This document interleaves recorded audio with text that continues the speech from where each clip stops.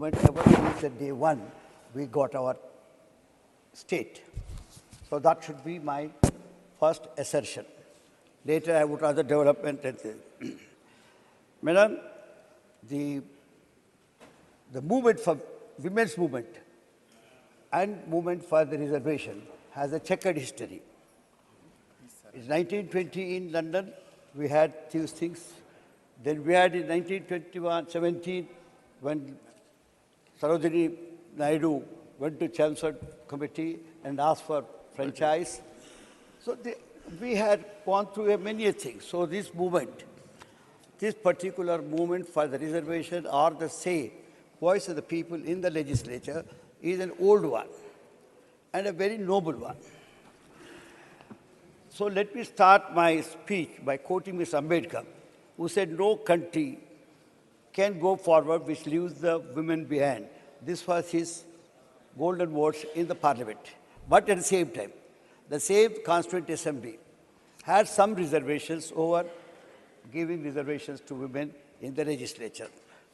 Therefore, I say, since you have brought such a historical bill, which all of us, I am privileged to be a part of it, most of us joining, is a very great time. And I would, rather I'm tempted to quote the famous words of Victor Hugo, who said, "No force on earth can stop an idea whose time has come." Having said that, I have my own dilemma.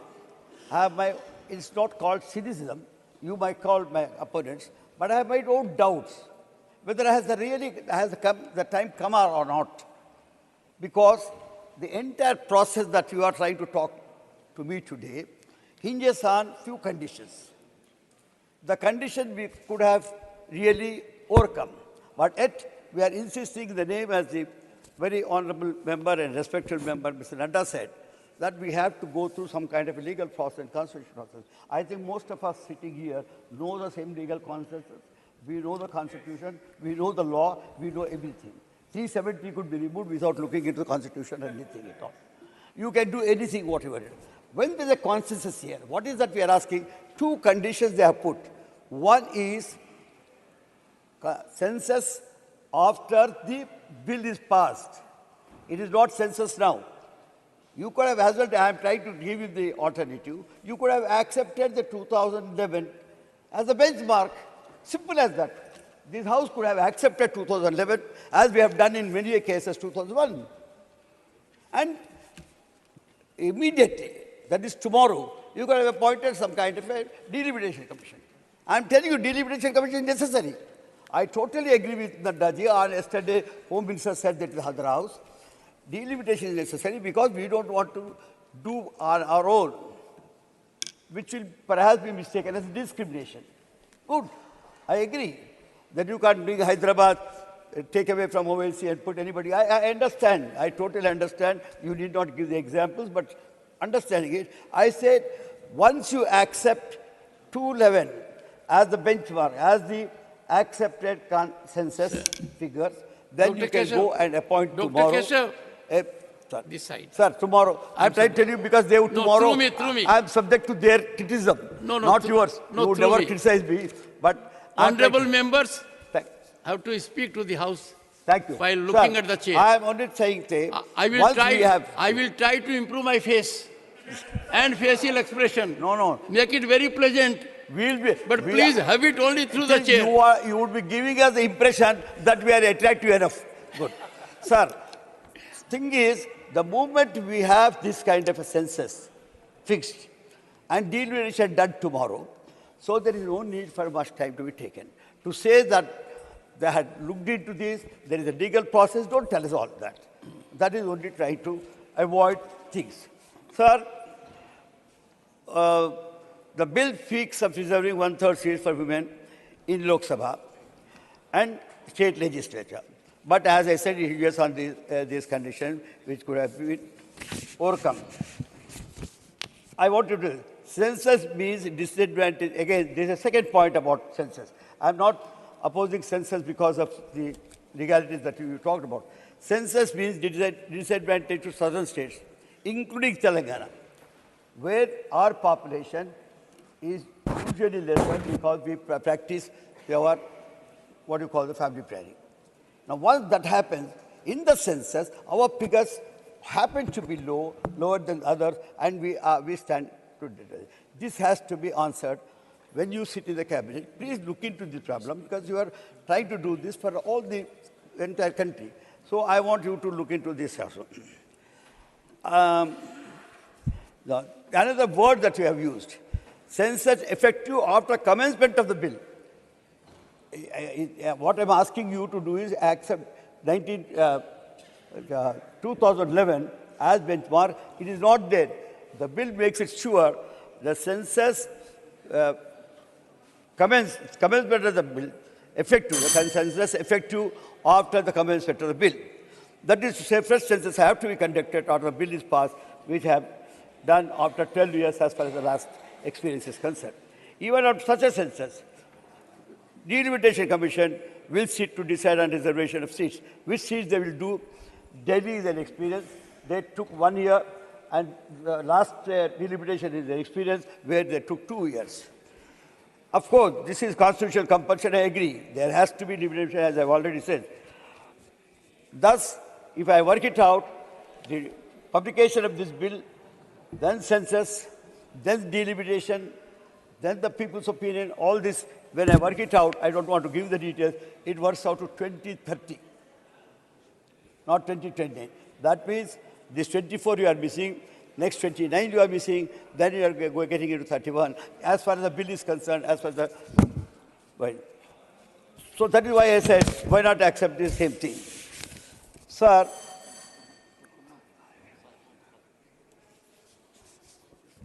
then this delimitation, the commission, the delimitation, is time over, sir? Minutes. Time is over. Wind up. Sir, this delimitation which you are saying is advisable. My God, I agree with him, sir. Sir, this delimitation commission has to be appointed not by the state government. It is by CEC. It is under the guidance of CEC. But for God's sake, not under the proposed politically motivated CEC. Let there be a CEC which is honest, which is truthful, which is really a true sense which all of us accept as our thing. So I am telling you, I had my doubt. Yesterday, I had an half-an-hour discussion with the leader of the House, Mr. Piyush Goyal. Thank you. I insistently asked him whether are they really true to themselves in this bill. He said, yes, they are truthful.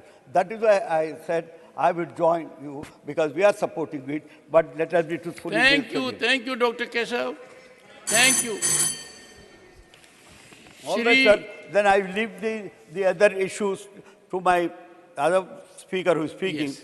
Because it has a big history. This has to be told. Whatever history it is, you have brought it. We are thankful to you. We are supporting it. But at the same time, please think, don't do it for political thing. There is a competition, political competition here and there. Somebody taking credit. Whoever takes the credit, let the ladies and this nation get this kind of a historical bill. That is why. Thank you very much, sir. Shri H.D. Dev Gowda ji.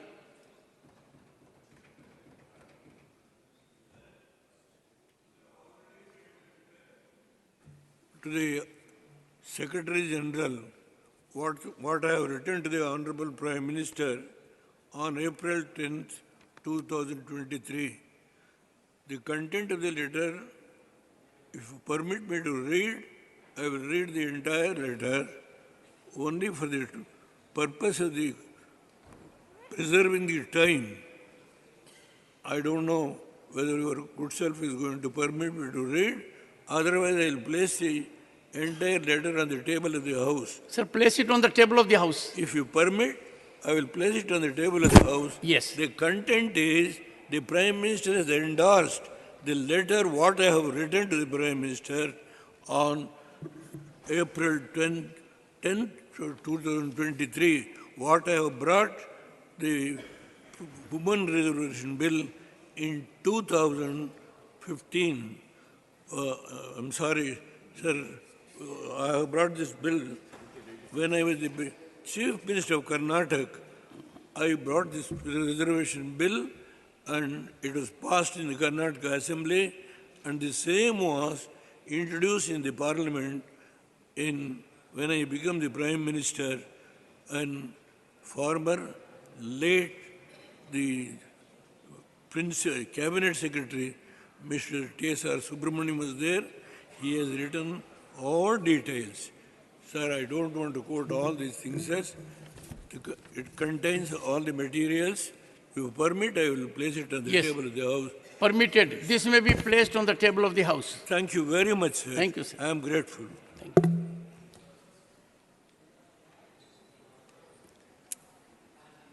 Well, honorable Thank you members, very much.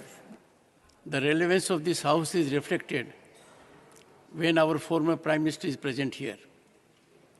And that is, of course, indicates House of Elders has to show light to others.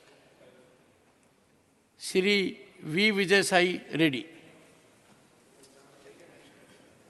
Sir, you have 3 speakers, 17 minutes. Chairman, sir, How many minutes? Your total time is 17 minutes and 3 speakers. 1/3. 1/3. Okay. Like 5 minutes. Like Women Reservation Bill. 5 minutes. Leave 6 to others. As a leader, 5 minutes. Your time starts. Already 29 At the seconds. outset, I would like to state that, don't disturb me, madam. At the outset, No, I would know. like to, You said don't disturb. You are not liable to disturbance. All I plead is don't create disturbance, sir. sir, what to say and how to say is my prerogative, sir, subject to the rules and regulations. At the outset, I would like to state that my party, that is our party, YSR Congress Party, under the leadership of YS Jagan Mohan Reddy Garu, extends unequivocal and unwavering support for the Women Reservation Bill.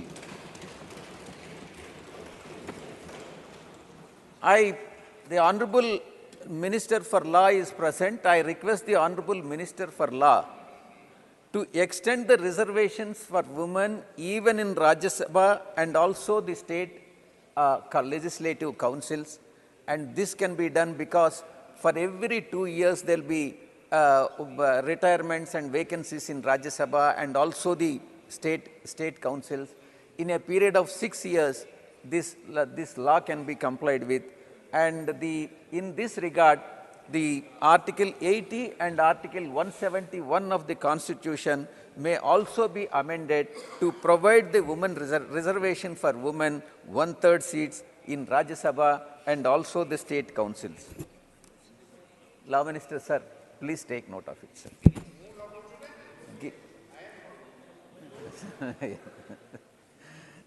Sir, one more request, Law Minister, sir. Sir, for Purushottam Rupala, sir. Sir, now that you are providing reservation, that is today on 21st September 2023, and this month marks the monumental time for the women political empowerment in India. I strongly suggest and request the Honorable Minister for Law that the government declares September as Women's History Month. Women's Day, like International Women's Day, this month can be declared as Women's History Month. Sir, coming to the performance of Andhra Pradesh. Sir, the Constitution 73rd and 74th Amendment 1992 mandates the reservation of 1/3 seats for women in panchayat and municipalities. In Andhra Pradesh, under the leadership of our beloved Chief Minister YS Jagan Mohan Reddy Garu, has exceeded the limit. It is not 1/3, it is not 1/3. He has even exceeded the limit and then provided reservation for women, as I'm now divulging the details now. Out of 688 of 1,356 politically nominated persons in the local bodies are women. That is 51% in the politically nominated posts are women. And 7 out of 13 Jilla Parishad chairpersons are women, that is 54%. 15 out of 26 vice chairpersons are women, that is 58%. 18 of 36 mayors and deputy mayors are women, that is 50%. 361 out of 671 corporations, ward members are women, that is 53.8%. 45 out of 73 municipal chairmen are women, that is 62%. 1061 out of 2124 municipal ward members are women, that is 50%. 57% of the sarpanches, 54% of MPTCs, 53% of mandal presidents, 53% of ZPTC members are women, 53% of the ward and village volunteers, and 51% of officers in ward village secretariats are women. Therefore, our leader, Y.S. Jagan Mohan Reddy Garu, has already has crossed 33%, and in fact, nothing is less than 50%. Therefore, our contention is women reservation could be even more than 1/3, it could be even 50%, because women constitute. Conclude करें. You need not remind me, madam. Five, exactly 1/3 I'll close. 1/3 of the time. So, therefore, because you disturb me, then I lose the sequence. Need not. समय समाप्त हो रहा है, तो उसमें विषय आपको ध्यान दिलाना पड़ता है. Thank you very much. Thank you. Thank you. Professor Manoj Jha. शुक्रिया मैडम, शुक्रिया आपके वहाँ होने के लिए भी. बस मैं आपके माध्यम से ये कहना चाहूँगा कि इतिहास में, संसदीय लोकतंत्र के इतिहास में ऐसे क्षण आते हैं जब ये कहना मुश्किल हो जाता है, जो मीडिया के लोग पूछते हैं बाहर, आइज और नोज. ये मसला यस और नो का नहीं है माननीय उपसभापति जी. ये मसला हमारे देश की तारीख से जुड़ा हुआ है. ये मसला इस बात से जुड़ा हुआ है जो प्रधानमंत्री जी ने अभी बीते दिनों सेंट्रल हॉल में कहा था, कैनवस बड़ा होगा, आकृति बड़ी होगी. बड़ा कैनवस है लेकिन आकृति छोटी गढ़ी जा रही है, और ये इतिहास स्मरण करेगा, ये मैं आपके माध्यम से कहना चाहता हूं. अब नारी शक्ति वंदन अधिनियम, मुझे तो समझ में नहीं आया कि ये लेजिस्लेशन है या किसी तरह का धार्मिक ग्रंथ की एक उसका शीर्षक है, क्योंकि बचपन से पढ़ता आया इस देश में. जब आपकी सरकार, बीजेपी की सरकार नहीं थी, जत्र नार्यस्तु पूज्यन्ते रमन्ते तत्र देवता. पता नहीं देवता रमन करते हैं कि नहीं, लेकिन हमने इस श्लोक के बावजूद महिलाओं का मोलेस्टेशन देखा, घरेलू हिंसा देखी, सबसे ज्यादा रेप परिवार नाम की संस्था में देखा, जिसका आंकड़ा खुद सरकार देती है. तो मुझको लगता है ये जो विरोधाभासी चरित्र है हमारे देश का, इस विरोधाभासी चरित्र पर भी बात होनी चाहिए. आज काफी सारी महिलाएं हैं, पत्रकार भी इस दर्शक दीर्घा में. इनको भी ये कहना चाहता हूं कि हमारे कुछ सरोकार हैं. इस देश में ऐसा नहीं चल सकता कि एक तरफ ये श्लोक पढ़ा जाए और दूसरी तरफ हम उस जुबान को छोड़ दें जो संविधान से आती है. मैडम, संविधान राइट्स की बात करता है, अधिकार की. हमारी वोकैबुलरी को क्या होता जा रहा है? अधिकार दया की श्रेणी में नहीं आएगा, लेकिन पूरा का पूरा जो टेक्सचर देखता हूं वो दया की श्रेणी में बात होती है. अधिकारों की बात कभी दया से नहीं होगी. माननीय deputy chairman ma'am, chairperson ma'am, sorry, as per the delimitation commission 2008 हमारे पास जो सीट्स हैं 412 जनरल सीट्स, 84 एससीज, 47 एसटीज. अब हम क्या कर रहे हैं इस बिल के माध्यम से? 84 और 47 के अंदर 1/3 कर रहे हैं. क्या यह अन्याय नहीं है? एग्जिस्टिंग सीट्स में नहीं, जो 33% आ रहा है उसके अंदर, जिसका आंकड़ा अभी के हिसाब से 136 सीट बैठता है, उसमें एससी, एसटी और ओबीसी की व्यवस्था हो. क्योंकि देखिए, मैं आपके माध्यम से कहूं, हर महिला को बहुत मुश्किल से आगे बढ़ना पड़ता है, ये आप भी जानती हैं. और खास करके पिछड़े वर्गों की महिलाएं, अनुसूचित जाति, जनजाति की महिलाएं, उनका डिप्रिवेशन और वल्नरेबिलिटी बाकियों से ज्यादा होती है। हैंड होल्डिंग करने के लिए कोई नहीं होता है, हैंड होल्डिंग करने के लिए कोई नहीं होता है। अगर आप पहुंची तो बिना हैंड होल्डिंग के, लेकिन उन पिछड़ी जाति की महिलाओं का क्या, जिनके हैंड होल्डिंग के लिए ना हमारे धर्म ग्रंथों में कोई व्यवस्था है और ना आज की समकालीन बातचीत में कोई व्यवस्था है। रेटोरिकली हम कुछ भी कह दें, मेरा सिर्फ आपके माध्यम से कहना होगा कि हमारी पार्टी, आज मैं स्मरण कर रहा हूं, हमारे राष्ट्रीय अध्यक्ष लालू प्रसाद यादव जी, भगवतिया देवी, कई लोग जानते होंगे, पत्थर तोड़ने वाली महिला थी, पत्थर तोड़ने वाली, हम ना सहबो गाली भैया, हम ना सहबो गाली। वहां से, गया से निकल करके वो संसद तक पहुंची। क्या उसके बाद भगवतिया देवी आ पाई, फूलन देवी आ पाई? वो इसलिए नहीं आ पाई कि हम आपको दोष नहीं देते हैं, हमारी व्यवस्थाएं संवेदन शून्य है। मैं तो आग्रह करूंगा तमाम साथियों को, आप किसी भी दल में हो, आज एक बार उससे बाहर निकल करके सोचिए। यह ऐतिहासिक क्षण सचमुच ऐतिहासिक होगा अगर हमने आज इतिहास को व्यापक कैनवस पर देखा, जो प्रधानमंत्री जी कहते हैं। और प्रधानमंत्री जी की कथनी और करनी में फासला नहीं होना चाहिए, और यह फासला इसलिए नहीं होना चाहिए कि बड़े दूर फासले पे लोग खड़े हैं, अत्यंत पिछड़ी जातियों के लोग।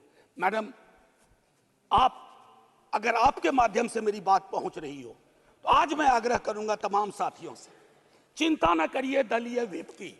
दलीय व्हिप समाज की व्यवस्था पे भारी होना चाहिए, इसलिए मैंने कहा समर्थन विरोध नहीं, आज भी मौका है इसको सेलेक्ट कमेटी में भेज करके एससी, एसटी और ओबीसी को इनकॉर्पोरेट किया जाए। नहीं, आज हम नहीं करेंगे, हम ऐतिहासिक गुनहगार होंगे। मैं यकीन के साथ कहता हूं, बाहर लोग वॉच कर रहे हैं, कहेंगे कि तुमने क्या किया, ये व्यवस्था ऐसे नहीं बदली जाती है। तो मैं आपसे आग्रह करूंगा आपके माध्यम से कि अपने दायरों से अलग होकर के आप जब ओबीसी की बात करते हैं तो ये रेटोरिक से आगे बढ़ना चाहिए, हमारी चिंताओं में आना चाहिए। ये नहीं होगा कि बाबा साहब भीमराव अंबेडकर को माला भी पहनाए और उनकी बात को आत्मसात न करें। ये जो फर्क हमारे इसमें आ रहा है, इससे कई तरह के विरोधाभास का जन्म हो रहा है। मैडम चेयरपर्सन, मैं आपको कहूं कि कोटा विद इन कोटा की जब हम बात करते हैं तो उसमें एक टर्म आता है जो एक अमेरिकन सिविल राइट एक्टिविस्ट ने 89 में दिया, इंटरसेक्शनैलिटी। अब ये इंटरसेक्शनैलिटी को, चूंकि मैं हिंदी में बोल रहा हूं, आज मैंने सुबह इसका अनुवाद बहुत ढूंढा, उसके अनुवाद में एक अनुवाद आया प्रतिच्छेदन। इंटरसेक्शनैलिटी का मतलब होता है कि हम हर लेयर की एजेंसीज और उसके अंदर की क्या विधाएं हैं, उसके आधार पर अपना चरित्र, अफर्मेटिव एक्शन प्रोग्राम को यह देखना होगा। जो खास करके वंचित समाज की महिलाएं हैं, मैं उनके बारे में कहूं, आपको एक बार अपना नजरिया साफ करना होगा।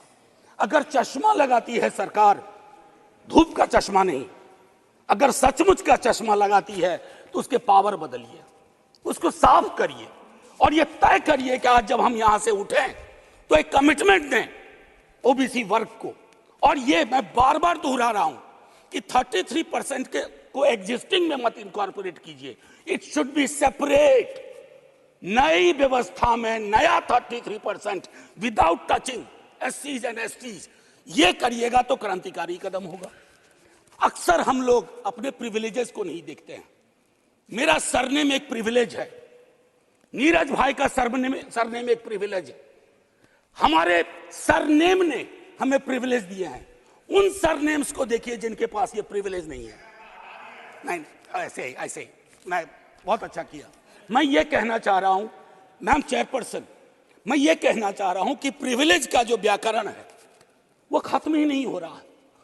मैंने पहले भी सदन में कहा था कि इस देश में शायद there is nothing in name but everything is there in the surname. उनके संघर्ष, उनका जीवन कठिन लगातार होता जाता है। और एक ऐतिहासिक तथ्य बताऊं, 31 में बेगम शहनवाज और सरोजनी नायडू ने संविधान बनने से बहुत पूर्व इक्वल रिप्रेजेंटेशन की बात की थी। हम काहे को अटके पड़े हैं 33 पर? मेरी तो समझ में नहीं आ रहा कि 33 के साथ क्या रिश्ता है हमारा। ये 50 क्यों नहीं हो सकता? ये 55 क्यों नहीं हो सकता? आपका पूरा का पूरा वर्ग चरित्र बदल जाएगा। आप नहीं चाहते हैं कि भगवतिया देवी यहां आए?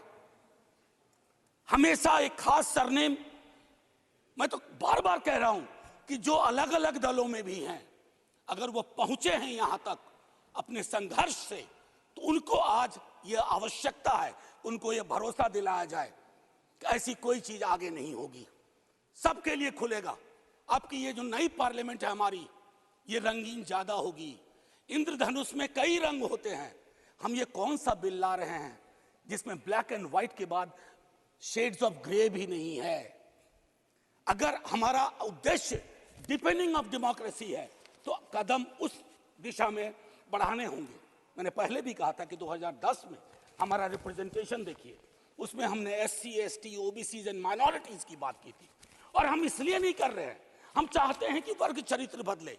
संसद सचमुच में प्रतिनिधित्व की संस्था बने जिसमें सबके आकार हों, सबकी शक्लें हों।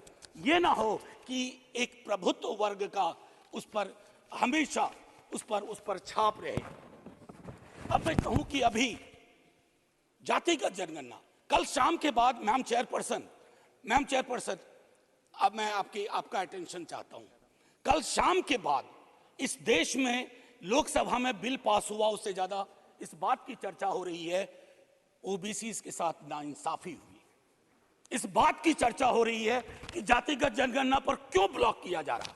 और मैं ये कह रहा हूं, हमारे CM नीतीश जी और तेजस्वी जी डिप्टी CM, उन्होंने जातिगत सर्वेक्षण कराया। 28 अगस्त को मेरे पास दोनों एफिडेविट है।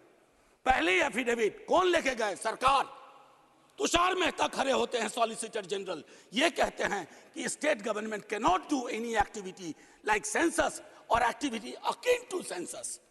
लेकिन शाम तक जब अप्रोर होता है, दूसरी एफिडेविट आती है, कहती है गलती से वो पैराग्राफ लग गया था। सरकारें ऐसी गलतियां नहीं करती हैं।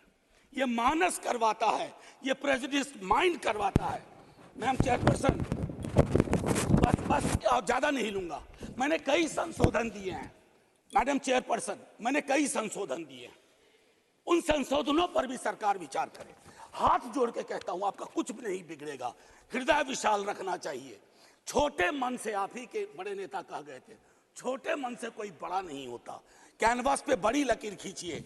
और मैं आखिरी में एक बात कह के खत्म करूंगा कि गले मिलकर गला दबाने की कोशिश ना हो। मैम चेयरपर्सन, 1 मिनट, एक कविता लेके आया था, उसके पहले गले मिलकर गला ना दबाइए। और ये कविता पढ़ के खत्म करूंगा और जय हिंद बोल दूंगा।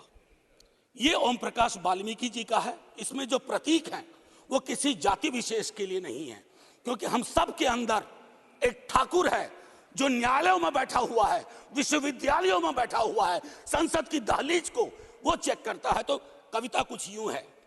चूल्हा मिट्टी का, मिट्टी तालाब की, तालाब ठाकुर का। भूख रोटी की, रोटी बाजरे की, बाजार खेत का, खेत ठाकुर का। बैल ठाकुर का, हल ठाकुर का, हल की मूठ पर हथेली अपनी, फसल ठाकुर की। कुआं ठाकुर का, पानी ठाकुर का, खेत खलिहान ठाकुर के, गली मोहल्ले ठाकुर के, फिर अपना क्या, गांव, देश, शहर। और मैं फिर से क्लैरिफाई करता हूं, वो ठाकुर मैं भी हूं। वो ठाकुर संसद में है, वो ठाकुर विश्वविद्यालयों में है, वो ठाकुर विधायिका को कंट्रोल करता है। इस ठाकुर को मारो जो हमारे अंदर है। जय हिंद मैम, जय हिंद। श्री इलामरम करीम।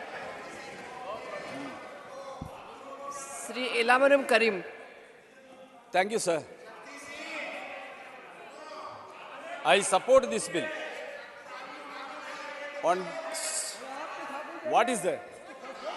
Rupal ji, let me speak. On behalf of CPIM, I support this bill. Honorable Prime Minister told that he was chosen one for empowering and strengthening women. Nothing, sir.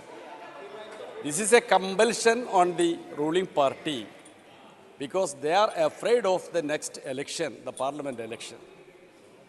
After the propaganda led by Prime Minister and Home Minister in Karnataka, and trying to communalize the entire community and division among the community, they lost Karnataka. They lost Himachal Pradesh. 15 years continuous rule in Delhi Municipal Corporation, they were lost. That situation compelled BJP to bring such a legislation in the parliament. This is not for Nari Shakti Bandhan. Sir, in 2010, UPA government introduced the bill in the Rajya Sabha and it was passed. I remember Srimati Sonia Gandhi and my party leader Brinda Karat and other women leaders who were supporting and interfering to pass that bill in the Rajya Sabha. In an article, Brinda Karat remembers that moment. She told, I quote, "But the unequivocal support for the bill of the then UPA chairperson Sonia Gandhi ensured that the various plans being hatched to once again sabotage the bill were blocked." Sir, the firm position taken by the Rajya Sabha chairman, Hamid Ansari, was a critical factor in the passage of the bill. Sir, this was happened because of the strong united struggle by women's organization since decades. But unfortunately, that bill was not passed in the Lok Sabha. In 2014 Parliament election, BJP promised they shall bring the reservation bill. 5 years, nothing done. 2019, they repeated that promise. 4 years has lapsed. You are responsible for losing 9 years of reservation for women. You have to reply for that. Now you are claiming Nari Shakti Bandhan. Which Nari, sir? Manipur Nari. Poor women folks. They are naked, paraded on the road, gang raped, and mercilessly butchered under the patronage of BJP government. What Nari Bandhan, sir? The wrestling stars, they were assaulted by the chairman of that committee. Sir, Unnao, Katavo victims, they were also ladies. What you have done? What you have done? So this is not for Nari Shakti Bandhan. This is for political achievement, only a political achievement. When it is to be implemented, when the women get this right, it is a far away after the census. When the census will happen, and on basis of the new census, delimitation to be happened. When it will happen, it is not coming in next 10 years or 15 years. They only want to win the next election. All the election promises are going to air. The entire sections of the people, farmers, workers, youth, all are angry with this government. Sir, women are working in several sectors. What is their condition? Particularly agricultural workers. See, unorganized sector workers, scheme workers, lakhs of scheme workers, MNREG workers. What they are getting wages? There is no social benefit for them. In the basis of the privatization in public sector, in railways and public sector undertakings, social justice is gone to air. Where is the reservation, sir? In private sector, is there reservation?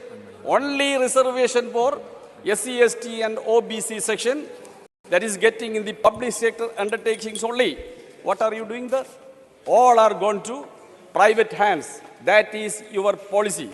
So you are speaking about Nari Shakti Bandhan. This is not for Nari Shakti Bandhan. In West Bengal, 1983, 33% reservation was given to women in local bodies. That was first time in the history of this nation. In Kerala, 50% reservation is given to women in all panchayats, block panchayats and district panchayats and corporations. Everywhere, actually the actual number may be more than 50%. In general seats also, so many women are contesting. So that is the history. What is the history of other states ruled by the BJP? whether you can claim like that? See, we must recall the attention of this House regarding the BJP's policies adopted during the 9 years. India stand around 20-25% participation, female labor participation rate in the world. India is Kindly conclude. far backward comparing with other nations and backward nations also. In all aspects, our female are backward, sir. They are witnessing that, silently witness that. They are silent spectators of all these events. They are not taking care of the welfare of the women and under a suppressed section. Sir, sabka saath, sabka vikas. That is the slogan. There is a single man from the largest minority section of this country in the cabinet. Sabka saath. Where is the sabka saath, sabka vikas? That is the attitude of the BJP. No, nobody is there. There was one Nakvi. He was thrown out. That is Kindly your policy. conclude, sir. So, Kindly conclude. you please utter sabka saath, sabka vikas. Okay, sir. I conclude. Shri Vaiko ji.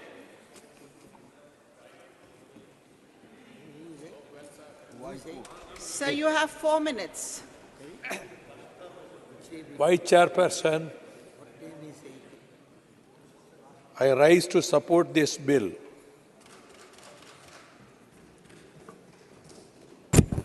The first decade of last century, women in UK, England, they did not have voting rights. So women fought against the government to get voting rights. And Emily Bankers was the chairperson of the Women Brigade. One day she went to the London head post office and said, "You have to send a parcel to the Prime Minister's residence." What parcel? I am the parcel. They were perplexed. They were shocked. Is there any rule that a living person should not be sent as a parcel?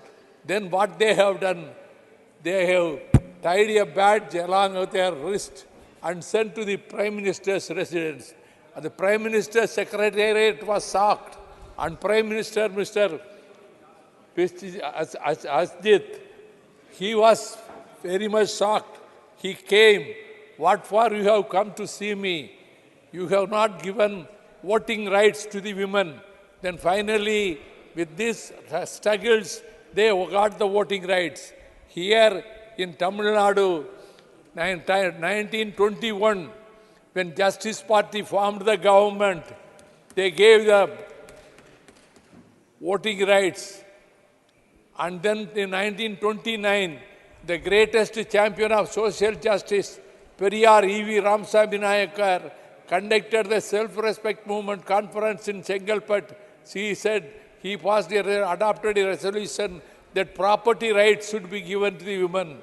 After 60 years, when Dr. Kalaignar Karunanidhi became the chief minister, and he fulfilled the assurance given by the Chairman Periyar, and women were given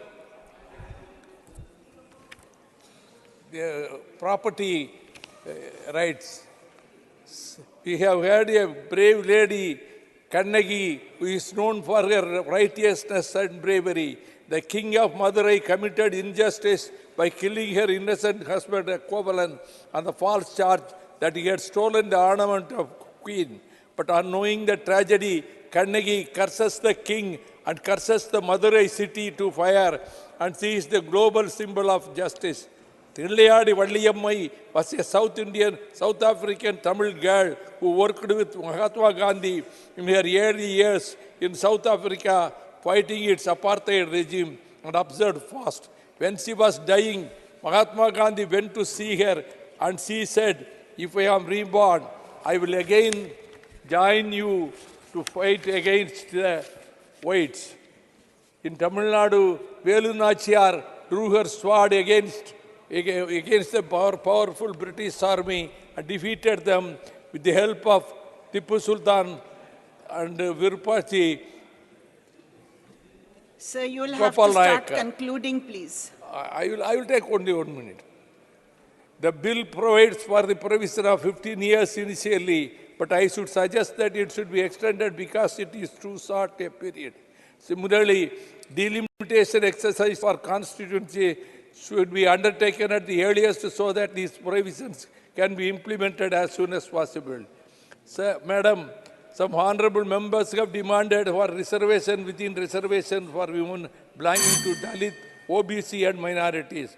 I would suggest that some provision should be made for providing reservation to women belonging to these categories. With these words, I wholeheartedly support this Constitution Please Amendment conclude, Bill. sir. Shri Ramnath Thakur ji. श्रीमान, मैं समय पर अपनी बात रखूंगा। 7 minute है आप। 5 minute नहीं, 7 मिनट। 7 मिनट। 7 मिनट। श्रीमान, आज डॉक्टर राम मनोहर लोहिया को याद करना बहुत जरूरी हो गया। 1967 में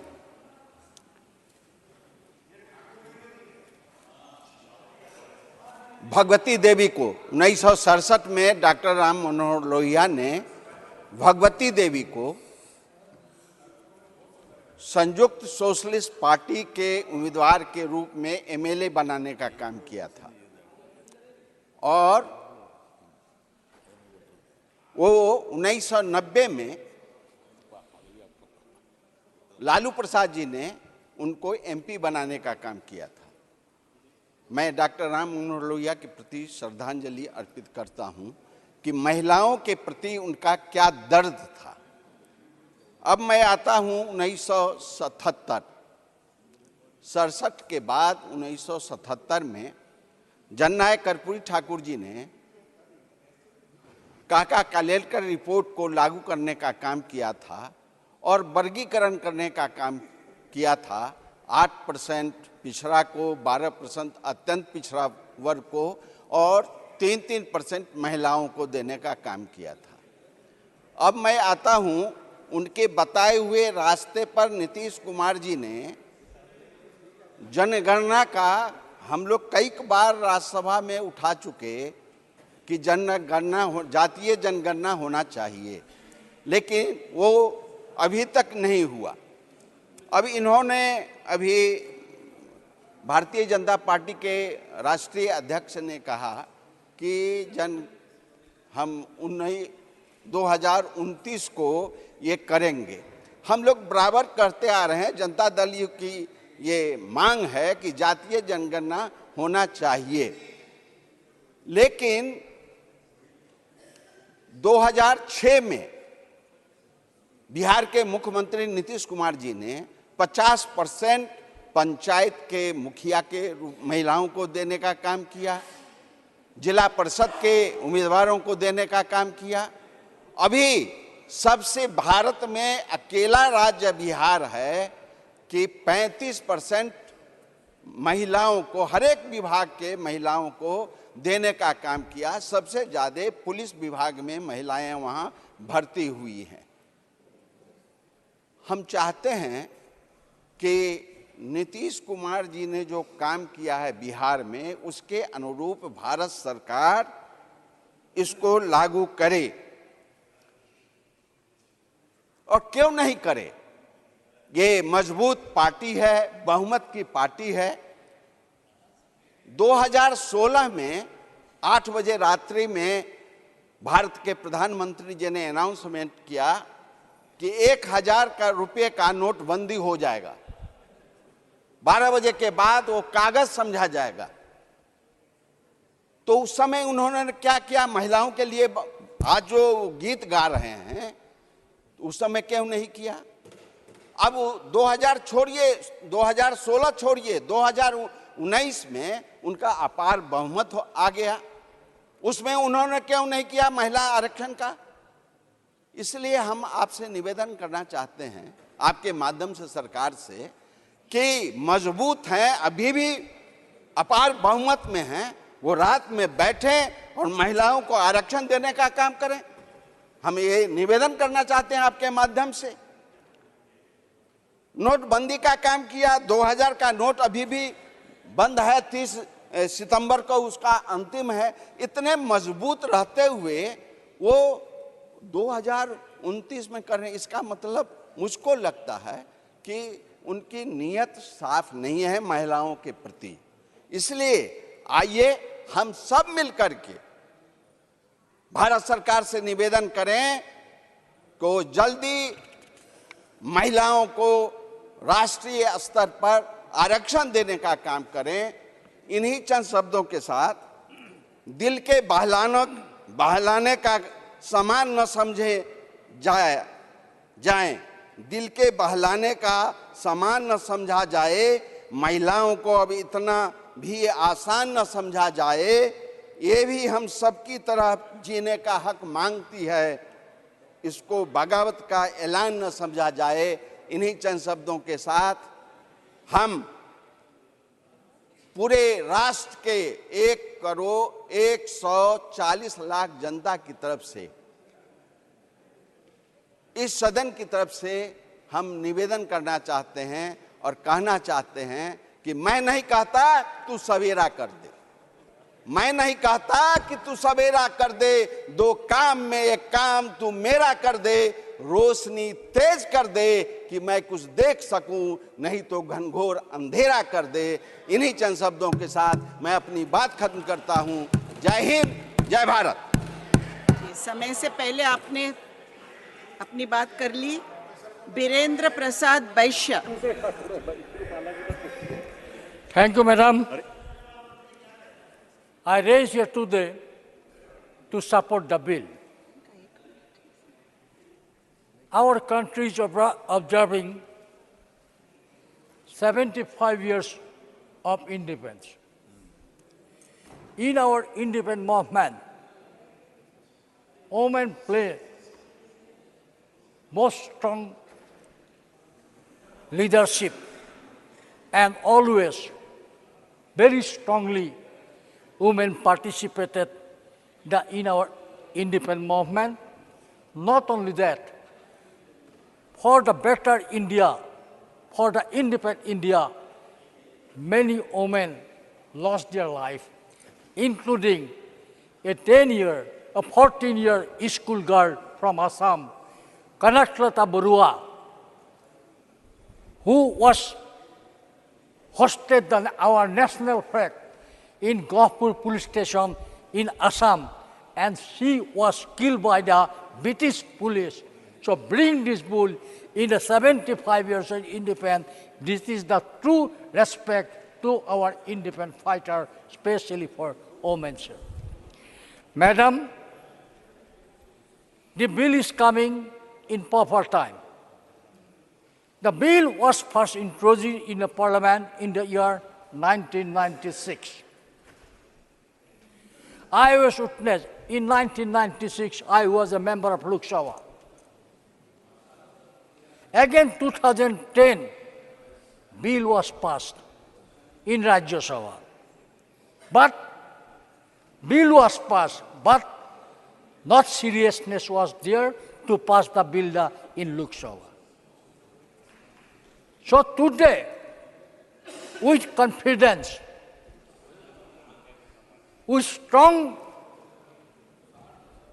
domination for the empowered women, this bill is coming, and I am sure, under the leadership of Narendra Modi, definitely this bill is going to implement this time. Madam, 96, I was a member. 2010, I was a member. But I have seen it when bill was come in the House. Due to the quorum, House was adjourned. It means intentionally bill was not passed in Lok Sabha. Today, with new spirit, with amendment, this bill is coming. This government always believed one nation, one constitution. One nation, one constitution is the dream of this government, and by Article 370 in Jammu and Kashmir, it was implemented. Sir, you have to start one concluding, nation, one please. constitution. And Please today, conclude. in the amendment version of this bill, this bill, government is decided to give reservation to the women in Union Territory Delhi also. This is very welcome move because women from Delhi, women from Assam, women from the Uttar Pradesh, everybody have a equal right, and this government, Narendra Modi government, is going to implement it by amending the constitution, and I'm sure this bill will pass. This bill is passed. Everybody will support the bill, and without voting, and this will pass, and it will be implemented very strongly. And in the year of the 75 years of our independence, bring this bill. I must compliment the government to bring this bill. With this, I totally, wholeheartedly support the bill and conclude my speech. Thank you.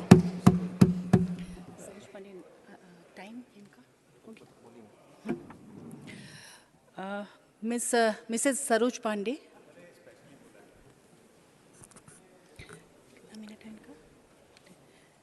धन्यवाद। आज मैं इस ऐतिहासिक You have bill पर 15 minutes. मुझे बोलने का अवसर मिला। मैं धन्यवाद देती हूं अपने शीर्ष नेतृत्व को और धन्यवाद देती हूं प्रधानमंत्री जी को कि उन्होंने हमारे स्त्रीत्व का, हमारे नारीत्व का, हमारे ममत्व का जो सम्मान किया है और देश की आधी आबादी को इस महिला आरक्षण बिल के माध्यम से स्थान देने का प्रयास किया है। इसलिए देश के प्रधानमंत्री जी को बहुत अभिनंदन है, बहुत साधुवाद है। नाम पर बात हो रही थी इस बिल के नारी शक्ति वंदन अधिनियम पर, और जब शुरुआत में सदन में इस पर चर्चा हुई तो मुझे बहुत अफसोस के साथ कहना पड़ता है कि वंदन शब्द पर आपत्ति हुई। ये कैसी भारत की परंपरा है? अरे भारत माता का तो हम हमेशा वंदन ही करते हैं, लेकिन कभी इंडिया का वंदन नहीं होता है। भारत माता का वंदन होता है, और जो लोग भारत माता का वंदन करते हैं वो वंदन शब्द की महत्ता को नहीं समझेंगे। हमारे भारत की परंपरा रही है कि हमारे यहाँ अगर हमने कभी पूर्व में भी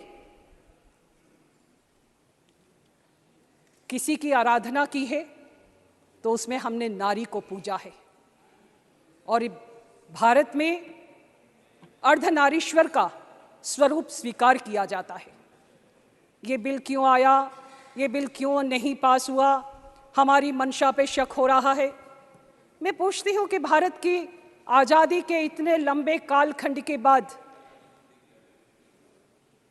ये प्रश्न पहले खड़ा क्यों नहीं हुआ? आज का भारत महत्वाकांक्षी भारत है, आज का भारत साहसिक भारत है, और इस साहसिक भारत में मुझे लगता है कि इस अमृत काल में हमने एक नई शुरुआत की है। चंद्रयान पर कल सदन में चर्चा हो रही थी, और जब सदन में चंद्रयान पर चर्चा हो रही थी तो शिव शक्ति शब्द का उपयोग हमारे प्रधानमंत्री जी ने किया, और आज एक सुखद संयोग है कि इस सुखद संयोग में शिव शक्ति के साथ 15 दिन के बाद वहां पर भी सूर्योदय हो रहा है। मुझे लगता है कि अमृत काल में ये सुखद संयोग शिव शक्ति का, जहां वहां पे सूर्योदय हो रहा है, भारत में भी ये सूर्योदय इस महिला शक्ति के माध्यम से होगा, ऐसा मेरा विश्वास है। यहाँ पर भी शिव और शक्ति का ही उपयोग है, और मेरा मानना है कि शक्ति के जागरण के बिना कोई काम पूरा नहीं होता। इसलिए आज मेरा ये प्रबल विश्वास हुआ है कि शक्ति के जागरण के साथ इस अमृत काल में नारी शक्ति वंदन अधिनियम पारित होगा और इसके साथ ही साथ भारत में एक नया इतिहास लिखा जाएगा। हमारी मंशा पे सवाल करने वालों से मैं पूछना चाहती हूँ और एक घटना याद दिलाना चाहती हूँ। देश के प्रधानमंत्री जी तब प्रधानमंत्री होते हुए उनके साथ में जो देश की सबसे मजबूत कमेटी है उसमें स्वर्गीय श्रीमती सुषमा स्वराज, श्रीमती निर्मला सीतारमण, माननीय राजनाथ जी और अरुण जेटली जी थे। सुषमा स्वराज जी के पास में विदेश मंत्रालय था, निर्मला सीतारमण जी के पास में रक्षा मंत्रालय था, अरुण जेटली जी के पास में वित्त मंत्रालय था और राजनाथ जी के पास में गृह मंत्रालय था। उस समय लोग मजाक में कहते थे कि घर और वित्त पुरुष संभाल रहे हैं, रक्षा और विदेश महिलाएं संभाल रही हैं। ये एक सुखद संयोग था। ये इस बात का प्रमाण है कि देश के प्रधानमंत्री जी ने किस प्रकार से हमारी प्रतिभा का उपयोग किया, हम पर विश्वास किया और इसलिए आज ये नारी शक्ति वंदन अधिनियम को यहाँ पर लाया गया। पिछली बार यहाँ पर बहुत से विषय आए कि ये पारित क्यों नहीं हुआ, पिछली बार लोकसभा में आया, हमने 9 साल में क्यों नहीं लाया। मैं कहना चाहती हूँ कि 9 साल में क्यों नहीं लाया इस पर करने की बजाय आज तो उत्सव का दिन है, हम सबको उत्सव मनाना चाहिए। आज खुशी का दिन है, मंशा पे शक क्यों? आप सब यहाँ पर प्रबुद्ध जन बैठे हुए हैं, आप श्रेष्ठ जन हैं, आप सभी को ये बात पता है। इस मंशा पर शक इसलिए नहीं किया जाना चाहिए, हर जगह पर राजनीति हो ये जरूरी नहीं है, लेकिन इस पर आप राजनीति कर रहे हैं। प्रक्रिया है, पूरी प्रक्रिया का पालन होना चाहिए और उस प्रक्रिया के साथ में जब हम उस बिल को आगे लाएंगे तभी महिलाओं को आरक्षण बिल पर प्रावधान के तहत उन्हें उनका अधिकार मिल पाएगा। पूर्व में राज्यसभा में पारित हुआ, लेकिन राज्यसभा में पारित होते हुए उन्हें स्थान नहीं मिल पाया, लोकसभा में पारित नहीं हुआ। हर जगह की राजनीति भारत देश को बहुत पीछे ले जाती है।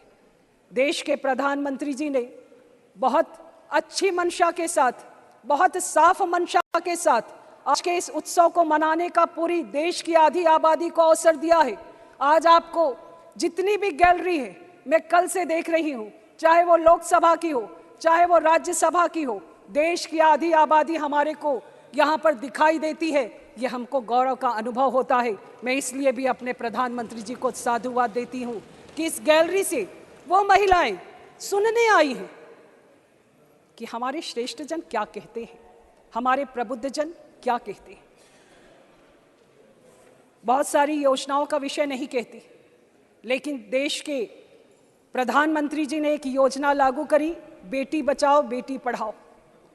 इस योजना को लागू करने के पीछे बहुत मार्मिक उद्देश्य है। उस उद्देश्य को मैं कहना चाहती हूँ, उस घटनाक्रम को कहना चाहती हूँ। जिन राज्यों में बेटी का जन्म होना अभी शाप माना जाता था, बिटिया अगर पैदा हुई तो जो पैदा करने वाली माँ है वो भी तनाव में रहती थी, घर परिवार के लोग भी रहते थे, और बिटिया पैदा हुई तो उस बिटिया को बड़े से दूध के हौदे में डाल दिया जाता था। वो बिटिया उस दूध के बड़े से हौदे में अंतिम सांसें गिनती थी, इस धरती पर आती जरूर थी लेकिन विदा कर दी जाती थी। लिंगानुपात बार बार बदल रहा था, बेटों की संख्या बढ़ती थी, बिटिया की संख्या गिर जाती थी, और जब बिटिया की संख्या गिरने लगी, लिंगानुपात असंतुलित होने लगा, तो देश के प्रधानमंत्री जी ने इसकी शुरुआत करी और उन्होंने कहा कि अगर इसी प्रकार से होता रहा तो हम आने वाले समय पर कहां खड़े होंगे। ये दूरदृष्टि इसके पहले कभी किसी ने नहीं करी। उन्होंने शुरुआत करी बेटी बचाओ बेटी पढ़ाओ अभियान की, और आज बेटी बचाओ बेटी पढ़ाओ अभियान के साथ में मैं आपको गर्व के साथ इस बात को बताना चाहती हूं कि विश्व के आर्थिक मंच की वार्षिक लैंगिक अंतराल रिपोर्ट 2023 में जो प्रकाशित हुई है, इस बार भारत वैश्विक लैंगिक सूचकांक में 8 अंकों का सुधार करते हुए 146 देशों में से 127वें स्थान पर पहुंच गया है। ये हमारा गौरव है। ये देश के प्रधानमंत्री जी ने जिस लिंगानुपात को संतुलित करने का प्रयास किया, ये उसका गौरव है। और देश के प्रधानमंत्री जी ने जिस दूरदृष्टि के साथ इतनी छोटी सी बात जो लोगों को दिखाई नहीं देती थी, उस पर इस अभियान के माध्यम से उन्होंने शुरुआत करी। बहुत सारी योजनाएं हुई, बहुत सारी बातें हुई। हमारे को प्रधानमंत्री आवास योजना से लेकर तमाम चीज़ें हुई। लेकिन कभी कभी मैं सोचती हूँ कि हम महिलाएं तो हमेशा से वंचित हैं। उस वंचित, शोषित, पीड़ित महिलाओं के साथ राजनीति कैसी? अरे हम तो रोज रोज अपनी योग्यता का प्रमाण देते हैं, आगे बढ़ने का प्रयास करते हैं, लेकिन अगर देश के प्रधानमंत्री जी उस पर अवसर देते हैं तो बार बार उस पर राजनीति करके, उस पर प्रश्न चिन्ह खड़ा करके, उनकी मंशा पर संदिग्ध विषयों को खड़ा करके जिस प्रकार का यहाँ पर दृश्य उपस्थित किया जाता है, मुझे लगता है ये बेहद सोचनीय है। हमारी प्रधानमंत्री जी आज की नारी को देवी बनाना नहीं चाहते, आज की नारी को दासी बनाना भी नहीं चाहते। आज वो चाहते हैं कि आज हमें एक मानवी के रूप में पहचान मिले, हम एक मानवी के रूप में अपना स्थान बनाएं। और इसलिए जब हम इसकी शुरुआत करने जा रहे हैं तो आज इस आरक्षण बिल के साथ ही एक नए उत्सव की शुरुआत होगी। देश में महिलाओं को अपना स्थान मिलेगा। और मेरा मानना है कि जब हम अपने स्थान की बात करते हैं तो इस अमृत काल में, भले उसका समय थोड़ा लंबा है, लेकिन इस अमृत काल में जो बिल पारित होगा या आने वाले समय में उस व्यक्तित्व को सुशोभित करेगा जो इस सदन में आधी आबादी के तौर पर उपस्थित होगी। महिलाओं में बहुत धैर्य होता है और इस धैर्य के साथ वो आगे बढ़ती हैं। हमारे धैर्य की परीक्षा और हमारे धैर्य की लगातार कई उस पे कहानियां हैं जो सत्य है, लेकिन ये संघर्ष बहुत लंबा हो गया। आरक्षण विधानसभा में और लोकसभा में मिले, इसका संघर्ष बहुत लंबा हो चुका है। बहुत साफ मंशा के साथ में इस बिल को लाकर जनगणना के माध्यम से संवैधानिक प्रदत्त अधिकारों के तहत यहाँ पे हम इसे लागू करें। और मुझे लगता है कि इस उत्सव में पूरे देश के लोग शामिल हों। ये मेरे लिए सौभाग्य का विषय है कि आज इस ऐतिहासिक पल का मुझे साक्षी होने का गौरव मिला है। और इसी के साथ मैं अपनी बात को समाप्त करती हूँ। धन्यवाद। नेक्स्ट रजनी अशोक राव पाटिल। इधर इधर इधर इधर इधर इधर इधर कभी उधर नहीं जाएगी। You have 10 धन्यवाद minutes. महोदया। Yes, you have 10 minutes. धन्यवाद देती हूँ आपको मुझे बोलने का मौका दिया। नारी शक्ति वंदन अधिनियम 2023 128वां संशोधन के लिए इंडियन नेशनल कांग्रेस मेरी पार्टी की तरफ से समर्थन देने के लिए मैं यहाँ खड़ी हूँ। आज मैं खुद को बहुत गौरवान्वित, कृतज्ञ और भाव विभोर महसूस करती हूँ। और आज याद आते हैं मुझे मेरे नेता, इस देश के पूर्व प्रधानमंत्री राजीव गांधी जी की, जिनके दूरदृष्टि से और जिनके विजन से ये महिलाओं का आरक्षण का अधिकार मिलने का काम हुआ था। उनकी गहरी सोच की वजह से हमारी जैसी 15 लाख महिलाएं आज देश में अलग अलग जगह पे पंचायतों में, नगर पालिकाओं में काम कर रही है। इस देश की नींव का एक हिस्सा बन के खड़ी है। और मुझे ये बताने के लिए बहुत आनंद हो रहा है कि पहली 92 में जब ये लागू हुआ महिला आरक्षण विधेयक, और 93 में उसी के तहत मैं जिला परिषद में बीड़ से मैं पहली बार यहाँ चुन के आई थी। तो ये मेरी जो जर्नी है वो जिला परिषद से लेके यहाँ तक वो सिर्फ पॉसिबल हुई क्योंकि मेरी पार्टी के नेता, उन्होंने बहुत ही सोच विचार करके ये बिल लाया था। 1989 में राजीव जी ने पहली बार ये बिल लाया। लोकसभा में तो पास हो गया, लेकिन भारतीय जनता पार्टी की जो लोग आज वंदन करना चाहते हैं हमें, उन लोगों ने उसको पराजित कर दिया और उनके कारण वो हमारा बिल पराजित हो गया। 1992 में 73rd एंड 74th अमेंडमेंट ये जो हुआ उसमें उसके तहत 1/3 हिस्सा, 1/3 महिला अधिकार के रूप में हमें हमारा पूरा अधिकार मिल गया, जिसमें बहुत सारी महिलाएं, कोई सरपंच बनी, कोई मेयर बनी, कोई पंच बनी, जिला परिषद के अध्यक्ष बनी, और ये सब ठाकुर की से, जो ठाकुर की बात हुई, ठाकुर की से राज करने लगी। तब भी हमारे ऊपर इल्ज़ाम लगा कुछ लोगों ने कि मिस्टर सरपंच, ये शब्द उन्होंने यूज़ किया, मिस्टर सरपंच, कि हम नहीं काम करेंगे, उनके पति काम करेंगे। लेकिन ऐसा हुआ नहीं।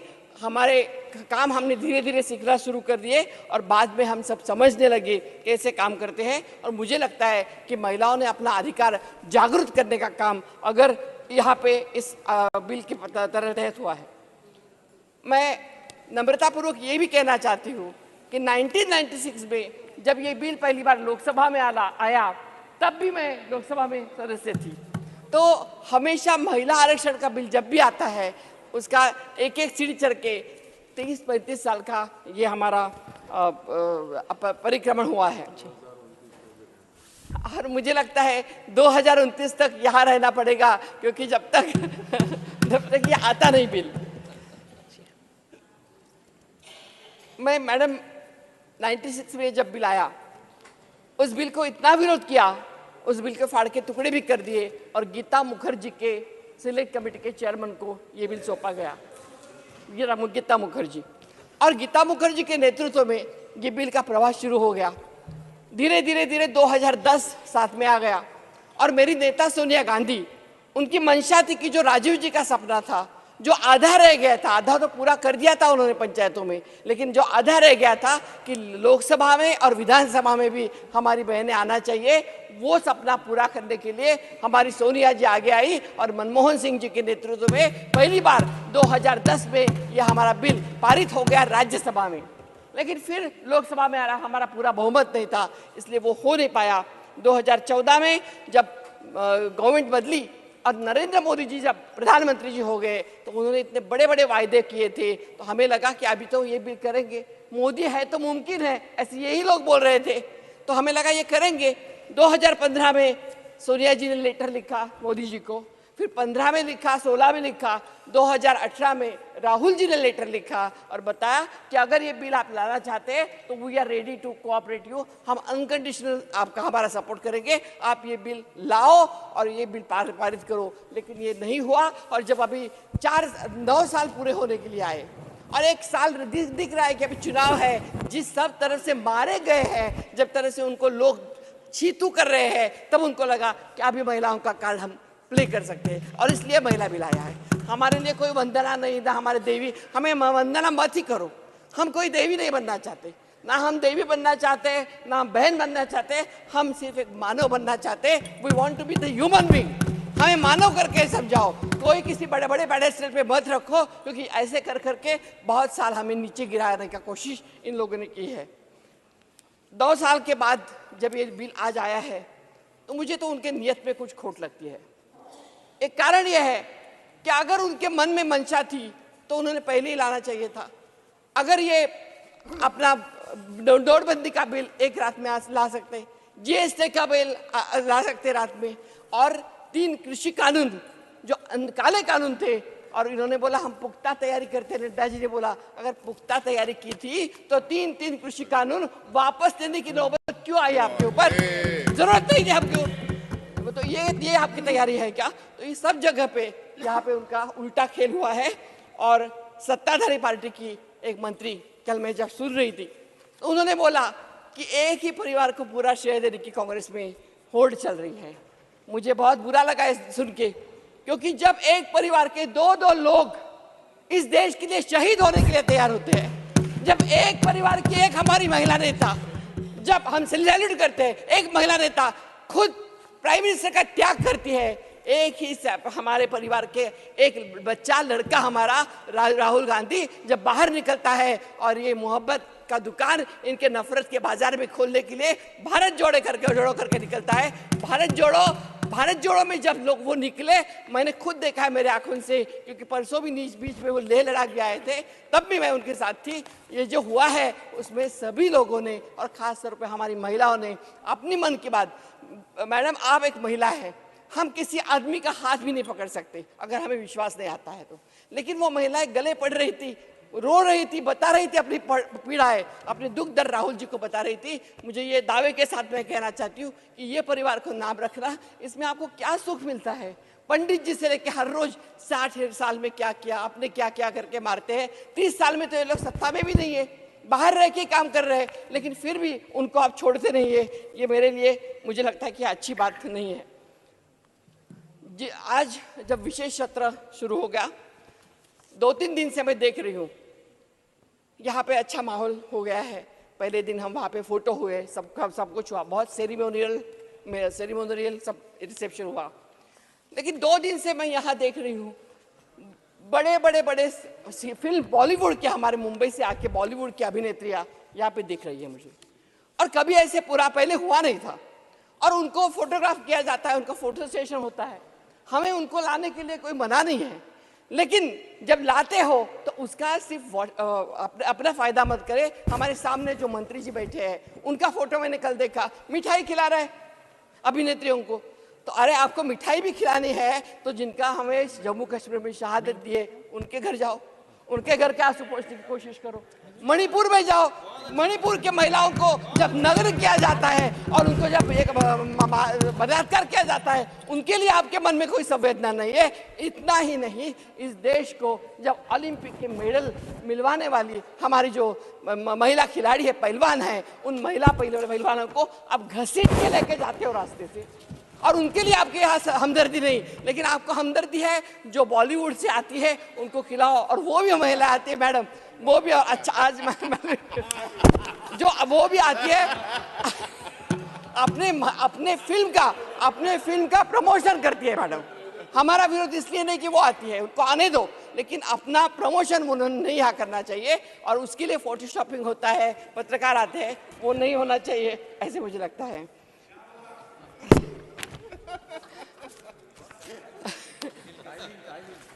दूसरी बात यह है कि जब आपने हमें दिया है, मैं चेयर का रिस्पेक्ट की वजह से आपको कुछ कह नहीं रही हूँ। आपने जब हमें कॉन्स्टिट्यूशन की कॉपी दे दी और कॉन्स्टिट्यूशन की कॉपी लेकर हम आ गए, तो मैडम मैंने देखा कॉन्स्टिट्यूशन की कॉपी में, जब मैंने देखा कि पार्लियामेंट क्या है, कि नए पार्लियामेंट में हम आए तो पार्लियामेंट क्या है समझने पहले, तो वहाँ पे पहला ही वाक्य यही है कि देयर शिल be a parliament for the union which shall consist of the president and 2 houses to be known as respectively as the council of states and house of people। कहाँ है हमारा पहला जो वाक्य है, उसमें हमारे राष्ट्रपति जी कहाँ दिख रही है। 3 दिन हमारा ये समारोह हुआ, एक महिलाओं के लिए आप सेशन रख रहे हैं स्पेशल, और इतना हमारे एक आदिवासी महिला करते हैं आप, तो सिर्फ उनका यूटिलाइज करते हो क्या? द्रौपदी मुर्मू जी को यहाँ पे बुलाना, द्रौपदी मुर्मू जी को यहाँ पे बुलाना आवश्यक था, और वो अगर हो जाता तो हमारे लिए बहुत आनंद की बात रहती थी, लेकिन ऐसा नहीं हुआ है। ये संघर्ष का प्रवास जो हमने किया है शुरू, जो मैंने बताया 96-89 से शुरू हुआ, और मैं 4 लाइनें बताना चाहती हूँ कि ना किसी को गिराया, ना खुद ही को उछाला, कटा जिंदगी का सफर धीरे धीरे। वहां पहुंचे आप जहां पहुंचे आप छलांगे लगा के, आप जहां पे छलांगे लगा के पहुंचे, वहां पहुंचे हम भी, मगर धीरे धीरे। बस डिलिमिटेशन हो गया मैडम, डिलिमिटेशन सेंसस हो नहीं हो इसके आड़े नहीं आना चाहिए, हमारे बिल के आड़े आना नहीं चाहिए, सेंसस नहीं आना चाहिए। और दूसरा, मैं और एक लास्ट में बात कहना चाहती हूँ कि हिंदू मैरिज एक्ट, ये जो बोलते हैं कि हमने सब किया, मुझे लगता है इनको अल्जाइमर हुआ है बीजेपी वालों को, उनको पहले कुछ याद ही नहीं आता है। 2014 के बाद कई सब याद आता है, या देवी देवता वैदिक काल याद आता है। तो मुझे ये लगता है कि जब हिंदू मैरिज एक्ट आया, हिंदू सक्सेशन एक्ट आया, हिंदू एडॉप्शन एक्ट आया, ये कांग्रेस पार्टी ने किया है। महिलाओं की तरफ से बाबा साहेब आम्बेडकर जिनका नाम आज लेना हमें आवश्यक लगता है, कि अगर वो नहीं होते, कांग्रेस पार्टी नहीं होती, तो हमें कॉन्स्टिट्यूशन द्वारा वोटिंग का अधिकार भी मिलने के लिए संघर्ष करना पड़ता और ऐसे भाषण देने पड़ते थे। उन्हीं के कारण हमें हमारा वोटिंग का अधिकार भी मिला है। इस देश को प्रथम प्रधानमंत्री इंदिरा जी दी है कांग्रेस पार्टी ने, प्रथम राष्ट्रपति प्रतिभाताई को दिया है, प्रथम स्पीकर मीरा कुमार को दिया है, और बीजेपी ने सिर्फ बताना चाहिए मैडम कि किसको उन्होंने किया है। अध्यक्ष कभी बीजेपी की महिला हुई है, आरएसएस की प्रमुख कभी महिला हुई है, ये जरूर बताना चाहिए, और ये बता के उन्होंने अपना पलड़ा झाड नाही देना चाहिए. मी मराठीमध्ये फक्त 2 मिनिटं बोलणार. एकच मिनिट मॅडम. मराठीमध्ये 1 मिनिटं बोलू दे मला, माझी भाषा आहे ती. आज गणपती आणि महालक्ष्मी आहेत, गौरी आहेत आमच्याकडे, त्यामुळे आज गौरी येणार आहेत आमच्याकडे. तुम्ही आहेत महालक्ष्मी. तर गौरी येणार आहे, त्यामुळे मला सगळ्या माझ्या बांधवांना आमच्या महाराष्ट्राच्या रीतीप्रमाणे तुम्हाला शुभेच्छा द्यायच्यात आणि गणपती बाप्पा मोरया म्हणायचं आहे. आणि एकच सांगायचं की आमचा महाराष्ट्र, माझा महाराष्ट्र हा जिजामाता होत्या म्हणून शिवबा तयार झाली, चांद बीबी होती, महात्मा फुले सावित्रीबाई फुलांच्या बरोबरीने लढत होत्या, रमाबाई आंबेडकर, बाबासाहेब आंबेडकर, ताराराणी, अहिल्याबाई, असे किती नावं आहेत आमच्याकडे की ज्या नावांना उल्लेख करून या देशाला आम्हाला फार मोठं सन्मान वाटतो. आणि त्यामुळे मला आज नारी शक्ती वंदन करत असताना मी आपल्याला एवढीच विनंती करेन की आम्हाला आमचं माणूस म्हणून जगण्याचा अधिकार द्या. आम्हाला देवता बनवू नका, देवी बनवू नका, लक्ष्मी बनवू नका, आम्हाला देवता न बनवता माणूस म्हणून जगायचा अधिकार द्या. आणि हे जे बिल आहे ते लवकरात लवकर इतकी 40% आमचे ह्याचे आहेत, कास्ट आहे आमच्या, ती कास्ट धरून ओबीसी, SC, ST या सगळ्यांनी म्हणून ते बिल लवकरात लवकर पास करा.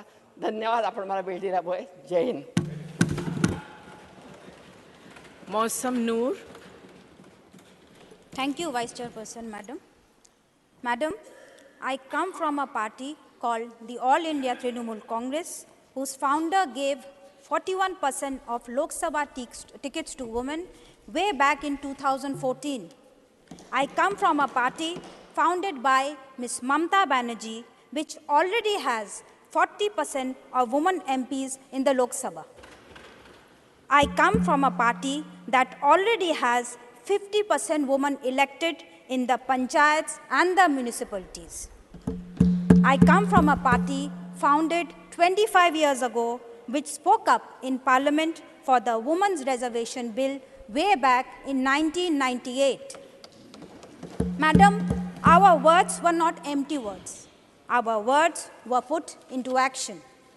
Today, we are glad that the rest of India, including this government, who gave only 12% tickets to women, has learnt little from India's only woman-serving chief minister. The BJP has 16 chief ministers, none of them are women. Madam, we have already implemented the Women's Reservation Bill in the past. This government is trying to bring a bill in the present, which it cannot implement in the near future. Madam, Mr. Prime Minister, sir, listen carefully to what I am saying. I am Mausam Noor from Malda, West Bengal. I have been elected twice in the Lok Sabha and now serving my 3rd term in Parliament in the Rajya Sabha. If you are really serious about this bill, please give 33% tickets to women in the 5 upcoming state elections in November this year and in 2024 general elections next year. Madam, of course we support this bill. It is our bill. It is our idea.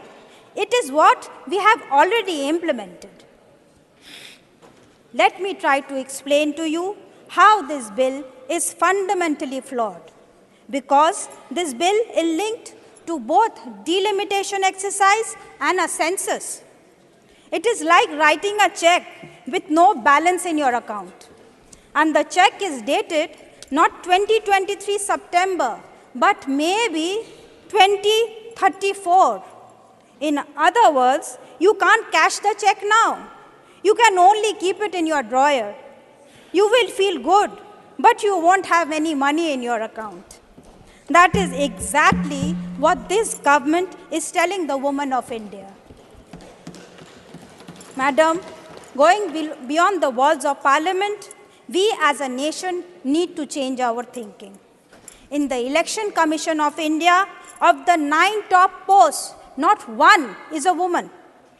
Out of 11,000 IS officers between 1951 to 2020, only 1 in 10 was a woman.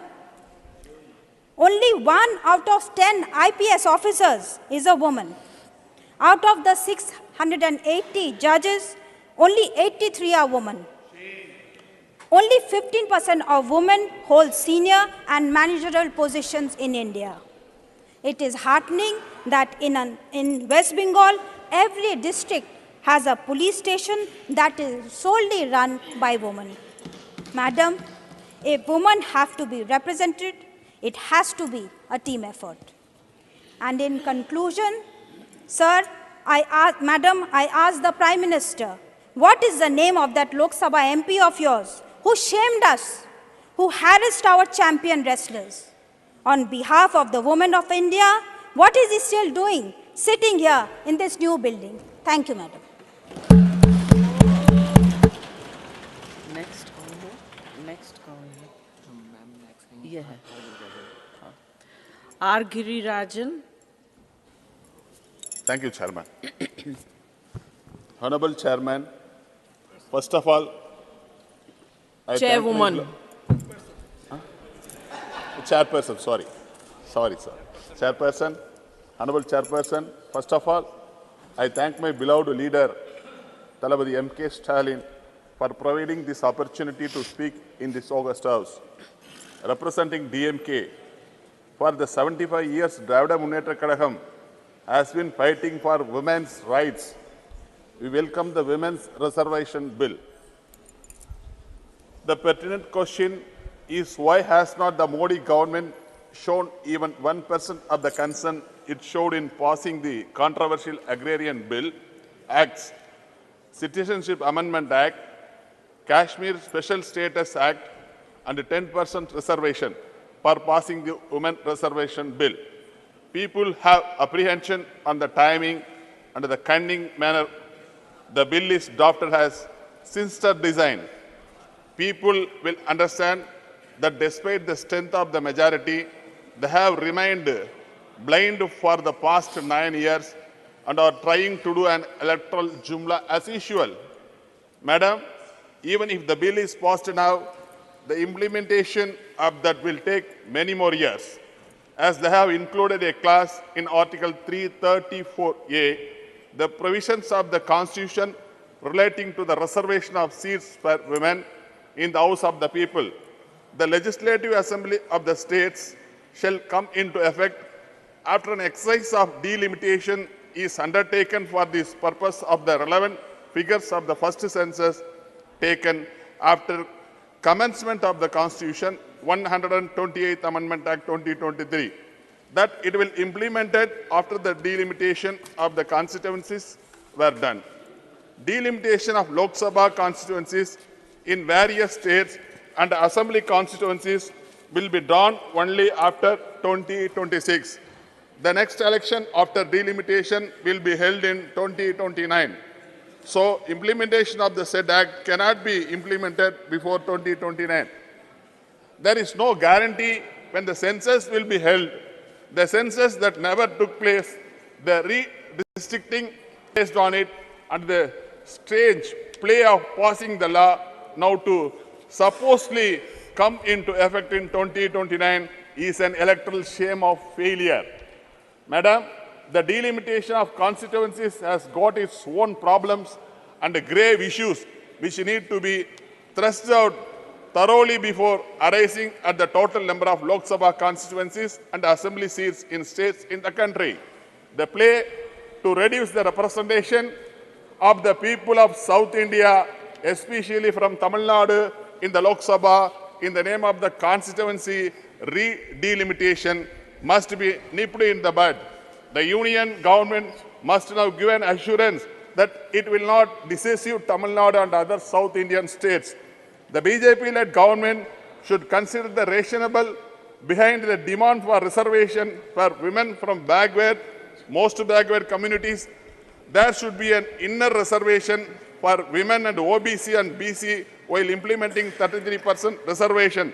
The DMK President and Honorable Chief Minister of Tamil Nadu, Mr. M.K. Stalin, in his statement and reiterated this aspect. Madam, gender equality means empowering women in all ways and in all places. For that, they should first be given their proper places. Dravida Munnetra Kazhagam has been insisting on this. Whenever DMK government is formed, it is implemented. In 1996, Chief Minister Kalangar has provided 33% reservation for women in local bodies. By the end of the 1996, election to local bodies such as Panchayat unions, municipalities and corporations were held by the DMK.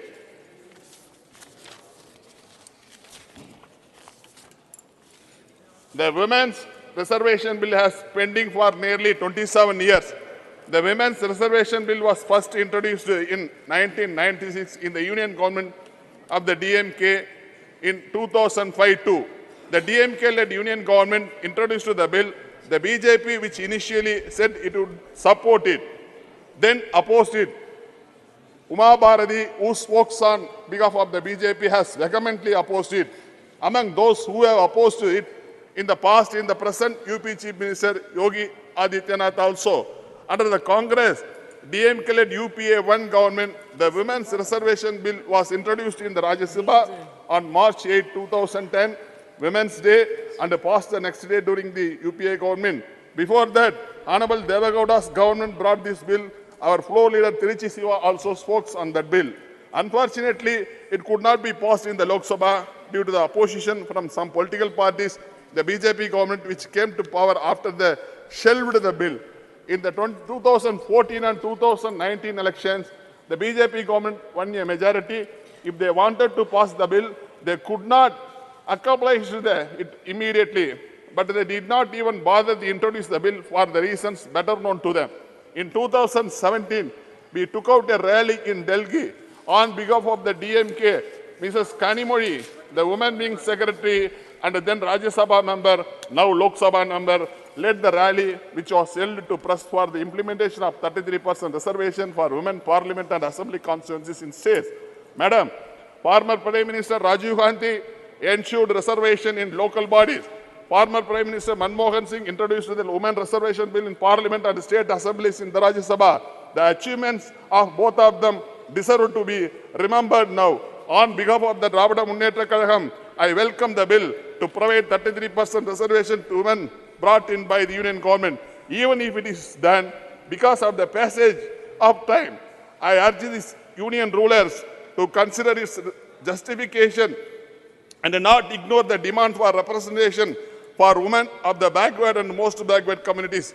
India is the only country that has not yet conducted a census that takes place once in a decade.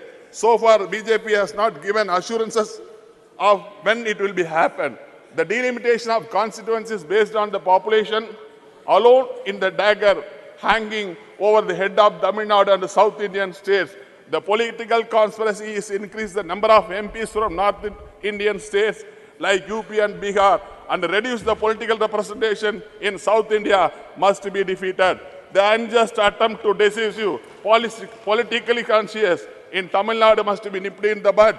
Even Chandrayaan softly landed on the south pole of the moon. BJP cannot land it in the South India. Mind it. Following the footsteps of Doyen of social justice and Dravidan model, Thandai Periyar, Perarijar, Dr. Kalangar, several fair-sighted initiatives and schemes for women empowerment were being implemented by the DMK government. Our Honorable Chief Minister of Tamil Nadu, Through M.K. Stalin, is continuing the legacy of the Dravidan model governance. Today, welfare schemes for women that are being implemented in the Tamil Nadu over the last 5 decades. Equal rights for women in family properties, 1989. Increase the reservation for women in government jobs, 40%.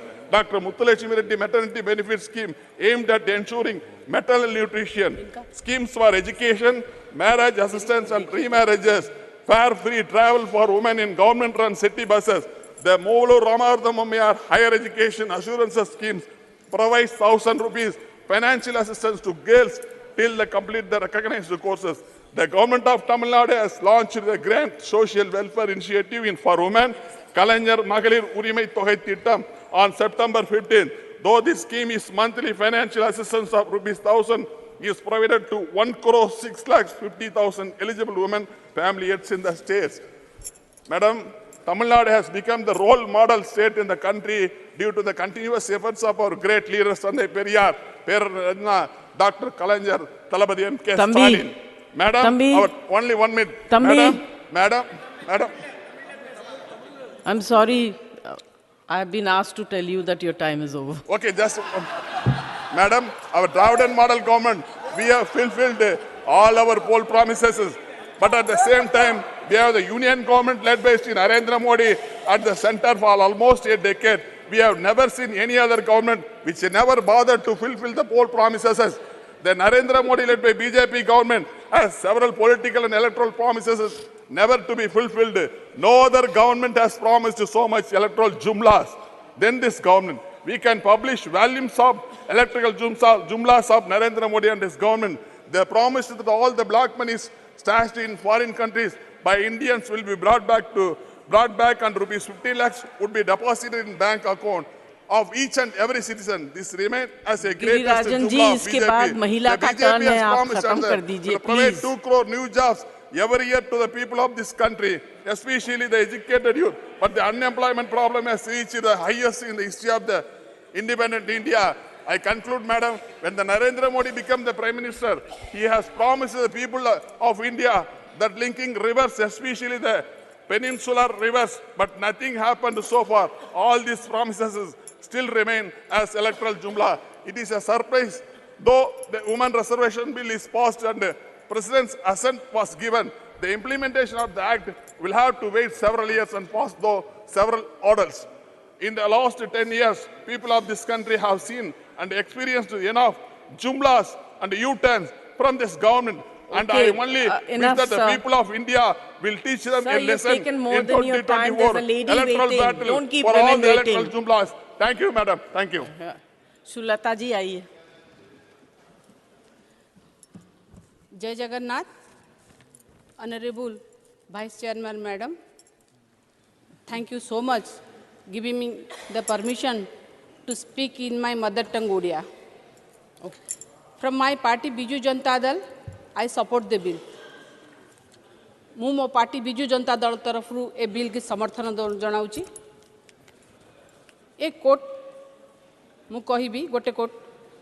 Women empowerment is not a slogan but a non-negotiable code for us. नारी शक्ति बंधन अधिनियम जो bill उपर आलोचना होची India today group रे गतकाली publish हेची जे ओडिशा होची नारी शक्ति बंधन रे सबुठु आगरे. एथिपाई मु गर्व अनुभव करे. स्वर्गत बिजू पट्टनायक जे कि फॉर्मर चीफ मिनिस्टर थिले ओडिशार से गोटे कथा कही थिले सेटा बोधवे समस्त हृदय को छुईब जे मनटा छोट कले जातिटा छोट हो जाए. सेथिपाई से प्रथम करी ओडिशा होची एभली राज्य जे प्रथमे 1992 मसीह 33 भाग स्थान संरक्षण करिथिला महिलांक पई पंचायत राज विधि व्यवस्था भितर एवं 33 भाग महिला सेतबेले निर्वाचित होइक आस्थिले. तांकर पुओ सुयोग्य पुत्र मोर नेता माननीय मुख्यमंत्री नवीन पट्टनायक मो दलर सभापति से बा कहीं पछे जीवे. तेणु से मध्य तांको पितांक पदांक अनुसरण करथिले एवं से मध्य जानिथिले जे कोठी ना कोठी जो जाति जेते आगु को बढ़िबो तापई महिला मानकर सशक्त हबार आवश्यकता अछि. जदि महिला सशक्त नहीं से जाति से समाज से राज्य से देश केबे आगु को बढ़ी पारिबो नाही. तेणु से आगु को बढ़ी 2011 रे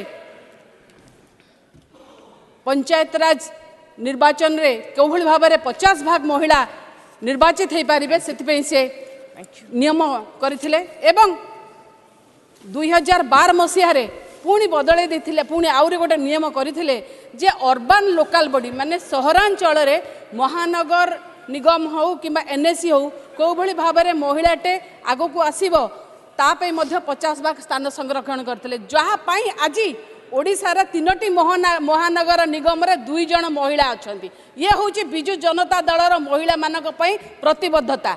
मु कहिबी महिला मानकू आज सशक्त करिवार आज महिला संरक्षण बिल उपर आलोचना होची महिला मानक सशक्त करने समस्ते आज गोटे एकजुट होती किंतु मोर मुख्यमंत्री मो दलर नेता श्रीजुक्त नवीन पट्टनायक 2001 मार्च 8 तारिख रे मिशन शक्ति गठन करथिले जे महिलाटे को केमिति भाव आगक नहीं पारिबे सशक्त करि पारिबे आज को से मिशन शक्ति रे मध्य जदि देखिबे 70 लाख महिला कोठी ना कोठी जोड़ी होइचंती एवं आगक बढ़ुचंती ये किछि कम बड़ कथा न महिला को सशक्त करिवारे माननीय मुख्यमंत्री होचंती बोध हुए समग्र देश रे अद्वितीय तांको भली के हेई पारिबे नहीं से सब बेले कोठी ना कोठी चिंता करिचंती महिलाटा केमिति आगक बढ़िबो आज मिशन शक्ति जो डिपार्टमेंट कथा मु कहूतली से मध्य गोटे महिला डिपार्टमेंट आउ सी डिपार्टमेंट ही सेपरेट डिपार्टमेंट हो पार्टी मंत्रिमंडल गोटे सेपरेट मंत्री अच्छा गोटे सेपरेट डिपार्टमेंट हो पार्टी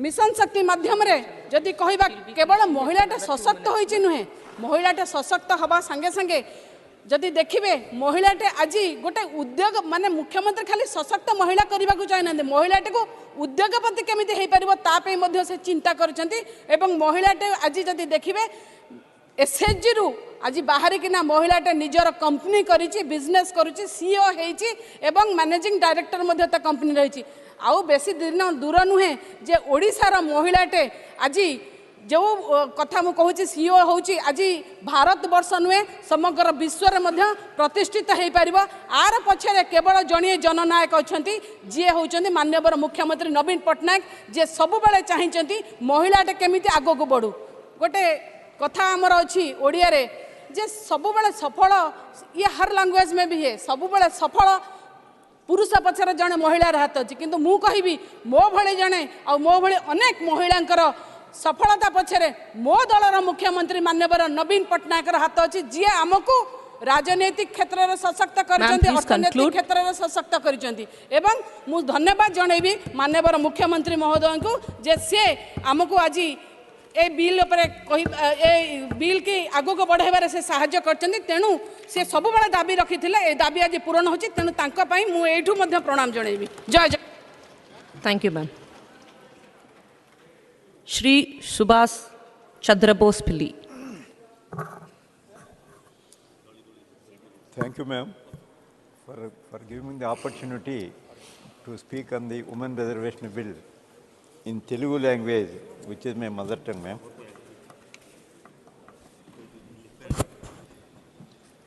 Respected ma'am, ఈ బిల్లు ఆహ్వానించదగ్గది అభినందించదగ్గది గౌరవ ప్రధానమంత్రి నరేంద్ర మోడీ గారిని మరి మనస్ఫూర్తిగా ఈ బిల్లు తెచ్చినందుకు అభినందిస్తూ ఆంధ్రప్రదేశ్ ముఖ్యమంత్రి గారు వైఎస్ఆర్సీపీ అధ్యక్షులు శ్రీ జగన్మోహన్ రెడ్డి గారి ఆదేశాల మేరకు ఈ బిల్లుకి పూర్తిగా మా మద్దతు ప్రకటిస్తూ కానీ I am having some demands and desires on OBC reservations. I would like to place before the government through you, ma'am. Please permit me. మన దేశంలో దాదాపు 50% మంది మహిళలు ఉన్నారు. ఈ 50% మందిలో రాజకీయాలు మాట్లాడే వాళ్ళు లెస్ దాన్ 0.5%. రాజకీయాల్లో ఉన్నవాళ్ళు రాజకీయాలు మాట్లాడేవాళ్ళు లెస్ దాన్ 1%, అందుకంటే ఎక్కువ ఉండరు. కానీ దురదృష్టం ఏంటంటే దీంట్లో 33% రిజర్వేషన్లు కల్పించారు. ఇక్కడ నా కోరిక ఏంటంటే ప్రపోర్షనేట్ రిజర్వేషన్స్ ఎట్లా షెడ్యూల్డ్ కులాలకు షెడ్యూల్డ్ ట్రైబ్స్కు ప్రపోర్షనేట్ రిజర్వేషన్ ఇస్తూ ఉన్నారు, మహిళలకు కూడా ప్రపోర్షనేట్ రిజర్వేషన్స్ 50% ఇస్తూ దాంట్లో 27% ఓబీసీలు కూడా ఇమ్మని నేను ప్రభుత్వానికి ప్రత్యేకంగా మరి విజ్ఞప్తిస్తూ ఉన్నాను. సామాజికంగా ఓబీసీలు సామాజిక వెనుకబడుతూ ఉన్నవారు, ఆర్థిక వెనుకబడుతూ ఉన్నవారు, ఆర్థిక స్వాతంత్ర్యం లేదు మహిళలకి, సంపన్న కుటుంబాల్లో ఉన్న మహిళలకు కూడా ఆర్థిక స్వాతంత్ర్యం లేని దేశం ఉంది. మరి విద్యాదానికి వెనుకబడుతూ ఉన్నవారు మంచి 50% రిజర్వేషన్స్ ఇస్తూ మహిళలకి మరి 27% ఓబీసీలకు కూడా రిజర్వేషన్ ఇమ్మని మరి కోరుతూ దీని మరలా ఈ బిల్లులో డీలిమిటేషన్ తర్వాత ఈ బిల్లు అమల్లోకి వస్తుందని చెప్తూ ఉన్నారు. అంటే దాదాపుగా 7 సంవత్సరాలు వేచి ఉండాలి. ఈ బిల్లు అయిన తర్వాత, చట్టరూపం దాల్చిన తర్వాత 7 సంవత్సరాలు వేచి ఉండాలి. మాకు తెలుగులో ఒకటి ఉంది, పంచభక్ష పరమాణాలు పెట్టి మరి ఒక 7 సంవత్సరాల తర్వాత తిందిరుగానంటే ఎంత అందంగా ఉందో ఈ బిల్లు కూడా అంతే అందంగా ఉంది. ఇది చాలా దురదృష్టం. వెంటనే రిజర్వేషన్లు అమల్లోకి వచ్చేలాగా చేస్తే ఇది ఉపయోగం ఉంటుంది. మరి వారి పార్టీకి కూడా మంచిది. ఇది మంచి ఆలోచన చేయమని గౌరవ ప్రధానమంత్రి గారిని నేను కోరుతూ ఉన్నాను.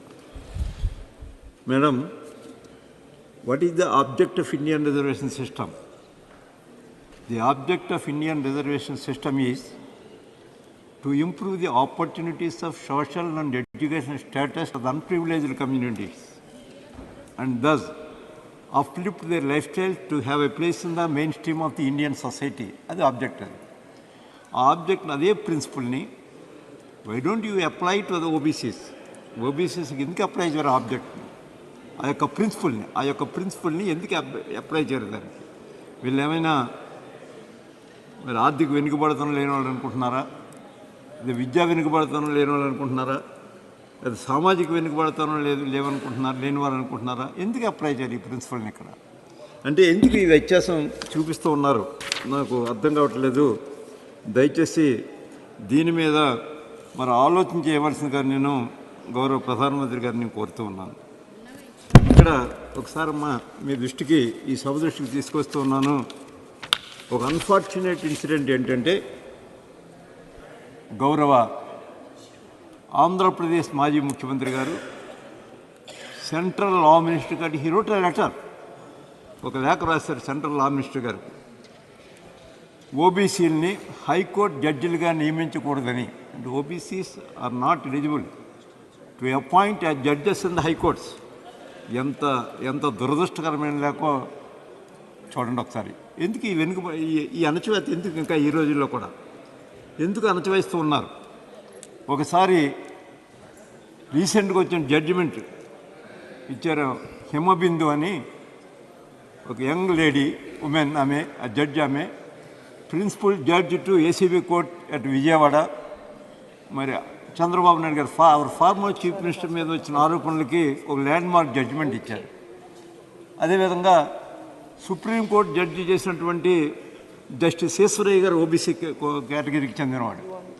హైకోర్టు జడ్జిగా ఉన్నటువంటి మరణించినటువంటి కీర్తిశేషులు జస్టిస్ బిఎస్వై స్వామి గారు కూడా ఓబీసీ కేటగిరీకి చెందినవారు, మా జిల్లాకు చెందినవారు. వీరేమైనా వాళ్ళు ఇచ్చే రాజ్యాంగ విరుద్ధమైనటువంటి జడ్జిమెంట్లు ఏమైనా ఇచ్చారా? ఎందుకు ఆ లేఖ రాస్తారు? ఎందుకు ఈ నిరంకుశత్వం? ఎందుకు ఈ అణచివేత? ఇది ఒకసారి ఈ సభ దృష్టికి, ఈ దేశ ప్రజల దృష్టికి తీసుకురావడానికి నేను చాలా బాధపడుతున్నానమ్మా. దయచేసి ఇటువంటి లేఖలు కానీ, ఇటువంటి అణచివేతలు కానీ ఇంకా కొనసాగుతున్న ఈ రోజుల్లో ఖచ్చితంగా ఓబీసీలకు కూడా తొందరగా రిజర్వేషన్ పెట్టకపోతే ఇంకా వారికి ప్రశ్నించే తీరు అలవాటైంది. విద్య పెరిగింది, విజ్ఞానం పెరిగింది.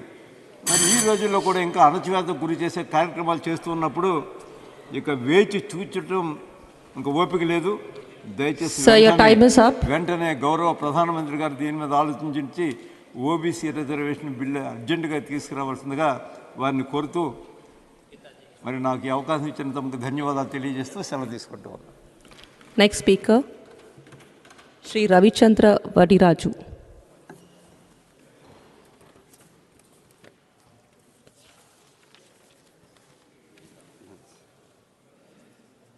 Thank you madam. ఈరోజు మొదటిసారిగా నాకు మహిళా బిల్లుపై స్పందిస్తూ ఈరోజు మాట్లాడే అవకాశం ఇచ్చినందుకు థ్యాంక్స్ చెప్తూ, ఇంత మంచి అవకాశం కల్పించినటువంటి కేసీఆర్ గారికి హృదయపూర్వక ధన్యవాదాలు తెలుపుతూ, ఎత్ర నార్యస్తు పూజ్యంతే రమంతే తత్ర దేవత. మహిళలు ఎక్కడ గౌరవింపబడతారో అక్కడ దేవతలు సంచరిస్తారు. అలాంటి సమాజం అభివృద్ధిలో ముందుకెళ్తుంది. ఎక్కడ స్త్రీ గౌరవింపబడదో అక్కడ ఆ సమాజం బాగుపడదు అంటుంది మన సంస్కృతి. వేదాలు, పురాణాలు, ఇతిహాసాల్లో స్త్రీకి గౌరవం ఉంది. పురాణాలు, ఇతిహాసాల్లో స్త్రీకి ప్రత్యేక స్థానం ఉంది. ఆదిపరాశక్తిగా స్త్రీకి తొలి పూజలు చేశారు. ప్రకృతిని స్త్రీ రూపంగా చెప్పాయి. వేదాలు మాతృదేవో భవ అని తల్లిని ప్రత్యక్ష దైవంగా పూజించమని చెప్పారు ఋషులు. మన ఉపనిషత్తులు, శాస్త్రాలు స్త్రీని సాధికారత కలిగిన శక్తి స్వరూపంగా పేర్కొన్నాయి. మాతృస్వామ్య వ్యవస్థ తర్వాత రాజరిక వ్యవస్థలోనూ మాతృస్వామ్య వ్యవస్థ కొనసాగింది. స్త్రీ గౌరవించబడింది. మారుతున్న కాలం కుటుంబ వ్యవస్థ మొదలు కావడంతో స్త్రీకి కుటుంబ బాధ్యతలు పెరిగి ఇంటికి పరిమితమయ్యే పరిస్థితులు ఏర్పడ్డాయి. దీంతో సమాజంలో పురుషాధిక్యత పెరిగింది. అవకాశంలో సగం కుటుంబం జీవనంలో ఆడ మగ సమానమే. ఇలాగే అవకాశాల్లోనూ చట్టసభల్లోనూ సమాన హక్కుల కోసం 30 ఏళ్ల కిందటే ఉద్యమాలు మొదలయ్యాయి. కేంద్రంలో పాలకులుగా ఉన్న రాజకీయ పార్టీలకు చిత్తశుద్ధి లేకపోవడంతో బిల్లు ఏళ్లుగా కాగితాలకే పరిమితమైంది. మహిళల రిజర్వేషన్ అంశం ఓబీసీ రిజర్వేషన్ల అంశానికి ముడిపెట్టడంతో ముందుకు పడలేదు. పలుమార్లు బిల్లు పార్లమెంటు ముందుకు వచ్చినా ఒక అడుగు ముందు 2 అడుగులు వెనక్కి అన్నట్టుగా కొనసాగింది. తెలంగాణ సాయుధ పోరాటం నుంచి స్వరాష్ట్ర ఉద్యమం దాకా తెలంగాణ మహిళలు రాజ్యాన్ని ఏలడమే కాదు, అవసరమైతే రాజ్యాన్ని ధిక్కరించే ధీరత్వం కలిగిన వారు. సంక్షేమ పాలన అందించిన రాణి రుద్రమదేవి నుంచి మొదలుకొని సమ్మక్క సారలమ్మ దాకా, చాకల ఏలమ్మ దాకా తెలంగాణ సాయుధ పోరాటం, ప్రత్యేక తెలంగాణ పోరాటం వరకు మహిళా శక్తికి ప్రతీకగా నిలిచింది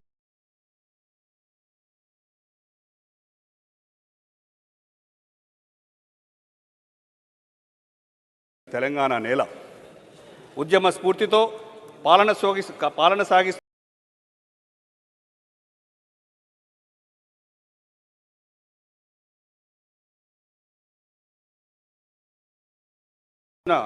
కొనసాగిస్తున్న తెలంగాణ ప్రభుత్వం మహిళా సాధికారిత సంక్షేమం కోసం ఎంతో కృషి చేస్తుంది.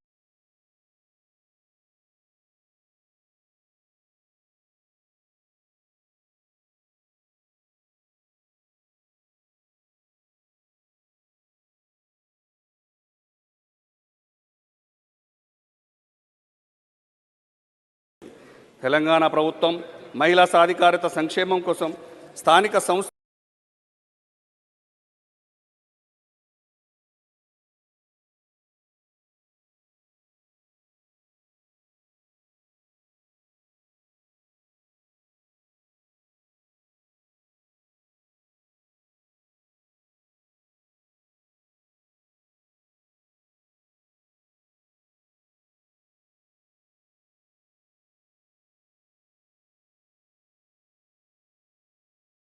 లో 50% రిజర్వేషన్లు, జీహెచ్ఎంసీలో మహిళల్లో 50% reservation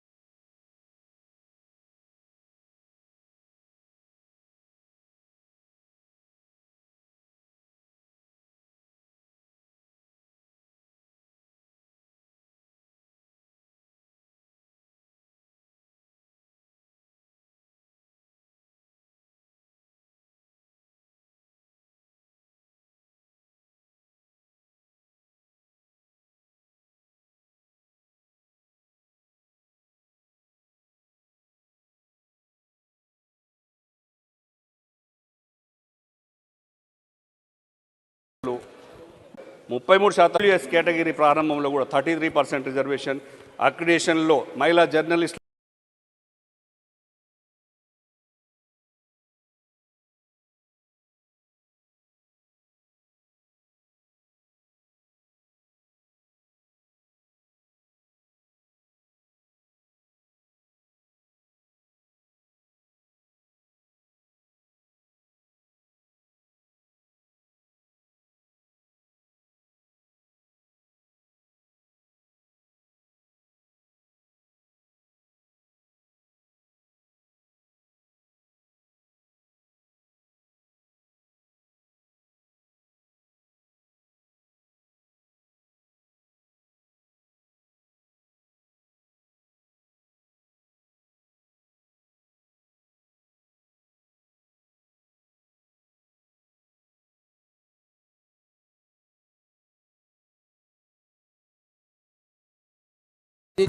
And 10 minutes.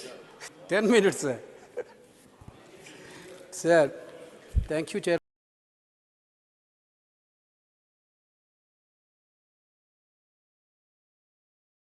Sir, for giving me an opportunity to participate in this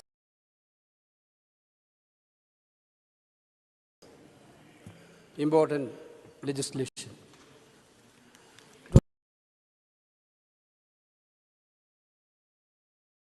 A long journey, and from your party, you are the only man.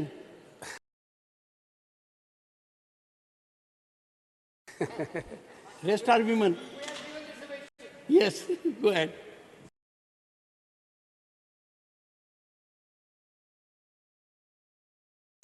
In 1931 onwards, when Sarojini Naidu wrote a letter to the then British Prime Minister for equal power for men and women, this journey has been started, sir. Then, certainly, Balwant Rai ji, Indira ji, finally Rajiv ji on 1989 brought a great legislation of empowering women in local bodies. What happened? Actually, Nadda ji spoke about very much about their claim about this bill. What happened, sir, 1989 when Rajiv ji introduced this Women Empowerment Bill of local bodies? Entire BJP gang opposed that bill. Who are all the stalwarts of BJP? I took the record from the Rajya Sabha secretariats. Who are the people who voted against that bill? Lal Krishna Advani, Atal Bihari Vajpayee, Jaswant Singh ji, Ram Jethmalani ji, all are opposed to this bill. This is the record of the Rajya Sabha. Now you are the champion of this thing. Sir, of course, after that 2010, we brought the bill and passed the bill in Rajya Sabha. We passed the bill in Rajya Sabha. Unfortunately, we are not in a position to pass the bill in Lok Sabha. But you came in power in 2014. You have given promise to the people of India that we are going to bring Women Reservation Bill, Women Reservation Bill. Who stopped you, sir? From 2014 to 2023, 9 years, who stopped you to bringing this bill? I would like to know from the Honorable Prime Minister whether he is waited for this new building to introduce this bill. If there any Vastu issue was there in that building, is there? Otherwise, if there is a good Muhurta is there for 2023 for this bill, you lost 9.5 years. Now you are telling we are going to implement this 2029. Census, delimitation, after that. Then where is the sincerity, sir? Sir, game-changing legislations, life-transforming legislation has to come from the heart of the rulers, not from the brain of the rulers, sir. Sir, we are witnessed not many life-transforming legislations, Manrega, right to information, right to food safety, and of course land acquisition bill. That type of life transforming bills we witnessed, that all come from the heart of the rulers. Sir, now this bill at the end of the Lok Sabha period, when you brought this bill, this is not coming from the heart of the rulers. This is coming from the brain of the ruler. It is because of you have a political calculation to bring this bill. Why that political calculation come? It come after Karnataka election. Congress party strengthened entire women's folk of Karnataka through the guarantees, and we have implemented that guarantees. Entire women of Karnataka, you ask in Karnataka what they are talking about, that they are empowered. Women can be empowered through political empowerment or economical empowerment. Sir, which is the biggest economical empowerment legislation of this country? Manrega. 58% of the women are working in Manrega. Your Prime Minister told that. Prime Minister told that this is the memory of our corruption. Then he corrected that. And their COVID period, only one scheme benefited the poor people of the country. That is Manrega. Therefore, Manrega, then self-help group, 2011, UPF brought that, which Kerala started earlier, Kudumbasri, through Kudumbasri. These are all the economical empowerment of women. But you, now, at the time of the Lok Sabha election, you brought this bill and you are telling we are the champions. You oppose the Rajivji's bill. Now, sir, there are lot many bhashans about this bill. When is going to be implemented? We need a clear-cut answer, sir. When is it? Madadi told 2029. If it is going to happen in 2029, when the census will take place, when the delimitation process started, when it is going to be completed, when the women will get an representation as per this law. This has to be answered by the Honorable Prime Minister or the government, sir. Sir, here, Nadda ji talked about a OBC reservation which happened in that house.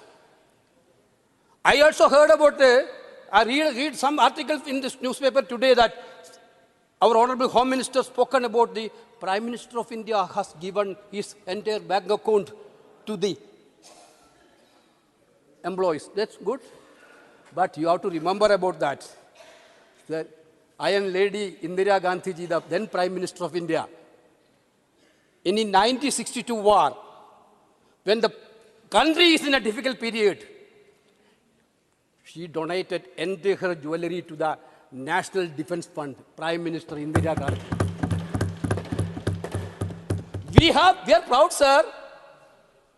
We had a leader like Indira Gandhi ji. Yes, she is talking about, they are talking about women empowerment. Who is the first Prime Minister, women Prime Minister? Who given the first woman Prime Minister?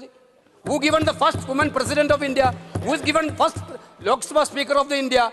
Who is given the first Governor of India? Who is given the first Party President of India? Yes, everything is Congress, sir. Then they are trying to become the champions of these things. No, I'm not yielding. Sir, if you are going to do the census, Nadda ji is talking about big, बहुत ज़्यादा बोल दिया OBC के लिए. Then why you are running away from caste census? Why you are running away from caste census? If you have a OBC pram, do the caste census and show the country. Why you are running from the caste census? You are talking. Yes, we are proudly saying out of our 4 chief ministers, 3 are from OBC community. Out of our 4 chief ministers, you are talking about Congress is. Therefore, then you have to understand. Sir, then these people are talking about women empowerment. My old fellow parliamentarians spoke about that. Unnao, Katwa, Manipur, sir, Hatras. Sir, I am also pained when I saw the video of women paraded naked in Manipur. When I went with Rahul Gandhi ji there, the women folk of Manipur crying before us. Our Prime Minister not even uttered a single word in 100 days. Then you are talking about women empowerment. You are talking about women empowerment. What women empowerment? What women empowerment? What women empowerment? Yes, everywhere, wherever, yes, there is no discrimination. I'm telling very clearly, sir. Sir, sir, one thing, they are talking about women empowerment. Beti bachao, beti padao. Government only utilized 156 crores out of the budget, 848 crores. Shockingly, 80% of the fund allocated were spent on publicity for Beti Bachao and Beti Padhao. In 2023, the budget for Mission Shakti declined by 1.2%, which include your Pradhan Mantri Matru Vandana Yojana, Matru Vandana Yojana, Women Helpline, Beti Bachao, Beti Padhao, other schemes. 30 seconds. You speak about women's safety, but why 30% Nirbhaya fund is unutilized? You are speaking about the women's security. Why Nirbhaya fund is unutilized 30%? Give us the answer. Give us an answer. Sir, now the price of women, now the women are crying, sir. LPG gas, 1,000 rupees. Tomato. And their price rise everywhere. People are fighting. Sir, I am concluding 1 minute only, sir. 1 minute only, sir. Derek Sir. O'Brien. Sir, 1 minute. Your time is over. You, one second. Honorable members, I have to go by the time available. I am so sorry. Okay, so from your party, we'll delete the rest. We'll adjust. Okay, go ahead. Sir, my point is that women are in a very great difficult situation in this country due to price rise. You are talking about empowerment of women. What is the LPG gas price? 1,000 rupees. 1,200. Petrol diesel price is hiking. Tomato price is hiking. Everywhere difficulty they are facing. On the other hand, their security is totally compromised. Therefore, on the other hand, they are telling at the end of the election period, they are bringing with legislation and they are telling that this is not going to happen. Therefore, we need only two assurances from this government, sir. One is this bill has to be implemented quickly, immediately. Then, there should be an OBC reservation along with provision in this bill. These two major, we are supporting bill because this is the child of us. Therefore, basically we are supporting, very strongly we are supporting. No doubt about it. But for sir, if this bill is implementing only on 2029, what is the purpose of calling special session, sir? What is the use of special session? We can pass it in winter session. We can easily pass it in winter session. Wow. Sir, one more thing I have to tell, sir, you have to allow. When the parliament building, two major events happened in last 1 month. One is the inauguration of this parliament building. We are all expected, Honorable President and Honorable Vice President will be there. You are the custodian of this Rajya Sabha, sir. You are the chair. It is an insult to us, Rajya Sabha members. Our chairman is not there in that time. Our chairman is not there in that time. Our President of India is not there in that time. One second. Honorable members, we can't trade on deficiencies. We can't trade ignorance of others. Let me make it very clear. Vice President and the Honorable President have been accorded the highest respect in the country. Number one. Number two, one second, there has been no constitutional transgression. The position of the President and the Vice President or the Chairman has to be kept at the level as expected. and that was done. And that is what you have seen in last 3 days also. I would appeal to you, as a member of the leading opposition party, you must do your homework, find out. It doesn't send a good message when you bring in the Honorable President also. Read the Constitution and you will find the role has been defined categorically. Leave it at that. Let's not get into that area. And I can assure you, your chairman, one second, your chairman will not allow anyone to denude his power. And therefore, there has been no denudation. There has been no decrease. Get over this perception. We believe in rule of law, in constitutionalism. Point out a single article of Constitution which, according to you, has been transgressed. We cannot lower the dignity of the Honorable President. The Honorable President has to come here under the Constitution. And let me tell you, honorable members, one second, take your seat. Honorable members, the first amendment of the Indian Constitution, please recall it. There was a provision by framers of the Constitution that the Honorable President will address every session of Parliament. That was the original prescription in the Constitution. And the amendment was once a year. Honorable President has to actually act in accord with the Constitution. The Constitution stipulates, no, don't reduce our position. Don't reduce our position, please. Understand and do it. Oh. Nasir, do you think Mr. K.C. Venugopal needs your support? Some of you rise to give support. Okay. Please conclude now. I am winding up. Sir, my point is I am respecting your position. I am respecting, but the people of India expected President of India and your presence. That is what I mentioned.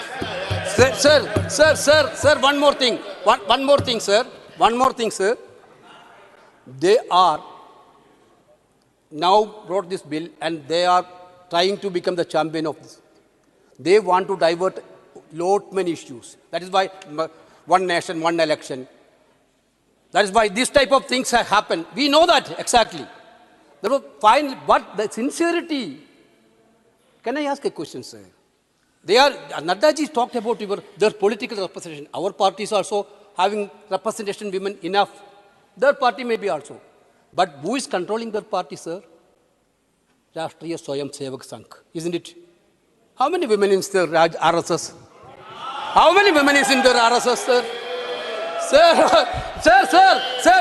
I am quoting a statement, sir. In 2010, the bill has been lost. In 2010, bill passed in Rajya Sabha and bill has to be failed to pass in Lok Sabha. Then member of Parliament of Lok Sabha. Now the Chief Minister of Uttar Pradesh. There is a women reservation at present at local levels. How does this affect the domestic responsibilities like child care? It should be assessed whether women quota does not affect these roles. Therefore, their attitude is women for child care. Mr. Venugopal, nothing will go on record. Women for child care. Nothing will go on record. Sir, this is a point of order. I am quoting. Nothing will go on record. There is a point of Mr. Venugopal. Nothing will go on record. Point of order is there. Please sit down. Sit down, all of you. इतने आराम से बात हो रही है. आपने अपनी बात कही. एक पॉइंट ऑफ ऑर्डर है. प्रेम से, स्माइल से, कंपोजर से सुनिए. Sir. Yes, Mr. Yadav. What is your point of order? Yes, sir. सुनो ना. Sir. Yes, I will ask. Sir, Venugopal ji. No. 235. No, Mr. Yadav. 235. Mr. Yadav. 235. Your point of order. 235. 235. 235. Sir 235 rule 2 है, कोई भी member को यह अधिकार नहीं है कि सदन में बैठे हुए किसी भी लोगों के ऊपर कोई आक्षेप लगाए। हम भारतीय जनता पार्टी के सदस्यों के ऊपर वेणुगोपाल जी बिना तथ्यों के आधार पर आरोप लगा रहे हैं।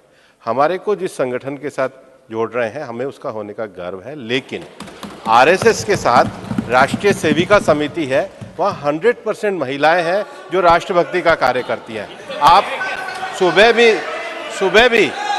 भी हमारे राष्ट्रीय अध्यक्ष जी ने कहा था, मैं उन्हीं के शब्दों को दोहराना चाहता हूं, कांग्रेस वाले ठीक से ट्यूशन लेकर के बोला करें, बिना तरीके से ना बोला करें, बिना तथ्यों के ना बोला करें, बिना बात के ना बोला करें। Mister Venugopal,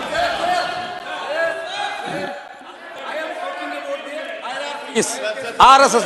Okay, Mr. Tiruchi Siva, under which rule? But it was read wrongly, sir. 235(2) says, shall not interrupt any member while speaking by disorderly expression or noises or in any other disorderly manner. Member was speaking, sir. He was obstructed only from that side. How can the point of order be pointed towards him, sir? One second. That's true. Please read 240. वैसे बताता हूं, कोई भी सदस्य irrelevant rule को ना उठाएगा। तिरुचि शिवा ने इररिलेवेंट ऐसा है। एक सेकंड, कंक्लूड करने से बड़ा अच्छा लगता है। कुछ हंसी के फव्वारे भी होने चाहिए। और ये मिली भगत का मामला तो नहीं है, मिली भगत का मामला तो नहीं है। Now please conclude. The attitude of BJP leaders. I am quoting one word in Hindustan Times. That point of time, there is by a statement by the UP Chief Minister. Then now the UP Chief Minister. That point of MP, there is women's reservation at present at local level. How does this affect their domestic responsibilities like child care? It should be assessed whether women quota does not affect these roles. That means your attitude is women are for child care. Sir, my point is that this bill we are going to support. The life transforming bill has to come from mind, heart. Our Prime Minister is telling he has 54 inches chest. 56. If 56 inches chest is there, then what is stopping them to implement this bill in 2024? Sir, please correct yourself with heart. Thank you, sir. Jai Hind. Sri Derek O'Brien, 7 minutes. 10 minutes, sir. 7. 10. He has taken time of other members. Who? No, I say Mr. K.C. Venugopal. Sir, what are you doing? Are you making a mockery of this? What? Is something wrong with you? Sir, I've got 10 minutes of my party to speak. Sit down. I got 10 minutes of my party. Why are you doing this, sir? No, look here. I'm not giving.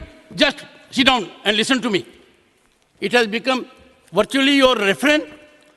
All India Trinamool Congress, Dola sent 10 minutes. Your total time is 24 minutes. Yes. You have 14 minutes left, 7 each. You can take all the 14 minutes. Sir. Please, sir. Please. Just 1 sec. Sir. Just hear me out, please. Yes. Just hear me out. 1 sec, sir.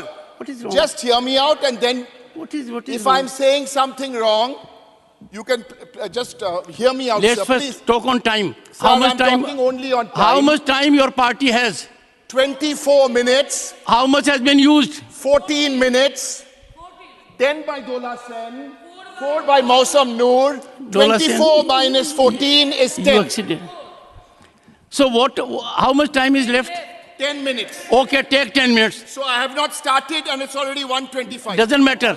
No, sir, take 10 minutes. Sir, 11:25, 10 minutes end. Okay. Go ahead.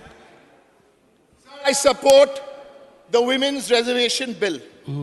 But this government, when will this government know or learn that this is a parliamentary democracy and this is not an army commando operation? In an army commando operation, you need secrecy, you need surprise, you need stealth. In a parliamentary democracy, you don't. You need cooperation, you need sharing.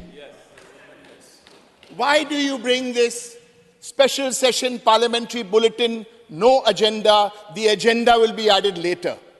2, why do you have an all-party meeting on Sunday and don't mention a word about this bill? Why do you have a cabinet meeting and this morning we are given 4 hours time to submit amendments? Sir, honestly, I appeal to them, such parliamentary democracy with such secrecy hurts a democracy. We know why it is being done. And the last 3 days, one man's story is being told. Fair enough. Today, I want to begin with a quote, which everyone can own today. Quote, "Sir, we want the women's bill to be introduced. We want nothing short of the women's bill. We want a specific date. We want an assurance that the women's bill is brought. This is a matter of shame that it hasn't been brought. We want a specific time frame." Unquote. This is very nice today. This was said by somebody in the Lok Sabha on the 14th of July, 1998. It was a woman MP. Today, she is the 3-time Chief Minister of Bengal. She is the founder chairperson of the Trinamool Congress. And sir, she has already got 40% of her women MPs already in the Lok Sabha. From 14th of July 1998, let this woman's story be told. In 2006, a 26-day hunger strike, no reservation, struggling and fighting for her rights as a woman. In 2014, setting a record because the bill didn't get passed. So what did she do? She gave 41% tickets in the Lok Sabha to women MPs. The BJP president, the first speaker, was saying this is the shortest way to bring women to parliament. No, sir, this is not the shortest way. You didn't need the bill. Bring them, show us, and bring them to parliament. Now you come to the life of this woman. 2019, she sets a record. Not only does she give 40% women tickets, 39% women Lok Sabha MPs are already sitting in the Lok Sabha. Why do I say this? It is one thing to give the women tickets. It's another thing to make sure you give them tickets which are winnable. One man's story, sir, we've heard. One woman's story needs to be told today in this new parliament building. I'll tell you more. My last date, 2021, assembly elections in Bengal. The men came with money, with media, with muscle power, with misogyny, and mocked her. Didi, oh Didi. You even tried to smash and you broke her foot, smashed it to injure her. Yes, she gave you the answer truly like a woman. Softly, softly. Good. When I talk about Mr. Modi and Mr. Shah, I get under their skin, I know. Sir, the woman answered her how? The women didn't answer. The people of Bengal in India provided the answer. And after the election, what happened? The health minister of Bengal, the finance minister of Bengal, the land minister, the industry minister, the commerce ministry are all headed by women. You couldn't find one woman in your 16 chief ministers to make a chief minister, and you're coming and telling us what to do about women. Take some of our advice. Now we'll give you, like how we gave you in 1998, you're trying to implement in 2045 or whatever, listen to 2 pieces of advice from us and take it in good spirit. Because women, at least my chairperson, has a vision which I look up to. So here's one suggestion. If you're so keen, and now it's past 2 p.m. already, so nobody can submit any amendments, as we are all saying, the Congress party, the Trinamool, the DMK, the AAP, all of us, we, India, we are saying, bring this in 2024. So all you need to do to bring this in 2024 is remove 334A from your existing bill. Bring it, we'll start in 2024. Yes. If you're, one second, sir. If you're finding that difficult to do, here's another solution. At least try. 2024, an open challenge from my party. You bring 1/3 of women elected from your party and show us. Yeah. Bring and show us. I guarantee you, we will bring 1/3 of women with your bill, without your bill. Yes. Sir, some people have a sense of humor, and I'm sure we haven't lost our sense of humor here, because the joke going around is there's a typographical error in the bill. That actually it's 2024, should actually they meant 2034. Now I don't know whether that's true or false, but I've got a second suggestion. It was very nice, sir, your idea this morning of having ladies sit there for 15 minutes, 16 minutes, all through the day. So here's an idea which may not happen in 24, but think about it. It's coming to you from my party as a suggestion. Get everybody on board, have proper discussion on the subject, and then bring 1/3 women reservation also in Rajya Sabha. Yeah. We will all support. It can't be done in a hurry, but bring it. Today you may think it's a crazy, zany idea, but no, this is possible, if not in the next 6 years, in the next 10 years. The question is, sir, for all the speeches we hear, is the BJP really serious about empowering women? Because all the struggles and oppression faced by women is not because of women. It's because of men and their outlook of men to women. I don't want to spend time wasting my time on a former wrestling chief. Leave that. I'm quoting from the Hindustan Times. Quote, people in air-conditioned rooms in Delhi cannot decide public policy. This bill will drown the Indian political system if it goes through. If men develop feminine traits, they become gods. If women develop masculine traits, they become rakshas. Western ideas of women's liberation should be properly analyzed in the Indian context. Unquote. Said by who? I'll tell you who said it. You can build a new building, sir, but I request all of you to first change your mindset. Yes. This was said by the current Chief Minister of Uttar Pradesh. Sir, in conclusion, I'm happy I'm being allowed to conclude today. In the old house, at least, I wasn't allowed, but I'm happy. Sir, I wish to conclude by remembering my favorite woman of all time, my ma, my mother, who's no more. Ma would always tell me that, you know, Derek, this world is divided into only 2 kinds of people: the talkers and the doers. So some people will talk. 15 crore into your, 15 lakhs into your bank account, farmer income, triple, after demonetization, this will happen, after that will happen. There is one difference, sir. The talkers and the doers. There is only one difference. Because there are only 2 kinds of people. So there's a talker and there's a doer. There's a male Prime Minister of India. There's a simple woman who's the Chief Minister of Bengal. Thank you so much.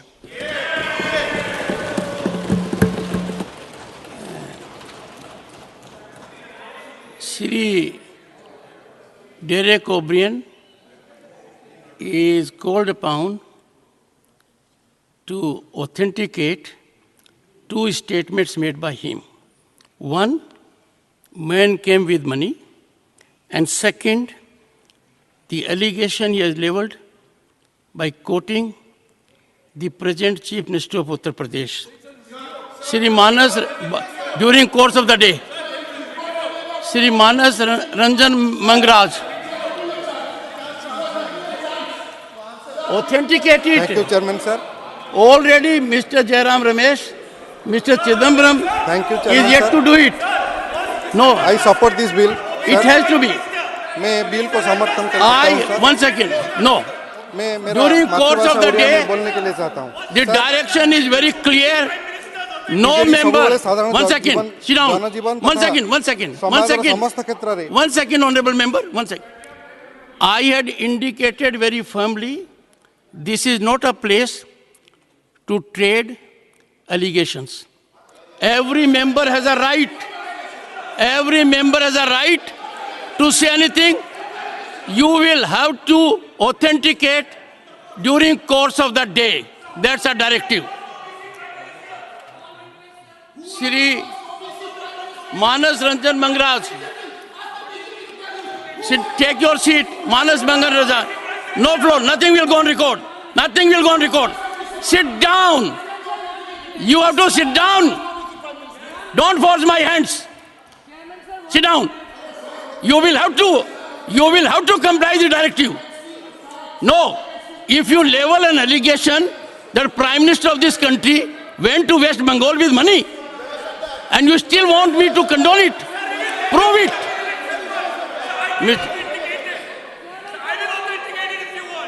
Shri Manas Ranjan Mangraj. Shri Manas Ranjan Mangraj. Do you want to take, please? Thank you, Your Chairman, sir. time is 3 minutes. I support this bill, Please sir. continue. मैं मेरा मातृभाषा उड़िया में बोलने के लिए चाहता हूं, sir. Yes. Sir, BJD सबुबेले साधारण जनजीवन तथा समाजर समस्त क्षेत्र में महिला सशक्तिकरण दिगरे सर्वदा कार्य करि आसुअछि। 1952 मसीहारे ओडिशार तत्कालीन मुख्यमंत्री श्री विजु पट्टनायक एक ऐतिहासिक निष्पत्ति क्रमे ओडिशार पंचायत राज अनुष्ठान मानकरे महिलांक पई 33% संरक्षण व्यवस्था करथिले। सर, 2011 रे तांको पुओ तथा बीजेडी सभापति तथा मान्यवर मुख्यमंत्री श्री नवीन पट्टनायक ओडिशार पंचायत राज अनुष्ठान मानकरे महिलांक पई संरक्षण सीमा को 50% को वृद्धि करछंती। 2012 रे श्री नवीन पट्टनायक पौर संस्था म्युनिसिपालिटी एवं एनएसी एवं महानगर निगम रे महिलांक पई 50% संरक्षण व्यवस्था मध्य करिसंती।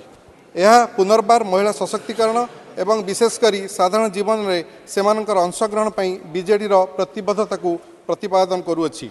सर, मान्यवर मुख्यमंत्री श्री नवीन पट्टनायक सबुबले विश्वास करती जे महिला सशक्तिकरण बिना कौनसी समाज राज्य किंबा राष्ट्रर विकास हो पारिबो नाही। तेणु नवेम्बर 2018 मसीहारे मान्यवर मुख्यमंत्री श्री नवीन पट्टनायक नेतृत्व में विजु जनता दल लोकसभा तथा राज्यसभा महिला मानकु 33% संरक्षण जोगाइबा पई ओडिशा विधानसभा सर्वसम्मति क्रमे एक संकल्प पारित करथिले। सर, डिसेम्बर 2018 मसीहारे मान्यवर मुख्यमंत्री श्री नवीन पट्टनायक दलर वरिष्ठ नेतांक नेतृत्व में 22 जन बीजेडी प्रतिनिधि को 7टी जातीय दल समेत भारतर 22टी प्रमुख राजनीतिक दल निकट को पठाइथिले। एही प्रतिनिधि माने मान्यवर मुख्यमंत्री श्री नवीन पट्टनायक तरफरु सही संपृक्त राजनीतिक दलर मुख्य मानकु भेटी दीर्घ दिनरू संसद में पड़ी रही महिला संरक्षण बिल को पास करने को सहमति जुटाइथिले। मैम, लोकसभा निर्वाचन समय मान्यवर मुख्यमंत्री श्री नवीन पट्टनायक लोकसभा निर्वाचन में दलर महिला प्रार्थी 33% संरक्षण व्यवस्था प्रदान करियछंती। 2019 लोकसभा निर्वाचन में बीजेडी द्वारा 7 जन महिला प्रार्थी रही जो 5 जन महिला प्रार्थी जीति एवं से माने आस्का भद्रक जाजपुर जगतसिंहपुर एवं केउंझर सांसद अछंती। एबे मैम, वयस्क महिला प्रार्थी भाव आस्कार सांसद श्रीमती प्रमिला बिशोई एवं सर्वकनिष्ठ सांसद भाव केन्दुझर श्रीमती चंद्राणी मुर्मू रही। मैडम, मान्यवर मुख्यमंत्री दीर्घ वर्ष धरी संसद में महिला संरक्षण बिल पारित होगा निश्चित करने को यही लंबा युद्ध लड़ी आसुअछंती। संसद में महिला संरक्षण बिल पास करने को बीजेडी सांसद माने बारंबार दाबी उठाई आसुअछंती। माननीय मुख्यमंत्री श्री नवीन पट्टनायक विभिन्न प्लाटफर्म रे एकाधिक चिठी एवं दाबी माध्यम क्रमागत भाव में महिला संरक्षण बिल पास कर आवश्यकता संक्रांत पर बुझाई आसी अछंती। संसद में पारित होगापी महिला संरक्षण बिल आने को केंद्र कैबिनेट अनुमोदन माननीय मुख्यमंत्री श्री नवीन पट्टनायक एक बड़ विजय। आपका समय कारण महिला संरक्षण बिल पास निश्चित करने को श्री पट्टनायक दीर्घ दिन संग्राम जारी रखिंट। मैम एक मिनिट, यह ओडिशा एवं भारत महिला मानी एक विजय। महिला संरक्षण बिल को संसद में पारित करने विजु जनता दल निरंतर प्रयास एक विजय अटे। यह आउ एक सुजोग जितेबाला माननीय मुख्यमंत्री श्री नवीन पट्टनायक कठिन परिश्रम एवं निरंतर प्रयास ओडिशा तथा देश में महिला माने बृहत सशक्तिकरण सुफल पाइबा जाउछंती। Thank you madam.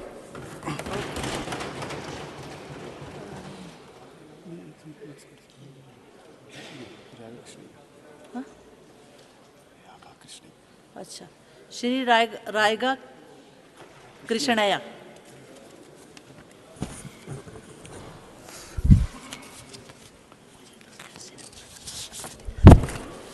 Thank you, Chairman, Madam, for giving me this opportunity to participate in the discussion on the 128 Constitutional Amendment Bill. This is welcome, long overdue and much awaited. I would like to take this moment to highlight the issue of pertaining to the bill at hand. Affirmative action, gender first. In this country, there is two discrimination. One gender discrimination, second one is caste discrimination. By introducing this women bill, gender discrimination gradually calmed down. But there is a caste discrimination. But because to remove the caste discrimination, women bill, in this women bill, I want to suggest to the central government, this House, August House, to provide sub-quota to OBC women also. If BC women are not represented in this women bill, the women bill will not meaningful. We supported this demand for reservation women as they have least political representation. But BC women are still underrepresented. Why this? There is no idea for proposal for giving them sub-quota. If technically sub-quota not possible, introduce the BC bill. It is clear that all political parties have soft spot for BCs. Moreover, the general representation of BC men is also very low, that is 15% below. Out of there, even after 75 years, it was not done to the justice to the backward classes. It is a democratic country which should give share to all caste and social groups according to their population. Then there will be a unity, integrity, peace in this country. For that, it is wrong not to give due share to BCs. It is time to give BC constitutional rights and share. In 75 years democracy, 56% population of BCs has 15% in the political sphere and 16% in employment sphere, 1% in industrial sector, 5% in private jobs. Represent the need for BCs to give share according to the population. We request BCs are not given share according to their population, all sectors, there would be a rebellion in the country in not higher 20% to 2%, higher judiciary. But it is just not enough giving a few schemes per welfare of backward classes and providing reservation BCs in education and employment. Real development of BC come only when they get political power.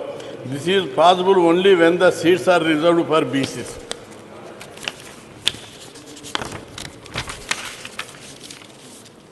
Indian Constitution has been amended 120 times, but it has not been amended even once for political power. Social setup of our country is fundamentally built on caste system. Unless all castes are get their due share in political power, country cannot become a real democratic republic. Reservation of political seats provide gateway to power to BCs. Power gives them respect, confidence, acceptance, and removes social disparity.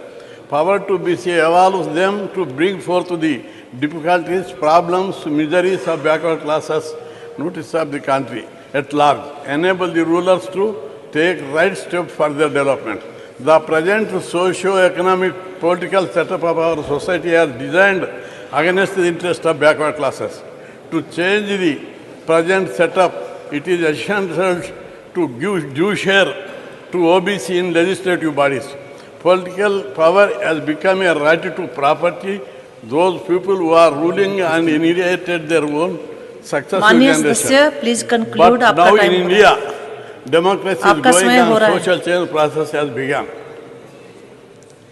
But BCs constituted bulk of the productive workforce in India, where it is agriculture sector or industrial sector or service sector. It is desirable to make their participation in law-making bodies. It is meaningful. Madam, I am fighting for the 50 years for backward classes. आपका समय हो गया माननीय 5 minutes. In any egalitarian society, power should be shared equally to all the sections of the society. When we talk power, it means economic power, political power, and social cultural status in our society. There is almost monopoly all these three types of power. माननीय सदस्य समय हो गया. आपका समय हो गया. Please conclude. Just 1 minute. Even after 75 years of independence, India has no separate BC ministry department. We have no reservation in private sector regarding सुश्री कविता पाटीदार. आपका समय हो गया माननीय सदस्य. सुश्री कविता पाटीदार. बहुत बहुत धन्यवाद माननीय प्लीज बैठिए सदस्य. आपका समय हो गया. आपका समय हो गया. सुश्री कविता पाटीदार. बहुत बहुत धन्यवाद माननीय उपसभापति महोदया, आपने मुझे बोलने का अवसर प्रदान किया. मैं नारी शक्ति वंदन अधिनियम के समर्थन में बात करने के लिए आप सभी के बीच में खड़ी हुई हूँ. सबसे पहले मैं देश के यशस्वी प्रधानमंत्री माननीय मोदी जी को हृदय से कोटि कोटि धन्यवाद प्रेषित करती हूँ, जिन्होंने हिंदू संस्कृति के इस पर्व गणेश आराधना के समय महिला बिल को लाने का सदन में काम किया है. माननीय महोदय, जब आज देश दुनिया की तीसरी बड़ी ताकत बनने की ओर अग्रसर है, ऐसे समय सशक्त भारत के निर्माण में महिलाओं की भागीदारी बहुत महत्वपूर्ण हो जाती है. आज मैं इतिहास की तरफ देखूं तो रानी लक्ष्मीबाई की बात कहूं या कल्पना चावला की, या वर्तमान में आज देश के सर्वोच्च पद पर आसीन हमारी महामहिम राष्ट्रपति आदरणीय द्रौपदी मुर्मू जी के नेतृत्व का वर्णन कर लूं. हम जानते हैं कि हमारा देश महिला के सामर्थ्य और शक्ति का साक्षी रहा है. ये दुनिया एक गुलशन है तो नारी उसकी माली है, वो झुक जाए तो सीता है और अड़ जाए तो चंडी काली है. देश की ऐसे सशक्त नारी की चिंता कर देश के चिंतन में उनकी भागीदारी को सुनिश्चित करने का काम माननीय प्रधानमंत्री आदरणीय मोदी जी ने किया है. हमने भगवान शिव के अर्धनारीश्वर स्वरूप को भी देखा है, जिसके माध्यम से संसार को नारी के अस्तित्व की आवश्यकता का संदेश दिया गया है. एक तरफ धर्म है तो दूसरी तरफ संस्कार. ये हमारे संस्कार ही है कि हमारे भारत देश को भी हम भारत माता कहकर पुकारते हैं, और इसी माँ भारती के उज्जवल भविष्य को सुनिश्चित करने के लिए महिलाओं के सामर्थ्य की उपयोग करने के लिए ये बिल माननीय मोदी जी के द्वारा इस सदन में लाया गया है. माननीय सभापति महोदया, पिछले विगत 9 वर्षों से केंद्र की सरकार ने माननीय मोदी जी के नेतृत्व में न सिर्फ महिलाओं के आगे अनेक अवसर उपलब्ध कराए हैं, अपितु उनके जीवन स्तर में सुधार के लिए विभिन्न योजनाओं के माध्यम से प्रयास भी किया है. उज्ज्वला योजना हो, मातृ वंदना योजना हो, शौचालय निर्माण की बात करूं, बेटी पढ़ाओ बेटी बचाओ की बात कहूं, महिला सशक्तिकरण, इन सभी योजनाओं के माध्यम से महिला के अधिकारों में वृद्धि के संकल्प को पूरा किया. हम सिर्फ राजनीति के लिए या वोट के लिए महिलाओं का नाम नहीं लेते हैं, मैं पूर्ण विश्वास के साथ इस बात को इस सदन में कहती हूं कि पिछले 9 वर्षों में हमारी सरकार ने हमारी बहन बेटियों के जीवन चक्र से जुड़ी हर समस्या पर ध्यान देकर उसके समाधान का प्रयास किया है। पिछले 9 वर्षों से भारत में जिस प्रकार वुमेन एम्पावरमेंट के लिए काम किया है, उसका परिणाम आज नजर भी आने लगा है। आज हम देख रहे हैं कि भारत में महिलाओं की संख्या बढ़ी है। भारत में साइंस, टेक्नोलॉजी, इंजीनियरिंग, मैथ्स में लड़कियों की भागीदारी आज 43% है। आज मैं मध्य प्रदेश की बात करूं तो मध्य प्रदेश में आज बेटियों का जन्म उत्सव बना है। लाडली लक्ष्मी जैसी योजना को पूरे देश ने सहारा है। वहीं 1,25,00,000 अब तो 1,30,00,000 बहनें जो लाडली बहनें की योजना से आज मध्य प्रदेश में सशक्त हो रही है। और मध्य प्रदेश में जो वंदन की बात बार बार यहाँ आ रही है, हम तो हर कार्यक्रम की शुरुआत ही बेटियों के पूजन के साथ, उनकी वंदना के साथ हम लोग करते हैं। कल इस सदन में ओबीसी की भी बात कही थी। मैं भी ओबीसी की वर्ग से ही आती हूँ। मैं उनसे एक प्रश्न पूछना चाहती हूँ, इतने सालों तक सत्ता में रहकर उनको ओबीसी की चिंता क्यों नहीं हुई? आज तक उन्होंने कभी कदम क्यों नहीं उठाए? एक तरफ वो ओबीसी का नाम लेकर जनता को भ्रमित करने का काम करते हैं, वहीं दूसरी तरफ माननीय प्रधानमंत्री आदरणीय मोदी जी ने पिछड़ा वर्ग आयोग को संवैधानिक अधिकार देकर मन से पिछड़ा वर्ग के कल्याण की बात कही है। हम जानते हैं माननीय सभापति महोदया, पूर्व में भी इस प्रकार का बिल राज्यसभा में आया था और लोकसभा में पारित नहीं हो सका। 4 साल तक उसको लंबित करने का काम किया गया है। और हम तो ये जानते हैं कि ईश्वर का दिया कभी अल्प नहीं होता और जो बीच में छूट जाए वो संकल्प नहीं होता। इस संकल्प को सिद्धि तक पहुंचाने का दृढ़ शक्ति के साथ इस सदन में लाने का काम अगर किसी ने किया है तो माननीय मोदी जी ने। मैं हृदय से उनको धन्यवाद देती हूं कि वर्षों से लंबित इस बिल को इस सदन में उन्होंने पेश किया। जैसे ही यह बिल पारित होता है, देश की लोकसभा व देश की सभी राज्यों की विधानसभा में 1/3 स्थान मातृशक्ति के लिए आरक्षित हो जाएगी और साथ ही एससी व एसटी वर्ग के लिए जितनी भी सीट आरक्षित है उसमें से भी 1/3 महिलाओं के लिए आरक्षित हो जाएगी। इतिहास को बदलने वाला यह बिल न सिर्फ महिलाओं को राजनीतिक रूप से सशक्त करेगा, अपितु इस महिला के सामाजिक और आर्थिक सशक्तिकरण के मार्ग को भी प्रशस्त करेगा। मैं पूर्ण विश्वास के साथ ये कहती हूँ कि संवेदना और ममता की प्रतिपूर्ति नारी के नेतृत्व में निर्णयों में भी संवेदना का समावेश होगा। आज जैसे हम कुछ युक्ति बोलते हैं कि हर पुरुष की प्रगति के पीछे नारी का हाथ होता है, इस सदन में मुझे ये बोलते बहुत गर्व है कि हम सब बहनों की प्रगति के पीछे इस देश के प्रधानमंत्री माननीय मोदी जी का ताकत और साथ है, जो पूरे देश की बहनों से ये कह रहा है कि नहीं वक्त सोने का अब है, जाग उठो भारत नारी, गया शांति का वक्त, आज बनकर चलो आग की चिंगारी, बनकर सीता के समान वध रावण का करवाना है, आज कटारी बांध कमर में स्वयं युद्ध में जाना है, भाव भीरुता का तजकर तुम करो शेर की सवारी, नहीं वक्त सोने का अब है, जाग उठो भारत नारी, जाग उठो भारत नारी। मैं माननीय प्रधानमंत्री जी को बहुत धन्यवाद देती हूँ जिन्होंने एक निर्णायक एजेंडा निर्धारित किया और यह खोखले वादों के विपरीत आज एक स्पष्ट वास्तविकता बन गई है। कोटि कोटि धन्यवाद देते हुए प्रधानमंत्री जी को इस बिल का समर्थन करते हुए मैं अपनी बात को समाप्त करती हूँ। बहुत बहुत धन्यवाद। नेक्स्ट स्पीकर श्रीमती महुआ माझी। Thank you, Honorable Vice Chairperson, ma'am. Women Reservation Bill, नारी शक्ति वंदन अधिनियम पर बोलने से पहले मैं राजा राम मोहन रॉय और विद्यासागर को नमन करना चाहूँगी। आज हम लोग यहाँ खड़े हैं तो निश्चित रूप से राजा राम मोहन रॉय के लिए, विद्यासागर के लिए, वरना हम भी शायद सती प्रथा, बाल विवाह के शिकार हो जाते। मैं अपने स्टेट झारखंड की उन वीर नेत्रियों को भी नमन करना चाहूँगी, जोहार करना चाहूँगी आज के दिन। सिंगी दई, कैली दई, फूलो झानो, जिनका नाम इतिहास में उस तरह से दर्ज नहीं है पुरुषों की तरह, लेकिन उन्होंने अपनी वीरता का मिसाल कायम किया।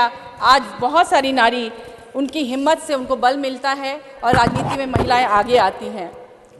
हमारे संविधान के निर्माण में भी 15 विदुषी महिलाओं का हाथ था, मैं उन्हें भी नमन करती हूँ।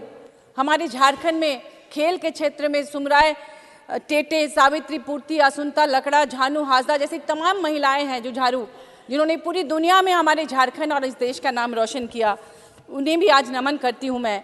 हमारे दिशम गुरु शिबू सोरेन जी, जिन्होंने जो हमारे देश के सबसे बड़े आदिवासी नेता हैं, उन्होंने जिस तरह से महिलाओं के अधिकार के लिए लड़ाई लड़ी, उन्होंने नशाबंदी की 1971 में, उन्हें पता था कि अगर पुरुष नशा नहीं छोड़ेंगे तो महिलाओं पर ही सबसे ज़्यादा अत्याचार होगा, वो अपने परिवार को नहीं देखेंगे। मैं उन्हें भी नमन करती हूँ। हमारे माननीय मुख्यमंत्री हेमंत सोरेन जी, जिन्होंने पिछली सरकारों में जो महिलाएं ट्रैफिकिंग की शिकार होती थी, उन्होंने बल दिया, आत्मसम्मान के साथ अपने स्टेट में रोजगार देने के लिए उन्होंने ढेर सारी योजनाएं लॉन्च की, चाहे वह पलाश ब्रांड हो, सावित्रीबाई फुले किशोरी समृद्धि योजना हो, या फिर फुलो झानो आशीर्वाद योजना हो, पोटो हो, खेल योजना हो, तरह तरह की योजनाओं के माध्यम से उन्होंने किया। और आपको जानकर खुशी होगी कि हमारे झारखंड के विधानसभा में 12.35% महिलाएं हैं, जो कि दूसरे राज्यों से ज़्यादा है, कई राज्यों से, जैसे हरियाणा में 10% है, गुजरात में 7.14% है, उसी तरह से मध्य प्रदेश में 9.13 है। मैं इस बिल का समर्थन करती हूँ क्योंकि ये आज का दिन हमारे लिए एक ऐतिहासिक दिन है, और मैं लेकिन चाहूँगी कि ST, SC, OBC महिलाओं के लिए भी उसमें आरक्षण हो, और तत्काल आरक्षण हो, 2024 में हो, इस पर पुनर्विचार किया जाए, न कि जनगणना और परिसीमन के लिए हमें 2029 के बाद तक का इंतज़ार करना पड़े। जिस दिन माननीय प्रधानमंत्री जी ने लोकसभा में ये बात कही थी कि महिला रिजर्वेशन बिल आने वाला है, इतनी खुशी की लहर दौड़ गई। चूंकि मैं झारखंड में माननीय सदस्य कंक्लूड कीजिए, आपका समय समाप्त और हो मैं गया। अपनी पार्टी झारखंड मुक्ति मोर्चा की विमेन विंग की सेंट्रल प्रेसिडेंट रही हूँ, तो पहाड़ों से, जंगलों से, दुर्गम इलाकों से महिलाओं का फोन आने लगा कि मैडम हम लोग 2024 के चुनाव की तैयारी कर रहे हैं, धन्यवाद माननीय सदस्य, आपका समय समाप्त हुआ। कंक्लूड कीजिए लेकिन जब पता चला कि ये 2029 के बाद आएगा तो मायूसी छा गई थी। मैं अनुरोध करूंगी सरकार से कि वो इस पर पुनर्विचार करे, धन्यवाद माननीय सदस्य, OBC रिजर्वेशन करे और 2024 में ही इसे लागू किया जाए। बहुत बहुत धन्यवाद। श्रीमती प्रियंका चतुर्वेदी। मैडम, कितना समय है उसी अनुसार बोलेंगे? 1 मिनट, 1 घंटा, 1 minute, 3 minute. Thank you so much chairperson. सबसे पहले मैं देश के पहले प्रधानमंत्री जवाहरलाल नेहरू जी की पंक्तियों से शुरू करना चाहूँगी। 75 साल बीत गए पर उनकी आवाज़ अभी भी गूंजती है, उनके शब्द अभी भी हमारे कानों में गूंजते हैं। Long years ago we made a tryst with destiny, and now the time comes when we shall redeem our pledge, not wholly or in full measure, but very substantially. Ma'am, हमारी जो इतिहास है महिलाओं का, जब हमारा संविधान बन रहा था तो संविधान में कॉन्स्टिट्यूएंट असेंबली में ये चर्चा हुई थी कि क्या महिलाओं को आरक्षण मिलना चाहिए। वहाँ पे जो 15 महिला सदस्य भी थी, उन्होंने उसको खारिज कर दिया था। उन्होंने कहा था कि equality will be the basis of our constitution. Baba Saheb Ambedkar ji ने एक ऐसा विजनरी कॉन्स्टिट्यूशन हमें दिया जहाँ पे महिलाओं को इक्वालिटी और समानता का उनको समानता की ज़िंदगी दी। पर दुर्भाग्य इस बात का है कि 75 साल में जो महिलाओं को जगह मिलनी चाहिए थी, स्टेट असेंबलीज़ हों या केंद्र में हों, वो हमें मिली नहीं। इस वजह से आज हम इस रिजर्वेशन की चर्चा कर रहे हैं।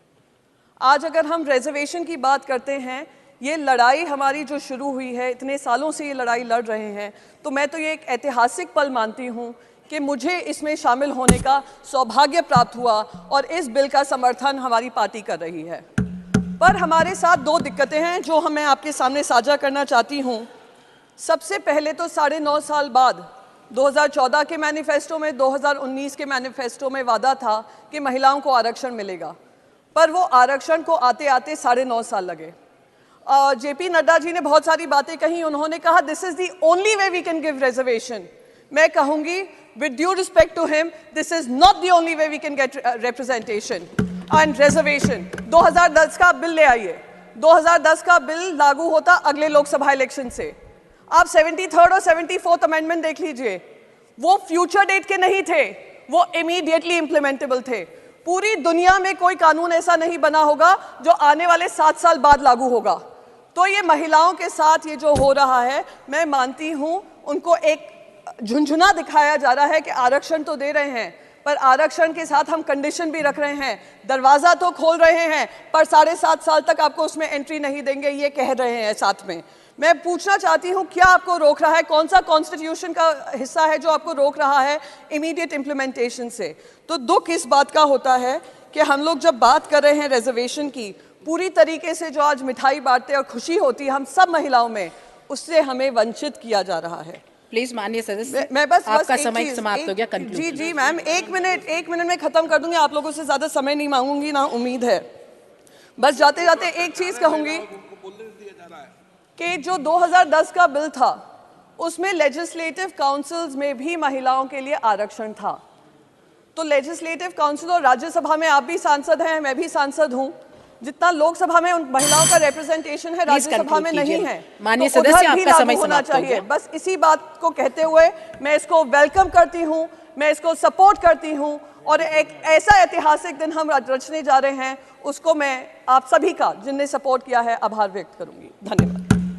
माननीय सदस्य श्री सुशील कुमार मोदी जी।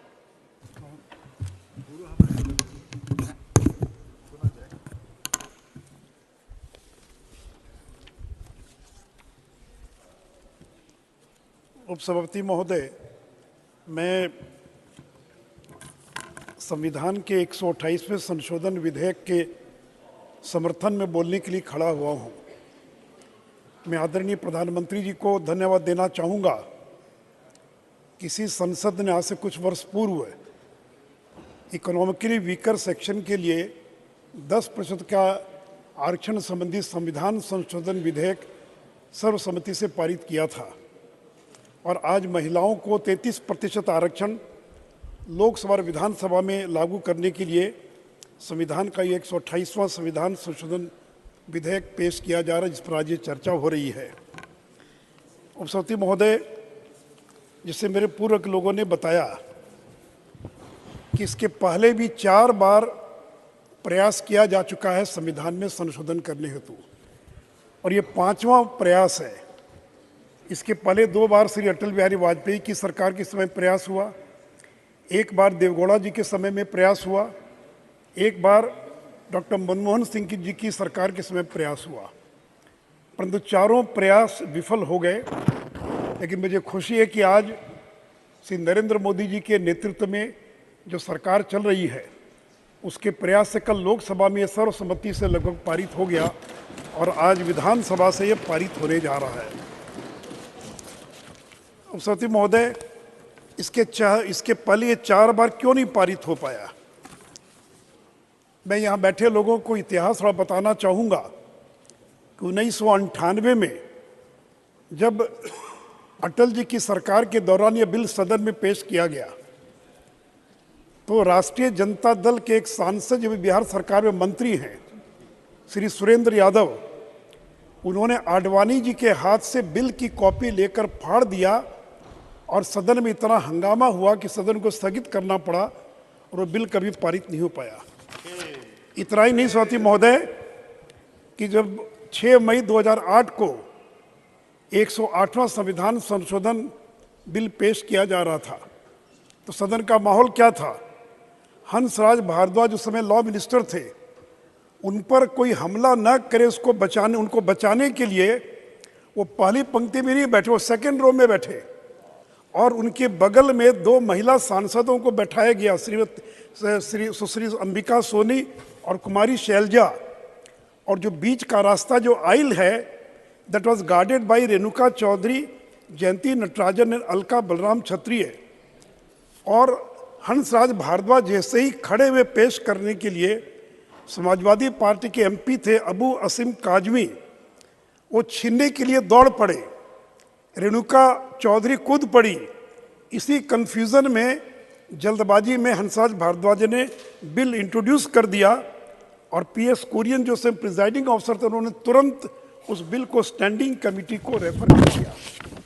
तो सभापति महोदय, ये हाल था कि किस माहौल में, इतना ही नहीं, जब स्टैंडिंग कमेटी से बिल स्वीकृत होकर जब आया और सदन के अंदर 8 मार्च 2010 को पेश किया गया तो समाजवादी पार्टी के नंद किशोर यादव और कमाल अख्तर ये सभापति अंसारी की मेज पर चढ़ गए नंद किशोर ने माइक को उखाड़ कर फेंक दिया, आरजेडी के राजनीतिक प्रसाद ने विधेयक की प्रति फाड़ दी, सभापति की कुर्सी पर फेंक दिया, समाजवादी पार्टी के वीरपाल यादव, एलजेपी के साबिर अली, आरजेडी के सुभाष यादव, एजाज अली, उन्हें बोलने दीजिए, 7 लोगों को माननीय सदस्य बोलने दीजिए, निलंबित कर दिया गया। मैं केवल ये बताना चाह रहा हूं कि 4 बार जो बिल पारित करने का जो प्रयास हुआ, बैठे, वो क्यों नहीं वो बिल माननीय क्यों सदस्य नहीं आप बैठे, पारित हो पाया, ये सदन को जानना आवश्यक है। और उपसभापति महोदय, ये हंगामा प्रायोजित था, स्पॉन्सर्ड था, क्योंकि सरकार नहीं चाहती थी कि ये बिल पास हो, और इसे योजनाबद्ध तरीके से एक और दिखाया जा रहा है कि हम बिल के समर्थन में लिप सर्विस, और दूसरी ओर सहयोगी दल के सांसदों को उकसाकर वेल में भेजकर हंगामा करवाया गया ताकि वो बिल पास न हो सके। इसलिए सभापति महोदय, ये जो कहा जा रहा है, मैं सदन को ये बताना चाहूँगा कि निशाना ओबीसी आरक्षण नहीं था, निशाना था कि इस बिल को पारित मत होने दो, क्योंकि अगर ये बिल पारित हो गया तो बहुत सारे लोगों की अगले बार चुनाव लड़ने का उनका अवसर खत्म हो जाएगा। और इसलिए प्लान्ड वे में, योजनाबद्ध तरीके से, प्रायोजित तरीके से और इस बिल का विरोध किया गया। सभापति महोदय, और सभापति महोदय, जो लोग कहते हैं कि भारतीय जनता पार्टी आरक्षण विरोधी है, पिछड़ा विरोधी है, मैं उनको इतिहास बताना चाहूँगा कि पहला जो बैकवर्ड क्लासेस कमीशन बना काका कालेलकर की अध्यक्षता में, ये पंडित नेहरू के समय में बना था। काका कालेलकर कमेटी की रिपोर्ट 1955 में आई, लेकिन उस रिपोर्ट को लागू नहीं किया गया। मैं कांग्रेस के लोगों से जानना चाहता हूं कि जब फर्स्ट बैकवर्ड क्लासेस कमीशन काका कालेलकर कमेटी की रिपोर्ट आई तो उसको ठंडे बस्ते में क्यों डाल दिया गया, उसको क्यों लागू नहीं किया गया। और इतना ही नहीं, काका कालेलकर कमीशन के बाद 10 साल तक, 15 साल तक कोई कमीशन गठित नहीं किया गया। और सेकेंड बैकवर्ड क्लासेस कमीशन कब बना? जब जनता पार्टी की सरकार बनी, मोरारजी प्रधानमंत्री थे, श्री अटल बिहारी वाजपेयी और लाल कृष्ण आडवाणी सरकार में शामिल थे, तो 1979 में सेकेंड बैकवर्ड क्लासेस कमीशन, जो मंडल कमीशन के नाम से जाना जाता, वो बना। 31 दिसंबर 1980 को रिपोर्ट सबमिट हो गई। किसकी सरकार थी, कौन था प्रधानमंत्री? श्रीमती इंदिरा गांधी देश की प्रधानमंत्री थी। और सभापति महोदय, 1980 से लेकर 1989 तक कौन थे प्रधानमंत्री? इंदिरा गांधी थी, राजीव गांधी थे। मैं कांग्रेस के लोगों से पूछना चाहता हूं कि 9 साल तक मंडल कमीशन की रिपोर्ट को आपने क्यों नहीं लागू किया, क्यों उसको ठंडे बस्ते में डाल कर रख दिया? और 1989 में जब वीपी सिंह की सरकार बनी, जिसको बीजेपी का समर्थन था, तब पहली बार इस देश के अंदर सती महोदय इस मंडल कमीशन की रिपोर्ट को लागू किया गया। सती महोदय, शेड्यूल्ड ट्राइब, अनुसूचित जाति के लिए जो कमीशन बना, उसको संवैधानिक दर्जा किसने दिया? कांग्रेस ने नहीं दिया। सती महोदय, अटल बिहारी वाजपेयी की सरकार ने 2003 में एसटी कमीशन को और कॉन्स्टिट्यूशनल स्टेटस देने का काम किया।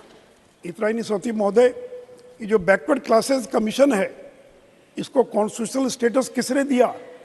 मैं सदन को बताना चाहूँगा कि एक श्री बीके हंडी, कांग्रेस के बड़े नेता हुआ करते थे पिछड़े वर्ग के, जो committee on welfare of OBCs के चेयरमैन थे, उन्होंने अपनी रिपोर्ट दी 2012 में, 2013 में, 2015 में, और हर रिपोर्ट में बीके हंडिक ने यह रेकमेंड किया कि पिछड़े वर्गों का आयोग बनना चाहिए और उसको संवैधानिक दर्जा मिलना चाहिए, परंतु आपने नहीं दिया।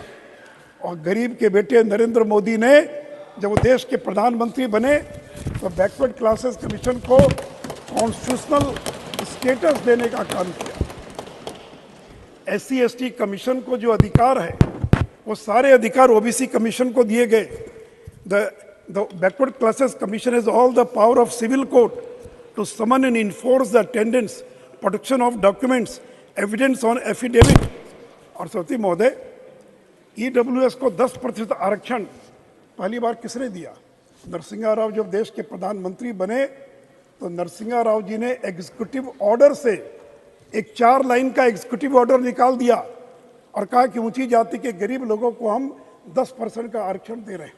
और सती महोदय, जब इंदिरा सावनी का केस जब सुप्रीम कोर्ट में गया तो उस 4 लाइन के एग्जीक्यूटिव ऑर्डर को सुप्रीम कोर्ट ने खारिज कर दिया।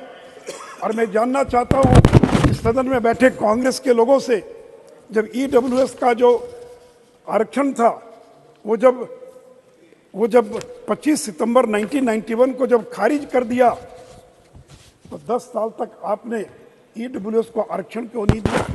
और किसने फिर आरक्षण दिया ईडब्ल्यूएस को? श्री नरेंद्र दामोदर दास मोदी ने ऊंची जाति के गरीब लोगों को आरक्षण देने का काम किया। मैं इसका जिक्र इसलिए भी कर रहा हूँ सौती महोदय, जो लोग कहते हैं कि जल्दी से जल्दी लागू कर दो। कल मैं भाषण सुन रहा था लोकसभा के अंदर कांग्रेस के नेताओं का, कहते कि 24 में लागू कर दो, तत्काल लागू कर दो। तो आप क्या चाहते हैं कि ईडब्ल्यूएस के आरक्षण को जिस तरह से 4 लाइन के एग्जीक्यूटिव ऑर्डर को सुप्रीम कोर्ट ने खारिज कर दिया, कि आप चाहते हैं कि महिला आरक्षण विधेयक को भी इसी प्रकार सुप्रीम कोर्ट खारिज कर दे? सौती महोदय, ये नरेंद्र मोदी की सरकार है और उन्होंने जब 103rd अमेंडमेंट किया ईडब्ल्यूएस आरक्षण के लिए, तो आर्टिकल 15 और 16 में एक नया सब सेक्शन 6 जोड़ा गया जो कहता है, आप कंक्लूड कीजिए, समय समाप्त हो रहा है।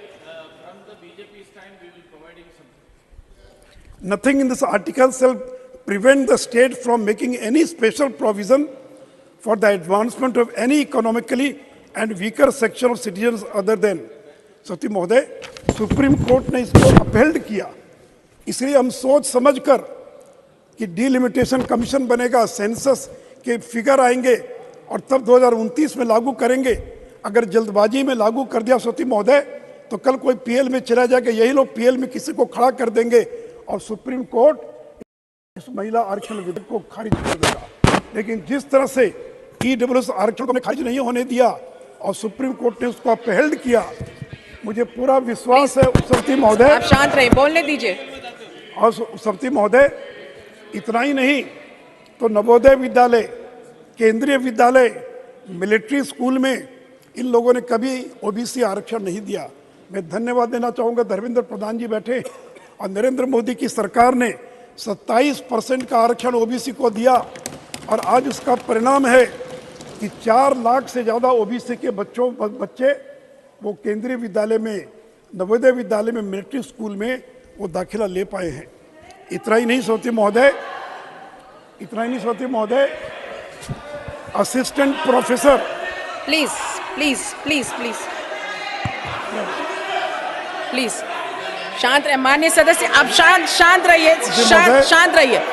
असिस्टेंट प्रोफेसर, वो सब जा रहे हैं, शांत रहिए, शांत रहिए। में इलाहाबाद हाईकोर्ट ने कहा, शांत रहिए, प्लीज शांत रहिए। डिपार्टमेंट को और यूनिट माना जाएगा। वो जा चुके हैं, हमने विश्वविद्यालय को यूनिट माननीय सदस्य वो जा चुके हैं, आरक्षण देने शांत का रहिए। काम किया।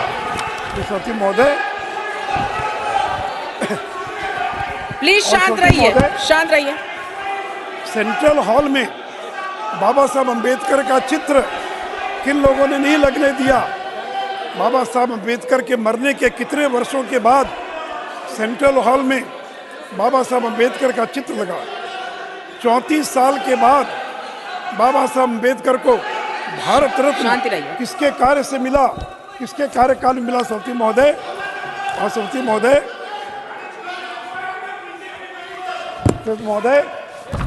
ये कांग्रेस के लोग, ये कांग्रेस के लोग, प्लीज आप शांत रहिए, उनकी अपनी बात समाप्त करने दीजिए। मैं माननीय सदस्यों से रिक्वेस्ट कर रही हूँ, प्लीज आप शांत रहिए। मैं इसका उल्लेख करना चाहूंगा सौती महोदय कि राजीव गांधी जो देश के प्रधानमंत्री रहे, आप शांत रहिए, शांत रहिए। थे, उन्होंने मंडल कमीशन का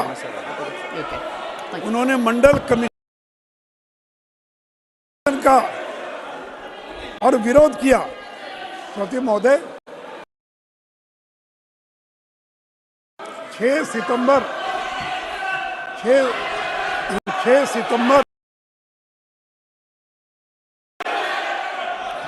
Honorable members, please take your seat. Take your seat. Take your seat. Honorable members, I request you to take your seat.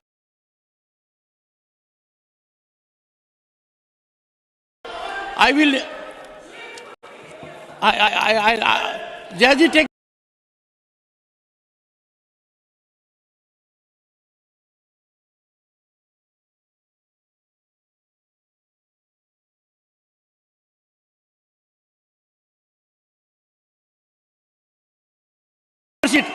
I'll listen to my announcement. Listen to my announcement, Jayaji. Very well meaning that it is a matter to be probed. It's a matter. 1 second. Please listen to Jayaji. On this day, Women's Reservation, let us. So, ma'am, before that, sir ये बहुत give us light, give us enlightenment. नहीं sir, मैं तो जो अभी incident हुआ उसके ऊपर कहना चाहती हूँ। उसी पर हूँ मैं। हाँ सर, इस बात को मैं इस हाउस में नहीं लाना चाहती थी। कल बात ऐसी हुई, वो अच्छी तरह से निभ गई जब आपने कहा कि गैलरी में बच्चियां बैठी हुई हैं। फिर उसके बाद आपने मेरे करियर के बारे में बात किया और निर्मला जी ने भी बात किया। मैंने उस बात को आगे छेड़ा नहीं। मैं आपको बता रही हूँ, मेरा पर्सनल एक्सपीरियंस है। परसों के दिन और कल मैं जितने बार बाहर गई घर जाने के लिए, लंच हो या जो भी ब्रेक हो, groups of women were coming और उन्होंने सबने मुझसे कहा हम आपके फैन हैं मगर हम बीजेपी सपोर्टर हैं। I am sorry sir, I did not want to bring this into the house, but after what happened just now I am forced to bring it to your notice. देखिए, आपको जितना चिल्लाना है आप चिल्ला लीजिए, जितना चिल्लाना है चिल्ला लीजिए। जो रियलिटी है उसको देखिए, प्रियंका, जो रियलिटी है उसको देखिए। ना Pramod Tiwari ji, Jayaji, I have taken note of it. I have taken note of it. Sir, ये पूरा परिसर आपके अधीन है। पूरा परिसर, पूरा कैंपस आपके अधीन है जो राज्यसभा का है। हम सुनियोजित ढंग से देख रहे हैं। इसमें ये पता लगाना चाहिए कि किसकी रिकमेंडेशन पर, किस सदस्य की रिकमेंडेशन पर ये आए थे जो आए थे। तो उस सदस्य के खिलाफ, 1 मिनट पूरा कर दूं मैं, उस सदस्य के खिलाफ कठोरतम कार्रवाई हो।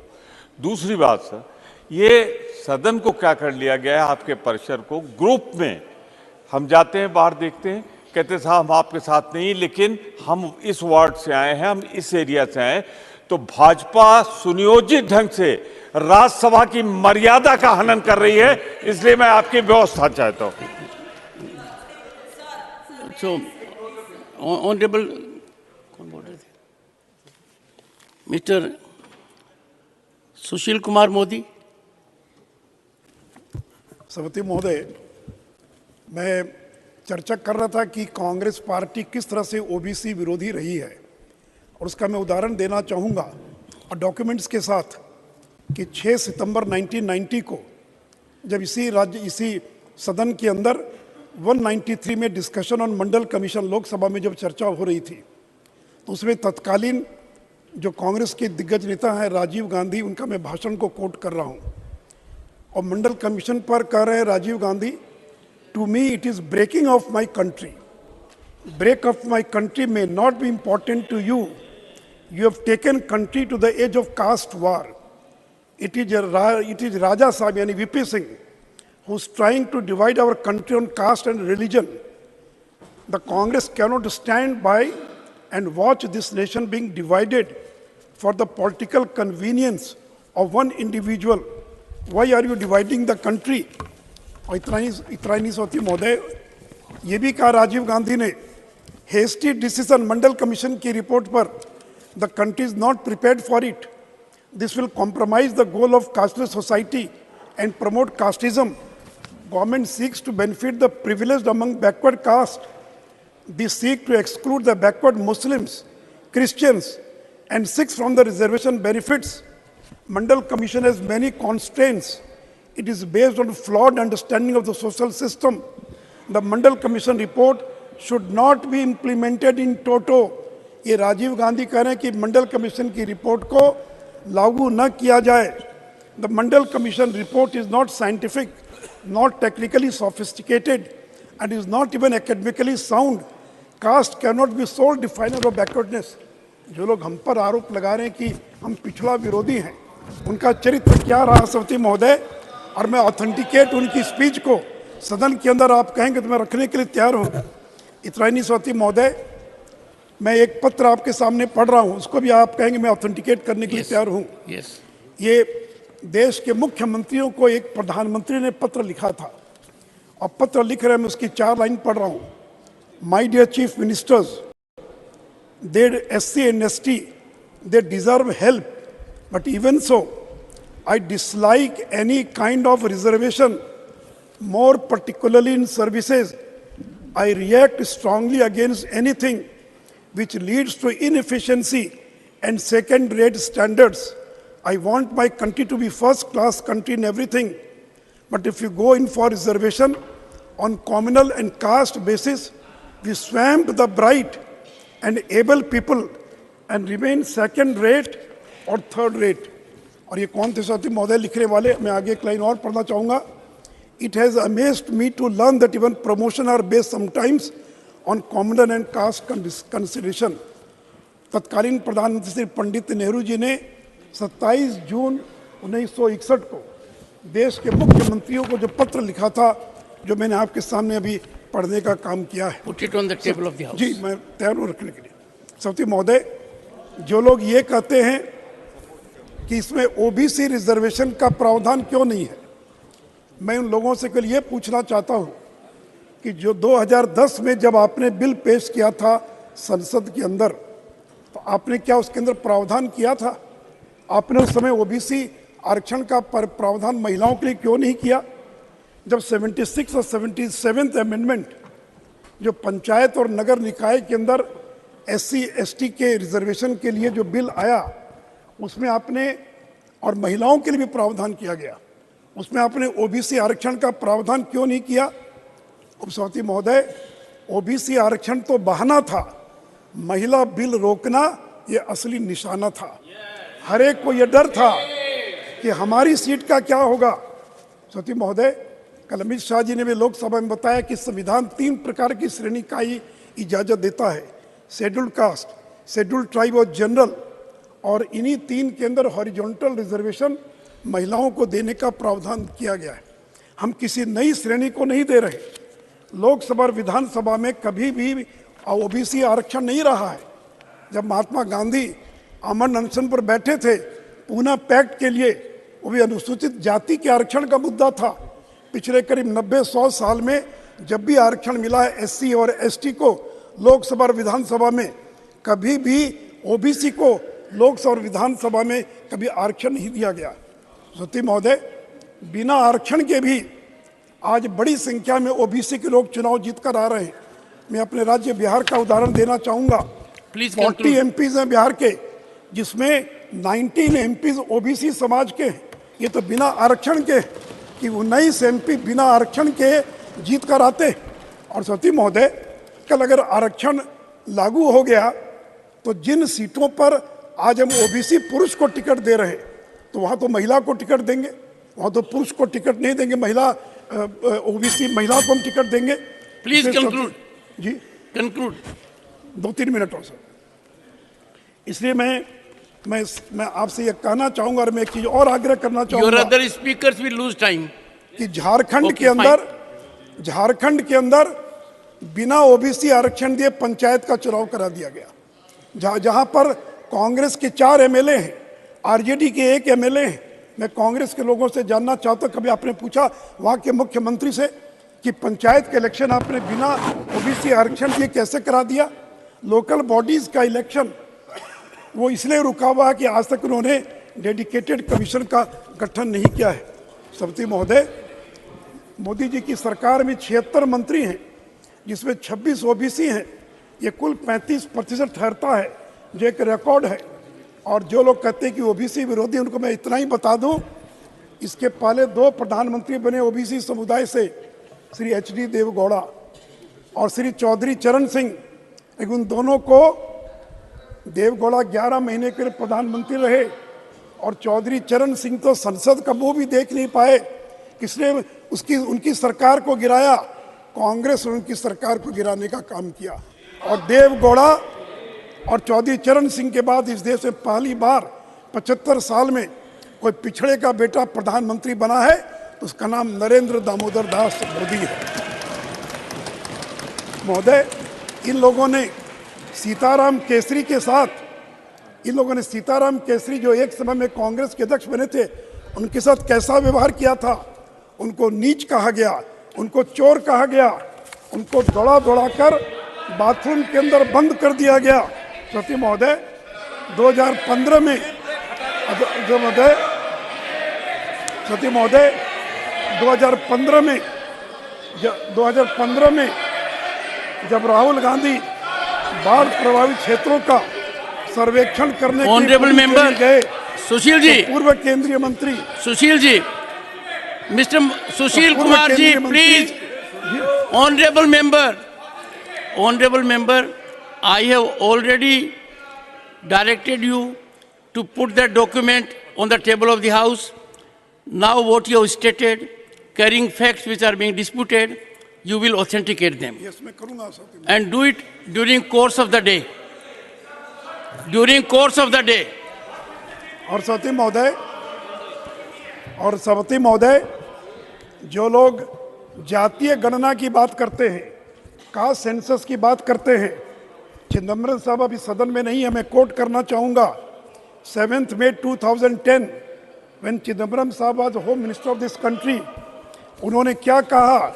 सती महोदय, चिदम्बरम साहब ने संसद में जब कास्ट सेंसस का मुद्दा उठा तो चिदम्बरम को मैं कोट कर रहा हूँ, after independence as a matter of policy the question relating to caste other than scheduled caste and the scheduled tribe was not included.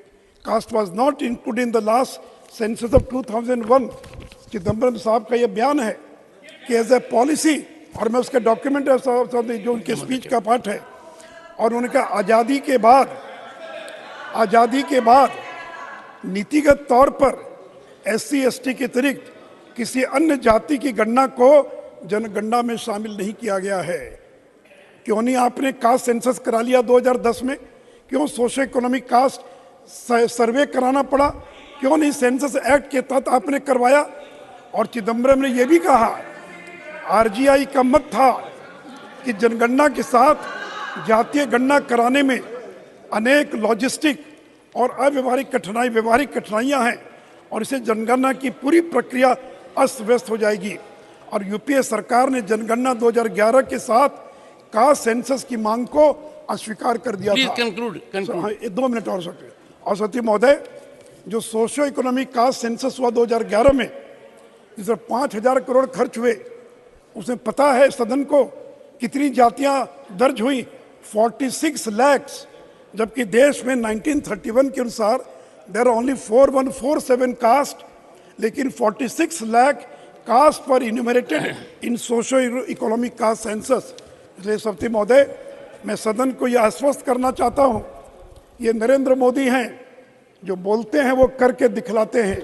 जो उन्होंने कहा श्रीमती और फूलो देवी नेतम नहीं कर सकता था जो उन्होंने महिलाओं को 33% का जो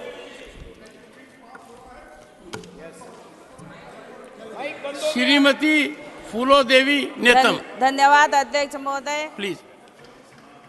धन्यवाद अध्यक्ष महोदय। आज हम महिला आरक्षण बिल पर चर्चा करने के लिए यहाँ पे उपस्थित हुए हैं। हमारी पार्टी के ओर से इस बिल का समर्थन करने के लिए मैं खड़ी हुई हूँ। अध्यक्ष महोदय, यह विधेयक संविधान 128वां संशोधन विधेयक 2023 है और प्रधानमंत्री जी ने लोकसभा में इस बिल का नाम नारी शक्ति वंदन अधिनियम बताया है। महोदय, महिला आरक्षण इस बिल ये विधेयक पूर्व प्रधानमंत्री श्री राजीव गांधी जी का सपना था। स्थानीय निकायों में महिलाओं की भागीदारी तय करने वाला संविधान संशोधन विधेयक हमारे राजीव गांधी जी लेकर आए थे। पूर्व प्रधानमंत्री श्री पी.वी. नरसिम्हा राव जी के नेतृत्व वाली कांग्रेस की सरकार ने इस प्रस्ताव को पारित करवाया, जिसके चलते आज देश में 15 लाख महिलाएं चुनी हुई महिला नेत्री हैं। आदरणीय महोदय, 2010 में डॉक्टर मनमोहन सिंह जी के नेतृत्व वाली कांग्रेस की सरकार ने महिला आरक्षण बिल को राज्यसभा में पारित करवाया। उसके बाद विपक्ष में रहते हुए सामने वाले लोग आज जो बड़ी बड़ी बातें कर रहे हैं, उनके चलते लोकसभा में ये प्रस्तुत नहीं हो पाया। महोदय, आदरणीय सोनिया गांधी जी ने पत्र लिखा, आदरणीय राहुल गांधी जी ने पत्र लिखा कि हम विपक्ष में हैं, ये महिला आरक्षण बिल को पारित किया जाए, हम आपके साथ हैं। उन्होंने हमेशा महिलाओं की बात की, महिलाओं को न्याय दिलाने की बात की, महिलाओं को अधिकार दिलाने की बात की। 9 साल बाद महिला आरक्षण बिल सरकार ने सुध ली है। देर आए दुरुस्त आए, अभी भी टाइम है, विपक्ष पूरे आपके साथ है। आज इस बिल का समर्थन देने के लिए हम खड़े हुए हैं। सोनिया गांधी जी ने हमेशा महिलाओं को आगे बढ़ाने का काम किया है। निश्चित तौर पर अध्यक्ष महोदय, मैं बस्तर से आती हूँ और घोर नक्सली क्षेत्र से आती हूँ। कहीं ना कहीं मैं पंचायती राज से जनपद अध्यक्ष के रूप में, जिला पंचायत अध्यक्ष के रूप में और विधायक से लेकर आज राज्यसभा के इस सफर के दौर में यहाँ पे आई हुई। ये पंचायती राज की बदौलत, ये राजीव गांधी जी के देन है, ये हमारे पूर्वजों, हमारे नेताओं की देन है, जो महिलाएं आगे आई हैं। आज राजनीति स्तर पे, सामाजिक स्तर पे और विकास की दृष्टिकोण से हर जगह महिलाएं आगे आई हुई हैं। आज आपके सामने महिलाओं के हक दिलाने की बात कर रही हूँ।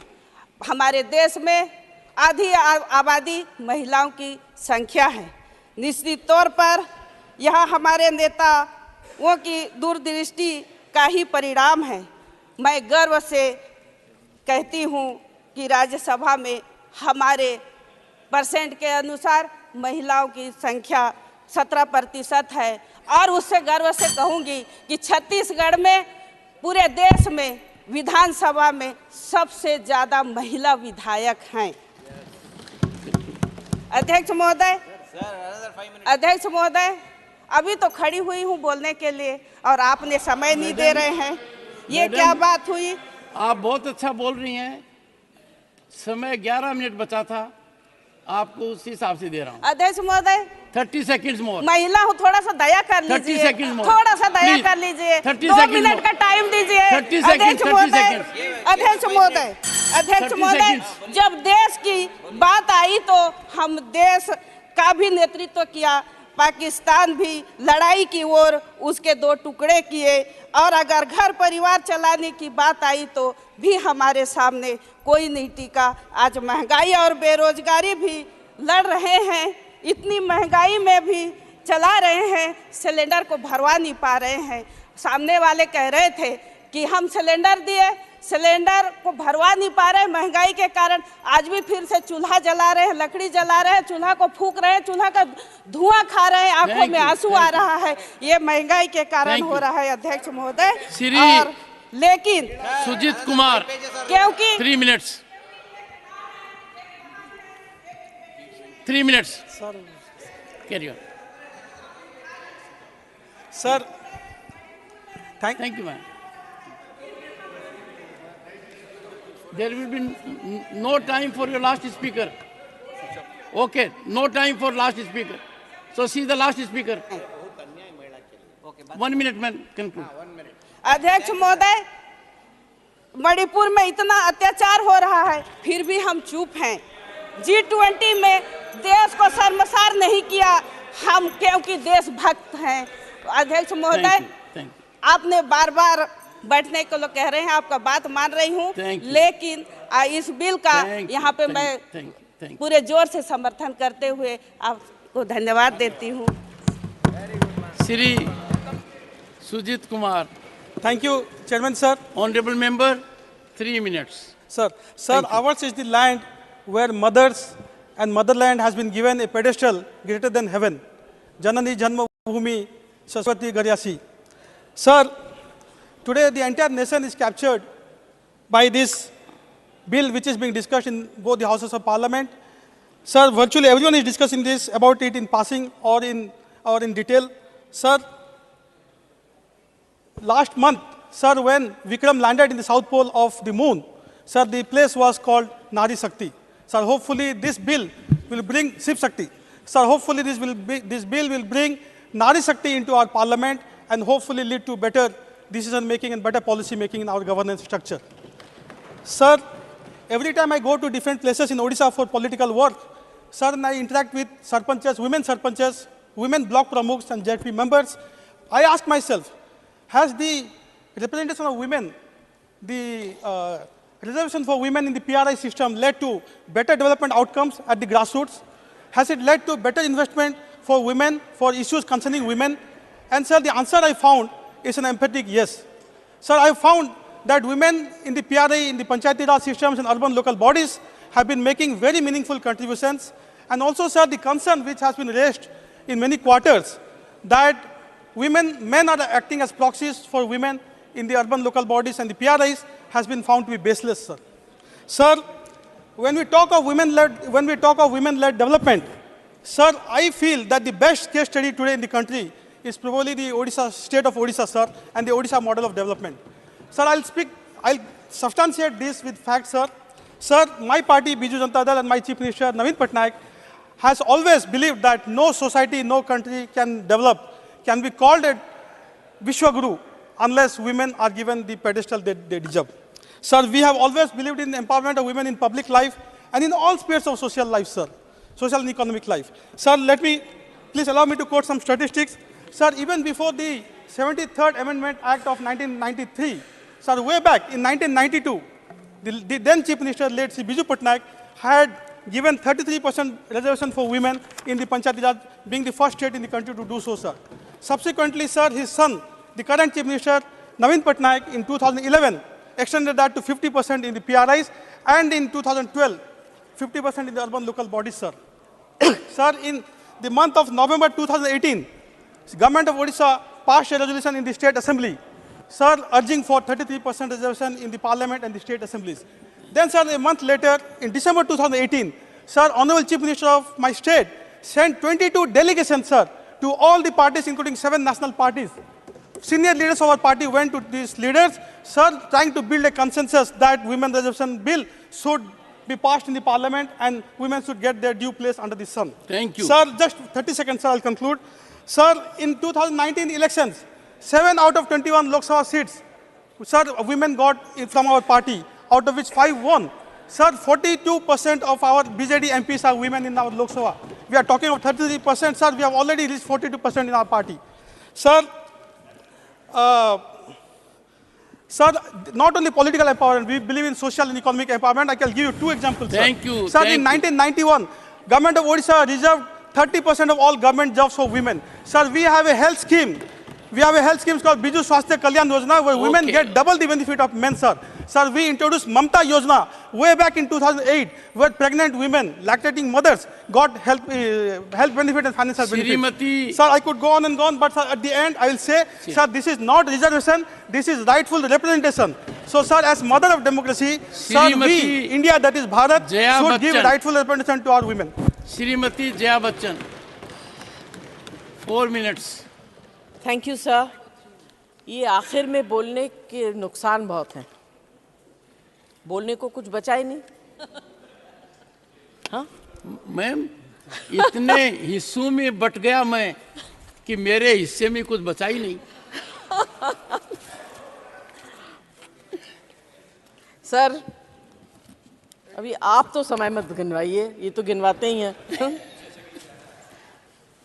सर, सबसे पहले मैं चेयर को धन्यवाद दूंगी कि आज आपने महिलाओं को इतना महत्व दिया, उनको कुर्सी में बैठने की मौका दिया। मुझे भी नहीं दिया। अच्छा, मैं sir, I hope this is not cosmetic. This parampara will be carried on and remain. नहीं तो आपको ये हाउस की महिलाएं सब प्लास्टिक सर्जन कहेंगे. I know their firepower. Huh? I know your firepower.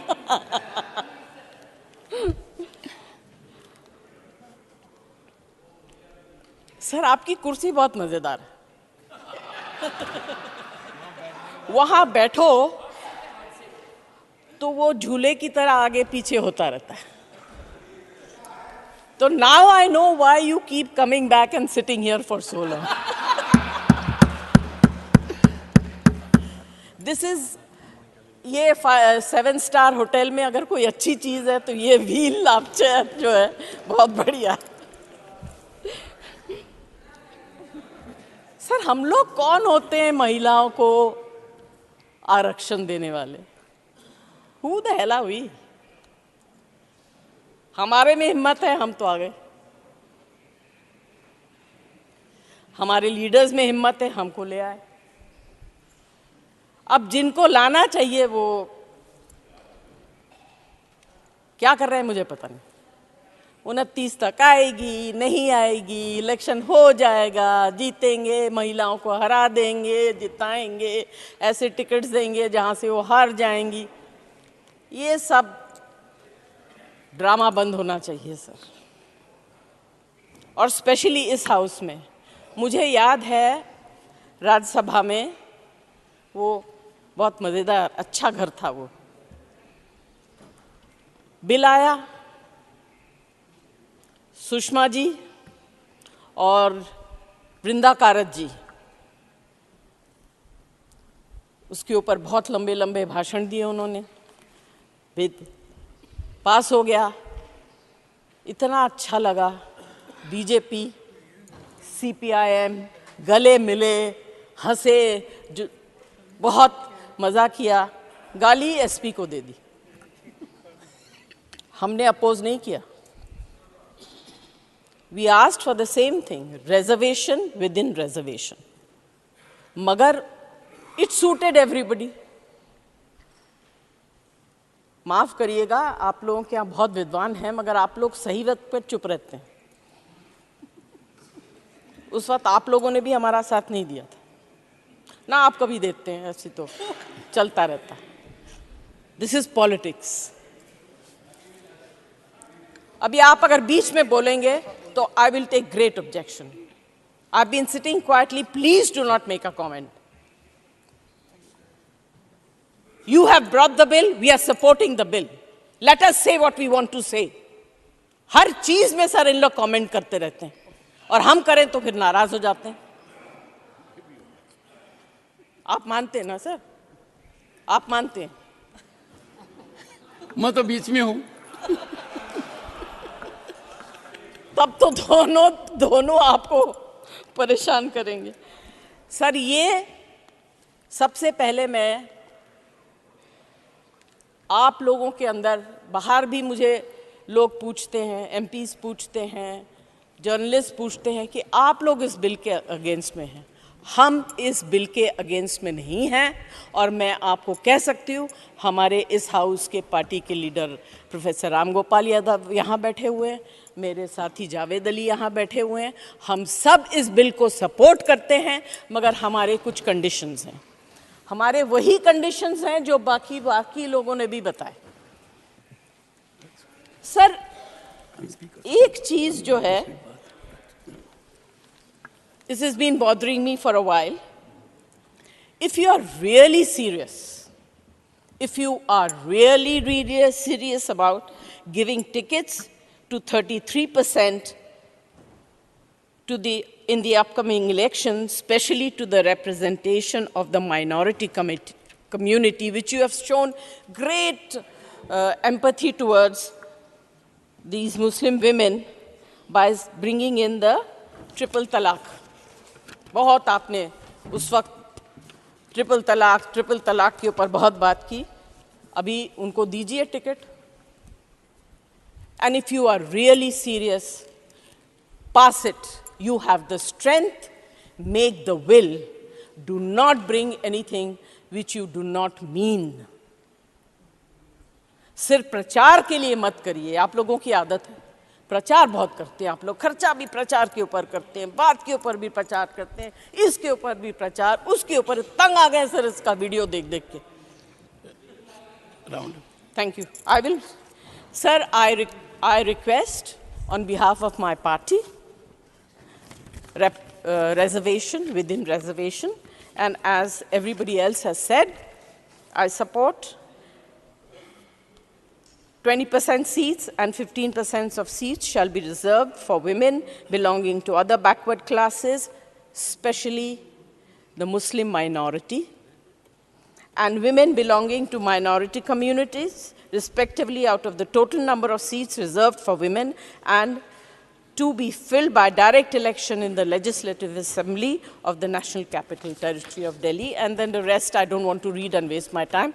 I'd rather give this time to somebody else who has to speak after me. Thank you very much, sir, and thank you very much for giving me the opportunity to sit there on the rocking chair.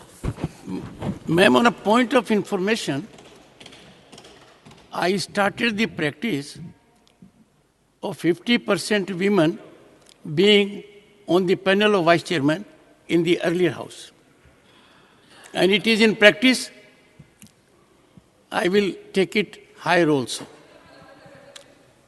Jayant Chaudhary. Yes, leader of there. Reservation के लिए आपके पास आना पड़ेगा sir. मैं तो अपने घर में वैसे भी माइनॉरिटी में हूं। जयंत चौधरी। धन्यवाद अध्यक्ष जी। आज मैं देश की नारी शक्ति के सम्मान में और उनका सहयोग करने, उनके पक्ष में समर्थन देने के लिए खड़ा हुआ हूँ। हमारे देश में महिलाएं अलग अलग रूप में दिखती हैं, घर के अंदर, घर के बाहर, खेत में मजदूरी भी करती हैं, खेती भी करती हैं, उद्यमी भी हैं, व्यापारी भी हैं, रोजगार ले भी रही हैं, रोजगार दे भी रही हैं, छात्र भी हैं, वैज्ञानिक भी हैं, एस्ट्रोनॉट भी हैं, खिलाड़ी भी हैं। और राजनीतिक व्यवस्था की बुनियाद से लेकर ग्राम पंचायत से लेकर ब्लॉक तक, जिले तक, हर स्तर पे आपको उनकी संख्या बढ़ती दिख रही है। लेकिन ये कटु सत्य है कि विधान पालिकाओं में जो संख्या उनकी होनी चाहिए थी, जो तादाद होनी चाहिए थी, वो आज तक बन नहीं पाई। और इसलिए आरक्षण जैसे अफर्मेटिव एक्शन को लेकर आज हम सब लोग मिलकर पूरा जोर लगाने के लिए तैयार हैं। आज के दिन मैं चौधरी चरण सिंह जी को याद करता हूँ। बड़ी बड़ी राजनीतिक सभाओं में वे ग्रामीण क्षेत्रों में दुर्लभ शौच की व्यवस्था पे भाषण दिया करते थे और प्रकाश डालते थे। आज जातियों में इतने तनाव के कारण लज्जा और शर्म को बहाना बनाकर अगर उन पे बोझ ज़्यादा लगाया जाता है, तो शहरों में भी, मध्यम वर्ग में, बहुत बड़े बड़े संभ्रांत परिवारों में भी घर की महिलाएं खाना बना रही हैं, बाहर वालों को, घर वालों को पहले खाना खिलाती हैं, उसके बाद सबसे आखिर में वो खाती हैं, चाहे वो गर्भवती भी हों। और आप समझ सकते हैं कि अगर माँ आखिर में अपने पोषण का ध्यान रखेगी, उसका प्रभाव आने वाली पीढ़ी पे पड़ता है। और इसलिए गुजरात से भी ताज्जुब करने वाले आंकड़े आते हैं, बहुत निराश करने वाले आंकड़े आते हैं जब कुपोषण की हम बात करते हैं। महिलाओं के खिलाफ अपराध नहीं रुक रहे, लाख प्रयासों के बाद नहीं रुक पा रहे। ये हैवानियत क्यों है? उन्नाव हो, कठुआ हो, हाथरस हो, मणिपुर हो, महिला जो हमारी खिलाड़ियां थीं, कितना अत्याचार चुपचाप सहेंगे। अच्छा होता कि आज ट्रेजरी बेंचेस से जो आवाज निकल रही है, उस समय भी आपको उनके पक्ष में बात रखनी चाहिए। मैं मानता हूं कि इन चीजों का समाधान तब होगा जब हम जैसे लोगों की संख्या ऐसे सदनों में कम होगी और महिलाओं को खुद एजेंसी मिलेगी और खुद अपने नेतृत्व को आगे बढ़ने का मौका महिलाओं को as a voter, as a supporter and as a leader मिलेगा। और इसलिए मैं इस बिल का समर्थन करता हूं। बिल के लिए संबंध में दो ही सवाल है मेरे। नंबर 1, आप ही की प्रक्रिया को अगर हम फॉलो करते हैं तो 10 साल तो कहीं नहीं गए। तो जो चीज 2034 तक शायद आनी है, उसके लिए ये जल्दबाजी क्यों? स्पेशल सेशन होगा, पहले बताया नहीं जाएगा क्या बिल है, उसके बाद जल्दबाजी में ये लो बिल और पास करो। क्या मजबूरी है? विंटर सेशन में भी ला सकते थे। कल गृह मंत्री अमित शाह जी ने लोकसभा में कहा कि हम ये जो आयोग बना रहे हैं, परिसीमन आयोग, ये जन सुनवाई करेगा। क्या महिलाओं को आरक्षण देने के लिए हमें जनसंख्या तलाशनी पड़ेगी, जिले जिले में जन सुनवाई करनी पड़ेगी? क्या आज भी महिलाओं को आगे आके गवाही देनी पड़ेगी कि हमें आरक्षण दो, फिर दोबारा मांग उठानी पड़ेगी, फिर दोबारा विरोध झेलना पड़ेगा? तो इसलिए परिसीमन आयोग की कहीं कोई आवश्यकता नहीं है। और मैं सवाल पूछता हूं कि जो माननीय देश के प्रधानमंत्री स्वर्गीय अटल बिहारी वाजपेयी जी के समय जो कानून आया था, जो प्रस्ताव आया था, जो प्रक्रिया थी, उस प्रक्रिया में क्या कमियां थी? बाकी आगे पीछे जो प्रस्ताव थे उन्हें भूल जाइए, आप वाजपेयी जी को क्यों भूल गए? तो सीधी बात है, लोग समझ गए हैं कि ये रोड़ा तैयार किया जा रहा है, ये अड़चनें तैयार की जा रही हैं। नीति तो ठीक हो सकती है, नीयत में कुछ खोट। आपने धूम पिक्चर देखी, उसके बाद धूम 2 आई, मुन्ना भाई आई, फिर आई लगे रहो मुन्ना भाई। कई बार होता है ना, पार्ट 1 पार्ट 2, उसी तरह से अच्छे दिन आई थे, अच्छे दिन आएंगे। लोग समझ गए अच्छे दिन आएंगे पार्ट 2 है और कुछ है नहीं, करें आपका और कुछ नहीं। 2022 तक महोदय, 2022 तक देश के हर गरीब को छत मिल जानी थी, किसान की आय दुगनी होनी थी, 100 स्मार्ट शहर बनने थे। फिर कहा चिंता मत करो, अमृतकाल है, रुक जाओ। आज कल और परसों का हिसाब दीजिए, आज महिलाएं इंतजार क्यों करें बताइए? अगले चुनाव में आरक्षण क्यों नहीं दिया ये बताइए? ये सवाल सबके मन में है। और संत कबीर जी का एक दोहा दोहराता हूं कि आज कल काल करे सो आज कर, और आज करे सो अब, पल में प्रलय होगी, बहुरे करेगा कब। धन्यवाद। माननीय सदस्य घनश्याम तिवारी जी। माननीय सभापति महोदय, आज मुझे प्रसन्नता इस बात की है कि संपूर्ण सदन में एक बात पर तो सहमति है कि सभी महिलाओं को आरक्षण दिया जाए, लेकिन थोड़ा थोड़ा रौनक बनी रहे, इसलिए थोड़ी थोड़ी बातें बीच में आ जाती है। लेकिन फिर भी हमारे लोकतंत्र का ये सौभाग्य है कि आज हम सब लोग एक बात को मानकर चलते हैं। एक प्रश्न यहाँ बार बार उठाया गया सभापति कि ये स्पेशल सत्र क्यों बुलाया गया, अरे बिल आज क्यों रखा गया? मैं जानकारी के लिए बताना चाहता हूँ कि सदन में प्रवेश करने के लिए गणेश चतुर्थी से अच्छा कोई अवसर नहीं हो सकता था, इसलिए सदन बुलाया गया। और चतुर्थी की सृष्टि हिंदू संवत्सर के अनुसार सृष्टि का उत्पन्न होने का दिन है, और चतुर्थी सबसे बड़ी तिथि मानी जाती है, इसलिए उस दिन इस सदन में प्रवेश किया गया कि नई सृष्टि का प्रारंभ हो भारत के लोकतंत्र में, और 2047 तक हम विकसित राष्ट्रीय सदन के माध्यम से बने, इसलिए किया गया। अब दूसरा, मैं एक बात और निवेदन करना चाहता हूं कि ये बिल इसमें क्यों लाया गया? वो इसलिए लाया गया कि पंचमी की तिथि जो है वो ऋषि पंचमी होती है, और ऋषि पंचमी के दिन ऋषियों की पूजा के साथ साथ एक संकल्प होता है, जिस संकल्प का नाम है हेमाद्रि संकल्प, मतलब स्वर्ण संकल्प। तो प्रधानमंत्री मोदी जी ने ये स्वर्ण संकल्प लिया है कि इतनी बार ये बिल पास नहीं हुआ, रुक गया, लेकिन ऋषि पंचमी के दिन हम संकल्प ले रहे हैं कि अब ये आरक्षण दिलाकर ही रहेंगे, इसलिए ये काम किया गया। तो ये चतुर्थी और पंचमी के जो दिन थे वे दोनों महत्वपूर्ण दिन थे, इसलिए सदन का ये बुलाया गया। पहला तो मैं कहना चाहता हूँ। दूसरी बात मैं निवेदन करना चाहता हूँ, ठीक है ना सर? दूसरी बात मैं निवेदन करना चाहता हूँ कि बार बार एक बात कही है कि ये कल से लागू कर दो, ये परसों से लागू कर दो। भैया रोका किसने? रोका आपने। जब इस बार का डिलिमिटेशन हुआ था, उस डिलिमिटेशन कमीशन का जो राजस्थान के 5 लोग थे उनमें मैं भी मेंबर था, और कुलदीप सिंह जो सुप्रीम कोर्ट के जज थे वो उसके चेयरमैन थे, और इसी संसद ने यह प्रस्ताव पास किया था कि 2026 के पहले डिलिमिटेशन नहीं होगा और 2026 में डिलिमिटेशन होगा। इसलिए डिलिमिटेशन 2026 में हो, ये बिल, ये संविधान संशोधन बिल इस सदन के द्वारा पास किया गया है, इसलिए उसमें होगा। और उसमें यह भी प्रावधान था कि 2021 में जनगणना प्रारंभ होगी और उसके बाद ये काम होगा। अब अमित शाह जी गृह मंत्री हैं, वो इस बिल के पास होने के बाद में जल्दी जनगणना करा लेंगे और जल्दी जनगणना कराकर फिर जल्दी ही डिलिमिटेशन कमीशन बन जाएगा और कमीशन बनकर महिलाओं को आरक्षण मिल जाएगा। ये मैं कहना चाहता हूँ। यहाँ दो बात बार बार कही गई है। एक तो ये कहा गया है कि जी पहले बोल देता, आप कहते तो। दूसरा मैं कहना चाहता हूँ कि ये कहना चाहता हूँ कि हमारे यहाँ पर बार बार वर्णन किया कि बंधन क्यों आया, बंधन क्यों आया।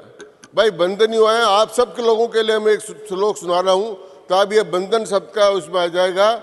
जटाधारी कंठे भुजगपतिहारी पशुपति कपाली भूतेशो भजति जगदी सैक पद्मिम भवानी तत्पाणी ग्रहण परिपाटी फलमिदम। उन्होंने कहा कि तो जटाधारी है, जिसके गले में सांप पड़े हुए हैं, जो भूतों का देवता है, उसको जगदीश बना दिया। क्यों बनाया? शंकराचार्य जी ने कहा भवानी तत्पाणी ग्रहण परिपाटी फलमिदम। हे भवानी, तेरे से इनकी शादी हो गई इसलिए जगदीश बन गए, नहीं तो नहीं बनते। अब आप लोग भी घरों पर जाकर पूछ लेना, यही कह देना कि भाई आप एमपी कैसे बन गए, एमएलए कैसे बन गए, तो कहेंगे कि तेरे से शादी हो गई इसलिए बन गए, और मना कर दिया तो ठीक नहीं होगा। इसलिए ये जो बिल है, तो इसलिए हमने वंदना इसलिए की है कि हम सब जो यहाँ बैठे हुए हैं उस सब में बैठने का कारण यही है। और मुझे लेकिन जो तकलीफ हुई वो हुई कि हमारे केशव वेणुगोपाल जी जो है माननीय सदस्य, वो है तो केरल के, उन्होंने अपनी सीट का त्याग कर दिया राहुल जी के लिए। अब त्याग तो करा केरल में और 5 वर्ष के बजाय 6 वर्ष का समय ले लिया राजस्थान से। अब राजस्थान से आ गए लेकिन मणिपुर की बात कर रहे हैं। लेकिन मैं उनसे कहना चाहता हूं कि राजस्थान में एक कहावत है कि पैर बलते हुए पैरों में लगी आग दिखाई नहीं दे रही है और पहाड़ पर लगी हुई आग दिखाई दे रही है। राजस्थान में आदिवासी महिला को निवस्त्र करके पूरे गांव में घुमाया गया, वो उनको दिखाई नहीं दे रहा है। राजस्थान में गुजरों की एक लड़की को 4 लोगों ने बलात्कार करके भट्टी में जला दिया, वो दिखाई नहीं दे रहा है। इसलिए ये सारा काम करने वाले लोग ये सोचें कि महिला आरक्षण के बिल पर इन बातों को बोलने की आवश्यकता नहीं थी, लेकिन उन्होंने बोला इसलिए मैंने जवाब दिया। लेकिन आज मैं ये बात कहना चाहता हूं कि ये जो बिल आया है, ये बिल, ये सदन का विशेष सत्र, ये सब विशेष पर्पज के लिए आए हैं। वो सारे के सारे काम पूरा होंगे। हम ये आंदोलन चला रहे हैं, महिला सशक्तिकरण है, ये हमारा कोई राजनीतिक मुद्दा नहीं है, हम आंदोलन चला रहे हैं।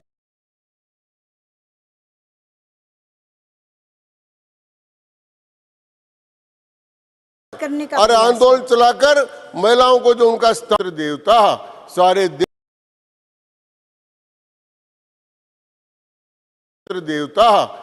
देश में देवताओं का वास हो, इसलिए नारियों की पूजा करके ये नारी वंदन विधेयक लाया गया है। धन्यवाद, बहुत बहुत। माननीय सदस्य अमी याचित। Thank you, madam. I stand here on behalf of my party to support the bill. Madam, I have been hearing the speeches on Women Reservation Bill from none less than ministers and leaders, but I think they have been talking only about the social welfare schemes of the present government, and they have mixed up the issue that this is a matter of right to be given to the women. The social welfare schemes are there to strengthen their social standing in society. The crux of this bill is that women need to have political empowerment. She has to come and sit and give her, she has to participate in decision making. That is not happening. And for that, I think we have to go back and see the journey which Rajiv Gandhi started. And Rajiv Gandhi started why? Because when he went traveling to the rural areas, he saw that here there is absolutely no governance, and that is why the Panchayati Raj institutions were brought. And with that, there was 1/3 reservation for women, because there would be never any easy entry for women in the power corridors. He realized that, and that is why he made a speech in the parliament that women are mothers, grandmothers, daughters, and sisters. But to bring them into the political arena, we need to give them this right. And that is how that law came. And after 20 years, 2.5 decades of the 73rd and the 74th Amendment, we see that there are 40% of the women sarpanchs out of the total 100%, and that was a reply given by the Minister of Panchayati Raj in the Rajya Sabha. Today, that is the situation. Now, what is the spillover effect? When a woman sarpanch sits, she brings to the table her experience, her sensitivity, her participation, and whatever she has experienced as a woman. And that has a spillover effect in the society. And that is where there is a social progress in society.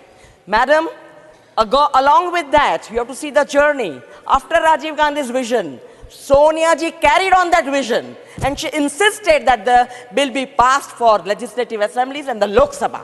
She tried her best. The bill was passed in the Rajya Sabha in 2010.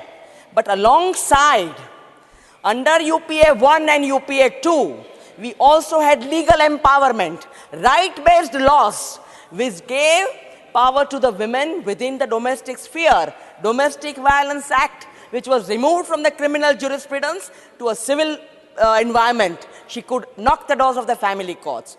Came the law post-Nirbhaya, which was to see that women in public spaces get legal protection. That also is empowerment.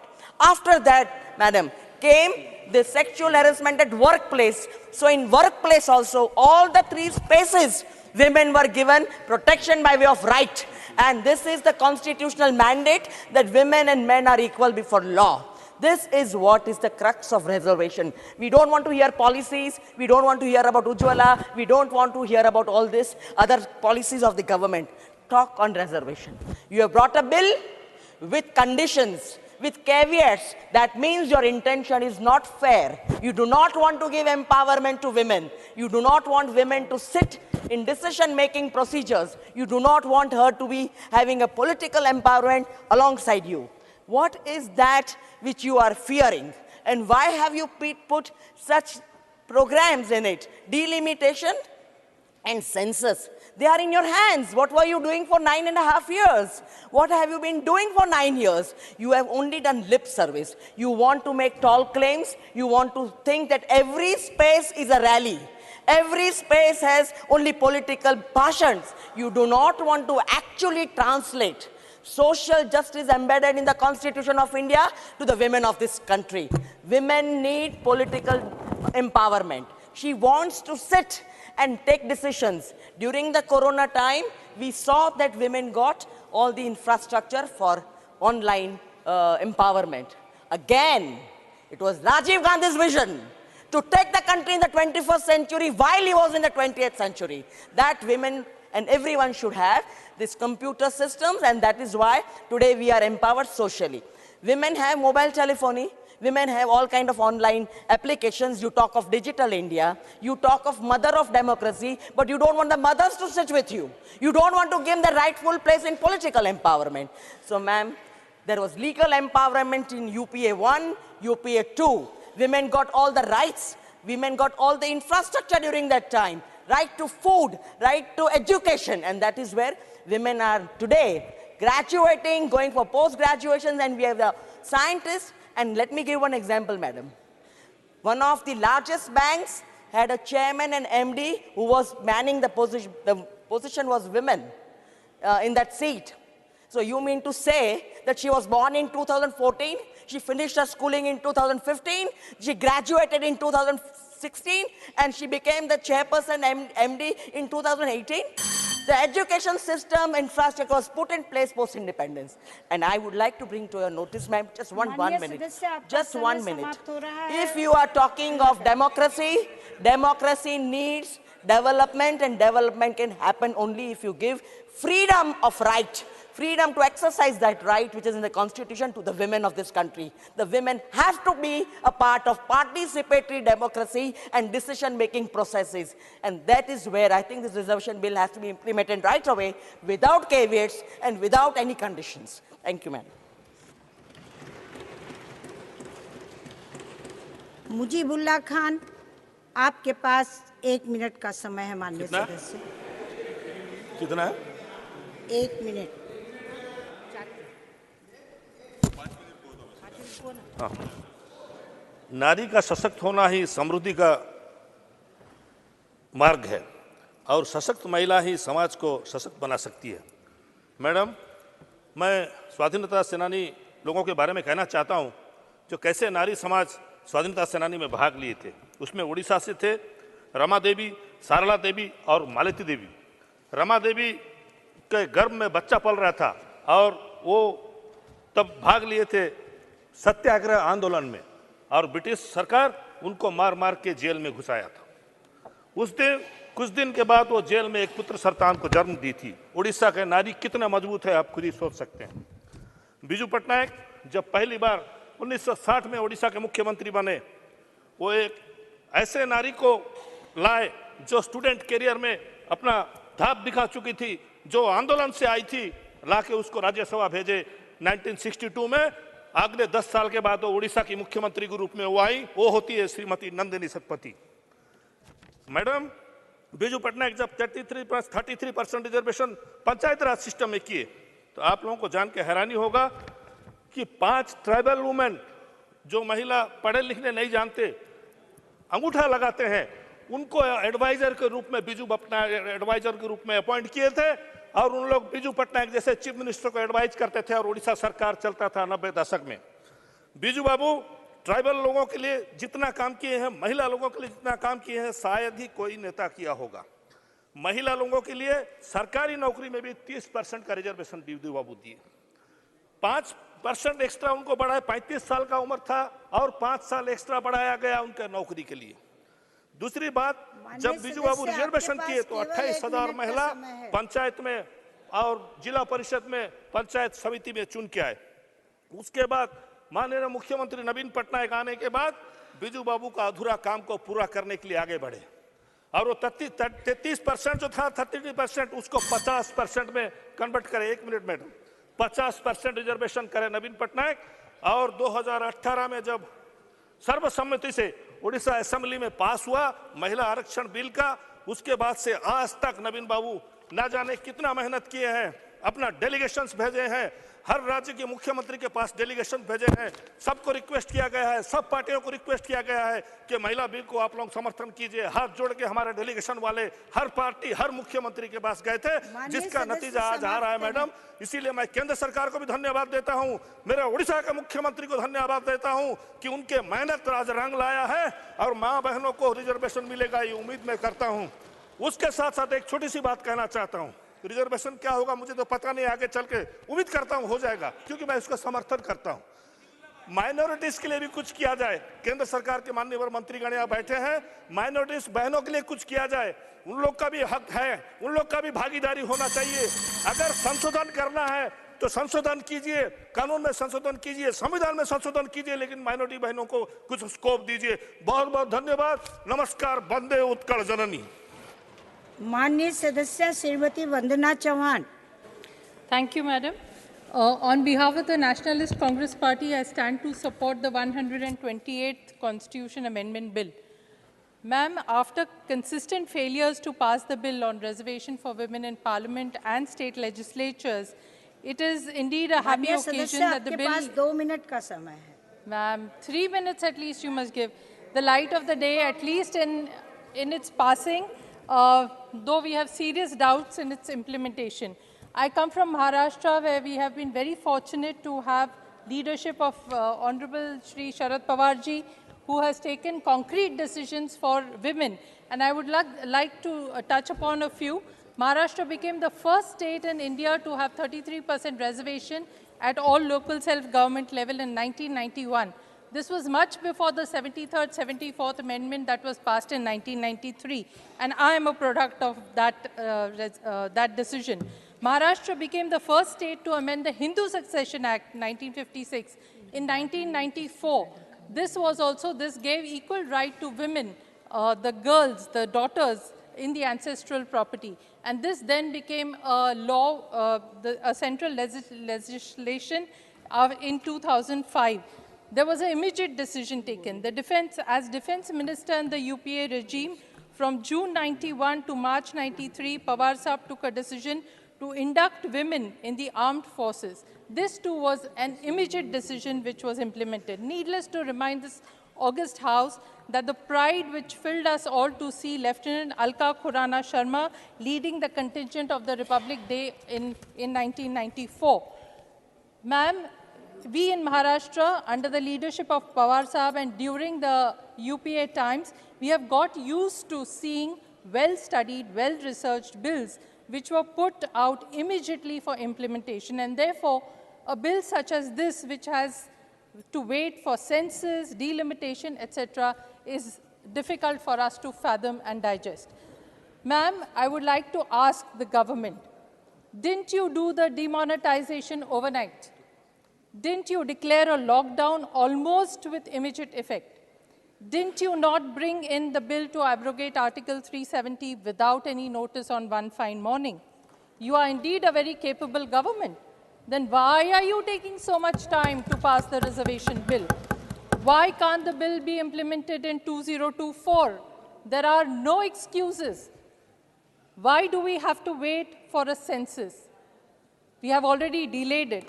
Why do we have to wait for delimitation? We know it's a difficult process because the southern states are going to stand up in arms. They have worked towards reduction of their population and the northern states have not done it. So delimitation is going to be a difficult process. Why do we not want to give reservation in Rajya Sabha and state legislative councils? According to me, ma'am, this bill appears to be intended, to appease the women and girls of this country. Let us face it, this government has not been sensitive to women when they needed their protection. We have not forgotten and will not forget treatment meted out to our women wrestling champions. Release of convicts in the Bilkis Bano case. Ma'am, I've finished. Just 2 lines. Government silence on Hathras, Unnao and Kathua. Inaction on Manipur. In spite of several doubts about the implementation of this bill, for which time will only stand witness, we support the bill and make an appeal to reconsider the bill to make it implementable in 2024. Thank you, ma'am. Thank you. Honorable Abdul Wahab. Thank you. 2 minutes. Madam. How many? 2 minutes, sir. Oh, that's good. Thank you. And first of all, my party, Indian Union Muslim League, support this bill, but not wholeheartedly. We require this one reservation in reservation or quota in quota. But yesterday in the Lok Sabha and all we tried, but we know what will be happening to our demand, what will be happening to our amendment bill. But one thing I can say, caste is a reality. Even in Kerala, I am telling why, even in Kerala, our Devasam Minister, Mr. Radhakrishnan, was telling, I experienced from the temple, being a minister of Devasam, he was not allowed to light in the temple. That is the way it is going on. Even Kerala, then what is the other places and all? And about, Ms. Tiwari was talking about Rajasthan. But what is happening in Madhya Pradesh? What happening in Manipur? Okay, one incident happened, immediately the CM went, Rajasthan CM went there. But so far, our Prime Minister is not looking at it, Manipur and all other places. So what I am trying to tell you, within 2 minutes, what I can tell you is, our party wholeheartedly will not support because of this. We support, we want this one. Because of Rajiv Gandhi, this happened in Panchayati Raj, our ladies, Muslim ladies, they are working in our district in Kerala as district panchayat presidents and all and all. But you being in the center with power, I request once again, consider Muslims not as a what you call just a minority. We are having this much of percentage here. At least consider.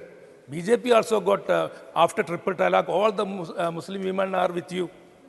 After the triple talaq bill, all Muslims are with you. I have seen ladies coming in buses here today. I don't know who brought them, but they are completely inside and outside New Delhi. That is good. It is Nari Shakti. I give all the respect to Amit Shah ji and the Prime Minister. At least if your niyat, intention is correct, then do one thing, do it first, if at all, because our Nadda ji was telling, it is legally, it is not possible. Okay, if it is so, just see that 33% of the BJP candidates are competing in winnable seats. At the end of the day, we will come here again. We will be here, Rajya Sabha. So, including everywhere, anywhere, I want to see BJP MPs with triple talaq ladies coming here. Time is over, and sir. In future, we hope everywhere it will be happening. Thank you very much, and I support the bill. Thank you. Ms. Indubala Goswami.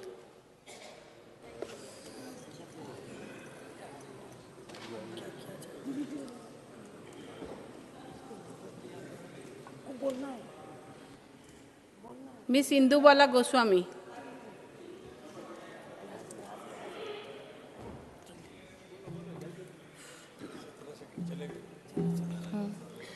Three minutes. कहाँ है यार मेरा?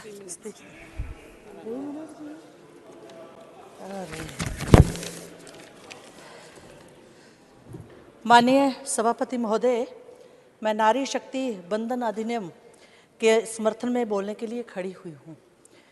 आपने मुझे बोलने का अवसर देकर अनुकंपित किया है, आपका आभार। मैं नारी शक्ति पर एक कविता के माध्यम से अपनी बात रखना चाहती हूँ। मुझको तो सारी धरती की जीवन गाथा दिखती है, भारतीय संस्कार की शुद्ध सुजाता दिखती है। तुमको भारत की बेटी में कमसिन कलियाँ दिखती हैं, मुझको भारत की बेटी में भारत माता दिखती है, मुझको भारत की बेटी में भारत माता दिखती है। महोदया, मेरा कविता सुनाने का तात्पर्य था कि देश में नारी को दुर्गा के रूप में देखा जाता है। जिस देश में कन्या का पूजन दुर्गा शक्ति के रूप में किया जाता है, जिस देश में नारी को सृष्टि की जननी माना जाता है, उस देश में आज़ादी के 75 ईयर्स के बाद लोकसभा में मात्र 14 व राज्यसभा में 12% महिला जनप्रतिनिधि हों। देश की विधानसभा में यह संख्या नगण्य के बराबर हो तो आप सब क्या कहेंगे? और ये भी संभव हुआ है तो हमारे देश के यशस्वी नेतृत्व आदरणीय श्री नरेंद्र मोदी जी के कारण। अगर नारी सृष्टि की जन्मदात्री है, अगर उसके बिना सृष्टि की कल्पना भी नहीं की जा सकती, तो फिर भला नारी कमजोर कैसे हुई? अगर नारी सृष्टि की जन्मदात्री है तो इस सभागार में बैठे हुए लोगों से मैं एक प्रश्न करना चाहती हूँ कि अगर नारी सृष्टि की जन्मदात्री है तो एक मिनट के लिए सोचिए, अगर आपकी माँ की माँ ना होती तो क्या आपकी माँ होती? और अगर आपकी माँ ना होती तो इस सभागार में बैठे हुए चाहे पुरुष हैं चाहे महिला हैं, हम और आप होते क्या? मंदिर में बैठा हुआ, मंदिर में बैठे हुए, मंदिर में विराजित घनश्याम और श्री राम होते क्या अगर उनकी माँ ना होती? फिर क्या कारण रहे कि आज़ादी के 70 वर्षों के से अधिक बीत जाने के बाद भी भारतीय नारी को वह सम्मान नहीं मिला जो उसको मिलना चाहिए था? वह सबला से अबला कैसे हो गई? प्रश्न आप सबके सम्मुख रखती हूँ, इस पर थोड़ा सोचिएगा। लेकिन नारी के अदम्य साहस, क्षमता व बुद्धिमत्ता को पहचान कर उसका समूचे राष्ट्र को एहसास करवाया तो वह देश के माननीय प्रधानमंत्री श्री नरेंद्र मोदी जी ने अपने 9 वर्षों के कार्यकाल में करवाया। भारतीय नारी के लिए अमृत काल खंड का 19 सितंबर का शुभ दिन, जब हमने नए संसद भवन में प्रवेश किया, नए भारत में भोर की नई किरणें लेकर आया है। अमृत काल के इस कालखंड में एक ऐसे भारत का निर्माण हो रहा है जहां समानता व सामाजिक न्याय की बुनियाद मजबूत हो रही है। सबका साथ, सबका विकास, सबका विश्वास और सबके प्रयास के मूल मंत्र पर चलते हुए देश की नारी शक्ति को मात्र आरक्षण देना ही देश के यशस्वी प्रधानमंत्री जी का लक्ष्य नहीं है, बल्कि नारी शक्ति को ससम्मान नेतृत्व व निर्णय प्रक्रिया में पूर्णता भागीदार बनाना भी देश के प्रधानमंत्री जी का ध्येय है। यह इस विधेयक के नाम में ही रेखांकित हो जाता है। महिलाओं के लिए सीटें आरक्षित करने वाले इस विधेयक का नाम पहले महिला आरक्षण विधेयक था, परंतु देश के यशस्वी प्रधानमंत्री मातृशक्ति को केवल आरक्षण ही नहीं बल्कि सम्मान भी देना चाहते थे। इसलिए इस विधेयक का नाम नारी शक्ति बंधन अधिनियम रखना देश के प्रधानमंत्री का देश की नारी शक्ति के प्रति कृतज्ञता को दर्शाता है। नारी उत्थान के लिए बहुत सी योजनाएं चलाई गईं। आप सब ने, जो मेरे पहले वक्ता थे, हमारे राष्ट्रीय अध्यक्ष जी ने इसके बारे में विस्तार से बताया। मेरे पास चूंकि 3 मिनट का टाइम है, उस तरफ से कहा गया कि 9 सालों में आपने क्या किया अपने कार्यकाल के दौरान, लेकिन आपने तो 60 साल से अधिक इस देश पर शासन किया। आपने महिला बिल को लागू क्यों नहीं किया? आपने महिलाओं को वोट बैंक की राजनीति तक ही सीमित क्यों रखा? ताज़ा उदाहरण हिमाचल का मैं देती हूँ। हिमाचल में अभी कांग्रेस सत्ता में आई और वायदा किया महिलाओं से कि 1500 रुपया आपको हर महीने दिया जाएगा। आज 9 महीने हो गए, महिलाएं अपना पर्स खोलकर देखती रहती हैं, लेकिन कांग्रेस के नेताओं से, चाहे वो दिल्ली से लेकर प्रदेश तक, पूछती रहती हैं कि 1500 रुपये कब आएंगे, लेकिन 9 महीने बीतने के बाद भी 1500 रुपये नहीं आए।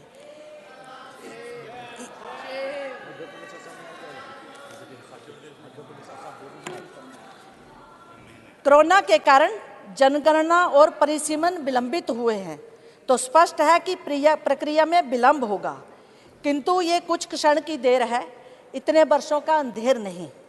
ये अधिनियम उस कर्मशील नेतृत्व की विचारधारा का प्रण है जिसके यहाँ 3 तलाक से बहनों को मुक्ति मिलने का प्रण है, जिसके यहाँ मातृशक्ति को सम्मान, अधिमान और मान मिलता है। महिलाएं मान्यवर परंपराओं के जाल काटने के लिए बहुत लगन, ध्येय और सहनशीलता की आवश्यकता होती है। इसलिए कहा है कि रिवायतें की सफ़े सबसे कट नहीं सकती, कई बरस में कोई एक जाल काटता है। महिला आरक्षण विधेयक पर 27 वर्षों के मौन का जाल, राजनीतिक दलों के गलियारों में इस विधेयक पर पसरे अंधेरे का जाल जिस व्यक्ति ने काटा, उन्हें केवल भारत ही नहीं, समूचा विश्व, भारत की नारी ही नहीं, पूरी सृष्टि की मातृशक्ति आदरणीय नरेंद्र मोदी जी के नाम से जानती है और आने वाले समय में जानेगी। अब इस देश की महिलाएं लोकतंत्र के इस शीर्षतम मंदिर और विधानसभाओं में 33% महिलाओं को देखेंगी। ये देश के इतिहास का सबसे निर्णायक मोड़ है। अब नेतृत्व करने का अवसर है, और ये अवसर देकर इतिहास किसने बनाया? आदरणीय प्रधानमंत्री श्री नरेंद्र मोदी जी ने। आज ये मार्ग प्रशस्त हुआ है, इसे जल्दी लागू करने की बात की जा रही है। इसमें जातिगण आरक्षण ना होने के कारण इसे अपूर्ण बताया जा रहा है, लेकिन आप इंतजार करिए, चिंता करने की जरूरत नहीं। ये प्रधानमंत्री जी का मातृशक्ति को वायदा है 33% का, और देश की मातृशक्ति को पूरा विश्वास है कि मोदी है तो मुमकिन है, मोदी है तो मुमकिन है। मैं उस देश की मातृशक्ति बेटियों के चेहरे पर छाए उल्लास को पढ़ सकती हूँ। मैं उनकी उम्मीदों के तेज को देख सकती हूँ। इस बड़ी पहल और बड़े साहस के लिए पुनः माननीय प्रधानमंत्री जी का आभार व्यक्त करती हूँ और इस विधेयक का स्वागत करती हूँ, समर्थन करती हूँ। धन्यवाद।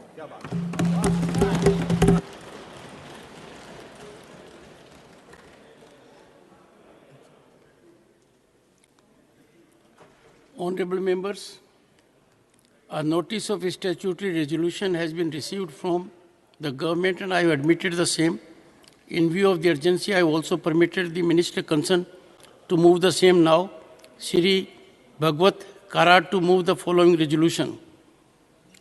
In pursuance of Section 8 of Custom Tariff Act 1975, this House hereby approves of notification number 47/2023- Customs dated 19th August 2023, dated 19th August 2023, which seeks to amend the second schedule of the Customs Tariff Act in order to levy export duty on export of onions falling under HS code 070310.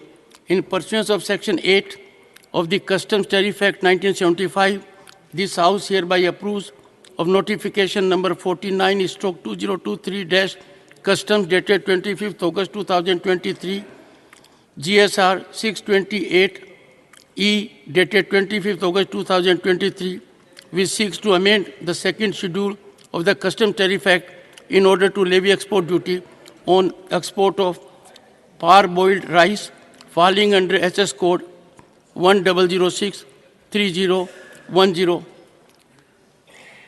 Resolution. Sir, on behalf of my senior colleague, Srimati Nirmala Sitaraman ji, I rise to move the resolution. Resolution moved. I shall now put the statutory resolution moved by the minister to vote. The question is, those in favor will please say aye. Aye. Those against will please say no. I think the ayes have it, the ayes have it, the ayes have it. The resolutions are adopted. That the resolution be passed. Okay.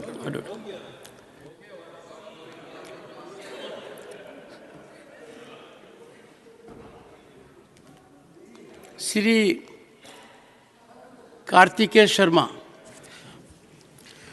Thank you, Honorable Chairman, sir, for giving me this opportunity. While it is the maiden speech, I understand, of the Honorable Member, but given the time constraint, I am sure he will use his discretion.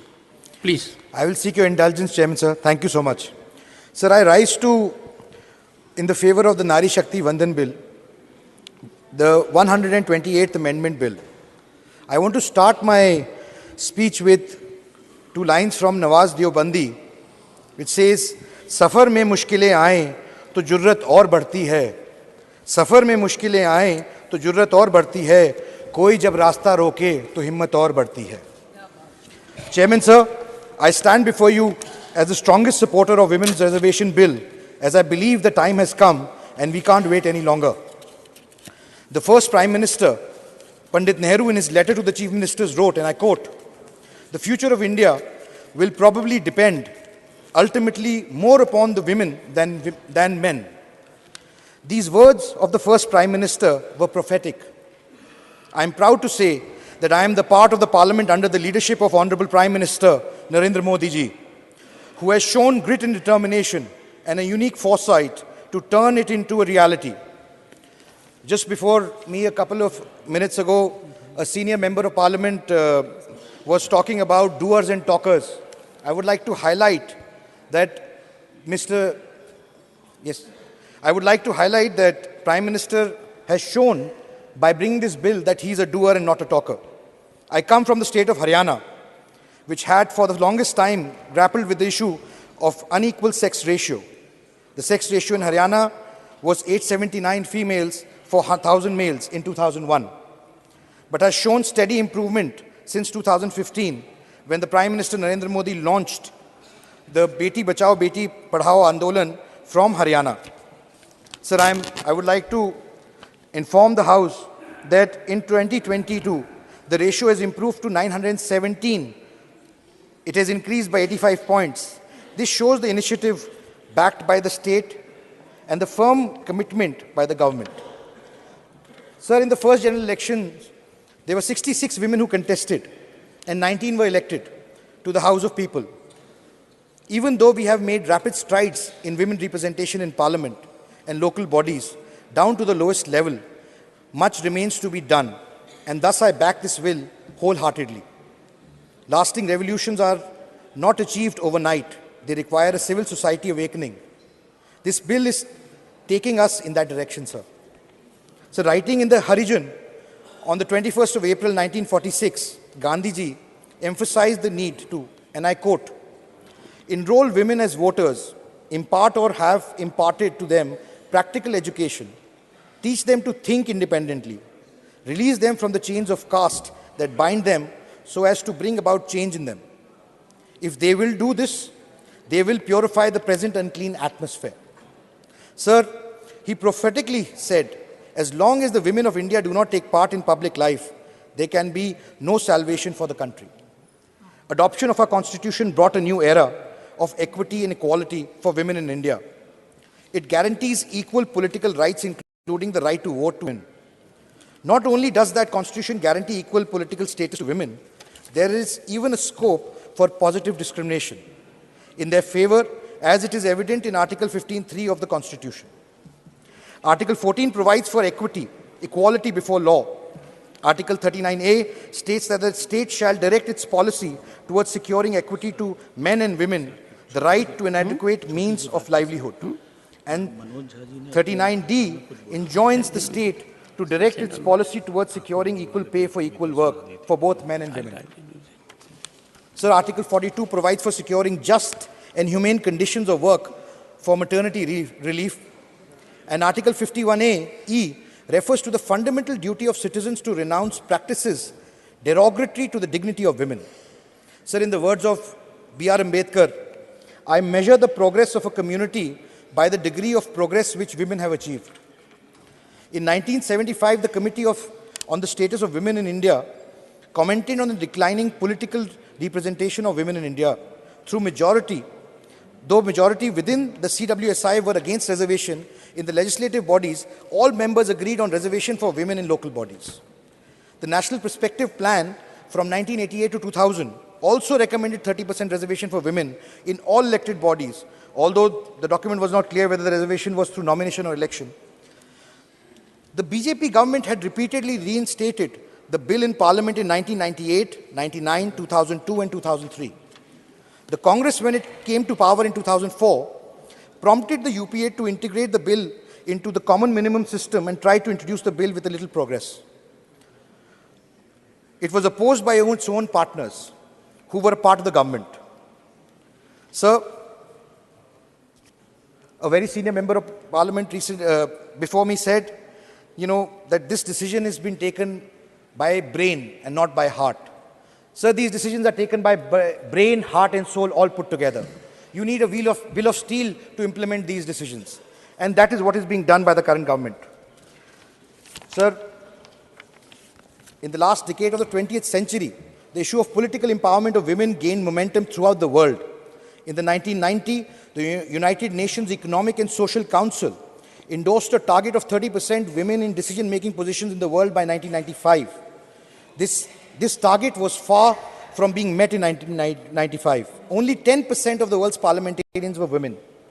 Back home, in the Rajya Sabha, we have 31 women MPs, whereas in the Lok Sabha, we have 82 women MPs.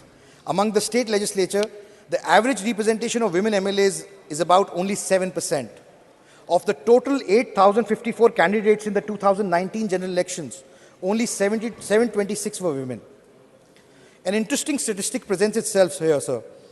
While almost 11% of the women contestants were successfully elected as MPs, only 6% of men could be successful. When it comes to trusting their future, voters trust women candidates more than they trust men. Not only do women make for winning candidates, but as candidates they spur greater economic growth. An academic paper by the United Nations University World Institute for Development Economics Research in 2015 studied the impact of women politicians on economic performance in the state legislative assemblies. The researchers examined data for 4,265 state assembly constituencies for the 1992 to 2012 period, using night luminosity as a measure of economic performance. The paper estimated women legislators raised luminosity growth in their constituencies by about 15 percentage points per annum more than that of male legislators. They were also found to be far more effective at completing road projects and hence creating infrastructure for growth. Sir, I got to hear some speeches from the honorable members of the Lok Sabha yesterday, where some mentioned why the government took so long to introduce the bill. Why wasn't it introduced earlier? Sir, it is important to understand. In 2014, the challenges before this government were many. Women had the right to vote, but no toilets, no gas connections, no access to equal opportunities, and very little representation. One of the most celebrated campaigns of the Honorable Prime Minister Modi and this government, the Swachh Bharat mission, was launched with the idea of building toilets. It was done with an effort to restore the dignity and privacy of women. Some people complained toilets have been built, but there was irregular supply of water, no water. I would like to say to them, be patient. Such a mammoth campaign are bound to come with some learnings and challenges. Today, most of them have regular water supply. Sir, I am a positive person. I am an optimist, not a pessimist. And I believe in the positivity and the power of change. Soon after people complained, women in rural India were still cooking food with cow dung cakes or wood, leading to health hazards. Today, almost all homes have gas connections. It is important to understand the change has not happened overnight. It requires assistance of society and change in the mindset. Sir, in the words of Victor Hugo, no one can stop an idea whose time has come. Sir, the idea of women's reservation has come, and no one can stop it. As the Honorable Prime Minister said, the country can't wait anymore. So research has shown that when women are empowered, the entire nation is empowered. And women legislators are more. Sir, I will seek your indulgence to just complete my maiden speech, sir. Sir, I thought I would mention some of the top women leaders, scientists, engineers, businesswomen, social workers at the end of my speech. But I was writing their names and I got a feeling that being a successful female leader in the field cannot be their identity. For they have outgrown their genders. In a male-dominated world, they are not successful because they are women. They are successful despite of it. It is our narrow lens that we see them in gendered roles. It is our shortcoming that we see their gender first before we see their capabilities and their talent. It is the men who need to change their view and start treating them as equal colleagues. Sir, I would like to express my heartfelt gratitude to the Honorable Prime Minister, who has been able to reorganize, bring on track this bill which had been derailed for the longest time. And in a time where the whole world is going through difficult times, whether it's climate change, hostile nations, income inequalities, only the healing and caring touch of a mother can save humanity from falling further down. Sir, discuss as much as we may, debate, fight, shout, do whatever. But the bottom line is that such a provision cannot wait any longer. It is our need. Sir, I would like to finish my speech with a few lines from the famous poet Dushyant Kumar. हो गई है पीर पर्वत सी, हो गई है पीर पर्वत सी, पिघलनी चाहिए, इस हिमालय से भी कोई गंगा निकलनी चाहिए. हो गई है पीर पर्वत सी, पिघलनी चाहिए, इस हिमालय से भी कोई गंगा निकलनी चाहिए. सिर्फ हंगामा खड़ा करना मेरा मकसद नहीं, मेरी कोशिश है कि सूरत बदलनी चाहिए. धन्यवाद. Sir, I only want to say that let us come together and change the picture of the Indian polity. Let us unanimously support the bill. Otherwise, when history is written, people who are standing on the other side will not be judged kindly. Thank you so much, sir. धन्यवाद माननीय कार्तिकेय शर्मा जी. माननीय श्रीमती कांता करदम जी.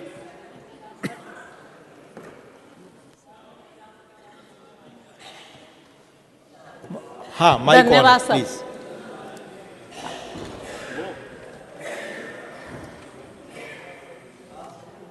जी माननीय महोदय, नारी शक्ति वंदन अधिनियम यानी महिला आरक्षण बिल ऐतिहासिक और क्रांतिकारी बिल है जो हमारी सरकार, हमारे दूरदर्शी और यशस्वी प्रधानमंत्री जी नरेंद्र मोदी जी के कुशल नेतृत्व में ये आज पास होना है।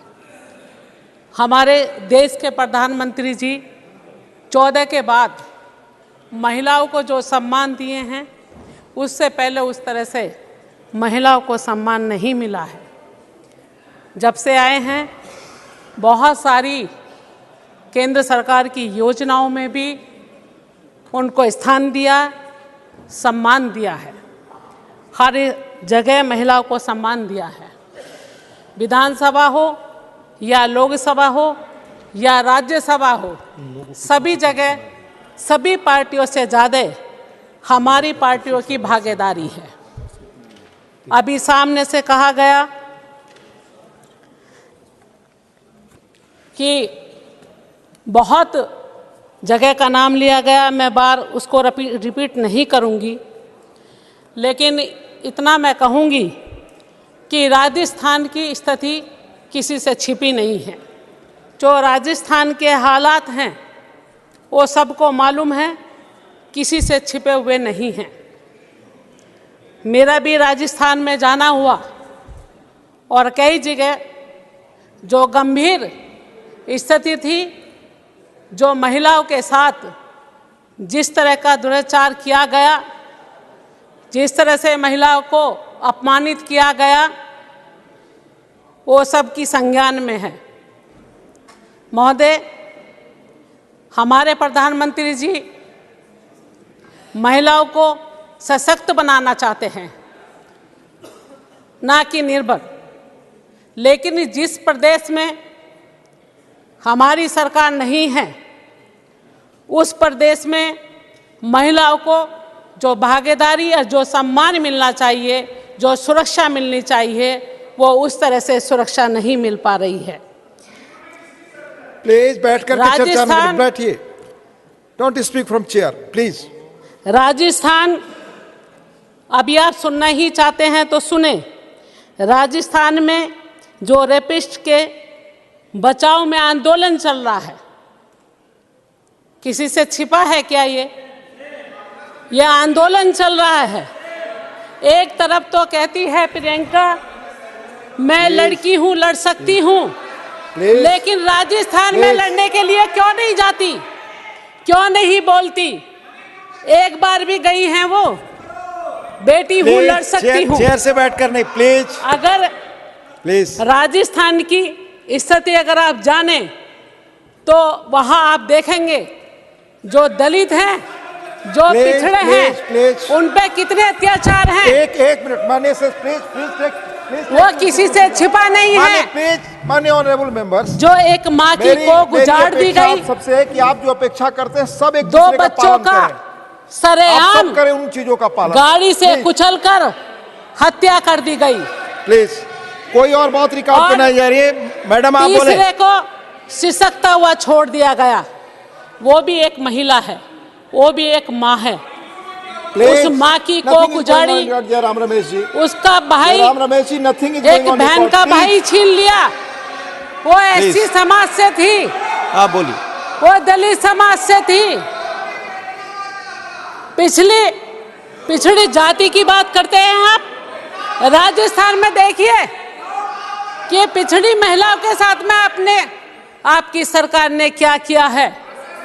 यहाँ आपने देखा कि गैंग रेप के बाद महिला को जलाकर मार दिया गया, भट्टी में डाल दिया गया, झोंक दिया गया। वो किसी से छिपा नहीं है। माननीय सारे सदस्यों से आग्रह, प्लीज अपने चेयर पर बैठकर बात न करें प्लीज।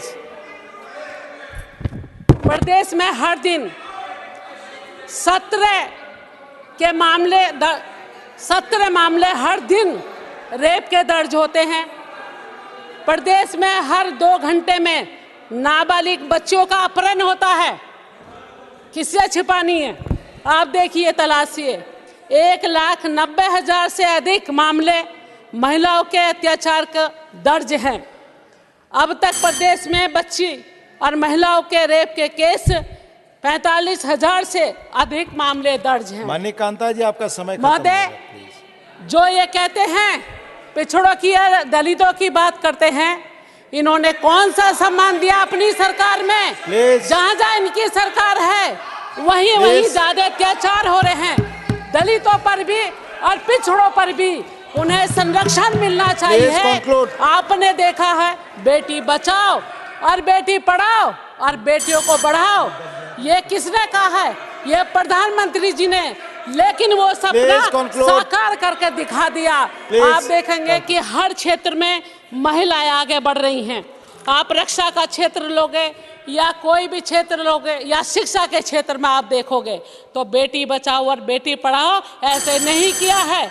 आप देखेंगे कि समान। माननीय कांता जी, मैं दूसरे स्पीकर को बुलाऊंगा। बेटी और बेटे में आज कोई फर्क नहीं। Please 1 minute. नहीं, प्लीज, आपका समय खत्म हो चुका है। Please please. आप ये देखिए कि बाबा साहब भीमराव अम्बेडकर जी का सपना था हर घर की महिलाएं शिक्षित बने।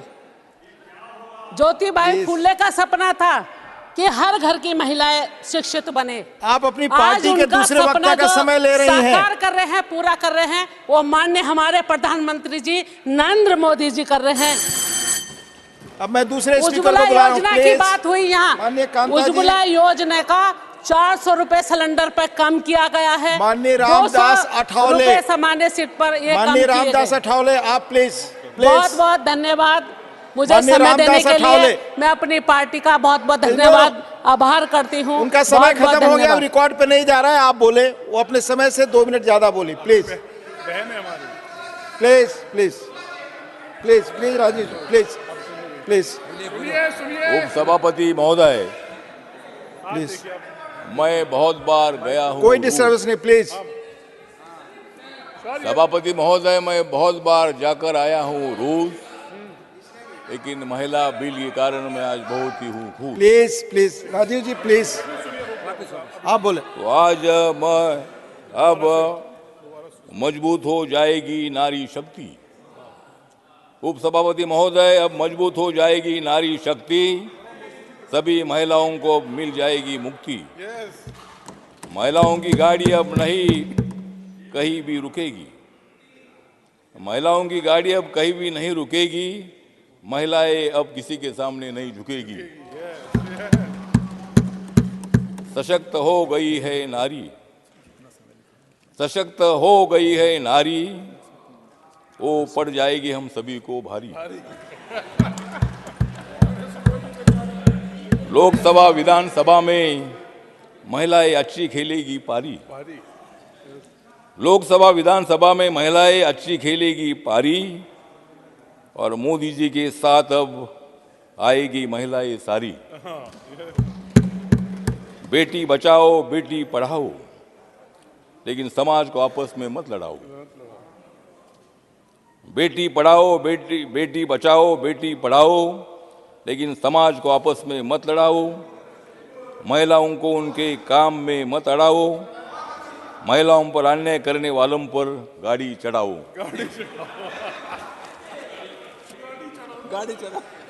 मोदी है तो मुमकिन है। मोदी है तो मुमकिन है, मोदी नहीं तो मुमकिन नहीं। मोदी है तो विकास है, मोदी नहीं तो विकास नहीं। मोदी है इसलिए नया संसद भवन है। मोदी है इसलिए नया संसद भवन है, मोदी नहीं तो नया संसद भवन नहीं। मोदी है तो G20 की अध्यक्षता है, लेकिन मोदी नहीं तो अध्यक्षता नहीं। मोदी है तो सामाजिक न्याय है। You are not allowed to speak, please. Modi है तो सामाजिक न्याय है, मोदी नहीं तो सामाजिक न्याय नहीं। Please please take your seat. Do not please, आप बोलो। हाँ, उप सभापति महोदय, महिला बिल का समर्थन में मैं यहाँ खड़ा हूँ। महिला बिल का समर्थन में मैं यहाँ खड़ा हूँ, क्योंकि मैं कई साल महिलाओं के लिए लड़ा हूँ। मोदी जी का ये निर्णय बहुत आपका समय खत्म हो रहा है। आप मोदी जी का ये निर्णय बहुत ही माननीय बड़ा ठावले है। जी, कंक्लूड, इसलिए समय मैं खत्म आपके हो रहा सामने है। खड़ा हूं। समय खत्म हो रहा है आपका, प्लीज। समय खत्म हो रहा है, प्लीज मैंने मुझे और कंक्लूड। बोलना है ना।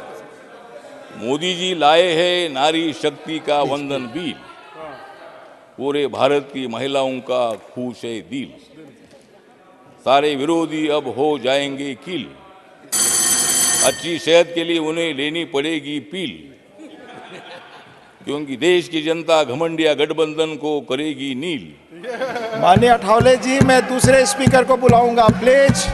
माननीय ठावले जी, और मैं मोदी दूसरे जी बढ़ा स्पीकर को रहे बुलाऊंगा। विकास की स्पीड और स्किल और विकसित भारत बनने की आशा अब माननीय होगी ठावले जी, fulfilled। मैं दूसरे स्पीकर को बुलाऊंगा, प्लीज कंक्लूड। मुझे लगता है कि ये जो बिल है, आपका समय खत्म हो गया, ये मैं दूसरे बिल- को बुला रहा हूँ। बोलने नो दो। No no no, I will not allow. जो महिला आरक्षण बिल जो है, महिला आरक्षण विधेयक को लाने में डॉक्टर बाबा साहब अम्बेडकर की भूमिका और उनकी योगदान भारत की जनता कभी नहीं भुला सकती है। पार्लियामेंट्री प्रोसीजर, क्योंकि महिलाओं के विकास के लिए डॉक्टर बाबा साहब अम्बेडकर ही थे जिन्होंने हिंदू कोड बिल 11 अप्रैल 1947 को संविधान सभा में पेश किया था। Doctor B.R. अम्बेडकर को 1948 में माननीय पंडित जवाहरलाल नेहरू जी द्वारा हिंदू कोड बिल विकसित करने के लिए गठित उप समिति के अध्यक्ष के रूप में चुना गया था और 9 अप्रैल 1948 को एक चयन समिति द्वारा भेजा गया था। 4 साल के विचार विमर्श के बाद यह अनिर्णायक रहा। उनके अपने शब्दों में उन्होंने बोला था, मार डाला और अप्रयुक्त और गुमनाम होकर मर गए। स्वतंत्र भारतीय संसद में किसी विधेयक पर संभवतः यह सबसे लंबी बहस थी। ठावले जी, थैंक यू। मैं दूसरे स्पीकर को बुला रहा हूँ, स्पष्ट करने के लिए उत्सुक नहीं थी प्लीज। और इस वजह से बाबा साहब अम्बेडकर जी ने श्रीमती रमीला बेन विचार भाई 12, प्लीज। श्रीमती रमीला बेन विचार भाई 12, please speak on the subject, please. No, not going on record. आपने समय से 2 मिनट अधिक बोला, आप बोले। धन्यवाद माननीय अध्यक्ष श्री। यस, आपकी बात ही रिकॉर्ड पे जाएगी, प्लीज। ऐतिहासिक सदन में नारी शक्ति वंदना अधिनियम ચર્ચામાં છે। આ ઐતિહાસિક બિલને અનુમોદન આપવા માટે ઊભી થઈ છું અને આ ઐતિહાસિક બિલ માટે પ્રધાનમંત્રી મોદી સાહેબને સમગ્ર જગતની મહિલા વતી કોટી કોટી વંદન કરું છું, અભિનંદન આપું છું।